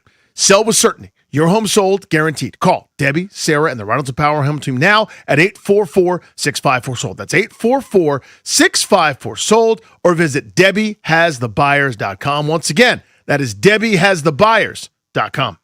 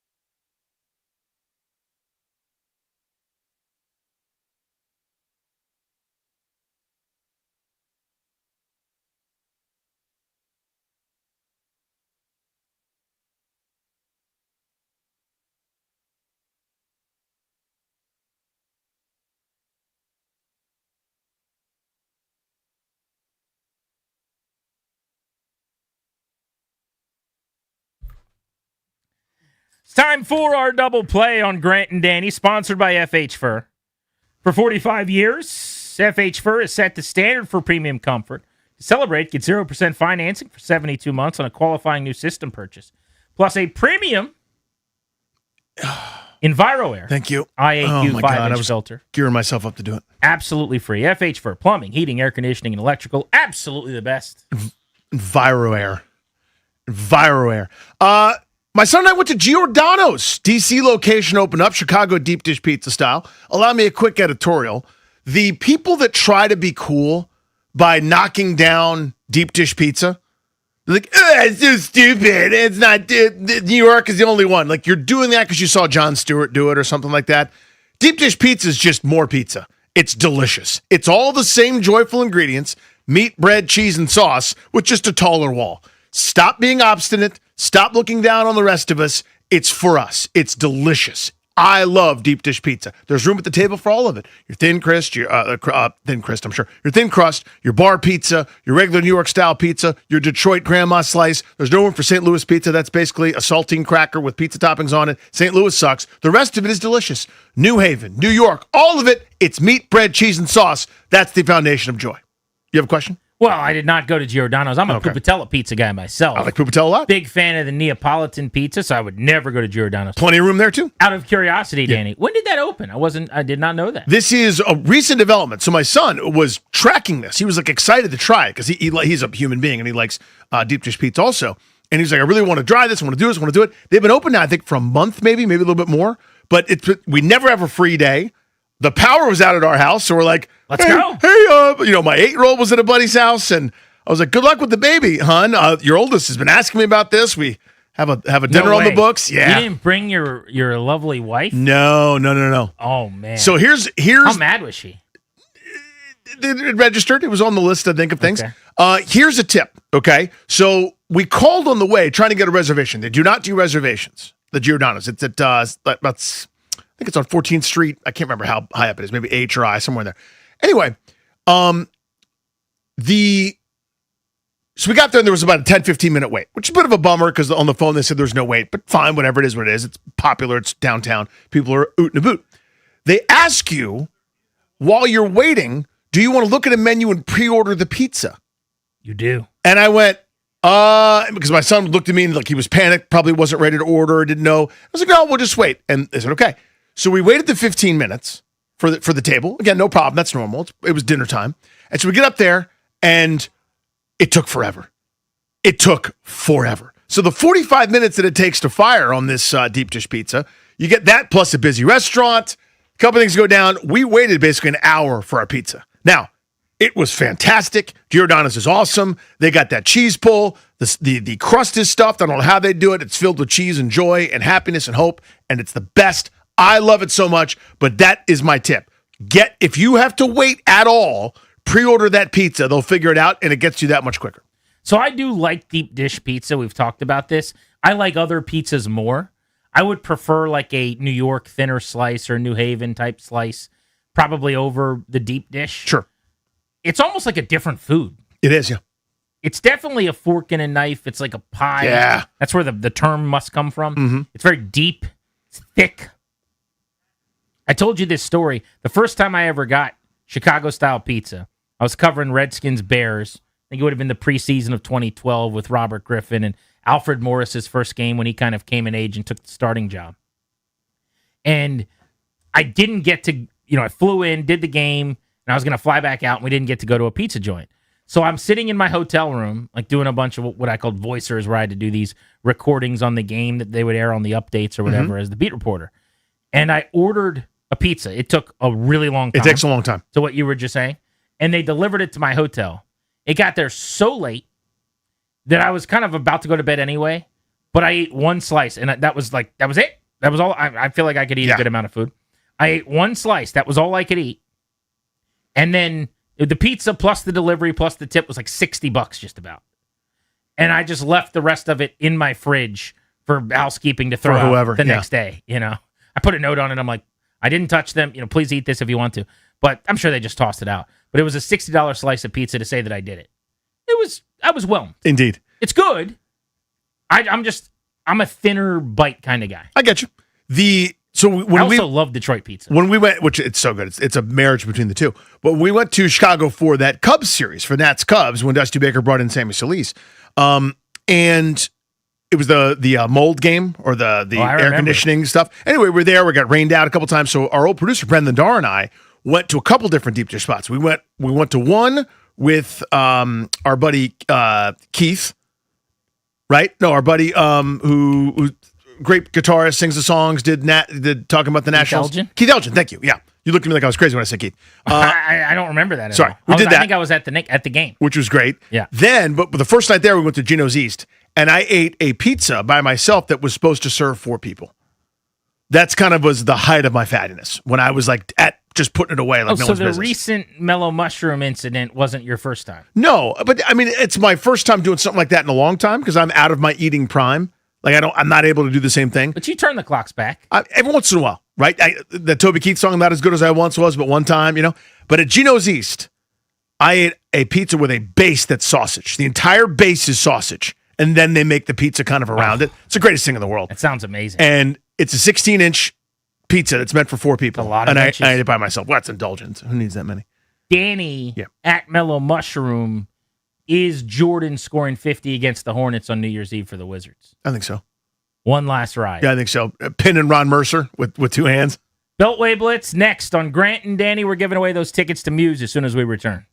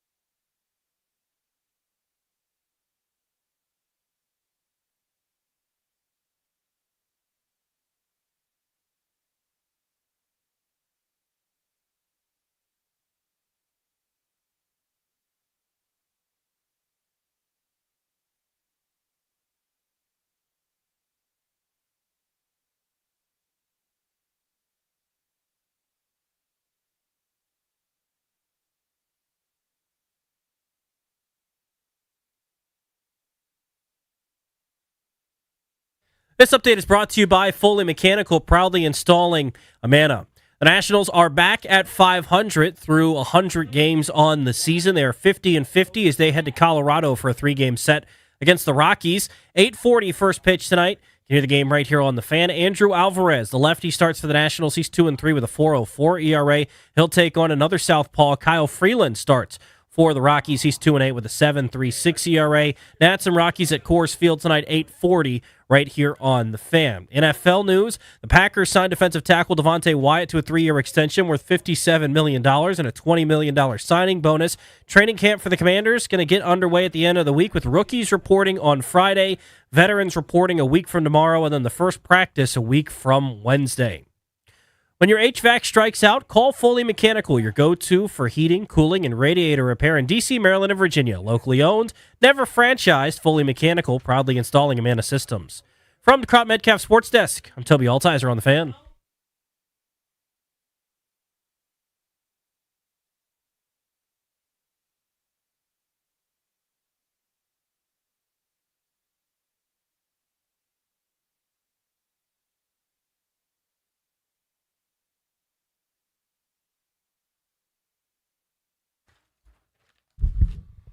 Caller 10 at 800-636-1067. Congrats, you're winning tickets to see Muse.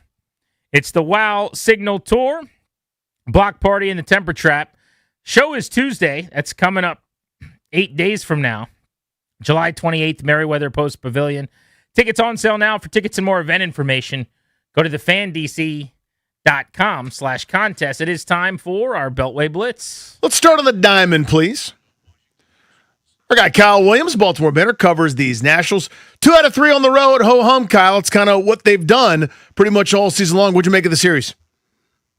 Yeah, it was, especially that first game. The first 2 games were kind of the tale of, just 2 kind of extremes of the other. And then the third game, when you have Foster on the mound, just his dependability, reliability, he just kind of did what he's done all season and just came through in a big spot for them. Percentage chance that he gets traded right now is what? I would say I would go lower than 50. I mean, obviously they're going to listen to most players on the roster just given the stage of the rebuild they're at. But, I mean, just the team has raved a lot about Foster's just professionalism, what he means to the clubhouse, obviously what he's done on the mound. He's been their best starter this year. So, I mean, they'd have to be I feel like they'd have to be blown away to just, trade him at this point in the season, especially given how competitive they've been. But I'm under the impression either extension or you probably trade him. Does it make any sense to just hold him and let him walk when he could be the best or the second best pitcher on the market and get a really legitimate return? That's where I think, they, at least from what I've been hearing, they might do a little bit of buying and selling, just depending on, who teams are calling for. I mean, it's been reported that Luis Garcia has been, bountied about, but it's just, it all comes down to just the opportunity cost to improve the roster in the future. And given the lack of sellers because of how just, down and, constricted the standings are as a whole, it has a way that it could play into their favor, and that, a team might get desperate and just like, hey, we'll give you X, Y, and Z for Foster Griffin more than, they normally would, just because there's not an abundance of sellers like there were, in years past. Like, there's probably, 1 or 2 clear sellers at this point. I mean, and even, the Red Sox is like, 2 weeks ago, they're considered a seller, and now they kind of play their way into this weird gray area. And so I do think that it's probably one of those situations where they're going to think long and hard about a trade. But, I mean, an extension has to be on the table, just given, his age.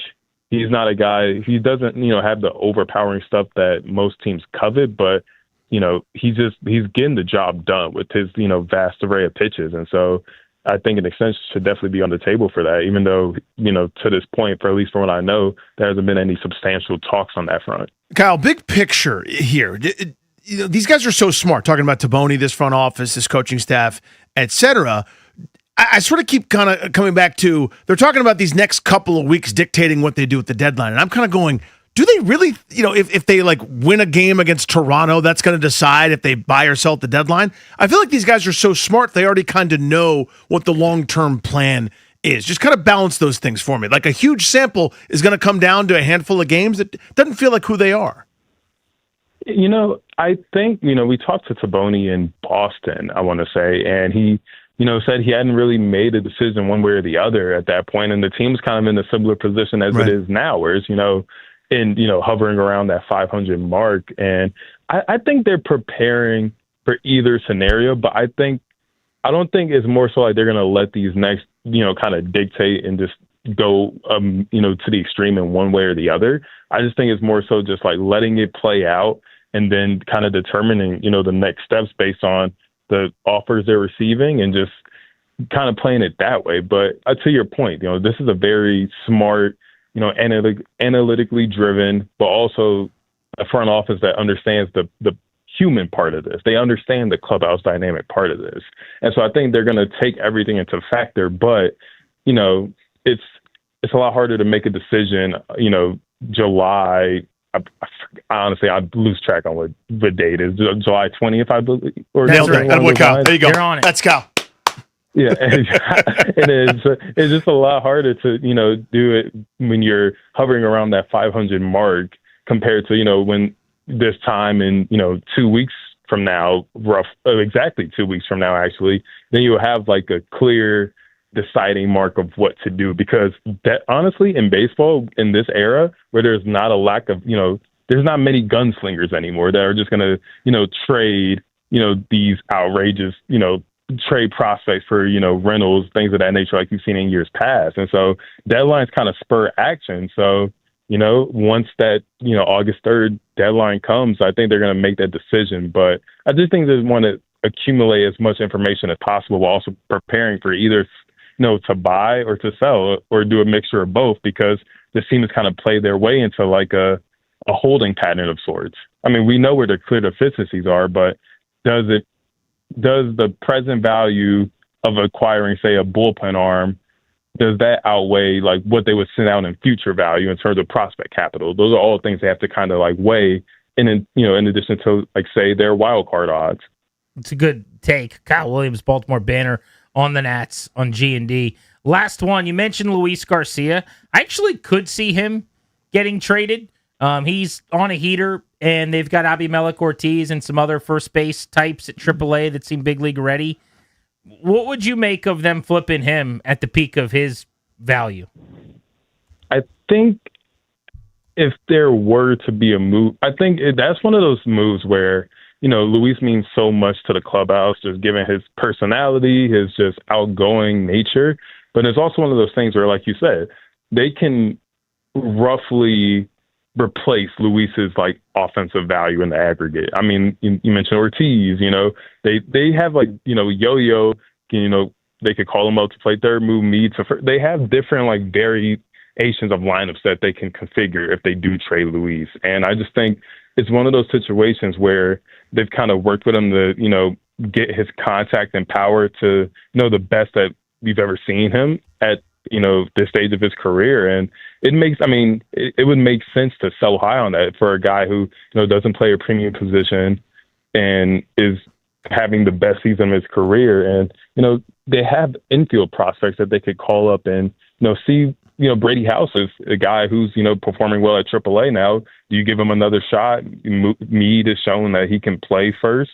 So there's different ways they can like replace that value. And I think if there were a player to, go, Luis would make the most sense just given how well he's playing. And you sell high on that, get some prospect value back, and you can still you can still field a lineup, to be competitive, especially with one of the best offenses in baseball. Kyle, thank you, buddy. Really appreciate it. Thank you, guys. Have a good one. You too, bud. Talk soon. Hit that NFL sounder, please. Okay, Nate Davis joins us here on the Beltway Blitz talking some NFL. Nate, if I was an NFL player, one, I'd be in better shape and stronger and more athletic. But B, I'd be furious watching all these stadiums have grass and then go, okay, back to the stuff the players hate. What do you make of it? Yeah, I mean it's an economic decision for the owners. You would think there certainly would be an economic side that you can better protect your investment in players by putting the grass in, and the NFLPA I think has a poll saying 92% of players prefer grass, which is obviously an overwhelming majority. I mean, some will tell you that they don't care, and I mean there are multiple issues. I mean, some venues get used more often than others. Don't have a place to store grass, weather, we've seen what happens in Pittsburgh every year with natural grass. So, but yeah, at the end of the day, I think this is something that they're probably going to have to collectively bargain the next time that they sit down with the league. And if this is, an issue they're really serious about, and it was one of the first things they mentioned at the Super Bowl this year and kind of their state of the league from the union's perspective, that was near the top. Nate, what division do you find the most compelling and deepest maybe of contenders going into the season? Contenders for the division or contenders? Yeah, where, legitimately guys have a shot. Teams have a shot and they're going to fight for the division.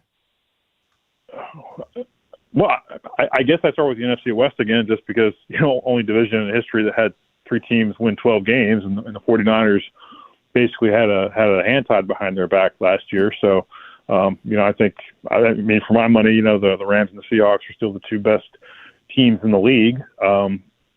Which I thought, pretty much most of last season. So I think that's probably the easy one to go to. Maybe in terms of like compelling, I'd say, the NFC North maybe to me is the one that's most tightly packed, and you could see maybe any one of those teams coming out of there.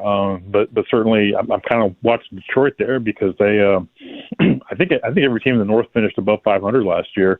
But the Lions are the ones that get the last place schedule. So looking to see how they bounce back this year.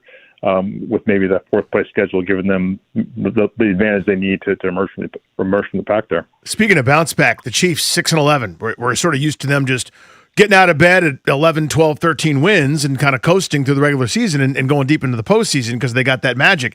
Has the window closed? Some of their stars are old and Mahomes coming off that injury, or is this just a speed bump here and they're right back atop that all of a sudden more difficult division? I think many things can be true, Danny, and I think the whole, I can't really pick a team who I think is the favorite in the AFC, and I know the betting lines kind of have the Ravens and maybe the Bills, who both have rookie head coaches. I'm quite curious how the Chiefs are going to use Kenneth Walker this year. They haven't had a 1,000-yard rusher since 2017, Kareem Hunt's rookie season. And they really need him, I think, to take pressure off Patrick Mahomes early in the season. Like, I have every, confidence he'll be back for week 1, Mahomes, even though we keep talking about the knee. What is Kelsey going to be this year? I mean, I thought he was better last year than he was in 2024, but they are also a young team. They brought in a lot of new players this offseason. They've shown that they can adapt on the fly, certainly in 2022 post Tyreek Hill trade.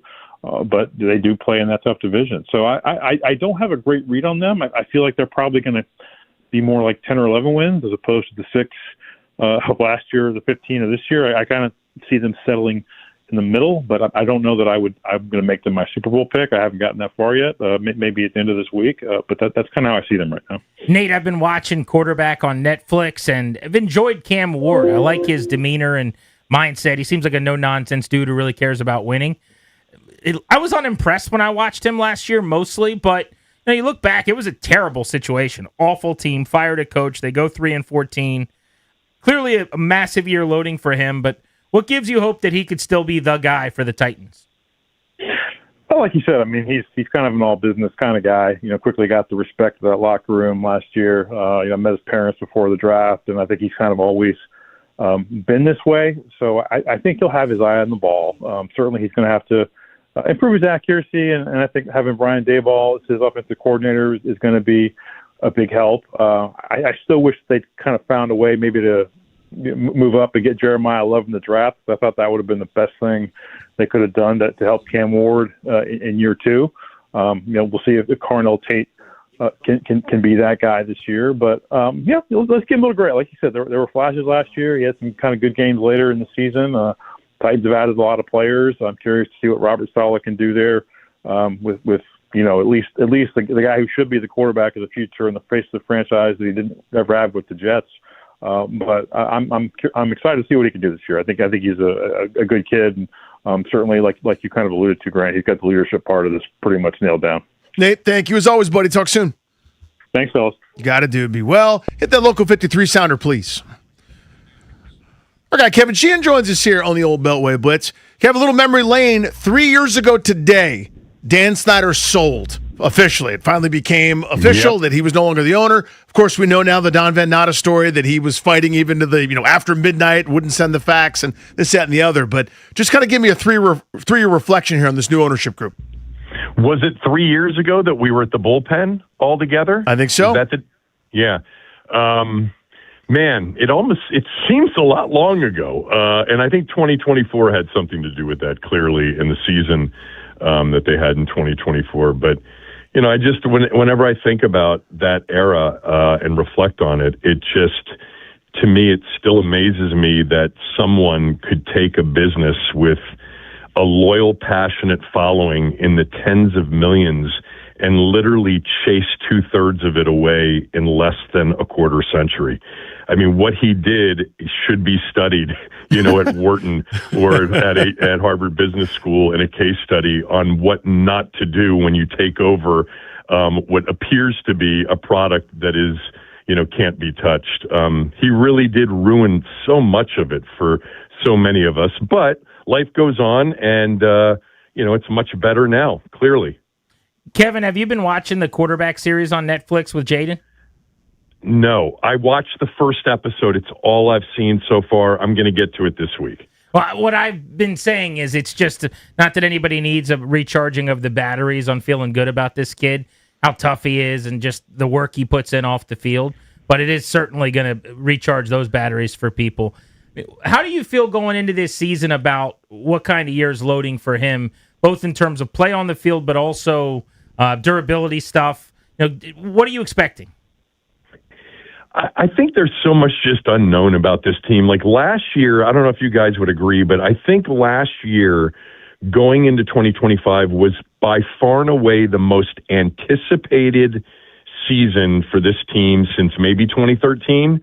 And there was just a lot of confidence and a lot of belief that, okay, maybe the schedule broke right, but this is going to be a good football team. It's got a chance to be, competitive again. And as long as he's upright and healthy, they're going to be good. And I still feel that way. And obviously he wasn't healthy last year. He missed, played in 4 games start to finish. That was it. And the season was doomed. When you don't have your best player at that position on the field for that many games, your season 99% of the time is doomed. And theirs was.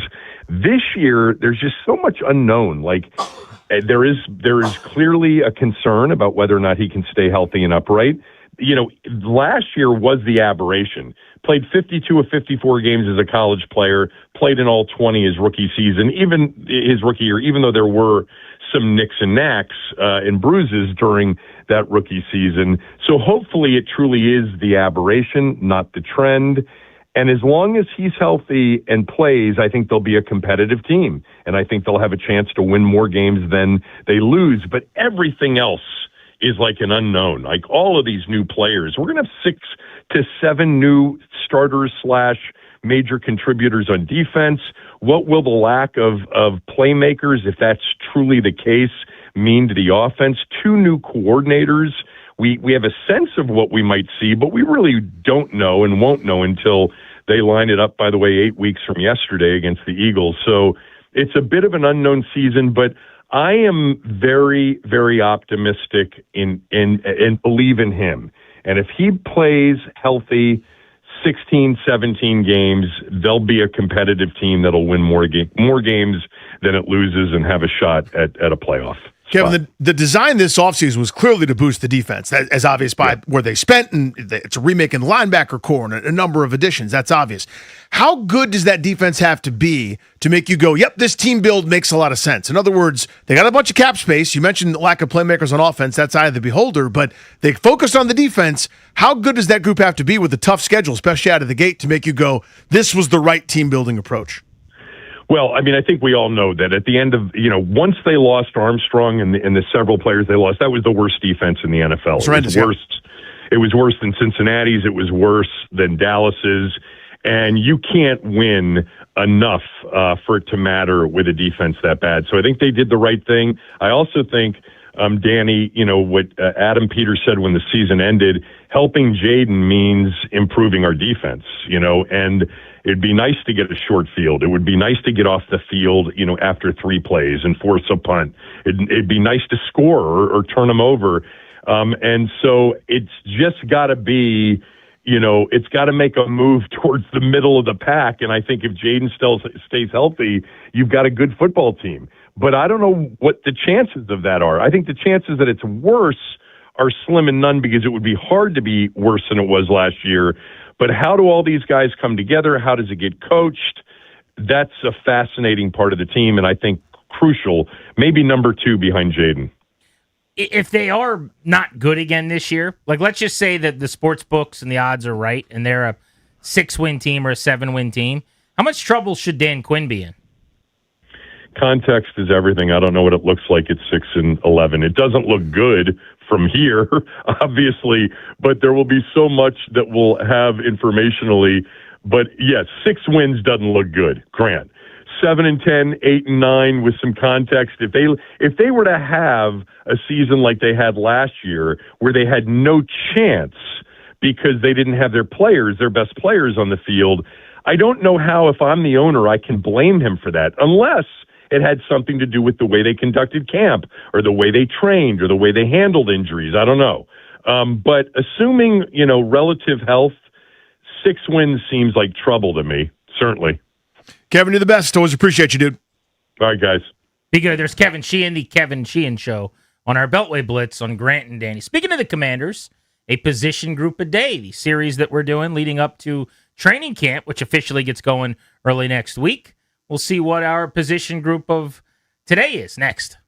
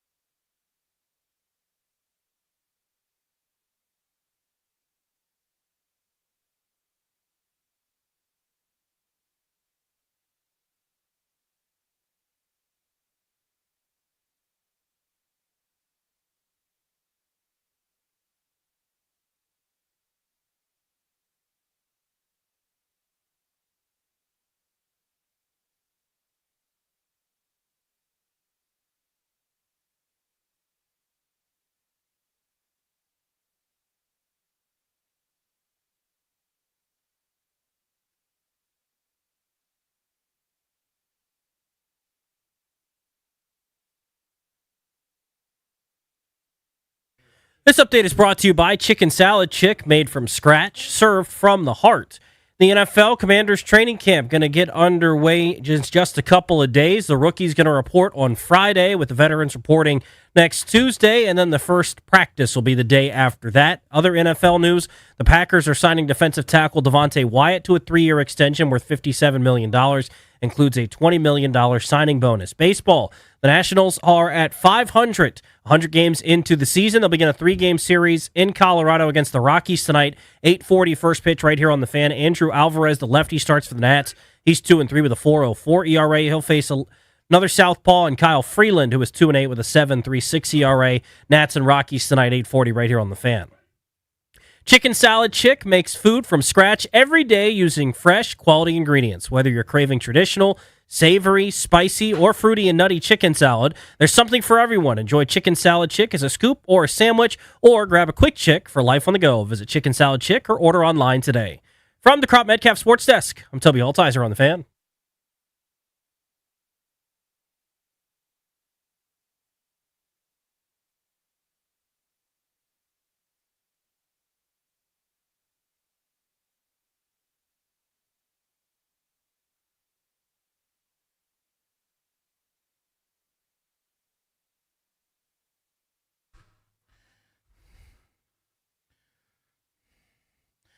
With you until 6:30, Nats are out west in Colorado at Coors Field tonight.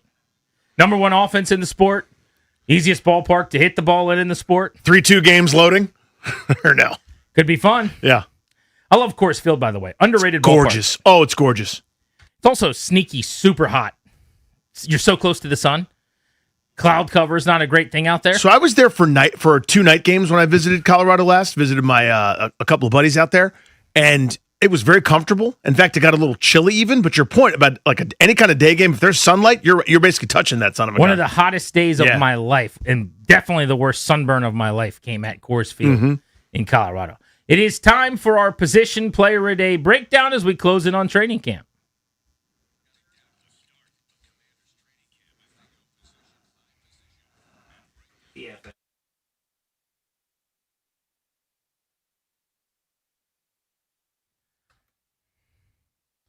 Today we're talking cornerbacks for the Commanders.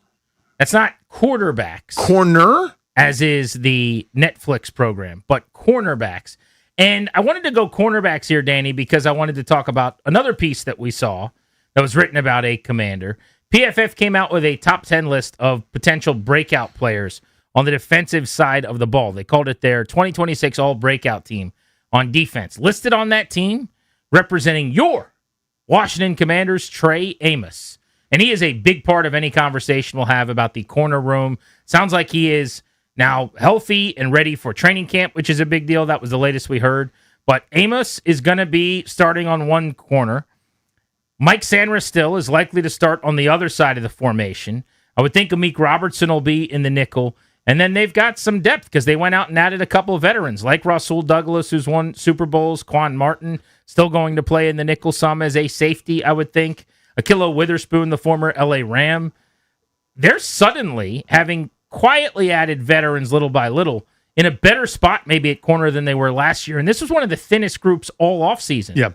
You would say so. In addition, having more athleticism at safety, I think only helps in that regard, right? Maybe you're asked to do a little bit less, and maybe you can sort of stay in your silo. If you think of some of those bits of quarters coverage or zones, you don't have to be responsible for an area and a third. You can just be in your area, and those kind of leads to some bad assignments. So I saw a lot from Trey Amos. Again, I'm not telling you it's a finished product. I'm not telling you he's a star. He's, Christian Gonzalez or something like that. But I liked what I saw in year number one. I feel like they got a dude there. It's just a matter of time. And I'm hoping the time is right now, by the way. If good coaching, good scheme, good design, good setup, I think he can thrive a little bit. Sainristil's the most interesting one to me, though, where they 100%, in my view, drafted him to be the inside slot guy, nickel cornerback, whatever. And he's had more success elsewhere. Are they trusting their eval and eventually they want him back inside? Or are they kind of going, you know what? We got an outside corner. Let's just roll with that. He's an interesting candidate this year for me for what they're going to do with him. Yeah, here's what's compelling about him, though, is how much of him playing so much better on the outside is just because it's an easier position, which isn't to knock him. I think he's a good football player. But my point is, I think sometimes we don't account enough for how much harder it is to play in the nickel anyway. When it's two different players, you just kind of see one guy playing well outside and the guy inside is struggling. But yeah, he has not been nearly as effective or efficient playing the much harder role, which is nickel corner. Now, they're going to ask less of the position group in general with the Durante Jones defense, which I think is a big, big deal. But I am excited that they're finally going to let San Risto play on the outside, it seems. Last year at this time, he had this awesome year where he mostly played on the outside because of injuries in 2024, and they went, yeah, that's fine, but he's going to play inside. And we were going, yeah, but he played better outside. And they're going, very small sample. We drafted him to be this one thing. Exactly. Yeah. We're going to crowbar him in because this is what he is. This is what he's going to be at this level. And then after another year where inside, not particularly good, outside, really good, they're going, all right, we'll just keep him outside for the moment. Does that stick? Is that how it's always going to look? I'm not sure. Rasul Douglas is not a guy that played inside a ton. So that makes me think maybe that whether it's Amos occasionally or probably more likely San Risto, someone gets kicked inside in 11 personnel from time to time if you want all three of those guys on the field if Douglas is playing well. But I do think that nickel role on the interior is going to be pretty fascinating because you're going to get some safety, as you said. You're going to get some linebacker. I think Sonny Styles can do some of that around the line of scrimmage.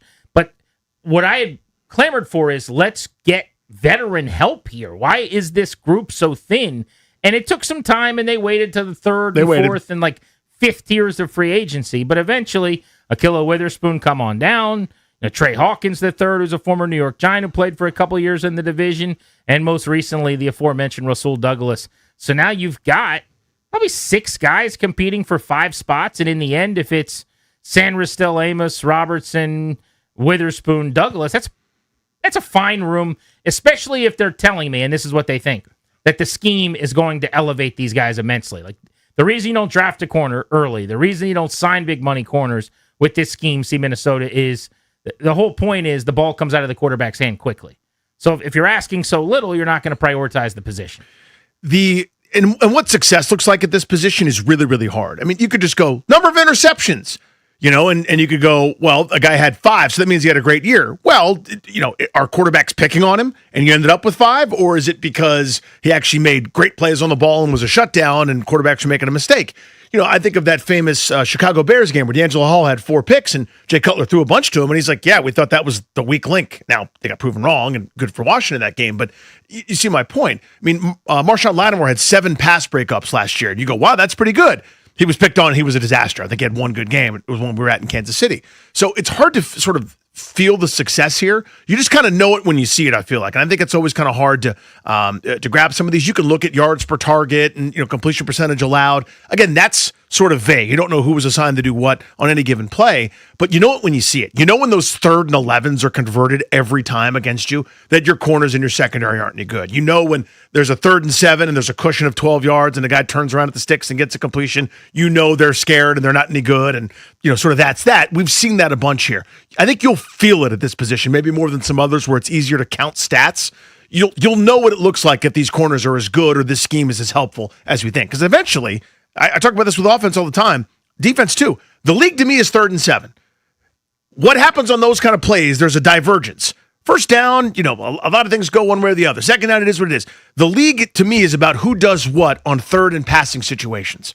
And teams that are good on both sides of the ball are able to win more often in those spots than their peers. And then you end up with a much better record. So to me, that's where you're going to see the proof in the pudding. Are they getting off the field in those kind of circumstances? Trey Amos, just to go back to him for a second, we started the conversation through the lens of Amos, who's a 24-year-old going into his second year, was a 2nd-round pick. You were right. I mean, looked the part, put some good stuff on tape, 6'1", little under 200 pounds, but a good-sized corner. He, to me, is an example of, as much as I like him, and what I loved about him, mostly I saw at training camp. I thought he played really, really well at camp, because we didn't see a lot of him in the regular season, but like his PFF grade, for what it's worth, 82nd of 114 corners. There's a little bit of just like writing his name down in Sharpie and being like, oh, they got Trey Amos. They're in good shape. And he's being listed here as the breakout candidate from PFF and other outlets. I certainly understand why people like him. I'm one of people. I like him a lot. People, yeah. But there's a little bit of cart before the horse here if we're talking about like, oh, he's a stud, write it in pen. He's the answer as corner 1 for a long time. Played about a half season. Was pretty solid on a terrible defense. I think looked better sometimes because he wasn't the disastrous player on the disastrous play. But as a 61st overall pick, to me, it looks like it could be a win. But I think he's got plenty to prove still, and I'm not ready to just put in Sharpie that like they don't need to spend money as a top corner because they have Trey Amos. But we will see as the year goes on how he develops. What are your thoughts on the corner position? Did they do enough for you to feel well? 800-636-1067 is the number. That's 800-636-1067. Position group a day on G&D here on The Fan.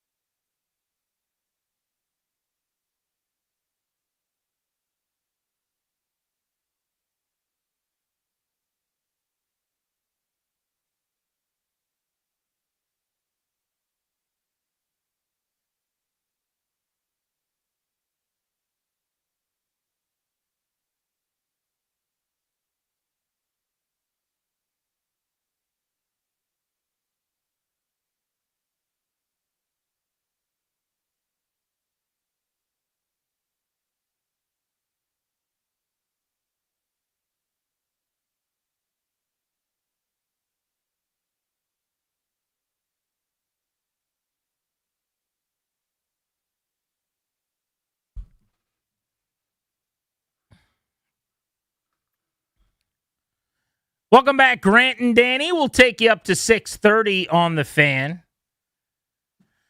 So I didn't know exactly what was going on with Tom Brady over the weekend and his ongoing feud with Logan Paul. But at Fanatics Fest, he slapped him, and it was a big story all over social media.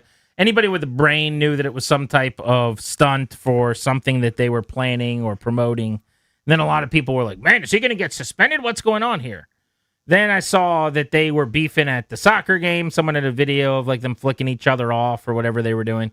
But it turns out those of us that assumed they were promoting something might be onto something, Danny.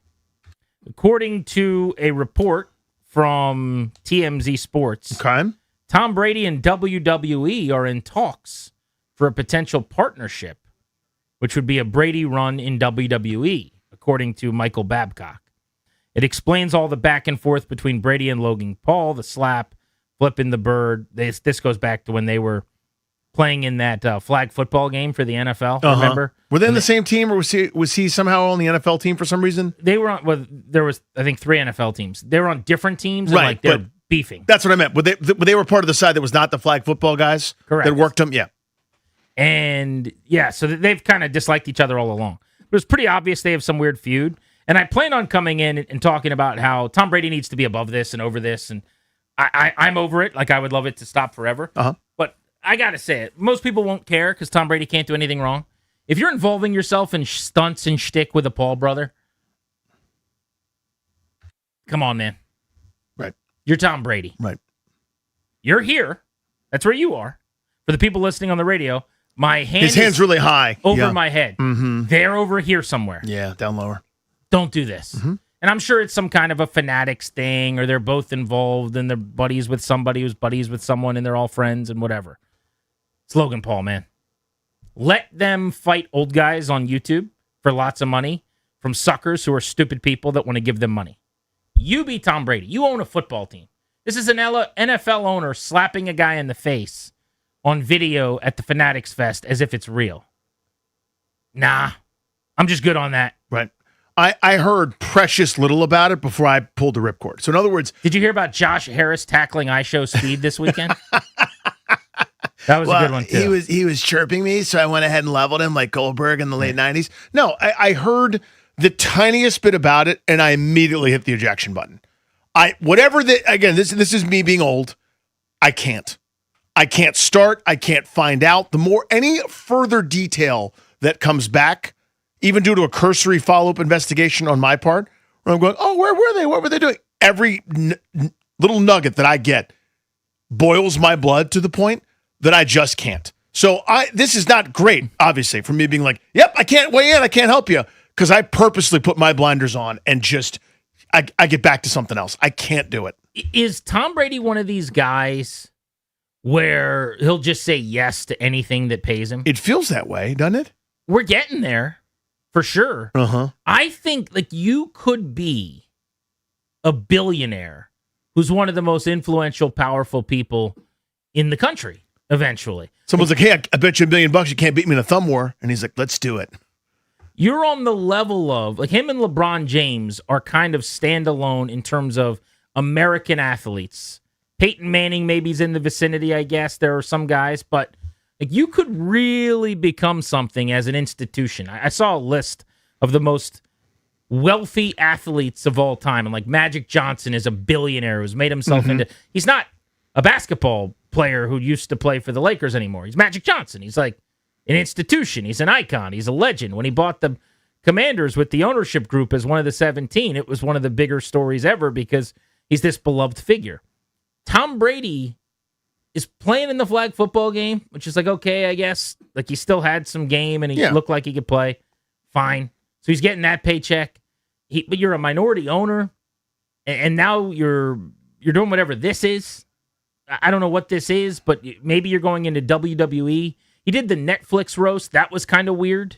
It was entertaining.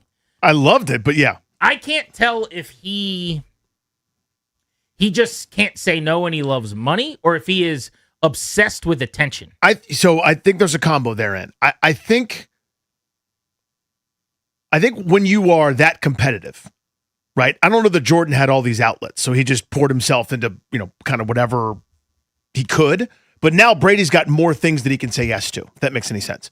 When you had this nonstop competitive juice where your whole gig was beating that guy, that's where I get going. I love it so much. I love competing. I love winning and making so much money for it and being recognized as a guy that's what I do is I compete and I win.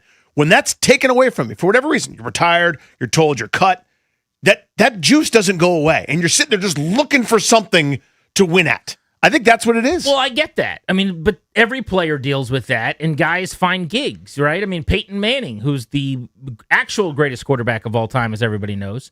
Yep, that's everyone getting upset in their cars again. I was just listening for that. Yeah. He has the same thing.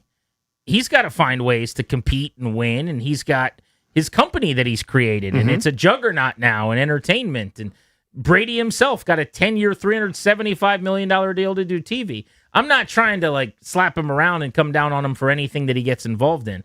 I'm just saying, aren't we a little better than this? We're not? I would just like the occasional ability from these super duper superstars to say no to really dumb stuff. This is the kind of stunt that 2 weeks before he did it, it's some mixed martial artist I've never heard of with an Instagram following beefing with Logan Paul. And they're setting up a fight. And then it's Brady, and then in 2 weeks it'll be like Nate Robinson. You know what I'm saying? Yes, I do. Come on, man. Yeah. You have to do a little better than this. I think you would think. But again, I just... And WWE? What are you doing? I don't know. But to me, again, it's his whole shtick. Again, I'm not saying Peyton Manning wasn't competitive or other athletes weren't competitive. Of course, you get to the highest level that way. But Brady is a crazy person when it comes to that. So was Jordan, where it's it's not enough to win. I'm inventing personal slights and insults, and someone told me a nice game, and I put 50 on him the next time we played because of that. Whatever it is, he's wired differently, I think, and can't stop.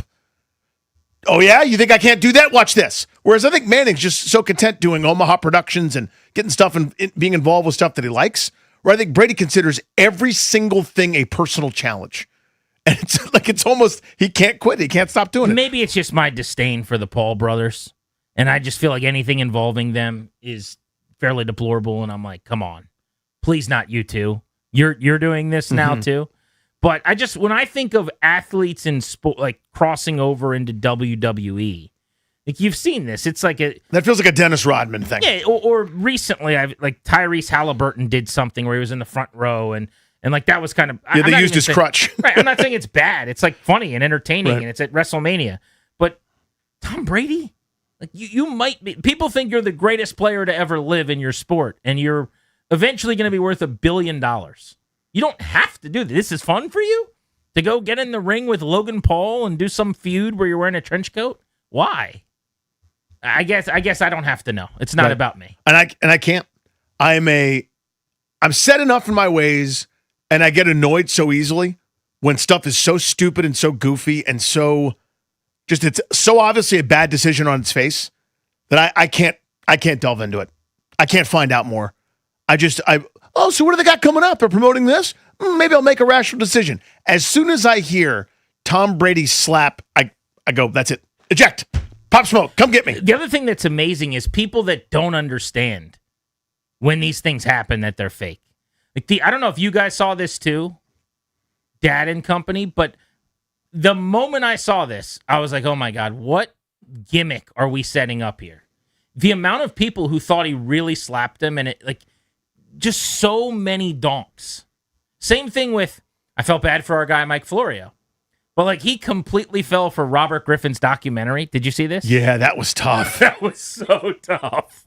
So there's this viral trend that's been a viral thing for weeks. And in general, I'm into it, by the way. I didn't like that one, but in general, I actually like these. It's actually very funny and very hilarious. Mm-hmm. They use the Netflix chime, and everyone's seen the beginning of a documentary where you sit down and you're just talking to whoever the person off camera is, and you're like, okay, are we ready? And you're like... And that deep breath, Yeah, you're like, all right, you can ask me the questions. And the documentary's on the building of 106.7 The Fan. Right. And so the viral clip is I sit down in a chair and I'm putting this on Instagram with the Netflix chime. And I'm like, time to do the documentary on the interview we once did with Kate Upton or whatever. Mm-hmm. And that's the bit. So Robert Griffin got into full uniform, Redskins jersey, Redskins helmet, 2012 era, looked like his, just him getting ready to run out there against the Ravens. And he's like getting set for my sit-down tell-all documentary about why my coaches kept forcing me to play on one leg in the playoffs and ruined my career, or whatever he said. I'm paraphrasing. Mm-hmm. And Mike Florio wrote it up like there's a real documentary coming out. It was just like, this poor bastard. And he got instantly corrected by the entire internet, and then had to be like, "Yeah, whoopsie daisy." That's the ultimate old man move, though. Yeah, you just don't know. I've done it. I'm sure. I don't have the example for you, but there's definitely been a time where someone did a try. I'm sure Brandon Ayuk's done it, like in the last 6 minutes. Where you throw money on the ground and insult your former employer. And I'm like, this guy's being an idiot, and everyone's like, "No, you don't get it, man. This is so funny. Yeah. Everyone's doing this," and I'm like, "Oh, I'm 100, so sorry." Yeah, it's the insult your former employer trend on Twitter. You Florio got. Yeah. He's like, well, apparently this is a viral trend and there isn't a real documentary coming out. But this is still stupid. I'm like, yeah, you're not wrong. Yes, it is, yeah. It's a tough look, but you're not wrong. G&D with you for another 90 minutes today on The Fan.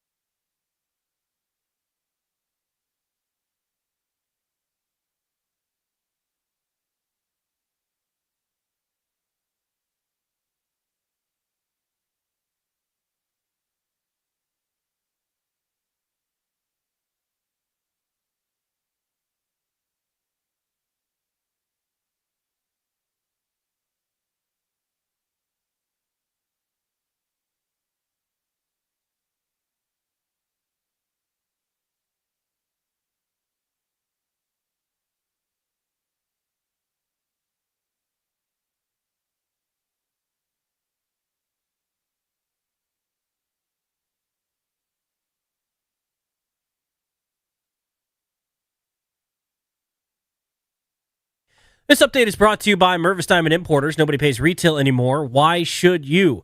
Baseball, the Nationals getting set to take on the Rockies. They're through 100 games, and they are 50-50. Big series in Colorado. 8:40 first pitch tonight right here on The Fan. Pair of lefties on the hill. Andrew Alvarez for the Nats. He's 2-3 with a 4.04 ERA.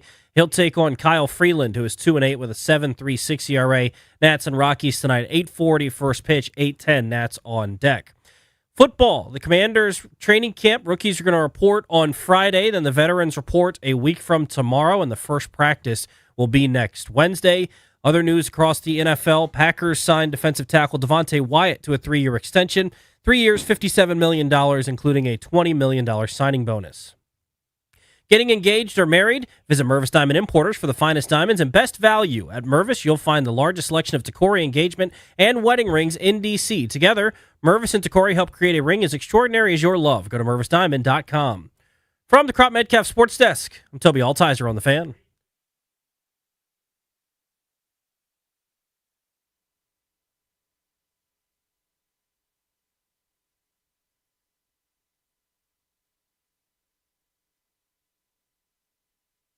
So an RBI opportunity for Ford.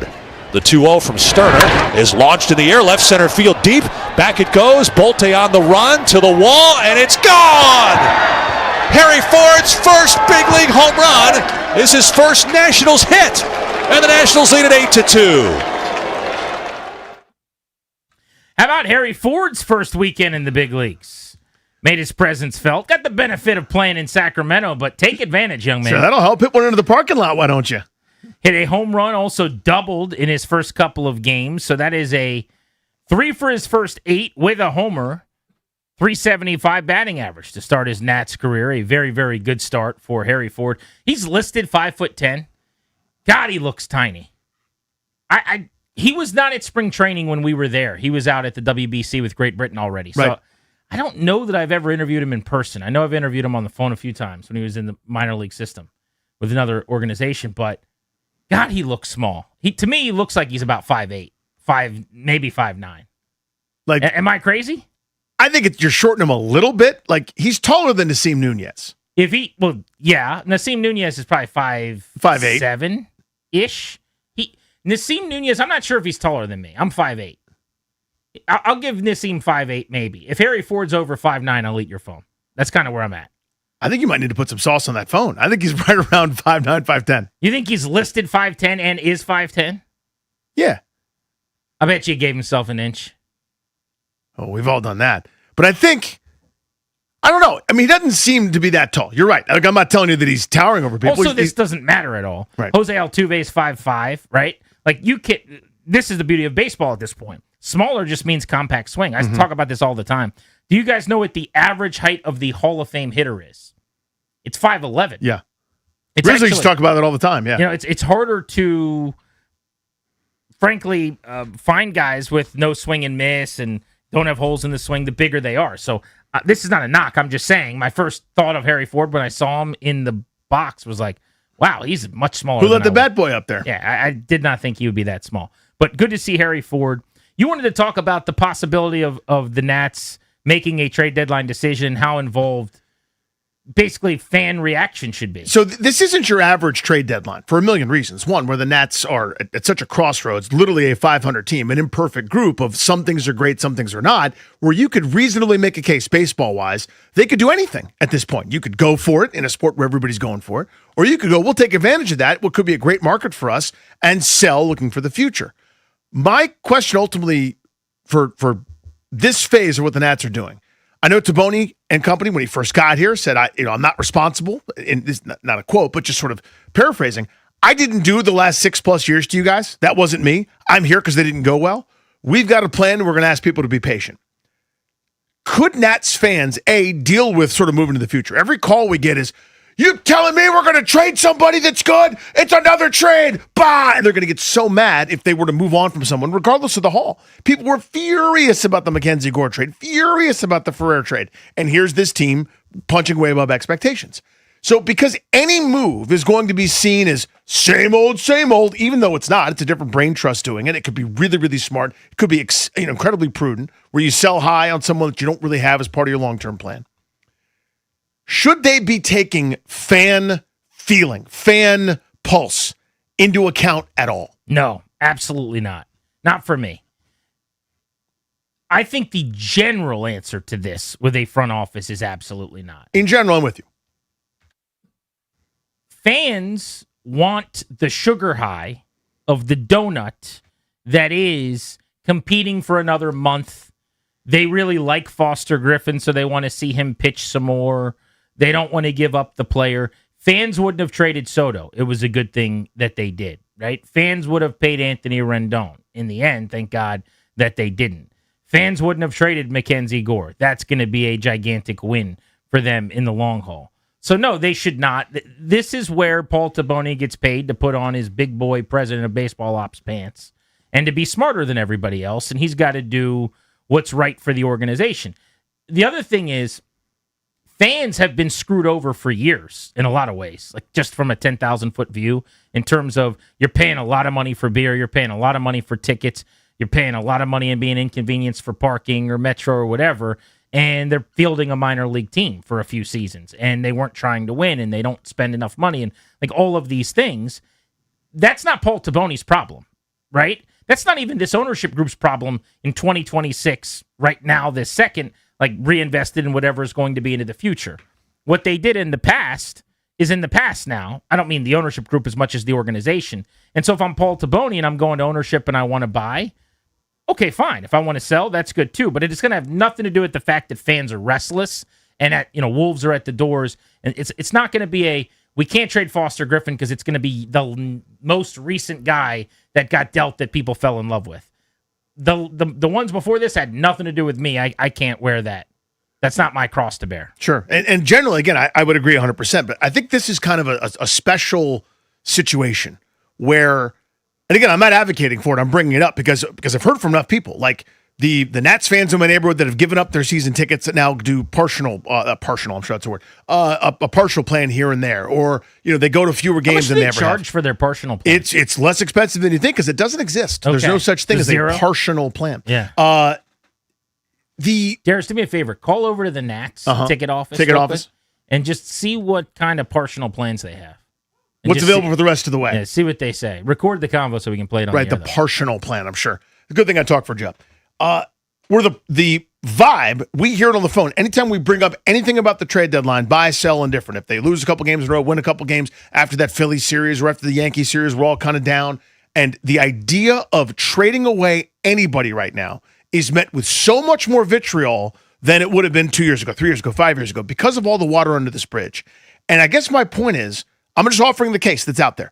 Because of what's happened and because there is a reasonable case to be made for not trading, should that be kind of the needle that maybe is considered at the table, right? Where you're going, we could improve the ball club slightly, but there's just as good of a case maybe not to do it. Again, if you're blown away by an offer, you just take the offer and don't worry about what the dude in Section 214 says. But if it's a 50-50 down the middle, there is some room in this discussion for me for how furious the fans are. They're just starting to come back and have a little bit of fun at the ballpark again for the first time since the World Series in 2019. Again, in general, of course, the GM has to do the best thing for the ball club. Period. Full stop. I don't care what any fan says. But this is a little bit different, I guess is all I'm saying. So the tie, the 50-50 element of what you're saying, I'll hear that one. Like, that is interesting and compelling to me. That you're saying somewhere on this table with 15 bowls and plates of food, there's enough space to just put a small plate somewhere that is how the fans are going to feel. I'm just saying it can't be a factor. If you want to put it on the table, it can't be the overriding factor, of course. And I do bring it up whenever we have conversations. Sure. But remember what Taboni told Jesse Doherty of Notus, Notus, I think is the new publication that he writes for. He asked him in his first column about Taboni in the new era of the Nationals, going back a couple months ago. He's like, how much thought have you given to what fans have been through since 2019 and how awful this has been for this fan base? And Taboni said, I probably shouldn't say this, but very little. I'm paraphrasing, but his point was next to none. That will only cloud and complicate my job. He's got to have a really clear vision to do what's right. This is analogous to other areas of life where decisions are very difficult, and feelings are going to be hurt, and relationships are going to be probably have to be mended down the road or whatever. But you have to do what's right. You're paid to build a champion. There's one way to do this in his mind, and he's got a plan to do it. You also answered the question, I think, with something else you said. Remember how angry Nats fans were about the Soto trade? Yeah. How do they feel about C.J. Abrams and James Wood now? Right? Totally. The amount of people that say, God, that trade saved our bacon. I remember, this is not to pat myself on the back at all, I promise. But I remember basically being the Jon Snow meme like the day after that trade in town where I was like, you guys don't understand how good of a return this is for a guy that was never going to sign. Nobody wanted to hear that. You could just have Juan Soto be a great player on an awful team for a couple more years, and they're going to lose a lot of games, and they're going to be in a really bad spot. And all people could think about is this ownership group didn't sign Juan Soto. And I understand the annoyance of the Lifetime Achievement Award of Rendon and Harper and Soto, and the list goes on and on and on. Mm-hmm. But thank God for that trade, and people now realize that. I think they're going to feel the same way to some extent. It's not the exact same return. That return will never happen again, by the way. But like the Mackenzie Gore deal already looks like a massive win for them. Not all wins. Right now, the Luis Perales deal for Jake Bennett, it's very early, but that has not gone well. Bennett's dealing as one of the better pitchers in baseball since he got called up by the Red Sox. Luis Perales has had a pretty disappointing year, frankly, in AAA with the Nationals. That was a pitcher-for-pitcher deal where they gave up the more, lower ceiling kind of pitcher for the stuffy thrower, where they wanted the velocity kind of cut from their cloth of what they like analytically. And so far, it has not worked well. So I'm not sitting here just defending everything that they've done, but I am saying most of the time, the really loud, angry people, if you give it time and it works out, they'll come around. Nats fans got excited this year. Why? Because they're winning, because they're performing. So in the short term, will people be livid? Yes. Will fewer people go to games the rest of this season? Definitely. Will we get a lot of angry calls? Yep. Will some people check out for the next several months in spring training next year? No doubt. But if they're right and they win and they're good, they'll be back. It gets forgiven, yeah. If you build it, they will come. They'll be back. And that's what I would say in meetings with the learners or in meetings with, Sinaraja or the business people. Trust me, we're going to build a winner. When we're winning, asses will be in seats. 2 sections of Tarps Off crew are going to be loud. You guys will be having fun. In the meantime, let me do my thing. If I was Taboni. Agreed. So and also the other mitigating factor is if it somehow comes out, because you could see towards the end with Rizzo and company that he would one way or the other, whether it was him saying it or an intermediary saying it or a report would come out. It's like, yeah, I would have spent on that. I wanted Christian Walker. Couldn't get him. Got to ask the guys upstairs. If it comes out that way that, we're not spending or whatever, that's another factor to it too, to how irritated fans might get. But if it's now, again, think of what's happened over the last handful of months. Rizzo's on television going, yeah, we tried to get those machines. We weren't allowed to, but this group was kind of, telling you that, or kind of giving away the sauce there, or the secret there, that they believed in them enough to be able to allow them to do what they wanted to do, presumably because they're going to save them money at other levels, right? In other ways that they would be profitable. So the budget's the budget, and we're just going to reallocate it. Yes, we'll do the trajectory machine, but no, we're not going to do, I don't know, whatever line item Rizzo and company had. A pitcher? Yeah. Yeah, starting pitcher or anything that would help the ball club. So again, part of it is... The other thing is, and I don't know the answer to this, right? Because I know for a fact they wanted those. One of the guys that worked under Rizzo, who was an assistant GM, was a guy named Mark Shalaba. And I had heard years ago that he and Alex Call went and toured the facility where they do the trajectory machines. And Alex Call was a big proponent. So I know there was interest. I know they did this, and they went and they presented ownership. That's a fact. What I don't know is they don't live this. They don't live and die with this stuff.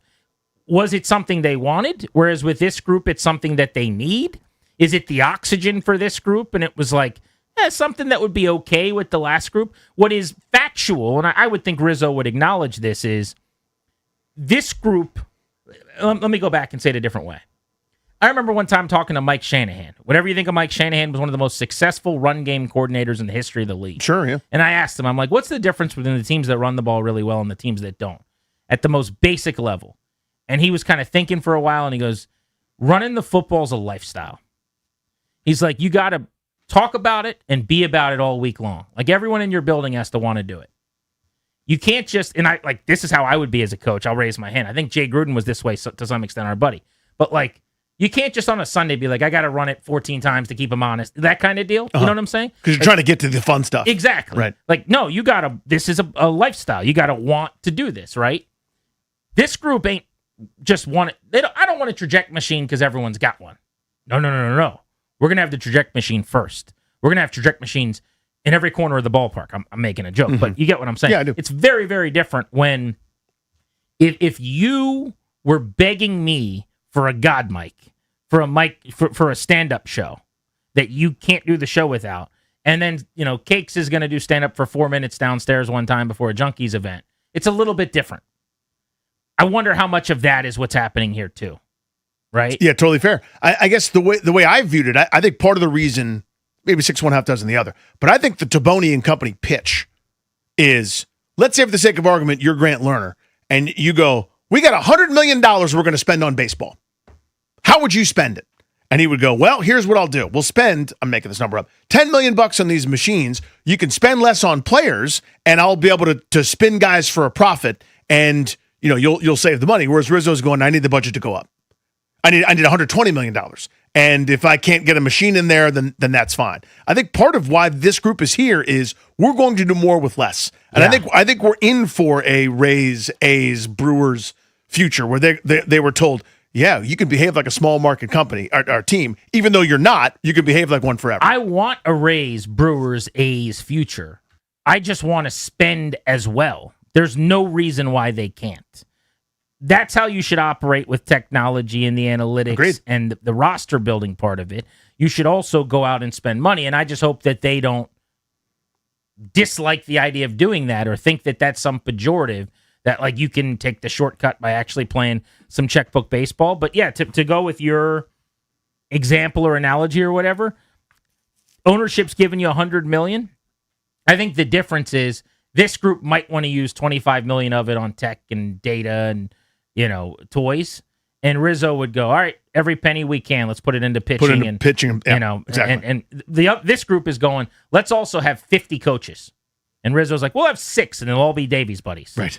You know what I'm saying? Like, is Darnell Coles around? Is he available still? This group's like, let's hire 14 dudes from Driveline who use language and words that I don't even, like, it's Spanish to me. You know what I'm saying? Yeah, yeah. It's a very different philosophy. Not to knock the old way. They won a championship, and I think there's markets where Mike Rizzo could win again. I really believe that. I do He's too. a good baseball person, smart baseball guy, makes great trades. But if you're going to do it on the cheap, this is the way to do it for sure. But the question you've got, Danny, is should the Nationals take into account how fans feel at the deadline at all? We'll pose that to you guys next. I don't think so, even a little bit. 800-636-1067. But that isn't to say that they shouldn't be buyers. That isn't to say that what fans want shouldn't happen. It just shouldn't factor into the convo for me. But we'll get into that next on The Fan.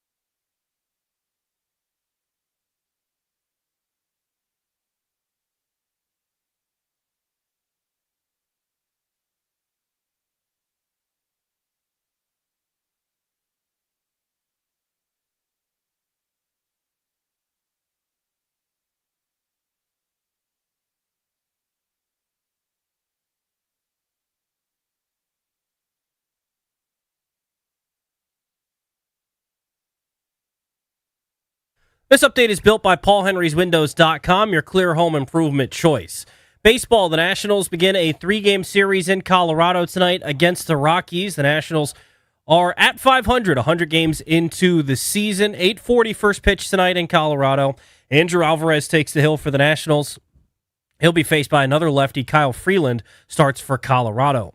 In the NFL, training camp just about to get underway for the Commanders. The rookies report on Friday. Veterans report next Tuesday.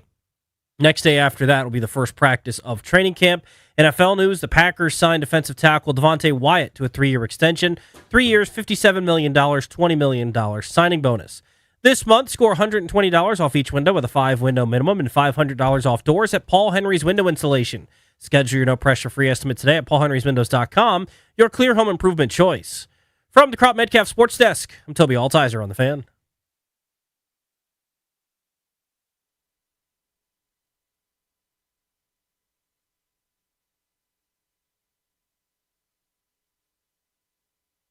Now the set in the 1-0. Abrams launches one straightaway center and deep. Bolte back to the warning track at the wall. He's out of room and it's gone.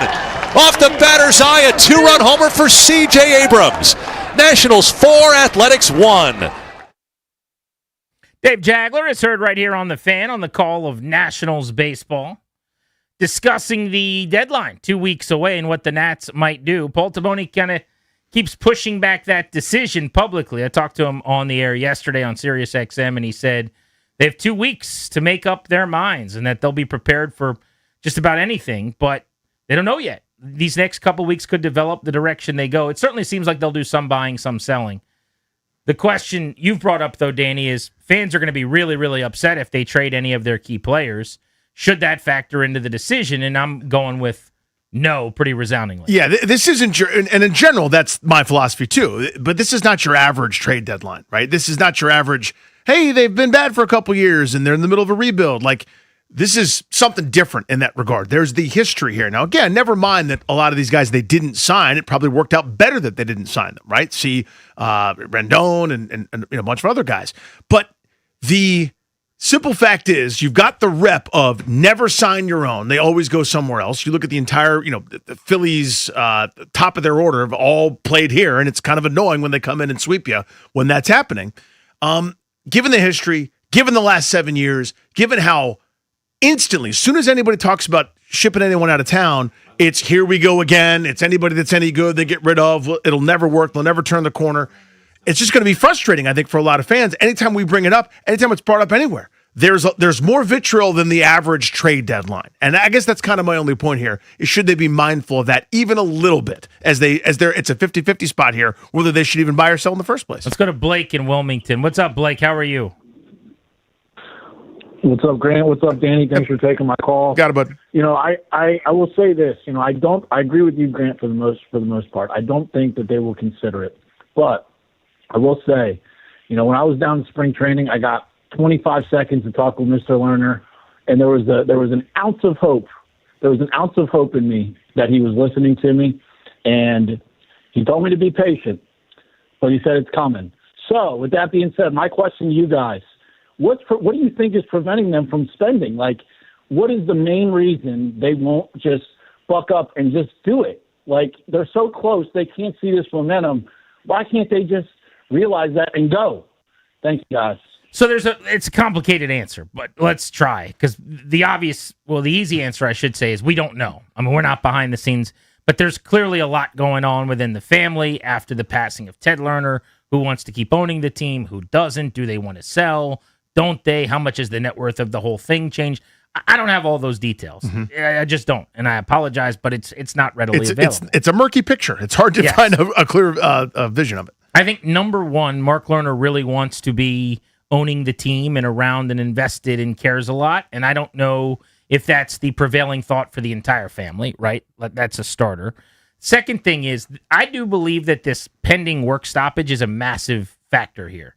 If this wasn't imminent and possibly sizable, a lot of people feel like we're going to miss games, could be months, could be half of a season. It's very much up in the air. Maybe this is different. Maybe they've already moved on. Maybe they've already decided they're going to sell. Maybe flip side is they decided they're not going to sell and they're actually going to spend some money. but it's the equivalent of like, do you want to go out and buy all new appliances and put in new floors and all this stuff right before you leave your house and sell your home, or would you rather just save that money to use on the next house that you're buying, kind of thing? I don't think they want to add a ton of payroll before they sell this thing, per se, because it's not going to change the game a ton for the actual value when they sell it. That's long been a perception of mine. But in a world where they're going to keep the team, and they've decided that, and they want to try to win another championship again, and Mark wants to win another title, then, yeah, they should start spending, and that glimmer of hope that you just talked about is what keeps me from really feeling completely defeated. You just hope that they're going to come out of this thing and decide at some point that they'll spend. The last thing I'll say really quick, and then I'll tag you in, Danny, is I also wonder, like, during a rebuild, I've never been all over them about not spending in the years where it didn't make sense to. The one year that I've been mad about, honestly, was the last year for Rizzo and Davey last offseason. Last year, yeah. Because that was the year where it's like, well, it's time. They're saying it's time. You're saying it's time. Everyone thinks they're talking about we're going to be pretty good. Remember right. spring training? They actually were moderately competitive for the first part of the season, but you gave them zero reinforcements. The air quotes rebuild, which was basically the Soto deal and a few other things, like went really well. Let's go get some veterans now. And they didn't do it. So that was my one time over the last few years where I've actually been really mad about their financial commitment investment. Otherwise, during a rebuild, fans want a better roster. It doesn't make sense. They're the Wizards. Think of it that way. They're tanking. You know, they're trying to rebuild this thing. Taboni comes in here and thinks this is a 3-5 year plan, whatever it is, but he's thinking the same thing. He didn't think they were going to be 50-50 after 100 games or in the wild card hunt. Did he ask them to spend this offseason? I'm quite sure he didn't. Will he ask them to spend again this coming offseason? I don't know about that. And my point in saying that is we're sitting here going, why won't they spend? And it might be that there's only been one real offseason in the last 5 where Rizzo asked them to or whatever, and that Taboni will not in either of the first couple years. So why spend if they're saying, hey, we're building this thing up, don't worry about it? I don't know how likely that is, but that's something that is also needs to be mentioned. Yeah, I think everyone conflates, they go, they're billionaires, as if people just go to their checking account to do payroll.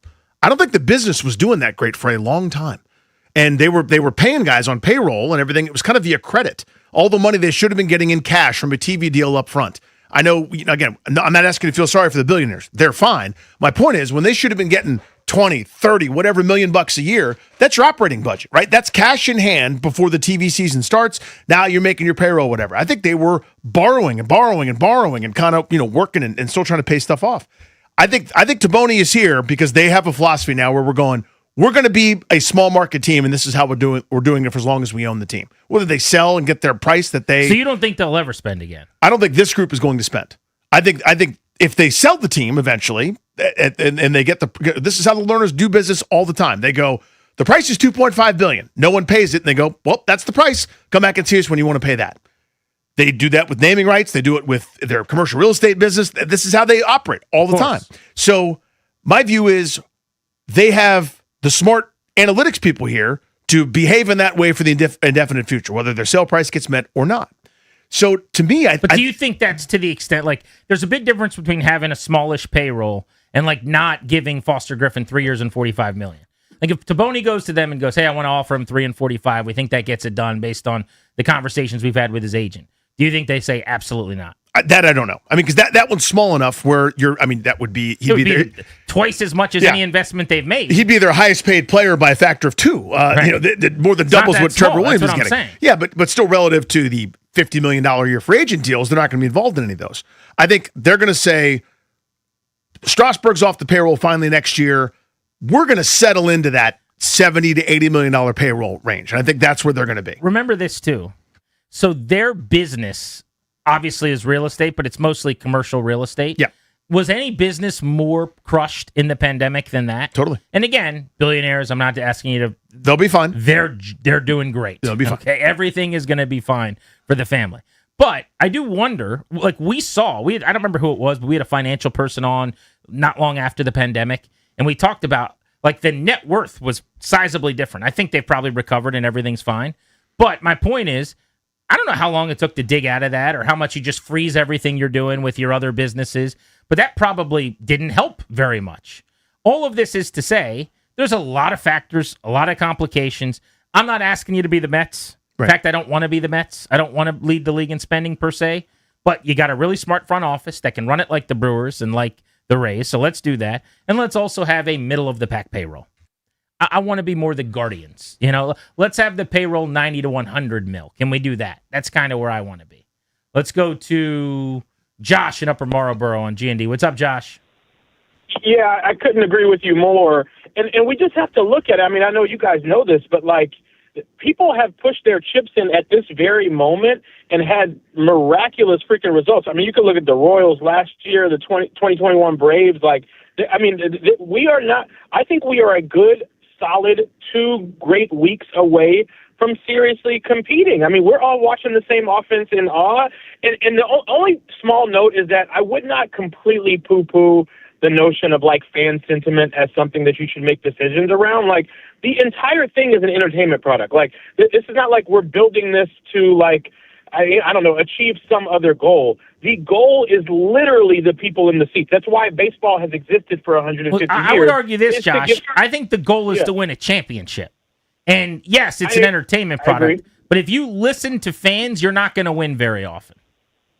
Well, I don't know. The Royals said the quiet part out loud last year. They literally said, right at the deadline, we cannot get a stadium built and do what we need to do if people aren't coming. So, I mean, you can look that up. They literally, that was a part of the equations last year. But guess what? What they've done has backfired massively, and they've fallen off completely this year.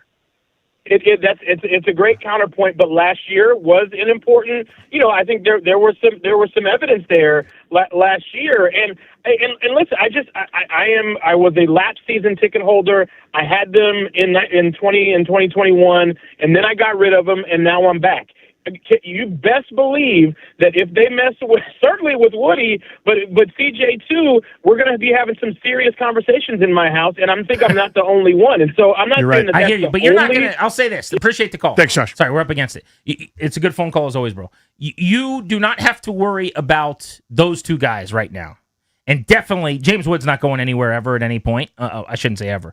When we get close enough to the Juan Soto thing, 3 years from now, let's add this combo in 3 years. We'll fast forward to then, and now we're going to have to do that dance and that charade.